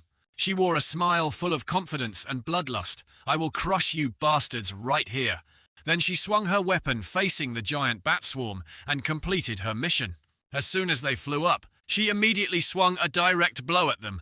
Bat after bat fell down from that powerful attack. Forzarina fought and screamed, "Ha!" In an instant, countless bat carcasses fell below. The scene shifts to another side. Seeing a giant bat carcass, a voice of exclamation rang out. Truly surprising indeed, a unicorn tribe. The man with a braid at the back of his head said, "Does that matter right now? We should leave here before all my bats die." Suddenly, a hammer slammed down onto the ground. Forzarina questioned, "Who allowed you to leave, you dirtheads?" A girl with a body covered in stone suddenly appeared behind her and spoke, "I don't need your permission." As soon as she heard that, she quickly turned back, preparing to unleash a dangerous blowkook. But she was immediately parried by her. She spoke a hammer. "Huh, it almost hurt me. You are too violent." Forzarina gnashed her teeth and said, "Do you think you can simply block my hammer like that?" Then she swung the hammer upwards with all her might and cursed, "Die." Suddenly the person with pale white skin snapped their fingers. That's right. A mass of dark magic surrounded her. Truly a troublesome woman. It tied her legs tightly, then it tied her hands. Finally it wrapped around Forzarina's neck. Her whole body was restrained and she couldn't move. Kooch. The girl behind her laughed gleefully. "My dear, don't behave like that." The pale-skinned man questioned, "Where is the relic?" She replied resolutely, "I don't know." She suddenly looked behind her. In the distance, a tall, dark figure had chopped off the head of the one with a braid at the back of his head. That person was none other than Marnak, with a strong physique and a mask covering his face. His appearance froze everyone. The pale-skinned man frowned and snapped his fingers again. No way. That dark energy wanted to restrain him like it restrained Forzarina. It's truly unfortunate that you are too naive. Just one force blew them all away, the embodiment of corruption. The girl with the stone body and Forzarina were incredibly surprised. Marnak on this side charged like a furious leopard.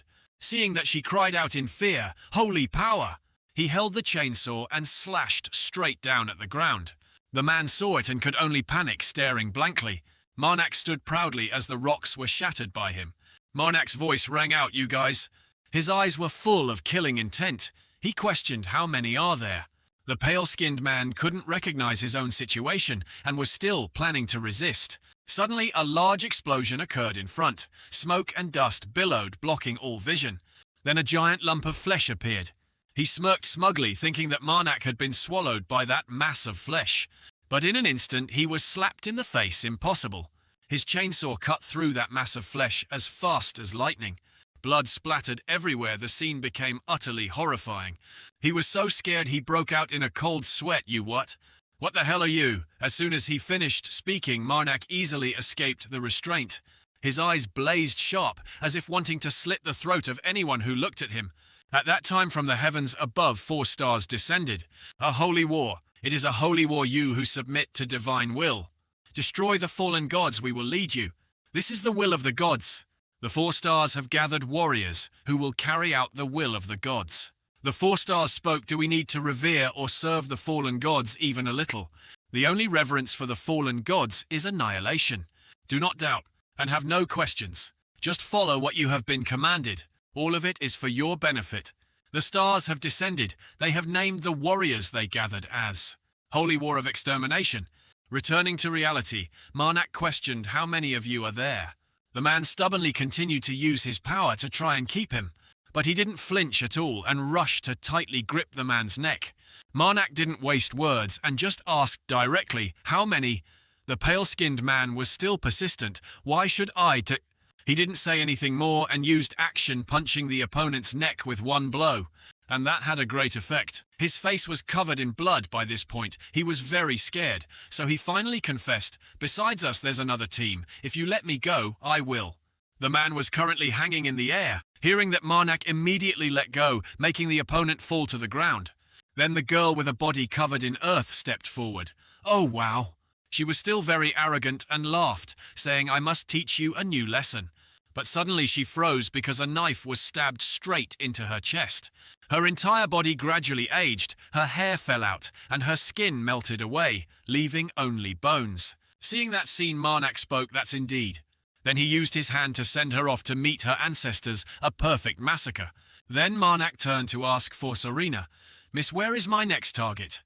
The corner of her mouth curved up, and she said, "Pull me up first, then we'll talk." He also listened and pulled her up. She thought to herself, "He is kinder than I thought." Forzarina frowned when she clearly saw Marnak's appearance now, even though he looked a little strange.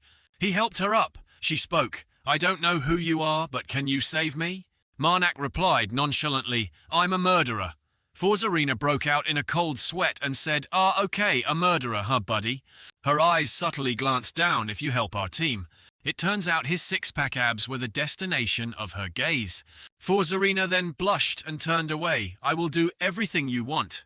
Then he was startled and realized. It turned out her hand was touching Marnak's strong body. He angrily questioned, "What are you doing?" Forzarina happily drooled, quickly withdrew her hand, and explained, "Sorry, I wasn't paying attention." He was annoyed, his eyes full of killing intent, and warned, "If you don't want to be killed, take me to where those lumps of flesh that need to be killed are." She heard and felt a little scared. "Well, all right." She clasped her hands and begged, "Please." He tiredly yelled, "Shut up, I'm not doing this for you." Marnak stated his purpose clearly, "I just want something new to slaughter." Forzarina replied, "All right." His eyes slightly glanced to the side. Then he used his hand to unleash power, holy power, plus 2000. He thought to himself, it seems like, looking at the skull on the ground, the cursed sword doesn't absorb corpses. After that incident, Marnak reminded himself, "I must limit using too many fingers so I can use it on those things." Suddenly he sat down below and said, "Now I will run out of here as fast as possible." Marnak frowned and threatened, "If you don't want to be killed by me, show me the right way." Forzarina smiled and replied, "All right, I'm counting on you." Seeing her attitude made him even more annoyed, and he yelled, "I'm not doing this for you, okay?" Marnak emphasized, "I just want something new to slaughter." Forzarina, who was being carried on his back, happily cheered, "Yeah, yeah." So he dashed deep into the cave. Dakia was hiding behind a rock watching them both. She tightly clutched her cloak. Then she also quickly ran after them both. Elsewhere, someone was casting ice magic. Someone was shouting, urging Thran, "Hurry up." They loudly said the captain risked his life to buy us time. Thran was urged and became too angry. He yelled, "Damn it, do you think this is a child's game or something? If you can't help, then shut up." Suddenly, a subordinate looked behind him. That person wondered, this sound is... Immediately, the giant bat swarm flew towards them again. Wanting to attack, the subordinate yelled a warning, "The bats are here again, thud. If only I had a weapon in my hand." Thran gnashed his teeth in anger. He just yelled, "Damn it," while using all his strength to unleash his power. Immediately, the wall was punctured with a large hole. He happily said, "It's done." Then he shouted to his subordinates behind, "Dig quickly, we will go inside." The bat swarm was still charging at this time. Right at this moment, all of them had safely jumped to the other side. Thran clapped his hands together to control the stone wall. He very seriously cast magic carefully. The bats were flying towards them. The stone wall immediately closed, crushing the bat blood splattered all over the wall. Its head fell off stone dead. Thran knelt down on the ground. He panted and spoke, "Hey, someone come help." Thran clicked his tongue, "Damn it," thinking to himself, "We were able to survive thanks to the captain's sacrifice." But the captain, little did they know that Forzarina on this side was being carried by a handsome man and was thrilled to death. Marnak's mother was annoyed, "Kill, kill."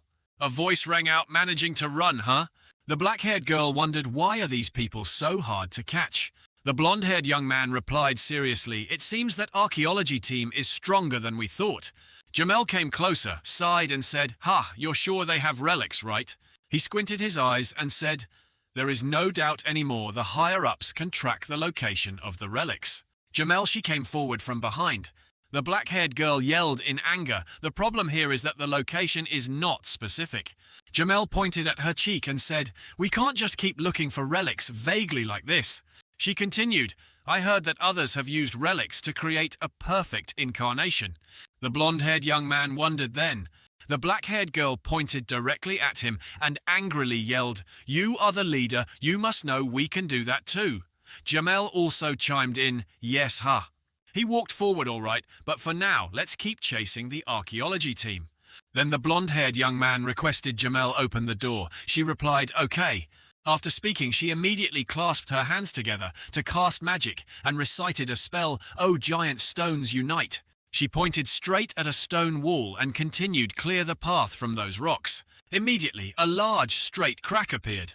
In an instant, a large hole was opened. The black-haired girl urged, "All right, let's go." But before she could leave, a giant bat charged towards them. Following that were countless other bats chasing them. Jamel looked around blankly. "What's this?" She sweated and said, "What's wrong with these kids?" The blonde-haired young man replied, "The other group must be in trouble." The black-haired girl frowned and wondered, "What should we do?" "Go help them." As soon as Jamel heard that she immediately refused, "That group is full of weirdos, I really don't want to." He reminded her, "Our mission is to retrieve the relic, let's just focus on that." The black-haired girl shrugged. "If you say so." Jamel could only comply. "I agree with that idea." The scene shifts to Marnak. A damaged hand was touching his chest. He was startled and questioned. "What are you doing?" Forzarina changed the subject. "Are you interested in archaeology?" Marnak angrily growled, "Answer my question, you, before I kill you." She suddenly spoke. "My name is Forzarina. I am the captain of the Royal Archaeology team." She continued, "I can give you a job right away." In her mind, she was happily drooling. "His body is really great." Marnak saw Forzarina kept changing the subject and yelled angrily, "Take your hand off me. If you touch me again, I'll make you disappear." She chuckled. "Ah, all right." He glanced over and exclaimed, "I thought your teammates were in danger. You don't look worried at all." She closed her eyes in a relaxed state, calmly replied, "I don't even know if they are dead or not, so there's nothing to be sad about."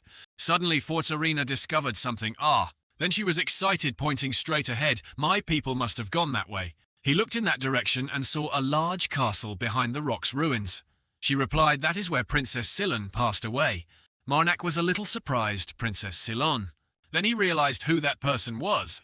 Forzarina explained, "This is the experimental site, as well as her fortress. The old kingdom during the reign of her mother and the Emperor Winglak, no problems occurred. But when it came time to choose a successor, her daughter Silon renounced the throne. Therefore, an adopted son from a close royal family immediately took over the position. Of course, when Silon renounced the throne, there were no problems at first, until Silon created the Immortalium." Hearing this, Marnak's eyes were full of doubt. Forzarina smiled and said, "What I'm about to say is just my hypothesis, so please don't take it as fact." She continued, "For the Old Kingdom, which was built after the era of the fallen mages, there was no enemy worthy of them. But thanks to the Immortalium mind, Silon's reputation soared. The Emperor expanded his army to consolidate his power. But the problem is this, that action on the contrary threatened his authority. A group of revolutionaries was formed, aiming to support Silon's ascension to become the Empress. Silon still had no intention of taking the throne, but this made those people want her to ascend even more. As an emperor who only cared about power, finally a civil war broke out. Between the revolutionaries and the imperial army, both sides tried to drag Silon in. Because she was the only one who could create the Immortalium, the emperor was certain that his sister would side with him. The revolutionaries also believed that Silon would not turn her back on the people who were bleeding. However, Silon declared her neutrality. Forzarina continued, "I think she's just doing what she thinks is right, but the other two factions, because of that, eventually considered her an enemy. She became someone the others felt they had to seize and exploit for their own benefit, instead of someone they should persuade. They came to her experimental site, but were repelled. Right in front of them was a monster made of robot with glowing eyes full of killing intent. The soldiers she created were too strong, they blew away the guards. As someone who brings punishment, Marnak understood those giant constructs are truly powerful." Forzarina continued, "They couldn't penetrate her defenses and made a foolish choice. They took the lives of innocent civilians and tried to threaten her. Silon was extremely furious at that action and decided to put an end to this civil war. She decided to eliminate both factions because both were the root of all problems. Historical records state that an army of cold steel continuously poured out. I believe these are the robots belonging to Silon's faction. To counter Silon's overwhelming army, the Emperor and the revolutionaries decided to join forces. After that, they introduced a force that only they could use: the Masters. A team of highly skilled individuals infiltrated the experimental area. The outcome: they successfully assassinated Silon. Forzarina held a piece of colored paper in her hand. She spoke, but it also recorded that no one could return after that. Hearing that Marnak was very curious why she replied, "Nobody knows, there are no records of it." She continued, "Silon's experimental zone became a forbidden area, so after that, no one could enter." He glanced to the side, questioning after that event, what happened to the Old Kingdom? Hearing that she explained, the Emperor and the revolutionaries continued the civil war between them, and eventually the Old Kingdom fell. At this moment, Marnak dashed towards the stone gate in front. He spoke, "Do you know anything about Silon's numbered creations?" Forza didn't know about that at all, so she asked again, numbered. He said, I think she has something like that. She smiled and said, I've never heard of it. He became serious, pondered something and replied, understood. Elsewhere, the giant snake was decapitated, splitting it in half. A blonde-haired girl did that with a sharp weapon. Her whole body was covered in wounds. One hand was severed, but the corner of her mouth still held a smile full of hidden meaning. Damn it, I chose the wrong side. Another snake charged forward, biting her to death, blood splattered everywhere. Marnak thought to himself about the scene the demon helped her fake her death after that she created the numbered creations. Then he was startled and realized something. Wait, if what she said is true. As soon as they both ran into the ruins, he wondered, aren't we not allowed in here? Forzarina replied nonchalantly, we're not. Marnak's face went blank and he asked, you just brought your subordinates here, right? She smiled innocently and said, that was before. I'm sure most of the things have been erased by time. Suddenly the corner of her mouth curved up, well, except for... Then she continued the manual for creating the immortalium. As soon as she finished speaking, the layers of earth high above began to shake violently. Forzarina yelled loudly, thinking, are they my teammates? Let me down. We have to hurry. Deep inside the ruins, a man held a large hammer tightly, his mouth constantly cursing, damn it, damn it. In front was a large, tall robot. He cursed again, damn it. The closer it got, the more panicked he became.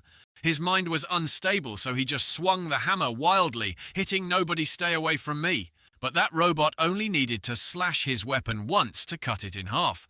The heavy hammerhead just separated from the handle and fell to the ground. Nothing could stop it. It immediately swung its blade, wanting to slash. That man was helpless. The only thing he could do was close his eyes tightly, instinctively covering his face with both hands. Suddenly, a large explosion occurred, which sent the robot flying backwards, its body damaged all over. He was stunned. What's this? In the distance, a loaded gun was aimed in that direction. The one who provided assistance was none other than Marnak. His eyes were as sharp as blades, full of killing intent. Looking at the desolate scene before him, he thought to himself, 6 people, all of them. All because of the relic I took. Forzarina recognized her people and rushed over to ask, hey, what happened? The man recognized her and called out, Captain. He happily cheered, you're still alive, and she bluntly said, shut up and answer my question.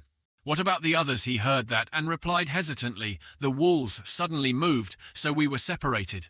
He continued, I didn't even touch anything. I think those who followed us did something. At that moment, the robot's eyes lit up brightly. The man immediately realized. Then he screamed a warning, oh no, that monster, it's getting up again. Marnak was no pushover either. He immediately gripped the chainsaw tightly and charged forward to engage in battle. He slashed his weapon directly at its hand. But some surprise made him open his eyes wide. It turns out it wasn't injured at all, this thing. Marnak kept slashing continuously, but it was all ineffective. He realized its whole body is made of immortalium. That robot charged forward, his eyebrows furrowed, but while fighting he thought to himself, compared to the previous ones. In an instant, Marnak gained the upper hand, forcefully knocking its hand away. The robot was thrown backwards, slamming into the dirt wall. Of course he didn't spare it, throwing a kick at its face as fast as lightning. It wasn't strong enough. Once again it was kicked straight backward. There was a large dent on its head, and its body had traces of damage. Then Forzarina stepped forward, stomping directly on a robot arm, this bastard. She ordered, don't just stand there and watch. Come help, are you planning to let him do everything for us? The whole group cheered in unison, yes. Marnak's mother spoke. Kill, he thought to himself, if both are immortalium, then it's certain that we will only be eroding each other's immortalium. However, as soon as he thought of that, he started up the chainsaw. Then he stabbed it straight into its body. One part my chainsaw blade can regenerate itself. Detach immediately. The chainsaw cut through its mechanical head. Full when that sound was emitted, the robot was completely destroyed. Its eyes no longer glowed, they went dark.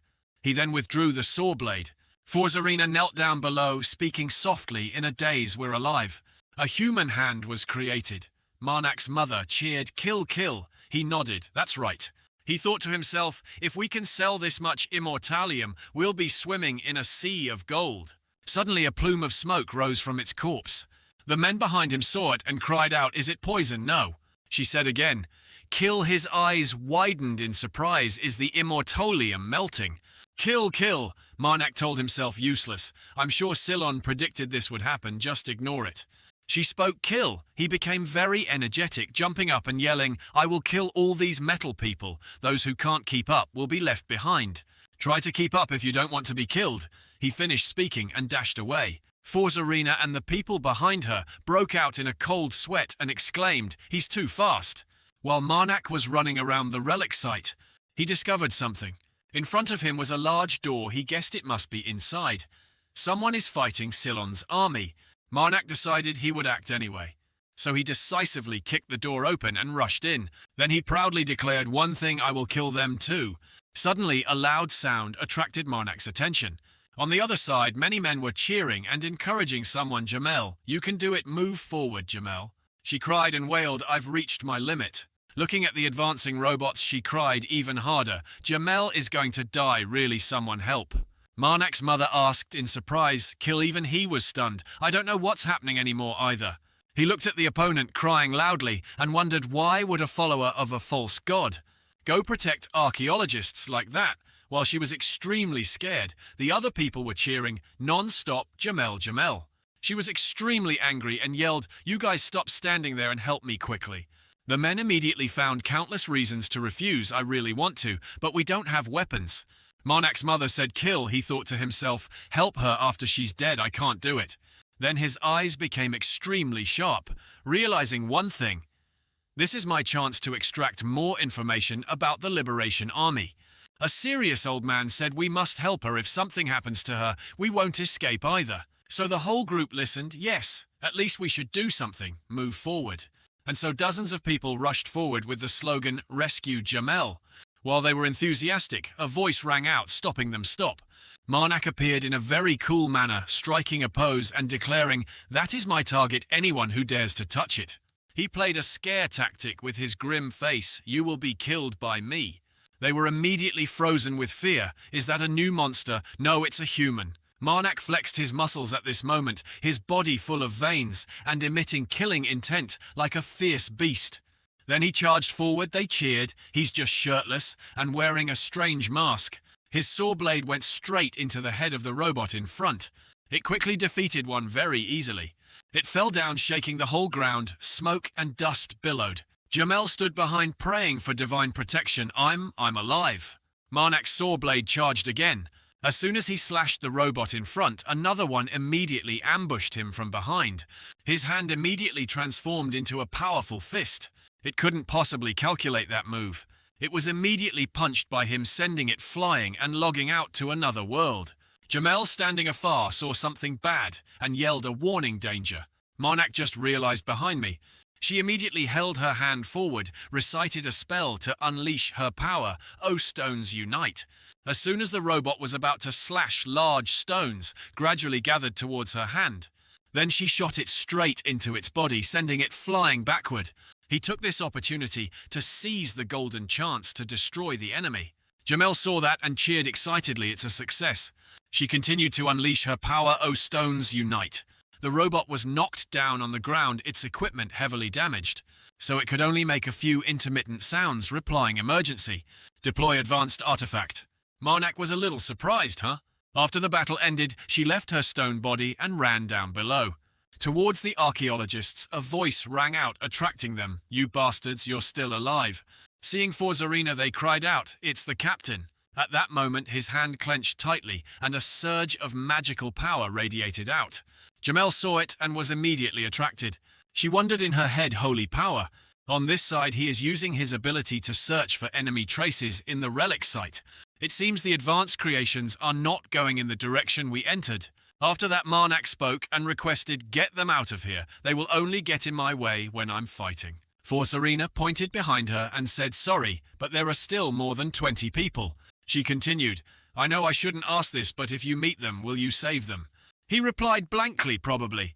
She smiled with relief, that's enough. Then she turned around and yelled, everyone, we have to get out of here first. They eagerly replied, understood. Captain. Jamel also secretly joined in. Yeah! Just as she was happily running to take refuge. A saw blade was pointed at her neck, sending a chill down her spine and making her sweat profusely as if she had taken a bath. Marnak appeared behind her and said, you will come with me. Jamel desperately screamed no. She pointed towards the group of people who had just left and cried, I also want to leave here. I need to ask them a few things. He didn't even flinch and replied, I won't say it a second time. Then he used his eyes full of killing intent to threaten, if you don't comply, I will kill you. She was scared and could only stare blankly. Marnak let out a sigh of relief. Looking at the group of people leaving, he thought they're probably fine. Then he said loudly, you can go out now. Dakia came out from behind the door and asked, are you sure? He replied firmly, yes, I already told the archaeology team to go. Jamel was a little surprised his way of speaking suddenly changed. She planned to take this opportunity to slip away. I haven't seen or heard anything, goodbye. Oh, stones. But before she could do anything, Marnak grabbed her. He lifted her up and growled, if you try to use holy power, I'll kill you right now. There's still time, so take your time and answer a few of my questions. She screamed, I don't know anything. He questioned how many people are in the Liberation Army. Jamel struggled and yelled, I don't know, we were divided into small groups, so I don't know how many people there are in total. Marnak continued to question, how could the Liberation Army find the relic? At that question, she paused a little. Seeing that the other person wasn't speaking, he pointed the chainsaw blade at her neck, so she had to speak in fear map. We possess a relic in the form of a map. Marnak brought the chainsaw blade even closer and threatened a map. Ha! Bring it out! Jamel replied tremblingly, I don't have it, only the higher-ups possess it. He continued to ask, how many relics has the Liberation Army collected so far? She stammered 4. He silently recalled old memories. He heard the same thing last time. Then he growled a warning, don't even think about lying. Marnak spoke coldly, the one who worshipped the evil god, a long time ago whom I interrogated, also said 4. Jamel panicked, tried to explain, I'm telling the truth. I don't know when you heard that. She gradually lost strength. Her voice also became softer, but the map was damaged due to the civil war splitting factions. Now the map will point to a dozen locations at once. He wondered civil war hearing that Jamel explained everything the Khazras faction wanted to overthrow the gods. While the Bursio faction was trying to summon the gods to this world, she continued, they are fighting each other. Each faction possesses 2 relics, and I heard recently Khazrus defeated a god. Marnak was incredibly surprised and quickly questioned, defeated a god. Marnak used his hand to grab Jamel's face and lifted her up high, annihilated a god. Jamel cried and wailed, I don't belong to any faction, so I don't know the details either. An explosion shook the entire base. In the thick smoke and dust, a figure appeared. It was a robot knight that appeared. The robot knight began to speak, identify enemy location, execute immediately. Faced with the dangerous situation, Jamel immediately made a proposal to Marnak. Can I use holy power? Now I truly won't betray you. Marnak's mother said kill. Marnak pondered the safest way is to kill her, but there's something bothering me. He recalled before Jamel protected the archaeologists and didn't even intend to attack him moreover. Jamel cried, at this rate I'll really die. Marnak remembered Santu would tell me to let her live. Recalling the image of Santu, he could only curse under his breath, damn it. Marnak put Jamel down and said, I will only trust you this one time. Jamel was overjoyed, I'm alive. Jamel immediately unleashed holy power. Oh, giant stones unite, please help me. The robot knight was surprised as the ground around him sunk. The robot knight looked forward. Marnak immediately charged at the robot knight, attacking. The shock from the blow sent earth and stones flying everywhere. Dakia and Jamel, standing aside, also felt the pressure from the recent blow. They covered their faces with their hands from the dust cloud. The recent blow hit the robot knight's face, but he wasn't hurt at all. His face was still intact, despite Marnak's weapon being stuck in it. Marnak was stunned for a moment. What? The robot knight spoke finally. The knight knelt down and continued, you successor, I Tertio the third knight, greetings, sir. Marnak was surprised. He was surprised what the knight said. If you wish, I will lead you to the person who manages this experimental area. Dakia asked Marnak what's happening. He replied, I was told that this place. Marnak said loudly, is Ceylon's experimental area. Marnak asked the knight, you won't ambush us on the way. There will you? I swear on my honor. Tozio, something like that will not happen. He continued, so I'll rely on you to lead the way. The knight replied, it is my honor to serve you. Tozio began to lead Marnak's group deeper into the base. Jamel asked anxiously, what will happen to me now? Marnak was contemplating, I really don't want to kill her, but letting her live is also a problem. His mother spoke kill. Marnak thought maybe I should kill her first and figure things out later. Dakia looked at Jamel and chuckled. She said you want to go back to your friends. Right, Jamel replied, yes. Dakia continued, if you want, you can go. Jamel was startled. I had completely forgotten about Giselle and Zan. Recalling their image, Jamel said confusedly, I don't even know who they are. After hearing that, Dakia chuckled, really they'll be sad. Jamel cried, I'm sure they'll understand. After that, Jamel nervously said, even though I don't even know who they are, Dakia pretended to act along, I see. Then Dakia turned to look at Marnak, squinting her eyes and saying softly, I think she fell for the trap. He said directly, we can't just let her go like that, but I don't want to kill her either. It seems she will have to come with us for a while. Jamel at this moment felt a cold shiver down her spine in fear. Marnak said to Dakia, we can give her some chores. I also have a few questions I want to ask her. Dakia immediately asked Man in that case. She asked if she continues to accompany us from now on, it won't be a problem to say your name right. Marnak replied, yeah, Jamel doesn't understand what's happening yet. Marnak took off his mask and said, well, then I'll take off my mask. After seeing the face behind the mask, Jamel was startled and screamed, Marnak. Jamel pointed and asked directly, are you that priest Marnak? Marnak said in surprise, you know me. As Jamel spoke, she recalled the time her organization's people fought Marnak. Of course, you've messed with our organization so many times, your portrait is everywhere in the Liberation Army. Everyone knows about you. As Jamel imagined, she clutched her head in fear and said, will you also kill me once you get the answer you want from me? Marnak said clearly, not necessarily. Jamel said fearfully, I'll do well. Jamel rushed to hug Marnak's leg and begged, please don't kill me. He said, all right, so let go of me.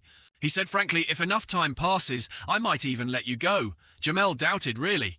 Jamel, while kneeling and bowing, said, as long as you don't kill me, I will also swear loyalty to you. Seeing that scene, Marnak also scratched his head, flustered. All right, let's keep going. Leading the way, Totsuyo said to everyone, we're here. Opening the door, Totsuyo said loudly, manager, I've brought the successor. A robot arm appeared and spoke, is the successor here? Totsuyo pointed and introduced, he is standing right next to me. The robot arm with the broken camera in the middle said, my visual sensor is broken, so I can't see successor if you are truly here. The robot manager approached Marnak and said, can you show the proof of succession and bring it closer to my hand? Marnak held out his hand for it to check. The robot manager began to scan the data on Marnak's bracelet. The robot manager immediately rejoiced, mother hasn't abandoned us. Marnak said, I want to confirm something. The robot manager replied, all right. He asked, has anyone entered here, and left. The robot began analyzing the data it collected and said there are a total of 24 people currently here. It recalled and said to Marnak one group of 2 people and one group of 24 people. They are all resisting fiercely, so it will take some time to deal with them, with only the injured warriors. The robot manager continued, Totsuyo is the only remaining knight among the 4, so Marnak nodded and said, I understand. Marnak made a request, don't kill anyone in the group of 22, let them go. The robot manager also obeyed as you wish. After that, the robot manager continued, so we will focus all remaining forces to deal with the group of 2. Jamel looked worried after hearing that. Jamel yelled loudly at Marnak, Giselle and Zan, can't they leave? She cried and begged, I'll try harder really. The command to kill was continuously given. Marnak touched his chest to calm his mother down. Mother, please calm down. Looking at Jamel's cute face, Marnak said to his mother, she's much better than those who worship evil gods. She cares about her friends even in this situation. Marnak continued to make a request to the robot manager, let those 2 people go, but I don't want the paths of those 2 groups to intersect. The robot manager immediately complied, so we will take the archaeologists back to their colleagues and lead the other group of 2 along a different path. Jamel was overjoyed. The robot manager said, unexpectedly startling Marnak's successor. Then it brought its arm closer to Marnak and said, please, take this. The robot manager took something out and gave it to Marnak. Mother left this a long time ago. It was a pair of pants made of machinery. Marnak looked on in surprise. After that, he swung his hand and absorbed the pants into his arm. Marnak looked at his arm, which had a new symbol, and thought it absorbed this thing too. A new symbol appeared again. Surprising Marnak. Has the booster already been attached to the leg? Marnak thanked the gift from the robot manager. Thank you. It replied, no need to thank me. A 3D projection of Cylon appeared, and then it said, we are just giving it to you as mother instructed. Marnak's mother's voice came kill. He put his hand on his chest and felt it. That's right, I didn't think I would be this lucky. Marnak asked, but all of you seem to be in bad shape. Why is that? The robot manager replied, I will answer you. It recalled the past and began to tell the reason we were all damaged is because the group of people who ambushed this place wanted to kill Mother. The robot manager recalled the previous battles after fighting a team of experts. All the knights except Totsuyo were destroyed. We lost 99% of our soldiers. Then it said in a serious tone, and the last remaining knight is also not in a very stable state. Marnak confirmed, but since you are all here, it means you have defeated the squad of experts. The robot manager explained you could say that because we survived, but we didn't really win that battle. It recalled and began to tell, we took advantage of the fact that they are living beings and used all resources. All these people are starving to death. It continued to lock them up and leave them to starve to death. Marnak praised being able to do this is truly amazing. The robot manager said thank you, sir. Then it continued successor. Marnak replied softly, yes. The robot manager spoke directly, there is something I want to ask for your help with. Marnak wondered something you want to ask for help with. The robot manager turned on the glowing red camera and said clearly, please allow us. Then it said something that froze Marnak for 5 seconds, re-establish an army of ancient warriors for you. It recalled Cylon's words and said, Mother doesn't agree with this, but what matters is who uses the warriors. Marnak was silent and pensive for a long while. He said, will you obey me no matter what happens? It replied, of course if you wish we will offer the whole world to you. Marnak began to analyze the problem. The whole world can turn their backs on me at any time, so having a trustworthy army would be better. Marnak agreed, all right, I accept. The robot manager was overjoyed. Thank you, sir. Thank you very much. Marnak smiled brightly like a flower and asked, but how long will it take? The robot manager showed a yellow icon and replied, if we re-establish the entire army, it will take about 100 years, sir. Marnak asked patiently, if it's the entire army, can't you reduce the number and make it faster?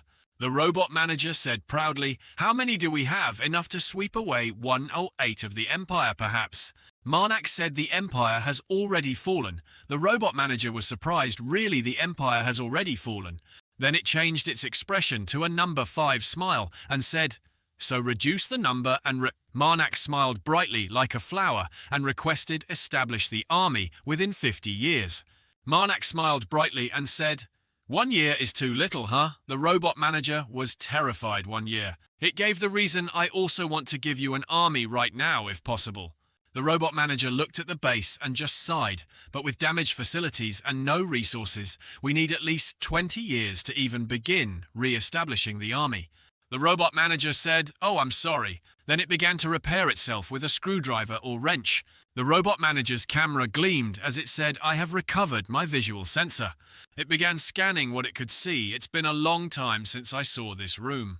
The robot manager asked Marnak, excuse me, anyway, you are in a dangerous situation, is that why you are in such a hurry? He replied, yes. Marnak thought the Liberation Army wants to capture me. The robot manager suddenly exclaimed, enemy. It shouted, you have enemies then. The robot manager moved while speaking. I have to be busy now, it's a bit few, but I will try to restore the army within 1 year. It made a proposal to Marnak, you can rest inside the experimental center for 1 year, but he refused flatly, no. The robot manager said in surprise, yes. Manam explained, I won't be here, I have many things to do. The robot manager's camera turned red and it said angrily, but you are in danger, the outside is very unsafe. It pushed the chair away and said, I will try my best to make you comfortable. Then it continued to make a proposal. If 1 year is too long, then 11 months I will reduce it to 11 months. The robot manager begged Marnak, please don't leave us. The command to kill was issued again. Marnak agreed with his mother. Mother is right, 11 months is not bad either. He remembered his master and thought pensively, however the main mission is the problem, that's also why I refused the master's teachings. The robot manager and Totsuyo were both happy. Marnak began to recall past events, and the truth is the Liberation Army pulled down a god. His eyes became resolute. I can't just sit still. An old man naked with only a loincloth cried out loudly, "Help, help, let me go!" The giant monster approached him, ignoring his cries. "Please, let me go." The monster began to lick his ear. Then the monster wrapped around him and pulled him up high. He cried out in terror, "No, I don't want to die." After that, the sound of the monster devouring his flesh was heard, along with the old man's painful screams. The hooded figures watched the scene gleefully. One of them said, "Isn't it fun that thing used to be a god? The gods aren't really everything, huh?" The other one heard him and glared in warning, "Blasphemy. True blasphemy is the act of pulling a god down from our heaven." He asked, "That is still a god. Can't you feel the holy power?" The other one replied, "Of course." He continued, "Maybe it possesses holy power, but is it truly a god? A god should have dignity like the one I serve." The hooded figure in the middle said, "In my eyes, that thing is not a god." He wondered, "I heard that the guilds are recruiting soldiers. Is something happening?" He continued, "I guess you haven't heard about it because you were busy dealing with this thing." He laughed again and said, "The holy war of destruction or something is keeping them busy." The flag of the Empire appeared along with the soldiers appearing through his words, but whatever, let's just ignore them. They don't even know how to use relics. We just keep doing what we are doing, search for relics and pull the heads of the gods. A shocking sound rang out, startling the entire group. One of them laughed dangerously. "It seems it will be finished soon." The one in the middle ordered, "Then you will need a sample for experimentation." The group replied, "We have already decided on the location." He asked again, "It's finished. Where is it?" That person gave a cunning smile. Then he said, "In the Northern Kingdom." Marnak smiled politely and said, "There are still things to do, so I must go ahead." He looked at the two robots next to him and continued, "But such a wonderful inheritance cannot be ignored either." Marnak replied affirmatively to them, "I will not abandon you." An intelligent machine spoke, calling him successor. The intelligent machine spoke to Marnak in a firm voice, trusting him, "I trust you, do not hesitate at all." The intelligent machine continued to affirm to its master like a loyal servant, "While you are busy, I will focus on building a very strong army. I will offer the entire continent, no, this entire dimension to you." Another voice called successor. The other robot next to him suddenly knelt down and said, "Please accept me." The robot spoke in a firm voice, "I guarantee I can help you." The robot spoke urgently to Marnak, "Please grant me the honor of standing by your side." He hesitated and said, "But..." Marnak looked at the robot in front of him hesitantly and said, "Your current size is too noticeable." Hearing that, the robot immediately said, "Don't worry, I can shrink." The robot suddenly shrunk to the size of a palm. "You can carry me in your pocket too, and I can enlarge again when needed." Marnak's mother's voice from deep within Marnak rang out, "Kill right." Marnak laughed and thought, resist or not, the bag is mother's anyway. He turned to ask the robot, "Can you shrink down to human size?" The robot answered confidently. Then the robot began to transform from its giant body, and shrink, of course. After shrinking, the robot was only slightly taller than Marnak. Seeing that, he agreed to let the robot accompany him. "Good, then you come with me." The robot raised its hand to its chest and answered proudly, "I am very honored." Suddenly, a hole appeared on the top of the robot's head. A robot arm emerged from it and grabbed the robot's head, pulling it up, causing it to writhe unprotected. The robot spoke to Marnak, "I will fix Tozio right away." The robot Tozio was pulled high up and writhed non-stop. "It will take about 3 hours. Please, wait a moment." The robot continued, "And we have collected the soldiers that you destroyed." Marnak's mother inside heard that and reacted, "Kill." He looked at the damaged robots and thought, "That's right, we are rich now." Marnak spoke to the robot, "Can I take them?" The robot above thought the soldiers. Marnak continued to explain the reason to the robot, "I want to sell the immovable." The robot looked at him curiously and asked, "Are you that poor successor?" Marnak scratched his head and said, "Actually, I'm doing all right now, so you could say I'm quite well off, and there's still money from the arena too." The robot above was startled and said to him, "Only quite well off? Huh, I'm very concerned about your finances." The robot continued to speak, advising Marnak to understand, but immovable is a precious resource. Keeping it is better than selling it. The robot thought and presented an idea to Marnak. How about this: when digging for more resources, we will also dig for gold and diamonds? The robot said to Marnak confidently, just wait a little longer. I can bring you a lot of gold and precious stones buried beneath the continent. Gold and precious stones of the continent, huh? He continued to ask the robot, can this laboratory be moved? The robot heard that and answered clearly. This laboratory can move freely on land and underwater. The robot continued, even in the air. Of course, most of our features cannot be used yet. It explained to Marnak right now it still needs a lot of repairs. He smiled reassuredly and said, no way, that's great. Then I'll rely entirely on you. The robot said gratefully, thank you for the compliment. Please rest for now. The robot set up a full set of sofa chairs and invited everyone to sit. After fixing Tozio, I will inform you. Dakia happily congratulated Marnak. I don't know what's happening, but congratulations. The orange-haired person next to them was happily celebrating. After hearing what the robot said, it seems getting rich won't be hard anymore. The robot told Marnak about the condition of the robot Tozio, more like a sheep, but Tozio should be able to defeat anyone except the experts. The robot continued, when there is enough time and resources, I will help him gain the ability to fight the experts. The robot continued, when there is enough time and resources, I will help him gain the ability to fight the experts. The robot thought about repairing the robot Tozio in the most perfect way to serve Marnak, and I will place a communication device inside Tozio. You can contact me at any time. Finally, the robot made a request to him also. You will probably be very busy, but please make some time to contact me. Marnak smiled gently and said, of course. Hearing that the robot was overjoyed, really thank you, sir. After hearing Marnak say that the robot was happy and asserted, I will make the whole world kneel before you. Successor, he smiled and walked away with the two people beside him, saying it's truly something to look forward to. Shifting to a wooden house under the warm sunny sky in the middle of the white snow. Carmen inside the house was striking a majestic pose, as if ready for battle ready. Carmen looked at Marnak and said, thank you, Marnak, he said politely, just doing what needs to be done. Dakia next to him said, you've been through a lot. Carmen closed his eyes and thought in that case. He said then, looked at the robot standing next to him. Now, will you introduce the newcomers to us? Marnak smiled and said, go this way. The robot Tozio stepped forward and introduced himself first. A great pleasure to meet you, sir. Tozio bravely and clearly said, I am the third knight serving the successor. My name is Tozio. Carmen said in surprise, is he a robot? Seeing that Marnak replied, no.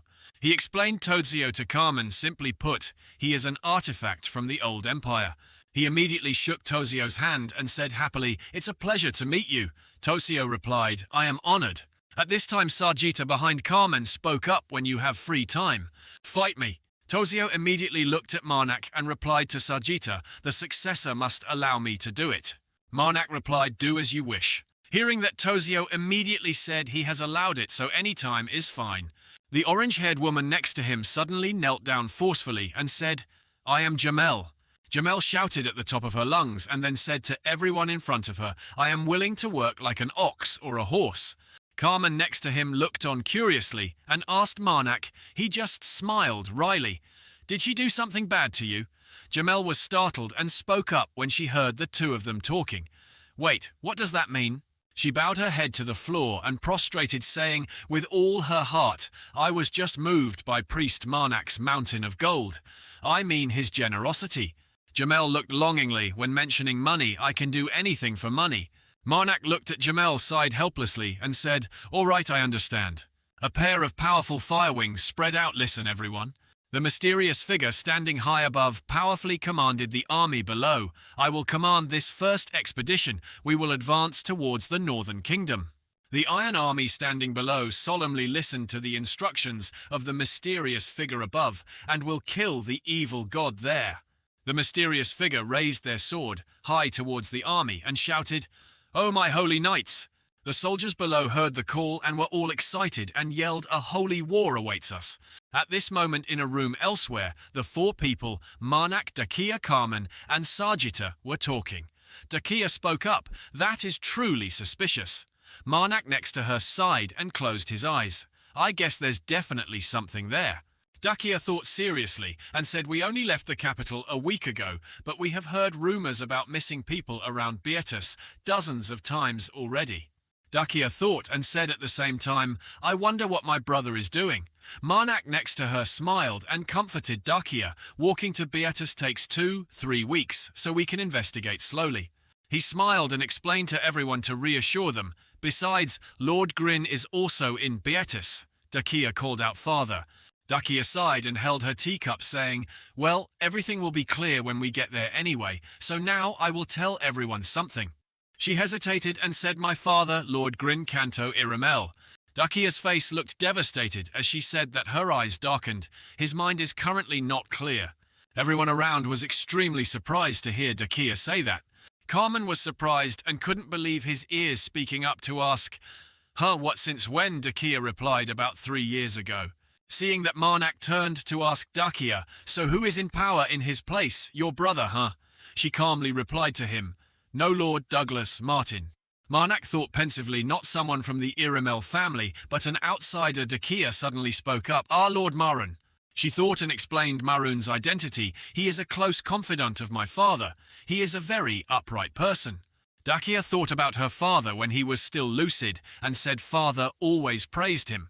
Marnak beside him was suspicious and spoke his thoughts. "But everything is still strange. He couldn't possibly appoint someone if his mind wasn't clear." Dakia explained about Marnak's suspicion. "There is a document stating that Lord Martin will take office and power in his place for 5 years if something happens to him."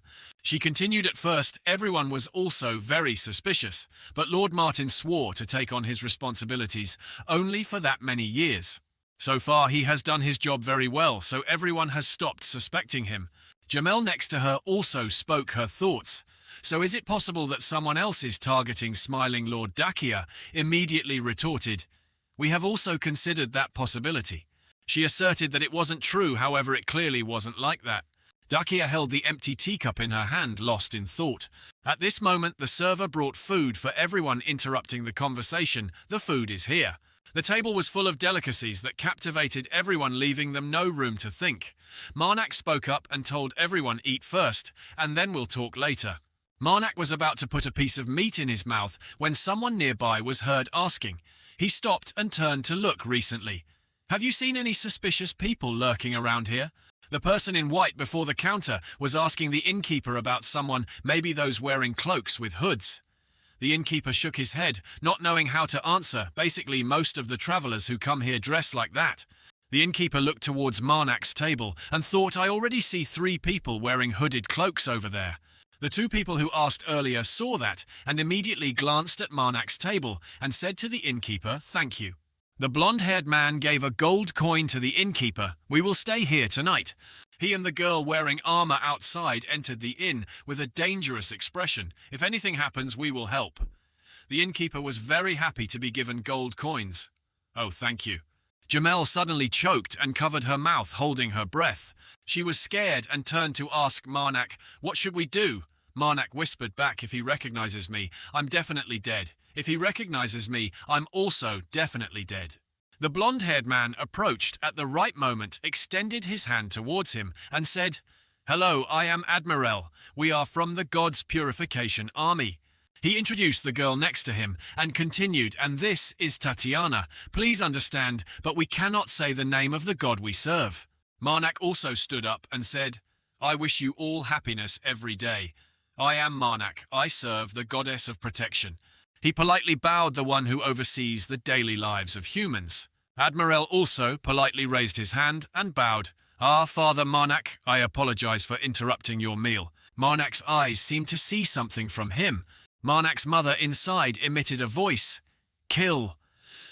The 2 people in front of Marnak looked at him thoughtfully. Can't they tell how many fingers they have? A demon usually wouldn't be a priest. Could it be that the God's Purification Army has done something already? Admiral spoke up, preparing to leave. "Then we will take our leave."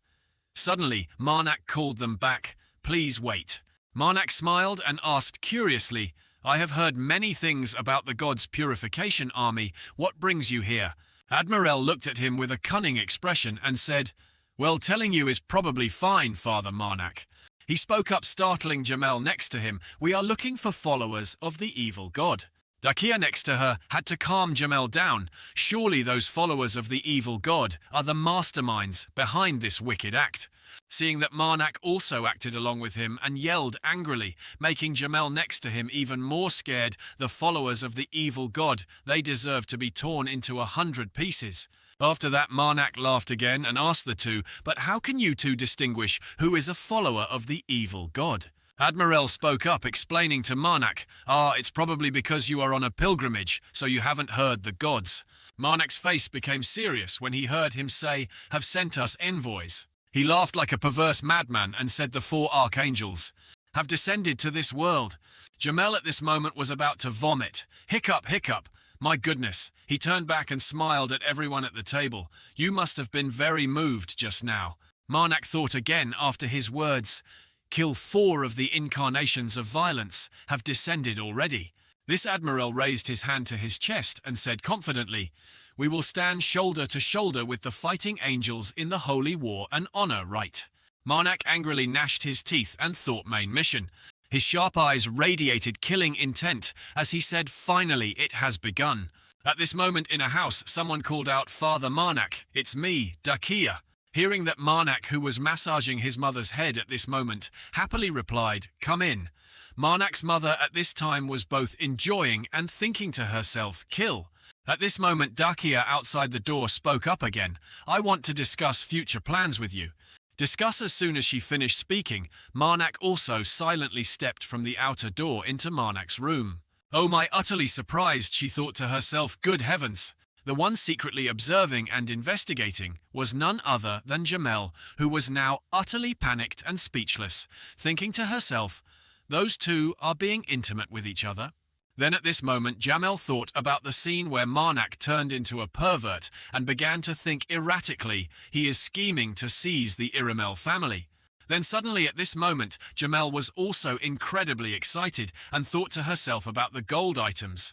Then thought to herself with great excitement, "I know he will become my gold mine, huh?" Inside Marnak's room at this moment, Marnak's mother was extremely angry and thought to herself, "Kill." As for Marnak, he was still continuously massaging his mother and then spoke up to explain to his mother, "Let her discuss it by herself. Don't be so selfish." Afisita saihan payantik. At this moment, Marnak was secretly massaging his mother's forehead, making her extremely pleased, comfortable and delighted. She was only silently thinking of killing, but the massage had dispelled that thought. At this time, Marnak also took this opportunity to speak up. "She has been with us all this time." Then at this moment Marnak spoke up again to ask Dakia, who was in front of him, exactly what do you want to discuss? Hearing that Dakia at this moment stammered in reply, "Well," at this time Dakia also sat comfortably on the bed and began to narrate the story from when she was little. At this time Dakia was very sad and lowered her face, starting to speak, while next to her Marnak and his mother were silently listening. "I had wanted to become the head of the family." At this time Dakia thought about herself when she was little, feeling very lonely, and then spoke a few more words to get back at whoever. At that time Dakia was so lonely that she could only grit her teeth and endure by herself, then spoke up to explain, "They don't like me because I am a mage." Suddenly at this time Dakia remembered the time she was at a villa she had stayed at before, and continued to speak. "I want to become the leading mind of the family and prove to everyone that they were wrong about me." At this time Dakia thought about herself when she was little, having to dive into studying and diligently training, and then chuckled to herself, "Before I was always diligent and hard-working, striving to study, I even practiced swordsmanship." At that time Dakia had to practice alone with a wooden pole stuck in the ground like an enemy, and at this time Dakia also spoke further. "I cannot help but say that I once wished that my father and brother would acknowledge me." At the same time, while Dakia was training, there was also a white-haired person behind Dakia who was Dakia's older brother, and he spoke up, "Especially my brother, he is in the same situation as me. But he had a reason to hate me very much at that time. I don't know why Dakia's brother hated Dakia so much." Thinking about that, Dakia at this moment tightly clutched Marnak's blanket in her hand and said with great resentment, "Why is that, mother?" At this moment Dakia spoke up with great sadness. She passed away while giving birth to me. Then at this moment Dakia thought about the image of her mother's grave and sadly recounted at that time when she had to choose between herself and me, she chose me and left this world. At that time Dakia seemed to be constantly pressured by her brother because their mother died because of Dakia. So my brother always said to me that at that time Dakia's brother was extremely cold and extremely angry, spewing extremely harsh words at Dakia. You monster, you killed mother. After saying that Marnak also spoke up to comfort her, that is not your fault. Then at this moment Marnak looked at Dakia while Marnak's mother looked at Marnak with a very proud expression. At this time Marnak spoke up. You didn't choose to be born a mage, nor did you choose for your mother to die to give birth to you. Before I also thought he would say that. At this moment Dakia spoke up again to defend her brother anyway. After father fell ill, my brother carried out his duties. At that time Dakia's brother was also the one who handled everything for the Dakia family, making Dakia also admire him a little and speak up. He ensured that no matter what happened, I would not regain my power, and he has been doing that since we were little. At the same time, Dakia's life plan had already been arranged by her brother. My engagement ceremony was also one of his plans to prevent me from regaining my power. Most of the people in the Iramel family also agreed to that engagement ceremony. But at that time Dakia could not follow that plan and ran away on the night of the engagement, so I decided to run away from home until they cancelled the engagement. Then at this moment Dakia sighed, lowering her face, and sadly added, even if I were to go back now, I wouldn't really be able to do much. Hearing that Marnak also spoke up to ask, do you think your brother is behind the kidnapping? Hearing that Dakia had not yet thought about this issue and spoke up to explain, no matter who it is, I am sure that person only wants me to get married just to resolve the discord within the family. Suddenly at this moment Dakia looked at Marnak a little shyly and said, I feel guilty saying this, but I don't want to marry someone I've never even met. Hearing that Marnak also spoke up to interject, if you go back and can't do anything, then why are you asking for our help? At this moment Dakia, hearing that, also showed her charming attitude, chuckled to herself and said, I cannot defeat my brother, but kidnapping the daughter of Lord Grin is a serious crime. At the same time Dakia thought about the image of the burned engagement proposal and spoke up again. I thought maybe I could take advantage of that to cancel the engagement ceremony. Hearing that the atmosphere suddenly became heavy, Marnak also spoke up to ask, well, then what are you worried about? Hearing that Dakia at this moment sat down with her head in her hands and answered, I don't know if becoming the head of the family to prove everyone wrong. At this moment Dakia spoke up with great sadness, is it really what I want? At this moment Dakia also fidgeted with her hand and spoke after a moment of silence, I don't think I am suitable to lead everyone anymore. Then at this moment Dakia thought about the image of herself travelling with Marnak and other teammates and said with great pride, and I don't think travelling with you is a bad thing.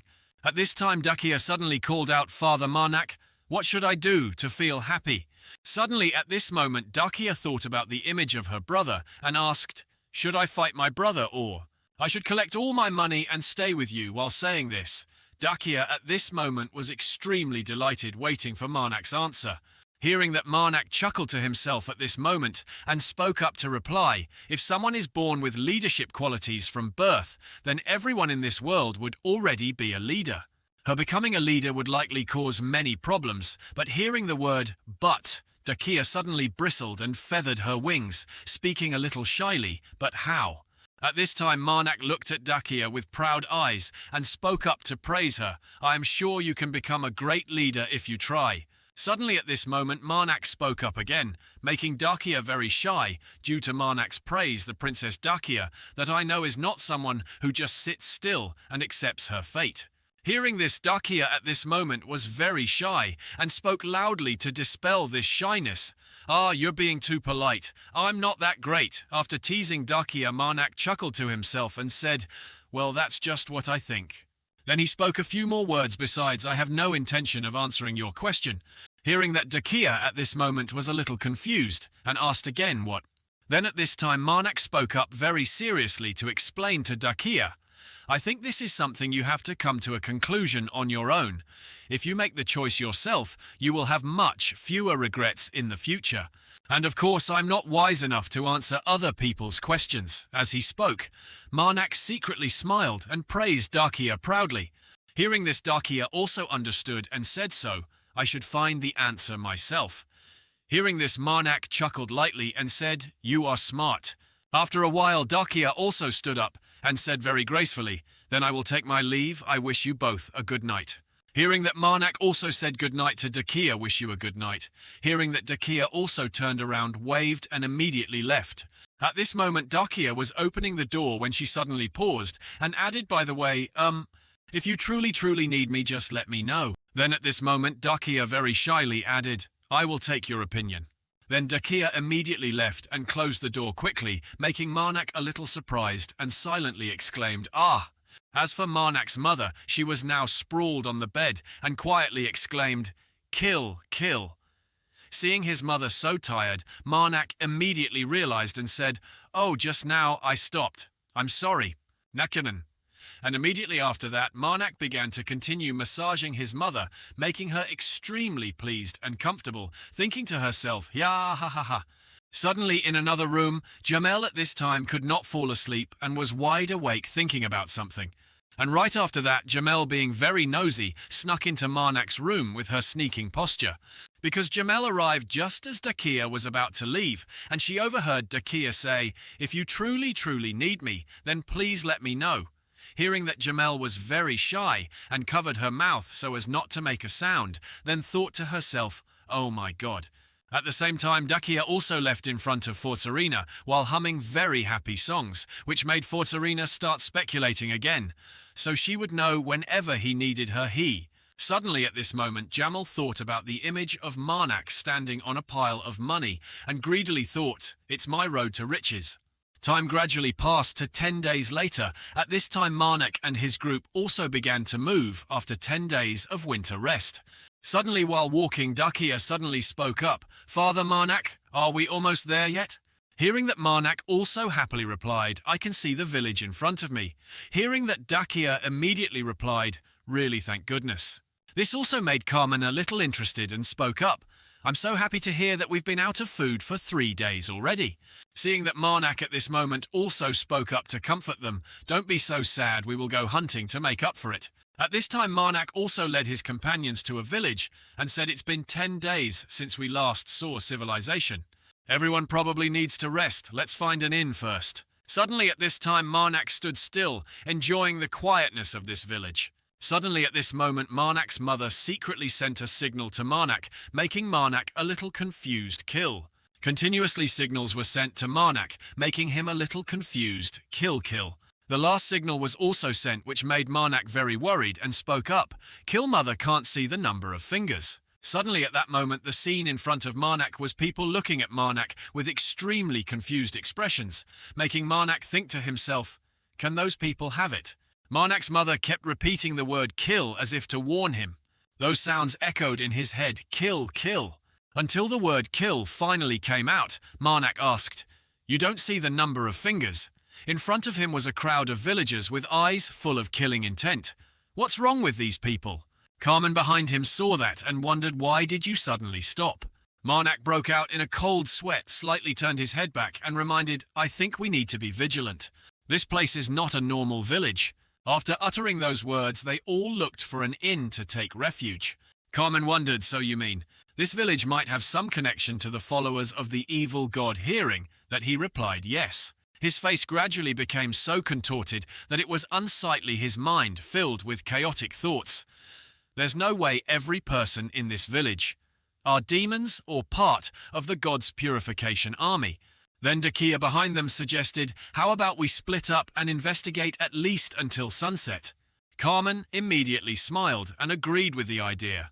All right, we can't just ignore it, if this place is really connected to the followers of the evil god. He was very confident and thought this was easy, because this village is also quite large, so I think we should split into 3 groups, 2 people in each group.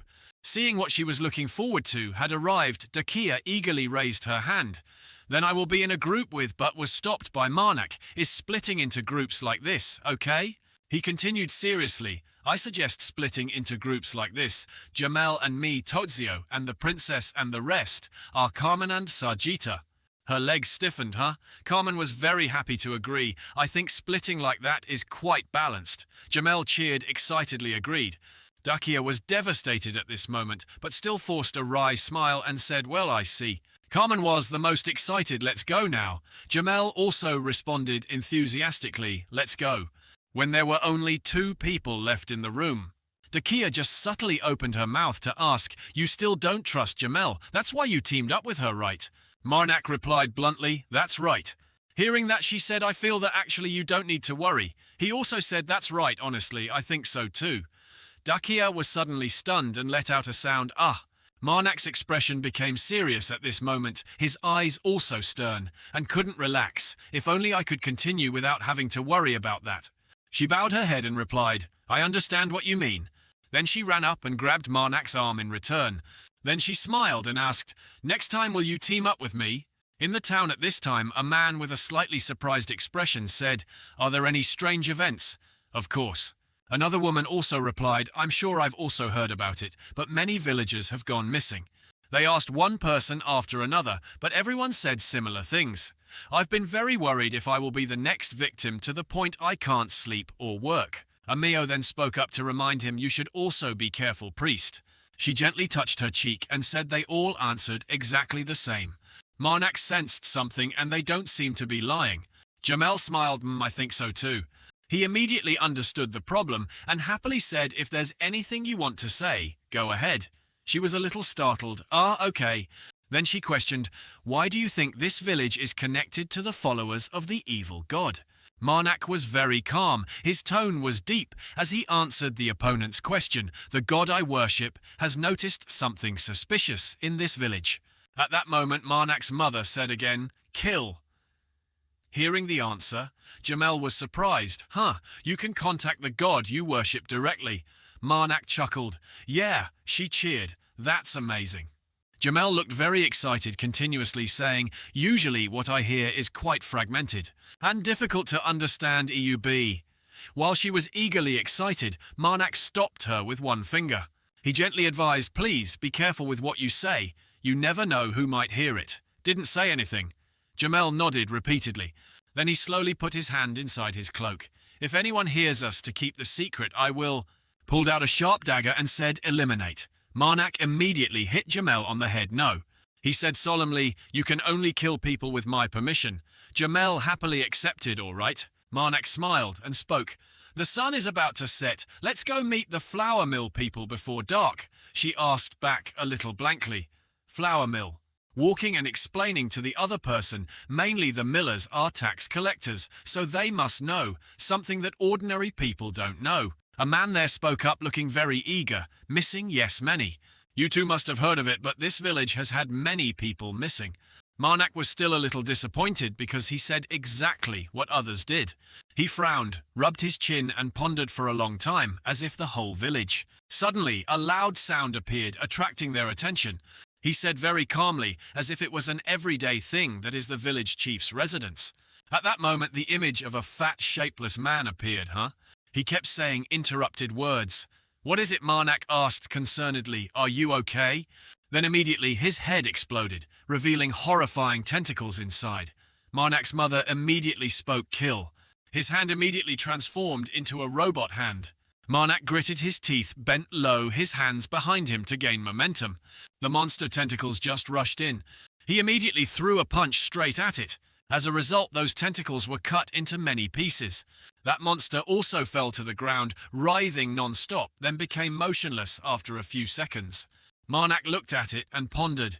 Everyone talked about the disappearances, but no one specified who the missing people were. Is it because of this monster that the villagers' fingers couldn't be identified? Marnak suddenly spoke. A parasitic monster. Jamel was sweating profusely and asked Parasite. He calmly replied, yes. Then he continued, I think everyone in this village is... He hesitated for a long time and then pronounced a definitive sentence. They are the people who have disappeared and been imprisoned. Suddenly, a brilliant beam of light appeared behind both of them. Marnak started and turned back secretly wondering, it's Dakia's magic. What is she going through that she has to use such a strong spell?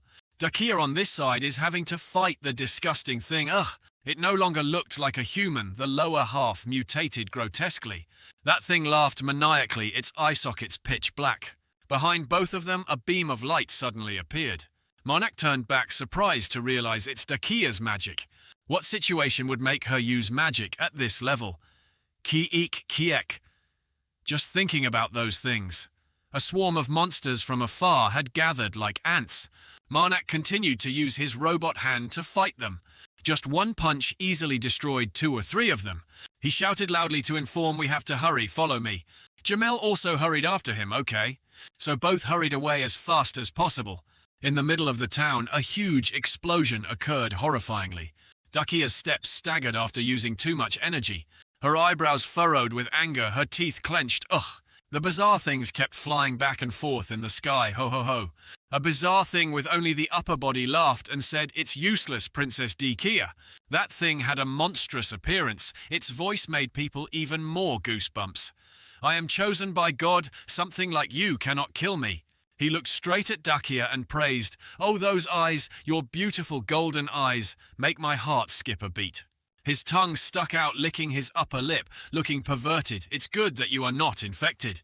Then that thing regained its human form. Dakia pointed straight at it and questioned, what do you want? Where did you get that power? That thing approached its words heavy with threat. I already said it, but I received this power from a god who descended to earth. He laughed with a horrifying laugh. What I want there is only one thing. That is to have you in my arms. As soon as he finished speaking, a powerful force shot his head to pieces. Dakia was both angry and cursed, disgusting. But what she didn't anticipate was that thing could regenerate its body. Oh God, this is what you did before, right? He formed new skin after being destroyed. The sight was extremely terrifying. I have always wanted to hug a woman with golden eyes and silver hair. He laughed maniacally in my arms. Dakia and Tozio, standing far away, were stunned when they saw it. That thing kept laughing continuously, ho ho ho ho. Then he spoke when the maggots fell from his body. Let me introduce myself again. I am the 4th apostle of God, Koroth the Despised. By then the scornful Koroth had returned to his original form. The horrifying voice kept echoing evenly, stay there. Tozio reminded Miss Dakia, the enemy is faster, I expected, huh? Dakia just opened her mouth and said, then I can slow him down with magic. Ah! He had to cover his mouth. He carried her running back while saying, I'll cover the rear of that monster. Please find a successor while I buy time. Dakia hesitated a little. Huh, are you sure? Tozio said confidently, my body is made of indestructible material and He declared firmly, it is a sword to kill the enemy, not to escape. Hearing that Dakia also had to reluctantly agree, all right, I will find Father Marnak as quickly as possible. The scornful Koroth still chased after him, laughing excitedly, he. He brought his big hand over and shouted, got you. But in just an instant, that hand was cut in half by Tozio. It fell straight behind, but the scornful Koroth still laughed pervertedly, ho ho ho. Looking at his regenerating hand, he wondered, where are you going, princess? Then glanced towards Dakia, who was running away, and roared, this is my place, do you think you can escape? Eyes appeared on his flesh, ugh! On this side, Dakia had only run a few steps before being stopped by a wall of flesh, tch. She screamed furiously, you will die once Father Marnak gets here, he calmly said, trying too hard, huh? By then, Tozio from behind spoke, don't think you can go any further. The scornful Koroth turned his head back and questioned, you are the knight protecting the princess. Do you think you can stop me? He was serious with fiery red eyes. I will not stop you, I only kill people here. He was provoked and rushed forward, arrogant brat. Tozio swung his sword, intending to strike again, but suddenly realized this is... From the tip of Tozio's sword, maggots crawled out looking utterly disgusting. The scornful Koroth said, do you think a trick can be used twice, huh? Then shouted, I will show you the power of an apostle. His hand still held the sword tightly. The engine behind him turned on. Tosio once again cut off the arm of the scornful Karoth. He was stunned and bewildered, falling backward. What? He spoke, as long as I Totsio are here. The engine under Tosio's feet lit up again. It seemed to be accumulating power, becoming stronger and stronger. Tosio lowered himself, preparing to rush. You will not be able to go any further. Despite seeing such great pressure, the scornful Karoth was still very arrogant. You're no different from a corpse. Suddenly, a giant tornado rushed straight towards him. He was hit and cried out like a pig being slaughtered. Ak! Tosio, after finishing his task, said, I will kill you no matter how many times. The scornful Karoth fell straight to the ground, but still laughed. Ak, hi, hi, hi. Then spoke, he. Did you think you were strong when I wasn't even serious? Look at yourself. He suddenly collapsed onto the ground. The crevices on Tosio's body were full of maggots. Since when did you? The scornful Karoth spoke. Never forget. The power of the apostle right now. A sword fell from the sky, pierced straight through the scornful Karoth, leaving him stunned, That was Marnak with eyes as sharp as a blade. He was ambushed and kept screaming non-stop. What the hell is this? By then Dakia gloated and walked over. I already said it. She laughed, very satisfied with words full of sarcasm. When Marnak gets here, you're finished. Marnak gripped the sword tightly and thought to himself, the speed of corruption spread is too slow. The number 56 appeared on his hand. The protective glove would break if he continued doing this. Now maybe I need to pay more attention. He said, don't trust Carmen and Sajita. Dakia and Jamel replied in unison, all right. Marnak continued, oh, can you bring Tosio here first, Jamel? She immediately obeyed, understood. Dakia gently approached and asked, do you need my help with anything? He answered bluntly, no need, thank you. The number on his hand slowly decreased, leaving only 38. The scornful Karoth was being controlled, so he could only make meaningless sounds. Ak, ak. Jamel, after finding Tosio, was excited and shouted, Father Marnak over here, how is it? Marnak spoke up and requested Jamel, please go ahead with the princess. He smiled and promised, I will follow. She didn't think about anything and said with a bright smile, understood. After seeing them leave, he spoke, that's far enough. The corner of Marnak's mouth curved up, revealing a crazy smile pit of corruption. In just an instant, the three of them fell into an undefined dimension. Tosio looked around in astonishment. The maggots that were just wiggling on his body gradually died off. He was a little surprised he could move now. All the pieces of flesh stuck in the joints were gone. Then knelt down on one knee, bowed his head and expressed, thank you, sir, I am also very ashamed of those things. Marnak smiled gently and praised, don't be like that, you did very well. Please stand up. Then he looked straight at the disgusting creature opposite him. The battle is not over yet. The scornful Karoth opened his eyes wide. His breathing became rapid and urgent. Ha! He tilted his head up to the sky and screamed, Akak, it hurts so much. Then extremely agitated and questioned, what did you do to my body? You bastard, where did you come from, Marnak was not afraid in the least. His tone was firm. I don't need to answer your question. He gripped his sharp sword tightly and declared, you will die here. Marnak smiled, I don't intend to have mercy on you, so humbly accept death. The scornful Karoth on this side kept writhing frantically. This kingdom will surely collapse if I kill you. He spoke mother still with the old lines. Marnak's mother only said one word, kill. The atmosphere in this place immediately changed. The scornful Karoth rushed up, preparing to punch Go Die. But as soon as he attacked, something blocked him. It turned out to be Golem. He shouted, what the hell is this? But before he could understand, Golem punched him flying. He slammed straight backward. Golem just watched silently. Suddenly it turned back to look at Tosio and made a few sounds. Both looked at each other without saying anything more. The scornful Karoth was beaten miserably, so he was very resentful. You. He cursed angrily, you bastard. Golem on this side, gripping the giant sword, tightly cried out, and then rushed in. He also didn't want to be outdone and rushed forward desperately. Do you think I will be defeated like this? Suddenly things like swords appeared on the scornful Karoth, very sharp, pierced straight into Golem, bleeding out. But it laughed, then used the sword to slash his neck, Blood on the scornful Karoth flowed like a spring. His eyes looked into the void in despair. He was severely wounded, kneeling on the ground. Blood kept spurting like a fountain. Golem on this side still growled. He thought that was the end, but the scornful Karoth unexpectedly attacked Golem, making that place explode, smoke and dust flying everywhere. He was now so angry he wanted to go crazy. "You damn thing, I will show you the true power of an apostle." By then Marnak spoke. "That's not happening." He paused. "What?" He smiled and spoke. "Mother, I beg you, the defiled sword, holy power, 15379 to 25379, activated." Marnak's mother said a familiar word again. "Kill." A beam of light appeared as if tearing through the night. From inside, the defiled sword slowly appeared outside. He took it. The number on his hand was only 20. He thought to himself, 20 seconds.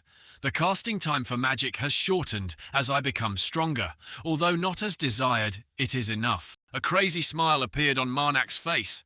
The scornful Karoth didn't fully understand his situation, so he was still very arrogant.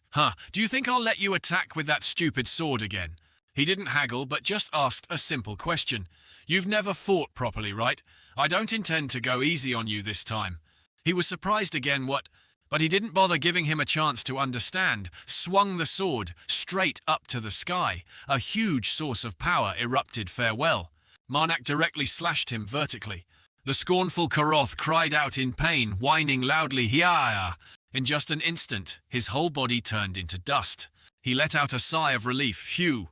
While Marnak's mother kept getting agitated, "Kill, kill," he gently soothed her. "Mother, calm down." Then placed his hand on his chest and said, "I understand you are sad, because we couldn't get the holy power of that fanatic apostle." He smiled, "But I have set my eyes on something else." Marnak's mother wondered. "Kill." Scene shifts to another side where there are guards trembling in fear of something. They roared, "The disgusting monster! Everyone pick up your weapons, we will take down that disgusting creature." That thing was tall. It turned its head back and asked, "Take me down."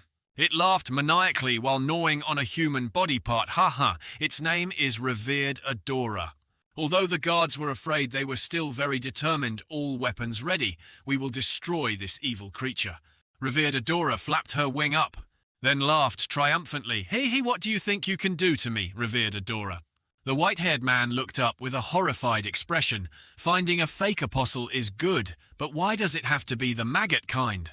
Revered Adora continued to talk tirelessly. "Where is the courage from just now? I thought you wanted to kill me. Go cry and beg your gods." Suddenly a person appeared with a body blazing like fire. "How dare you mock the gods?" That person wore a cloak covering their body, their eyes blazing. Revered Adora immediately questioned, "Who are you two?" That person didn't answer, but declared boldly, "I will turn you into dust." His hand gripped the weapon tightly towards her. When the white-haired man spoke, "I finally learned his reputation. Oh, the 4 stars are here to protect us. This scene is truly beautiful." She on top said again, While I was in despair, what were the gods in heaven doing? They are perverts who only like to peep." The 4 stars shouted an order, "Shut up," then launched a spearhead straight up into the sky. Revered Adora calmly looked straight at it. Then it was immediately slashed across the face by that thing. By then she finally realized the truth. He is much stronger. So she immediately turned and flew away. But indeed the 4 stars wouldn't let her go. His hand gripped the spear tightly, his eyes sharp as a blade. In just an instant he threw the spear die. Revered Adora on this side was sweating profusely, as if she had taken a bath, because she knew, damn it, if she was hit, she would have lost her life. In that instant, her whole body was split in two. That spear created a circle in the middle of her body, making Revered Adora reveal her true form, struggling to escape. "I must get out of here first." But the 4 stars absolutely wouldn't let her go. Dream on. He used his power to strike forward, surrounding the enemy. Revered Adora gritted her teeth and said, "My life has just gotten easier," then resolutely flew through that blazing red power. "I cannot die in a place like this." But that turned out to be a wrong decision, making her scream in pain. Finally, Revered Adora fell down to the cheers of the crowd below. "Hooray for the 4 stars! Please avenge our fallen comrades." Suddenly the white-haired man heard some sound. That sound resembled a horse. The corner of her mouth curved up with triumph. Far away, a pair of legs were running towards them, looking very much like horse legs. It was a black-haired man, with the lower half of his body being a horse's body, rushing over very quickly. The 4 stars used his power to strike straight at it and shouted, "I won't let you escape." But that black-haired man was completely unharmed. His legs still ran very fast. Upon reaching a place, he took a leap. While avoiding the 4 stars attack, he managed to carry revered Adora and escape TCH. Seeing this, the 4 stars could only roar, "Stop there." She was carried away but still very aggressive, turning her head back and declaring, "Just you wait, I will come back for revenge." He didn't respond anymore, just stood watching them leave with fiery red eyes. Both ran to a dark forest. Everything was pathetically dilapidated. The black-haired man spoke up to announce Karoth is dead. Adora. Revered Adora startled and asked again, that damn old man." She frowned and asked further, "What about the holy artifact he kept?" That man just shook his head and said, "It's gone. I think someone took it." On this side, Marnak gently bent down and picked up a silver coin. Oh God, they did something very interesting with Mother's holy artifact. He smiled and asked, "Right, Mother?" A few days after the 4th Apostle's raid, Marnak thought to himself, "Luckily, I found Mother's holy artifact." Suddenly his expression became solemn, "But I still don't understand. Why does Mother's holy artifact carry the holy power of another god?" He kept asking countless questions in his head. Did they steal a part of Mother, or can they absorb Mother's holy power? If it's true, then there's no need to break down Mother's power and seal them anymore. Marnak's mother still only said one word, "Kill." But it seems like he understood exactly what she wanted to say. "Yes, I'll leave it there for now. Mother is right. I will know when I get close to another piece with similar holy power. We couldn't catch Karoth, but I have regained a little holy power, so don't worry, Mother." System notification: holy power 5379 to 13876. She said again, "Kill." Suddenly Dakia appeared and asked, "What are you thinking?" Marnak replied with a bright smile, "I'm thinking about the incident a few days ago." Her eyes were a little lost in thought. The village massacre. Marnak's mother spoke up again. "Kill." He put his hand on his chest and explained. It's understandable that she reacted like that. Massacring a village right under the Iramel family's jurisdiction, so she also feels some responsibility. By then, Dakia spoke up again. "I should ask my brother why this territory is like this." He turned and said, "Isn't it Lord Martin you should ask?" She shook her head and replied, "No, Lord Martin has surely done his best." Dakia frowned and spoke, "Presenting my brother's inaction is very suspicious. Normally, he always takes every opportunity to increase his influence." Jamel behind him suddenly cried out, "Ah!" She looked forward and said, "I see it now. It turned out that side was the entrance to a city. It's beat us." Carmen was excited since I arrived earlier than expected. "Should we have a drink tonight? I'm buying." Hearing that she became enthusiastic and wanted to drink till the end, "Okay, no going home until drunk." Hearing that, he immediately explained, "It's not that serious." Carmen smiled and turned to ask, "What about you, princess?" Dakia put her hand on her chin, as if thinking, then said, "It's late anyway, I can tell them tomorrow." She also replied very eagerly, "Since Carmen invited, we must drink to our heart's content." He replied, "Okay." She said gleefully, "Tonight we must empty Carmen's pockets." Inside a pub, Hayden was drinking his fill. He looked very relaxed. Sitting next to him was Vartis Draco. Hayden happily offered a drink. "You should have a glass too," but he angrily cursed, "Shut up, I'm not in the mood." Making him so scared he turned his head back, his voice trembling all right. Vartis Draco wore a grimace, gritting his teeth and questioning, "When did that bastard get here?" All of them then proceeded into the city. Carmen turned around and asked, "Do you have any suggestions for places? I came here to work, but have never stopped by any pub." Dakia could only force a smile and reply, I don't know either." She patted her face with both hands and said, "I've never been here either. I'm so embarrassed I can't help with anything." He waved his hand and replied, "Ha! It's okay, there are so many people like this, we can ask them." So Carmen immediately went around to ask, "Excuse me, can I ask a little, is there here?" Dakia saw that scene and smiled, saying, "I'm really envious of Carmen, he's always full of energy." Marnak gently said, "It's not certain." He remembered the day both of them built a fire in a snow-covered place. Carmen's face at that time held no joy, like today, whether more or less everyone has a dark side inside. Hearing that, she became curious, tilting her head slightly and wondering, "Do you know something about him that I don't?" Marnak shrugged and spoke, "I cannot tell you when he doesn't allow it." Dakia clicked her tongue and scolded playfully, "Thump, you're really mean." Jamel at this moment was in front, waving his hand at them this way. So Dakia immediately grabbed Marnak's hand and pulled him away. Let's go. Upon arrival, each of them held a large jug of wine in their hands, clinking and shouting, "Long live priest Marnak, hooray! Hooray!" While they were enthusiastic, Marnak on this side paused a little, thinking to himself, raising a glass to celebrate is fine, but why shout my name?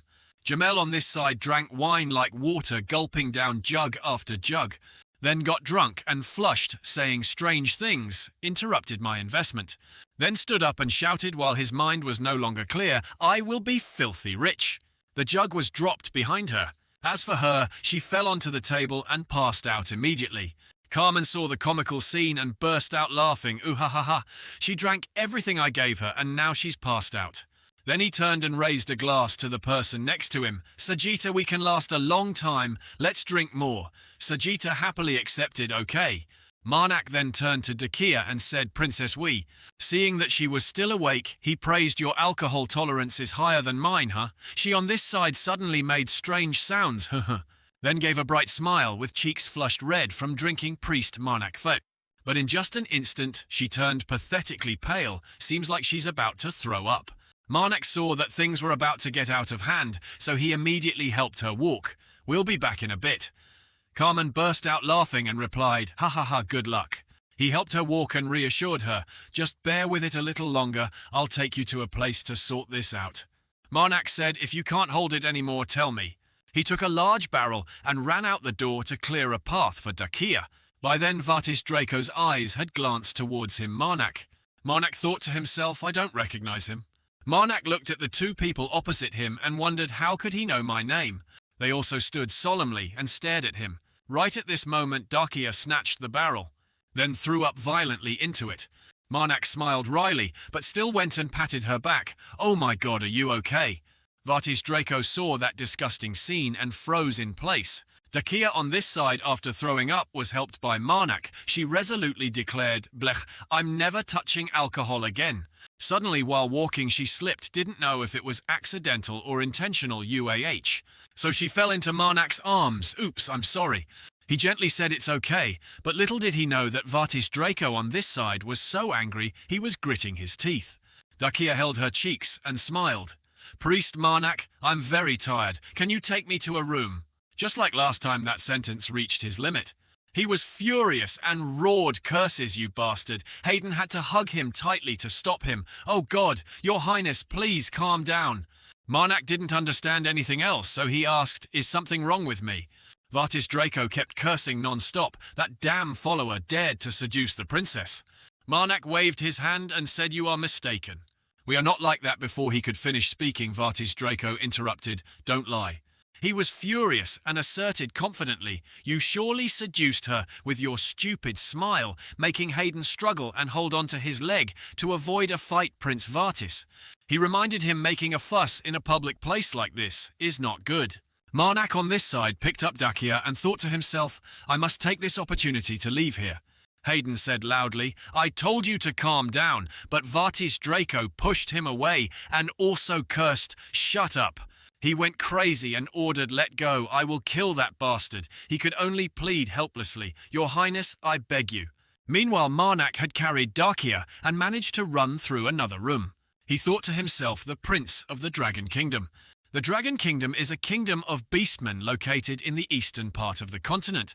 The royal family of the kingdom is the Dragonmen clan. If you play the game as a Dragonman, the player will get a lot of stats and a high social status, respected by everyone. Marnak remembered the previous incident and became cautious. The Dragonman prince had that attitude towards me. It's best that we leave Beatus as quickly as possible. He wondered, I wonder if Dakia will give up her status to follow me. Or maybe the gods will realize the existence of the mother and send down angels to suppress me. By then, Marnak was placing a coin on the table and saying, "Give me a towel and a glass of cold water."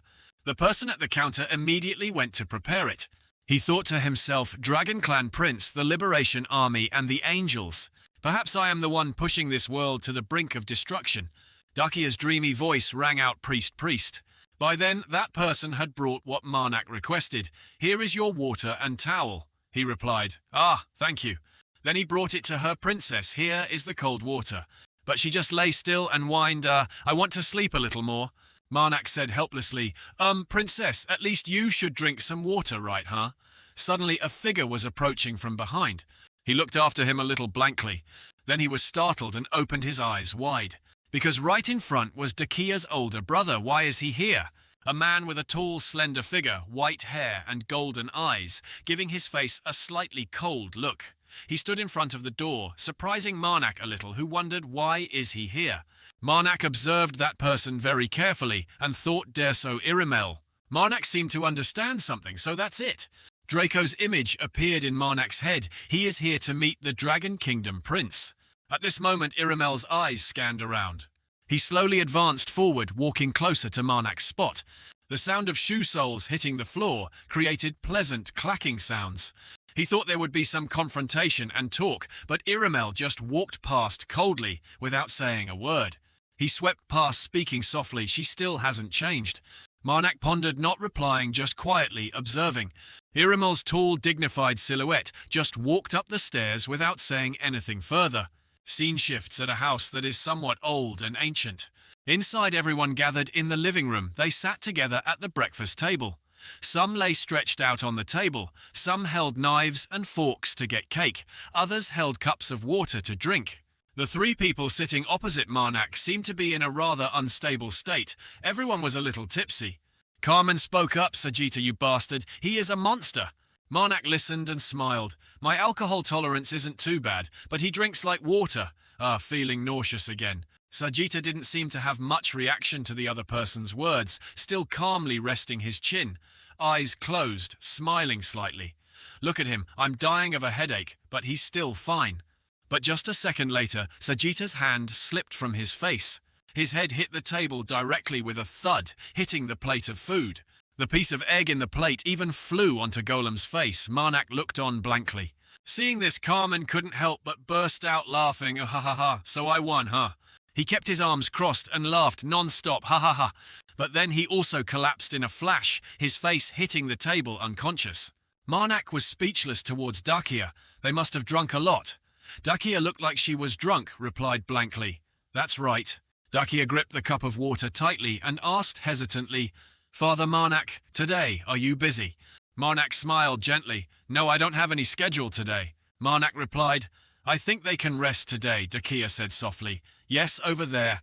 Golem is wiping Santaji, who is passed out on a branch. Dakia, after Marnak's confirmation, immediately blushed and asked hurriedly, So do you want?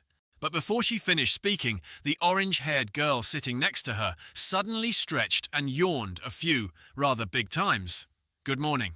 As soon as she woke up, the orange-haired girl covered her nose with a disgusted look. The smell of alcohol.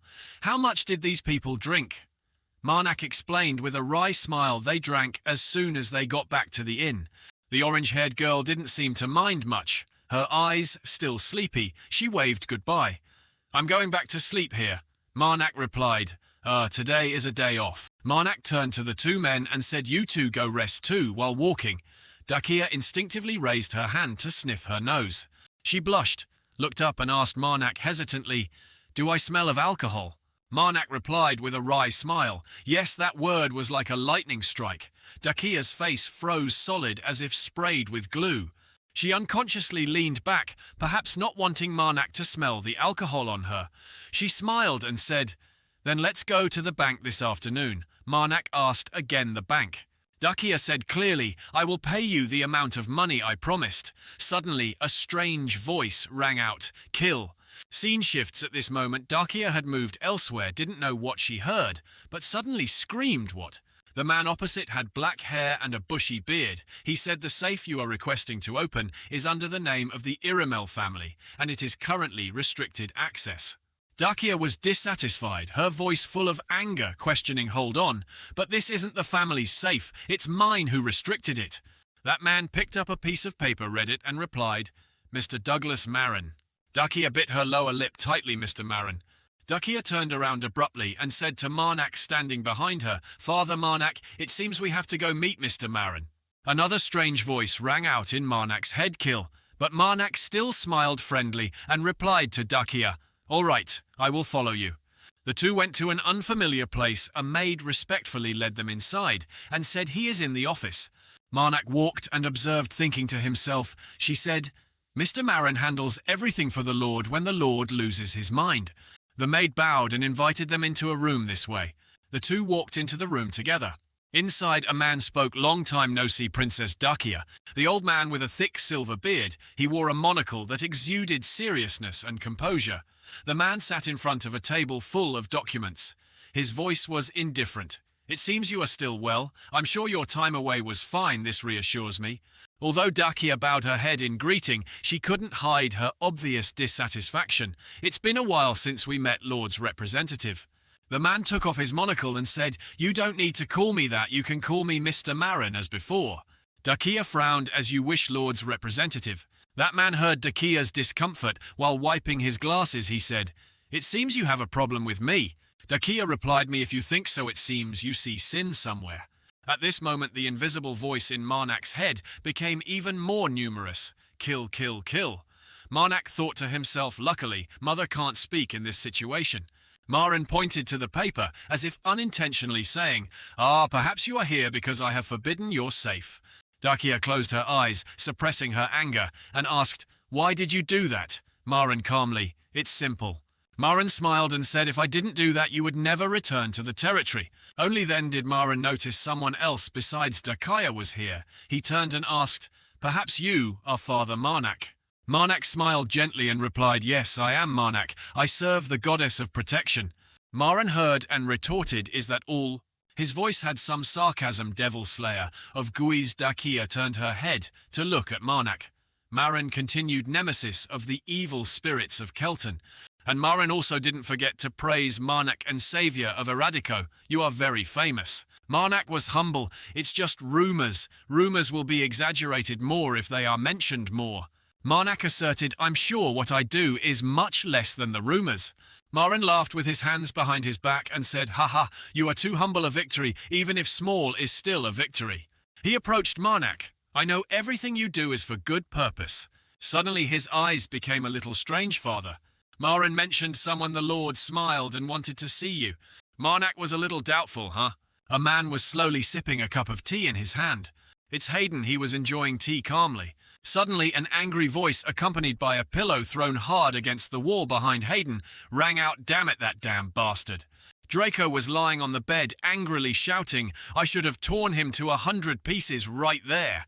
He was just like a 5-year-old child being provoked, thrashing and cursing non-stop. "That's right, I should have done that." "Then why did you stop me, Hayden?" Hayden, holding the teacup, showed little emotion, saying, "If you had done that, then you would never have gotten the result you wanted originally from the start." He brought the teacup to his mouth again, looked at Draco and asked, "You just need the princess's current status, right?" Hayden's words were as light as a feather as he analyzed for Draco. "If rumors about her relationship with that priest spread outside now, you would have to break the engagement to save your image, but he seems to get angrier the more he hears."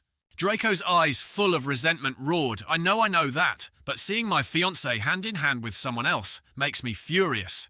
He suddenly had a crazy idea. "All right, let's go kill that damn priest, just the sword, so no one finds out." Hayden held the teapot and poured water into the teacup, replying, "You cannot do that. There is an old saying, haste makes waste." Actually, Hayden's hands were quite shaky at this moment. He thought to himself, "I must admit the third prince is very strong, but considering what happened in the eastern region." Hayden remembered the image of Marnak. He should not underestimate someone like Marnak. Suddenly there was a knock on the door from outside. Draco was still annoyed and asked sharply, "What is it?" "A man came in to report, Your Highness, according to your order just now. I am here to report that Princess Dakia has returned to the mansion." This news made Draco extremely excited. He threw back the blanket and asked again what she's back. He got out of bed quickly and asked, "Where is she?" "She is going to Mr. Marin's room." Hayden was startled and looked at the tall man who was only wearing a bathrobe that he had taken off to cover his eyes and asked, "What are you doing?" Draco laughed and put on the red robe, saying, "What else, of course. I'm going to see my fiancée. Last time I couldn't even talk to her properly." Hayden advised, "If you go to see her, you won't get what you want." What Draco snapped, "Why not?" Hayden asked the person who just reported, "Let me ask, this is the princess here alone?" The other person bowed respectfully and replied, "She came here with a priest who calls himself Marnak." Draco went crazy with anger. "That bastard again, huh?" Hayden calmly drank tea as if he had anticipated it. See, Draco roared with anger as if wanting to erupt like a volcano. "Hey, that damn holy artifact! Why is he always with my fiancée, huh?" On the other side, Marnak is now standing in front of a room door. There are also maids waiting on standby here. The maid bowed and said, "Lord Smilling is waiting inside." The maid reminded him, "I'm not allowed to go inside, so you must enter without me." Marnak grabbed the doorknob and thought, "Does the master want to personally meet an outsider?" Marnak walked in, his eyes not showing much emotion, just thinking, "Mr. Marin didn't tell me anything at all." In the hallway at this moment, he was also alone. Lord Smilling is no longer lucid, right? Suddenly a voice rang out, "Pleased to meet you." A person sitting on a wooden armchair was facing the fireplace. It was an old man. His hair and long beard covered more than half of his face. Everything on his face seemed to be white, from his hair, beard, eyebrows, or even eyelashes. The only difference was perhaps the brown skin, which had many wrinkles showing his old age. "I suppose I don't need to introduce myself, huh?" Marnak still managed to smile and said, "I heard you are not well at the moment." He turned his head and replied, "I have only recently regained lucidity. Come here and sit. I need to talk to you." At this moment, Marnak was also prepared a chair. It just wasn't as comfortable as the old man's, but the seating positions were parallel next to each other. The old man said, "Before I borrowed Marin's power to investigate you a little. He said they told me you are a hero fallen from the sky." Marnak smiled humbly. "I just do what needs to be done." The old man's eyes indifferently looked at the fire without replying. A moment later, he suddenly spoke. "I also heard you have a quite solid relationship with my daughter." This sentence truly made Marnak a little stunned. Marnak explained awkwardly, "That's just a misunderstanding. She and I are nothing." His eyes weren't angry but still looked extremely terrifying. His voice reeked of death. "I heard Dakia comes to your room every night wearing comfortable clothes. That's how it is." Marnak coughed heavily. Marnak covered his mouth, extremely worried. Even though he knew the truth, he wouldn't know how to explain to the old man, who kept staring at him as if he wanted to eat him alive. The princess just comes to visit her mother. How could he know everything? Marnak thought awkwardly, "How should I explain this?" But suddenly the old man said, "After hearing that, I think that is better." Marnak asked, surprisingly, "What do you mean?" The old man looked thoughtfully at the raging fire and said in a deep voice, "Please take my daughter away from this place." Marnak was a little awkward. "What did you say, sir? I don't understand what you mean." The old man said sternly again, "I am saying you should live happily with my daughter. I will support you two. I won't let you lack anything. However, you two must leave Beatus." He sighed, telling her never to come back again. He also added, "I will handle her engagement with the Dragon Kingdom Prince myself, so don't worry about that." Marnak pondered for a few seconds. Suddenly he laughed. "No need, thank you, sir." The old man frowned. "No." Marnak explained, "Your support, like that, is already too good, and besides, my child is certainly flawless, because she carries my bloodline." Marnak said, "She is a sorceress, so no one supports her. No one wants her to become the lord of this place." Marnak stood beside the old man and said clearly, "But whenever she says she wants to become the lord of this place, I encourage her, so if she says she wants to leave with me, I will also happily accept it." Marnak continued, "But I don't have the right to make that choice. Only she can make the choice for herself." Marnak smiled a little creepily and said, "If you really want her to leave this territory, I think you should tell her yourself. That's the right way. Don't you think so?" The old man was silent again, looking at the fire. A few seconds later, he closed his eyes and spoke. "The reason I don't tell her myself is very simple." The old man spoke and recalled the image of his stubborn little daughter. "She is a child that no matter how hard you push her down, she will bounce back just as strongly. If I tell her to leave now, she might try to fight for ownership of the family, which will tempt her." The old man said in a deep voice, "But the future ahead on that path will not be what she desires." He looked at Marnak as if entrusting something. "So I want you to convince her from the beginning, inherently being the lord of a territory is not that great." Marnak paused for a moment and said, "Can I ask you something? It might be a little rude." The old man didn't hesitate to reply, "I think you've been rude enough already, so go ahead and say it." Marnak expressed the doubt in his heart. I heard that you have never really cared about your daughter, so why are you suddenly making an offer like this now? The old man said calmly, Do I need a reason? I just changed my mind, that's all. He suddenly gripped the armrest of the chair and said, And please leave this place as soon as possible. Perhaps the truth is the best thing for that child.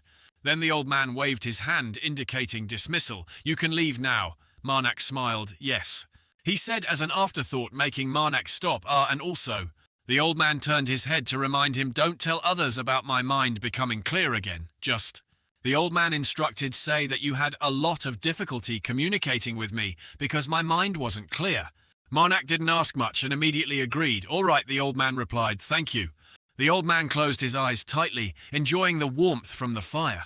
Now in the room, this fire is the only thing left full of vitality. The old man suddenly spoke Culto retrospective. The old man said, Eret, the progressive one, Adora, the revered one. Suddenly 2 people appeared on either side of the old man's chair. Eret spoke up and asked, How are the preparations coming along? The old man rested his hands on the armrests of the chair. He stood up miraculously, as if there had never been paralyzed legs on his body. He said it will be done soon, but his eyes seemed to have an unusual change, looking very scary. That voice was low and deep. Just wait a little longer, only a short time more. The door slowly opened from outside. Marnak poked his head in from the doorway while hearing a loud argument. I said, I don't want to. Inside, Dakia and Draco seemed to be very tense. Draco held onto Dakia's sleeve, but she angrily tried to shake him off and said loudly, I already said I didn't come here to meet you. She pulled her sleeve away with all her might. From the beginning, I never intended to marry you. Marnak unintentionally witnessed a scene he shouldn't have seen, so he stood awkwardly outside the door thinking, What is this? The 2 inside had discovered him. Dakia immediately exclaimed, Father. She was completely different, happy compared to her expression when talking with Draco.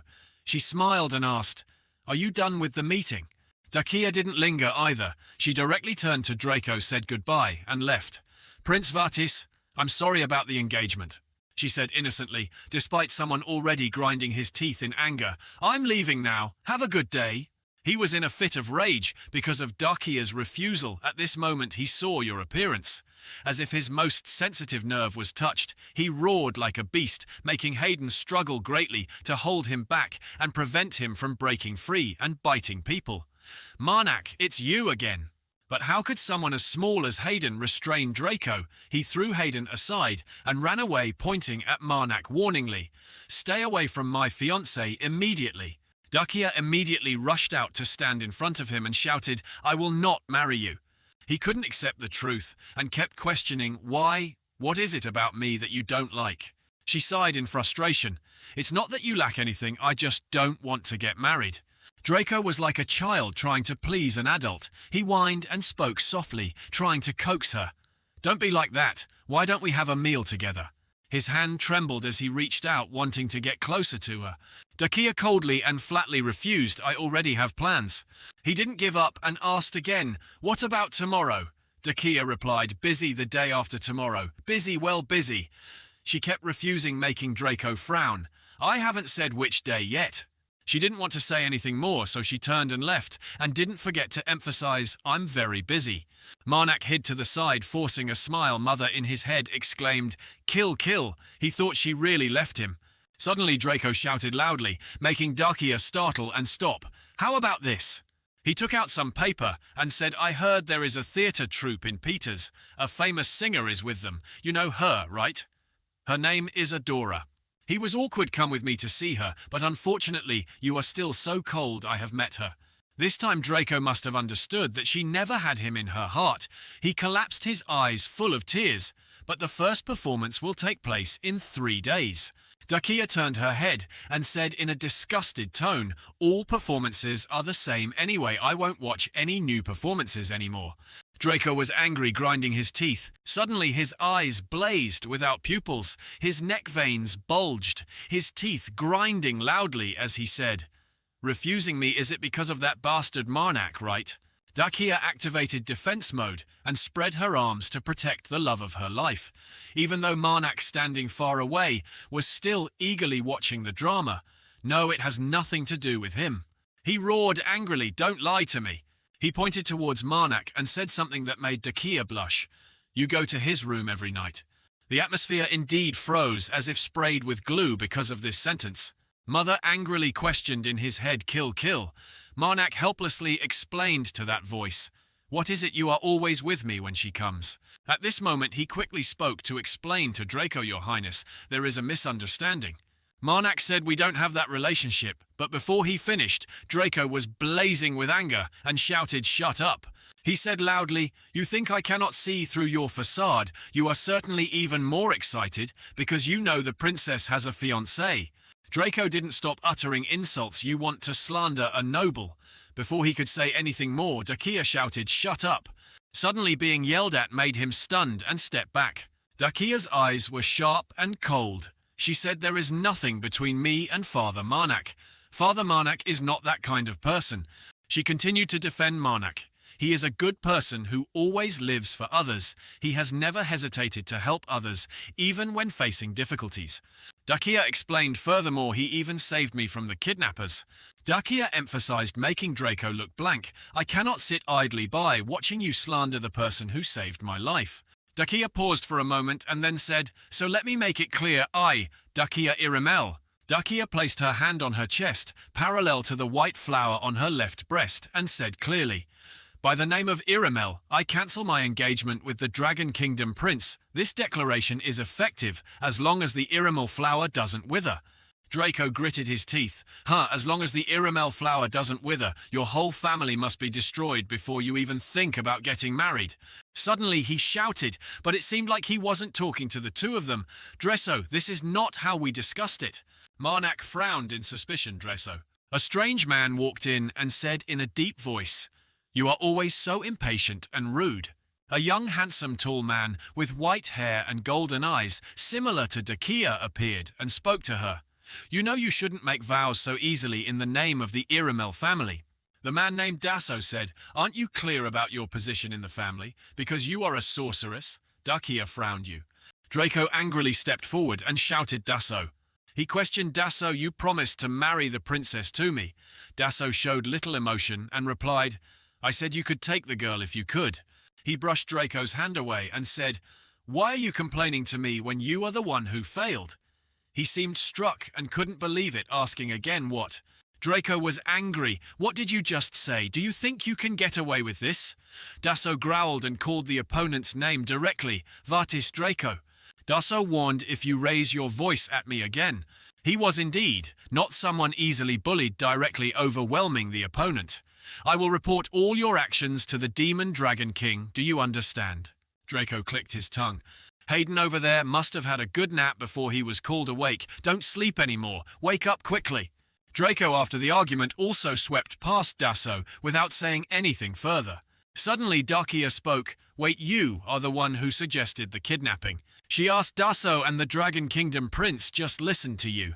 Dasso didn't think so. Again he countered, kidnapping. I just told him to protect you. Not only that, he also blamed her. You only whine. Only thinking about yourself, you have never stopped to think about what is beneficial for the family. He pressed his face close to Dakia, looking extremely scary, saying, if I wanted to kidnap you, do you think I would still be standing here? Dasso warned, you should be grateful that I showed mercy when talking about bloodline. Dakia was stunned. Then he glanced over at Marnak and said to her, it's better to leave here with that guy. Do you need a clearer explanation? Dasso's voice was cold. Leave Beatus within 3 days, Dakia. After leaving the room, Dakia angrily roared, that bastard, ridiculous, leave Beatus within 3 days. She was full of burning hatred, asking Marnak, who was standing awkwardly, Father Marnak, can I use magic to punch him? He raised his hand to advise, your brother will lose his life. Dakia was disgusted that thick face is fine. Words in his head, kill. Marnak understood and immediately thought, I agree.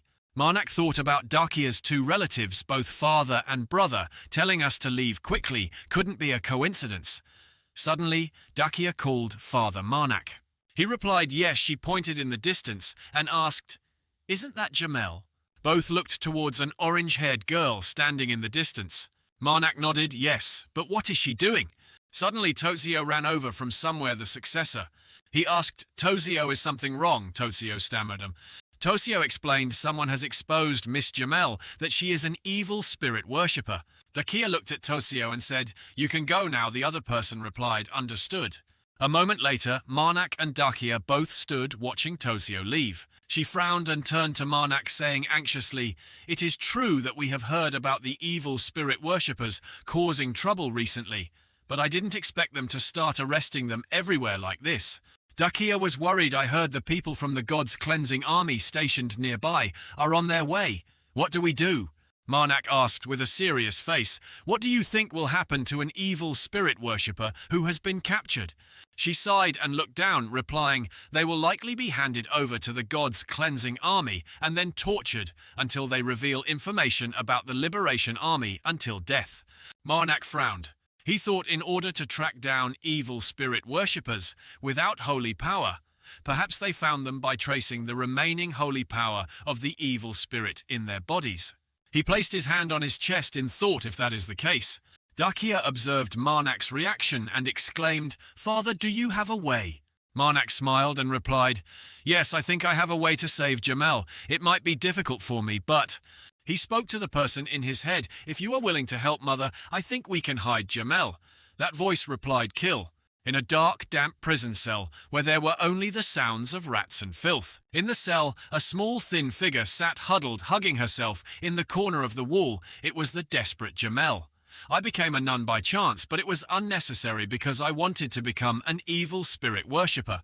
She cried, "I am just an orphan they took in." A series of negative thoughts kept surrounding the little girl's mind. Was going with Father Marnak a mistake? I should have run away. He should have been the last ray of hope for me. Her tears fell non-stop. She sobbed, "Oh, United Stone, what should I do now?" She was tired. "If I use power in a place like this, I will die before I can get out." A rat ran across Jamel's shadow from somewhere. A few people walked over. Jamel looked up curiously through the bars. She gave a rare smile. "Everyone," she exclaimed, "Giselle Zahn." Jamel rushed to the bars, unable to contain her joy. "You two are alive." But the other two standing outside didn't seem happy at all, their faces serious, arms crossed, staring at her. Her hands trembled. "The atmosphere is strange, is it?" She froze and asked, "Are you the two who handed me over?" They admitted coldly, "Yes." Giselle punched the bars, her eyes fierce, cursing, "Traitor." Jamel bit her lip, her voice trembling, asking, "Did you just call me a traitor?" They confirmed, "Yes, because you are a traitor. You lived your comfortable life with that damn priest, while we had to fight for our lives." Giselle's eyes were completely cold. "I worried about you, because you were separated from us, but I shouldn't have even worried." Jamel tried her best to shout and explain, "It's not like that. I worked hard to try and save you two." She remembered the time she cried her eyes out begging and said, "If I hadn't begged Father Marnak for help, you two would have died there." Giselle gave a scornful smile. "Why would that priest be able to help? Do you mean he can actually control those ancient imperial weapons or something?" Jamel clung to the bars and said, "Yes, he really can. I can explain." Giselle at this moment seemed to have run out of patience. "You can explain." Jamel continued, "After being separated from everyone, I found the excavation site we were looking for, but then a group of silver soldiers attacked. Because I had things I needed to ask those people, I couldn't let them die, so I helped them, but it was too much for me." She recounted, "That's when Father Marnak appeared and repelled the silver soldiers with me. They were surprised. What, wait?" Giselle didn't fully believe her and retorted, "You said he could control them, so why did he fight them?" Jamel shook her head and said, "Because that was before he received that power. Just listen." Then a silver soldier twice the size of Jan looked at her father, gesturing wildly with his bloodied hands and feet, recounting Marnak, and knelt down and said the heir. Jamel kept cheering, "He is actually the one that the princess of the ancient empire." Giselle was annoyed and interrupted, waving her hand. Enough. Jamel paused and said softly, "The story is still very long." She was annoyed and lost patience. "Do you think we will believe that lie? What, the heir, the princess of the ancient empire?" She directly attacked Jamel. "I didn't know you were so good at imagining things, Jamel." Jamel said aggrievedly, "I'm not lying, it's all true, but Giselle didn't care much whatever." Then she asked again, "Then why didn't you reunite with us after leaving the ruins?" She frowned. "Why were you with him like that?" Jamel stammered, unable to explain that thing. "Ah, Razizvan." Giselle pressed her face close to Jamel and growled, "Do you think I called you a traitor for no reason? I have been following you since the day you led us to Beatus." She said sarcastically that Marnak didn't do anything to keep you, but you followed him like a dog instead of running away. Jamel explained with difficulty, well, he said he would kill me if I ran away, but it turns out he is a very good person. She suddenly blurted out, "That's right, everyone come with us." Jamel grabbed Giselle's wrist and shook it, saying, "Father Marnak is the ray of hope. He is also good. So I believe he will accept everyone." Giselle was provoked. She fiercely pushed Jamel's hand away without any mercy and shouted, "Do you want us to become traitors like you?" Jamel fell to the ground crying out, "Oh my God, my butt." Giselle said, "I don't know about you, but Beatus is already in the hands of the Liberation Army." She continued, "The fallen god is," but before she finished, Jan interrupted, "That's enough, Giselle." Giselle pointed at Jan irritably and shouted, "I didn't intend to say anything at all. Don't you dare order me around." She took something from her clothes and said, "I know we grew up together, but we cannot tolerate a traitor." What she took out was a gun. Her voice was cold. "The Liberation Army does not forgive traitors, no matter what." Giselle pointed the gun at Jamel and said, "At least I will finish you off quickly." She warned, "Don't try to use your power, otherwise you will be taken away by the god's cleansing army," and Zahn took the gun, saying, "Enough." He snatched the gun and aimed at Jamel without hesitation. "If you don't want to, then let me do it." On the other side, Zahn frowned and thought, "Why does that idiot have to do that?" Zahn said his last words, "Goodbye, traitor." Jamel screamed in fear, covering her face with her hands. "I don't want to die." Suddenly, a monster rushed in from somewhere. The gun fired a shot. A strange person in armor holding a weapon rode a giant rat to block the bullet. That person jumped up and grabbed the sword. The sound of the sword hitting the bullet rang out sharply. That person slashed very hard. The bullet split in half. The two halves of the bullet flew past the bars, grazed Jamel, and hit the wall. Although they didn't hit her, Jamel still screamed in fear. An angry voice rang out, "How dare you!" That person pointed the sword straight at Jan's group and shouted, "Wicked soldiers, how dare you lay a hand on the successor's friend?" But a strange scene made everything freeze. Who would have thought that Hero was a tiny person, the size of a fist? No wonder the bullet in his eyes was so big, and it turns out that rat wasn't some giant monster either. They all cried out, "What is this?" Jamel anxiously watched the unexpected situation outside the cell. He pointed his sword at the enemy with eloquent reasoning. "You barbarian! How dare you lay a hand on the successor's friend?" However, looking at the height difference between the two sides, his action had the opposite effect and became cute, and it was surprisingly overwhelming compared to the tense atmosphere that a normal conflict should have. They watched in silence. After being silent for a while, Giselle laughed mockingly. "What is this thing? Is this the knight who is supposed to be twice the size of Zahn? Jamel, is there something wrong with your head, at the same time attacking her for daring to entrust someone like this?" He silently endured until they dared to insult that person. Suddenly, a powerful beam of light emanated, making them unable to see directly, only seeing the small knight from before flipping over. Giselle reluctantly told her teammates, "Shoot, shoot, that stupid Jamel." And when the words were finished, the one who appeared before them was no longer the tiny knight, but had become a giant knight. His teammates exclaimed twice, "What, he's this big?" He didn't care about their feelings at the moment. The only thing he cared about was her, so he turned and asked her, "Are you injured anywhere?" Jamel was looking forward to the drama, but was dragged in, so at first she was a little panicked and stammered, "I'm fine, look ahead." "All right." Only then did he relax and focus on the opponent. He neither asked nor threatened, but asserted, "You will die here." She behind him was also surprised by his aggressive and slightly arrogant words. But more than anyone, she knew for sure that if he said it, he could certainly do it, so she hastily advised him, "You don't need to kill them." But it was clear that if he said one, there was no doing two. He said decisively, "That is the best solution." Those who mistreat the successor's friend are a threat to the successor. Realizing the current situation is only disadvantageous for themselves, and they cannot just sit and wait for death, his teammates quickly decided retreat Giselle. Okay? Then Giselle cast a teleportation array, intending to slip away quietly. "But things are unpredictable. It's not that easy. I won't let you go anywhere." And then he seemed to have an engine installed, flying straight to break the array. Giselle put all her strength into accelerating the opening of the array, while also defending against his attack. "It's useless," he said coldly. And just as expected, right after that, he swung his sword down hard on the icy brick floor, scattering dirt everywhere. Inside the bars, she hugged her body tightly to avoid injury from the aftershocks. After a while, the dust screen flew away, leaving only him standing alone in the open space. By then, she slowly lowered her hand, covering her face, and looked outside. Asked did they run away, he answered truthfully, "Yes, I couldn't catch them. I'm sorry I couldn't eliminate the enemy," seeing his self-blaming appearance. She quickly waved her hands and feet to comfort him. "It's okay, thank you." Then she hesitantly asked what she had been wondering about since the beginning of the day. "But how did you know I was here?" He didn't answer Jamel's question directly, but evaded to explain something else. "If it's just a formality, then the answer is somewhat acceptable. The successor will come here. I came to inform you in advance, Priest Marnak, huh?" she asked again. "Yes, it won't be long," he replied, and poked the little rat that just landed on his shoulder. She was polite. Thank you. Do you want me to open an exit for you? I can use my power." He put the rat down on the ground, saying, "If you do that, it will cause a bigger problem, so don't do that, I will leave the way I came." Just when she didn't understand how she suddenly saw a strange thing was real.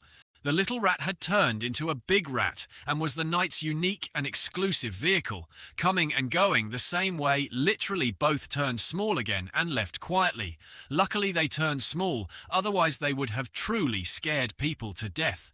She was stunned for a while. He's riding a rat, huh? Suddenly a thought flashed through her mind. Wait, when Giselle used her power just now. In that bizarre and tense scene, what she noticed was, "I didn't feel any holy power, I must report this to Priest Marnak." She realized this disastrous truth to herself. Not long after the person who came to rescue her also arrived, she cried loudly, "Priest Marnak, I knew you wouldn't abandon me." "Is that so?" He smiled and then, like a real magician, took out the keys to the prison camp, making her stunned. "Oh, where did you get the keys?" The bunch of keys clinked, resting neatly in his hand. He explained briefly, "I borrowed it because the guards were all asleep." She asked again, "What about the princess?" Then he replied, "She is distracting the guards at the entrance." Meanwhile, he found the correct key to Jamel's cell and opened the bars. Priest Marnak. She excitedly ran out quickly, wanting to hug her savior instead of words of gratitude. Then she was pulled back and fell rolling on the ground. Then she was pulled back and fell rolling on the ground. The other one acted as if possessed and said murder. Meanwhile, only she was suffering with her weak spine, my back. Then introduced, "This is the corrupted mother I serve," making her so surprised she forgot the pain. Then introduced, "This is the corrupted mother I serve," making her so surprised she forgot the pain. She is a god. Meanwhile, she still looked down at sentient beings with arrogant eyes and said, "Murder." Hearing her magnificent background, she forgot about the unusual events that just happened, eagerly flattered, "So happy to meet you. You're so cool. I've never seen a god in disguise. What an honor." "Can we shake hands?" Before she finished asking, she startled the god so much she scurried and ran away behind him. Peeking out, she was full of killing intent, only knowing how to repeat a single word. "Murder," he explained on her behalf. He is still very shy about shaking hands. "Mother, I'm sure I don't need to remind you, but please leave here as soon as possible." He gently looked at her, making people not feel uncomfortable when being told indirectly to leave. Didn't know if she understood, but from then until now the only word she could say was only murder and murder. Luckily she isn't mute, but seems to have some brain issues. Her state is like the most primordial god who has forgotten about barbarity and death. What about me?" she asked blankly when she didn't see him mention her. At this moment she gradually shed her awkwardness and approached her, but still said intact, "Kill this time with added action." She followed her hand and approached here, and lowered herself to be within her reach. A cool beam of light spread through the space, contrary to her dark eyes, stained with killing intent. "Murder," she said. "Are you done?" he asked. It's not hard to guess what word she will answer with. Of course, murder then. He didn't let her resist and carried her horizontally. She happily hugged him. This was fully shown by the fresh aura emanating around her. Her entire body gradually disappeared, leaving only a bare arm. He instructed, "The mother is inherently a secret, so don't tell anyone about this." She swore vigorously, I won't tell anyone. That's right, I also have something to tell you. What is it? He listened, waiting for her to tell. She summarized the recent events. Some things that don't need to be said, shouldn't be said. Even the speculation has been carefully filtered. Just now, my friend Giselle attacked me. I already heard Tozio say so. But it seems she knows how to use power without needing holy power. We can talk about that after we get out of here. She wasn't in a hurry, so she immediately agreed. Okay. After that, she finally dared to ask about something unrelated. What was that thing from just now, accompanied by Jan's action, and then the god's final strange action? He smiled brightly and explained, the mother has removed the remaining holy power in your body. As long as you don't use your power, you won't be captured again. Really, that's great, she cheered excitedly. The mother is always amazing. He said it as if it was a matter of course, yes. His eyes full of affection, saying, I will let Tozio protect you. At the same time, he turned and asked him, is it okay, Tozio? Of course, he only has one choice to answer, and even if it wasn't the case, he would still say it. Leave that to me, successor. So I'm leaving now. Be careful. Then he disappeared, okay? Back to her ancient townhouse. They observed her carefully from head to toe and asked Jamel, where have you been? She fiercely hit them with a pillow repeatedly. She was angry and questioned. We ate and drank together, yet when I was captured you were all asleep. As for him, he smiled brightly, a hero saving a beauty. Currently he is at a familiar meeting point waiting for someone. Dakia walked over, smiled and asked, Priest, will you go to the bank with me? The bank, huh, he thought. Then suddenly said, you mean the money to pay for protecting Dakia Iramel, the eldest daughter of Kelton Iramel, all the way to Beatus? She looked up at him. He looked at her gently and said her eyes are so affectionate that even looking at a utility pole feels like distant lovers yearning for affection. So this is our last trip. She was stunned and wondered finally. Scene shifts to Beta Central Bank. From the distance, someone called out to him, Priest Marnak. Dakia happily waved to signal Marnak. She walked closer to him, handed him the money and said, Here it is, the money to pay you for protecting me to here.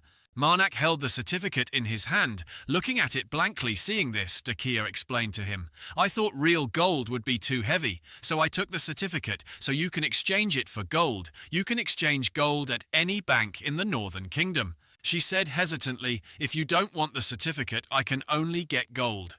Marnak still maintained a cheerful attitude, kindly replied, That's fine, thank you. He said happily, so the last two are Sajita, and Carmen. Dakia asked him, that's right. She looked in the direction behind her and sighed while Marnak wore a puzzled expression, not knowing what would happen. Dakia gathered all her courage, held out the ticket in front of him, and bravely said, Please come watch with me. Marnak looked at the ticket in her hand and thought to himself, this is... Dakia handed the ticket towards him and explained, it's a play that will take place in 2 days. Marnak took it, looked at the information on the ticket and said, I thought you didn't want to watch plays anymore. She was embarrassed, her cheeks flushed red. She shyly turned her face away, stammering, that matter. He pressed his lips together, waiting for her to speak. The atmosphere suddenly became silent. Marnak held the ticket in his hand and happily said, This is the first time I've watched that play. I'm very happy. Hearing that Dakia was ecstatic, brought her hand to her face and looked at him. Scene shifts to a costume shop. The shop owner gazed at him for a long time and then said, You are truly perfect. Marnak admired the outfit on his body and laughed happily. Ha ha, this black suit truly feels like it was made just for you. It looks incredibly elegant and luxurious. He shyly looked towards Dakia and asked, Is it really necessary? She encouraged him, of course. She clenched his arms tightly, her face determined, saying, This is your first play after all. Marnak asked her worriedly, Haven't you spent too much already? It's just one play. Dakia waved her hand kindly and replied, It's nothing. She secretly whispered to him, Do you know the Rakos brand? Marnak replied slowly, I have heard of it before. They are the most famous brand in the Northern Kingdom. She proudly grabbed his arm and boasted, I have a lot of shares there.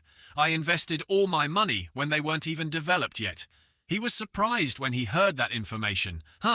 She continued with implied meaning, Do you think I came back here without any countermeasures? His eyes clearly showed admiration for Dakia. She started telling Marnak, My plan is to use gold to secure the position of family head. Dakia pretended to whisper, Of course, my father and brother don't know. She began to explain the situation to him because the Rakos brand operates in the northern and southern kingdoms, so it takes some time to convert goods into money. Dakia burst out laughing, revealing her wealth, "But I have a lot of money, you don't need to worry." Marnak realized and said, "So you have a plan, huh? Thank you."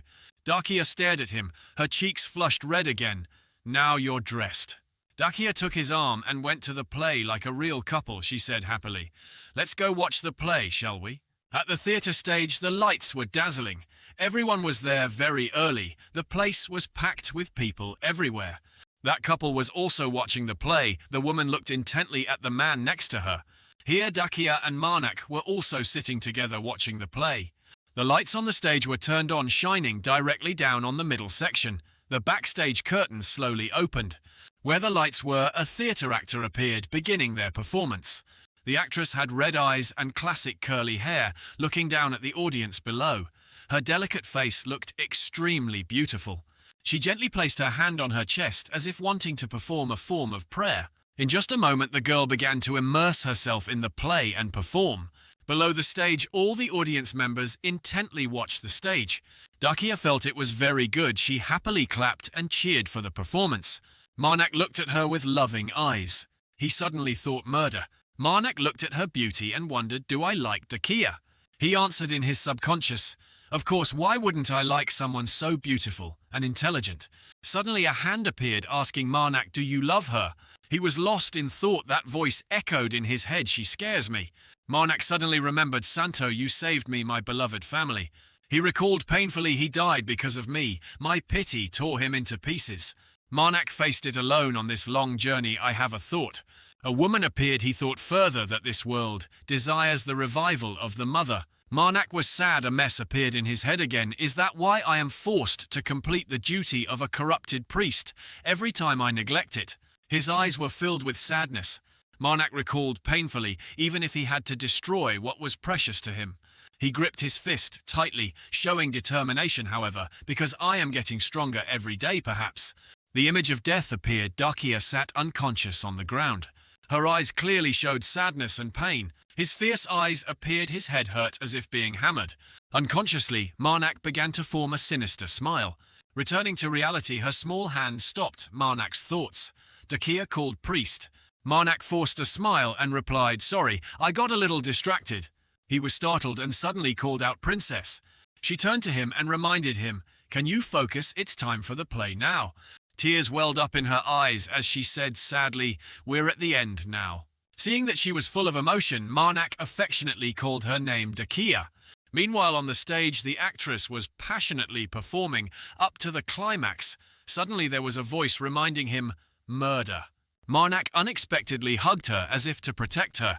Dakia didn't understand what was happening. Her eyes still welled up with tears as she called Priest Marnak. The audience below still hadn't discovered anything unusual and were intently looking up. But in just a moment, all the audience members were bloated, their faces distorted and then exploded, losing their bodies. The actress above still spread her arms, controlling magic to kill everyone below, like fireworks that were glowing. The audience members' heads were severed from their necks immediately. The unlucky ones were wiped out one by one, logged out of the earth without leaving any trace. Up on the stage, the actress started enjoying the fruits of her labor. Her complexion became dark, and evil aura emanated throughout her body. The actress discovered something unusual and widened her eyes in surprise, On this side, Marnak had used his body to shield Dakia from that assassination. He was angry, grinding his teeth, glancing at that actress. Her face became wicked and demonic, saying, "Are there still survivors among the audience?"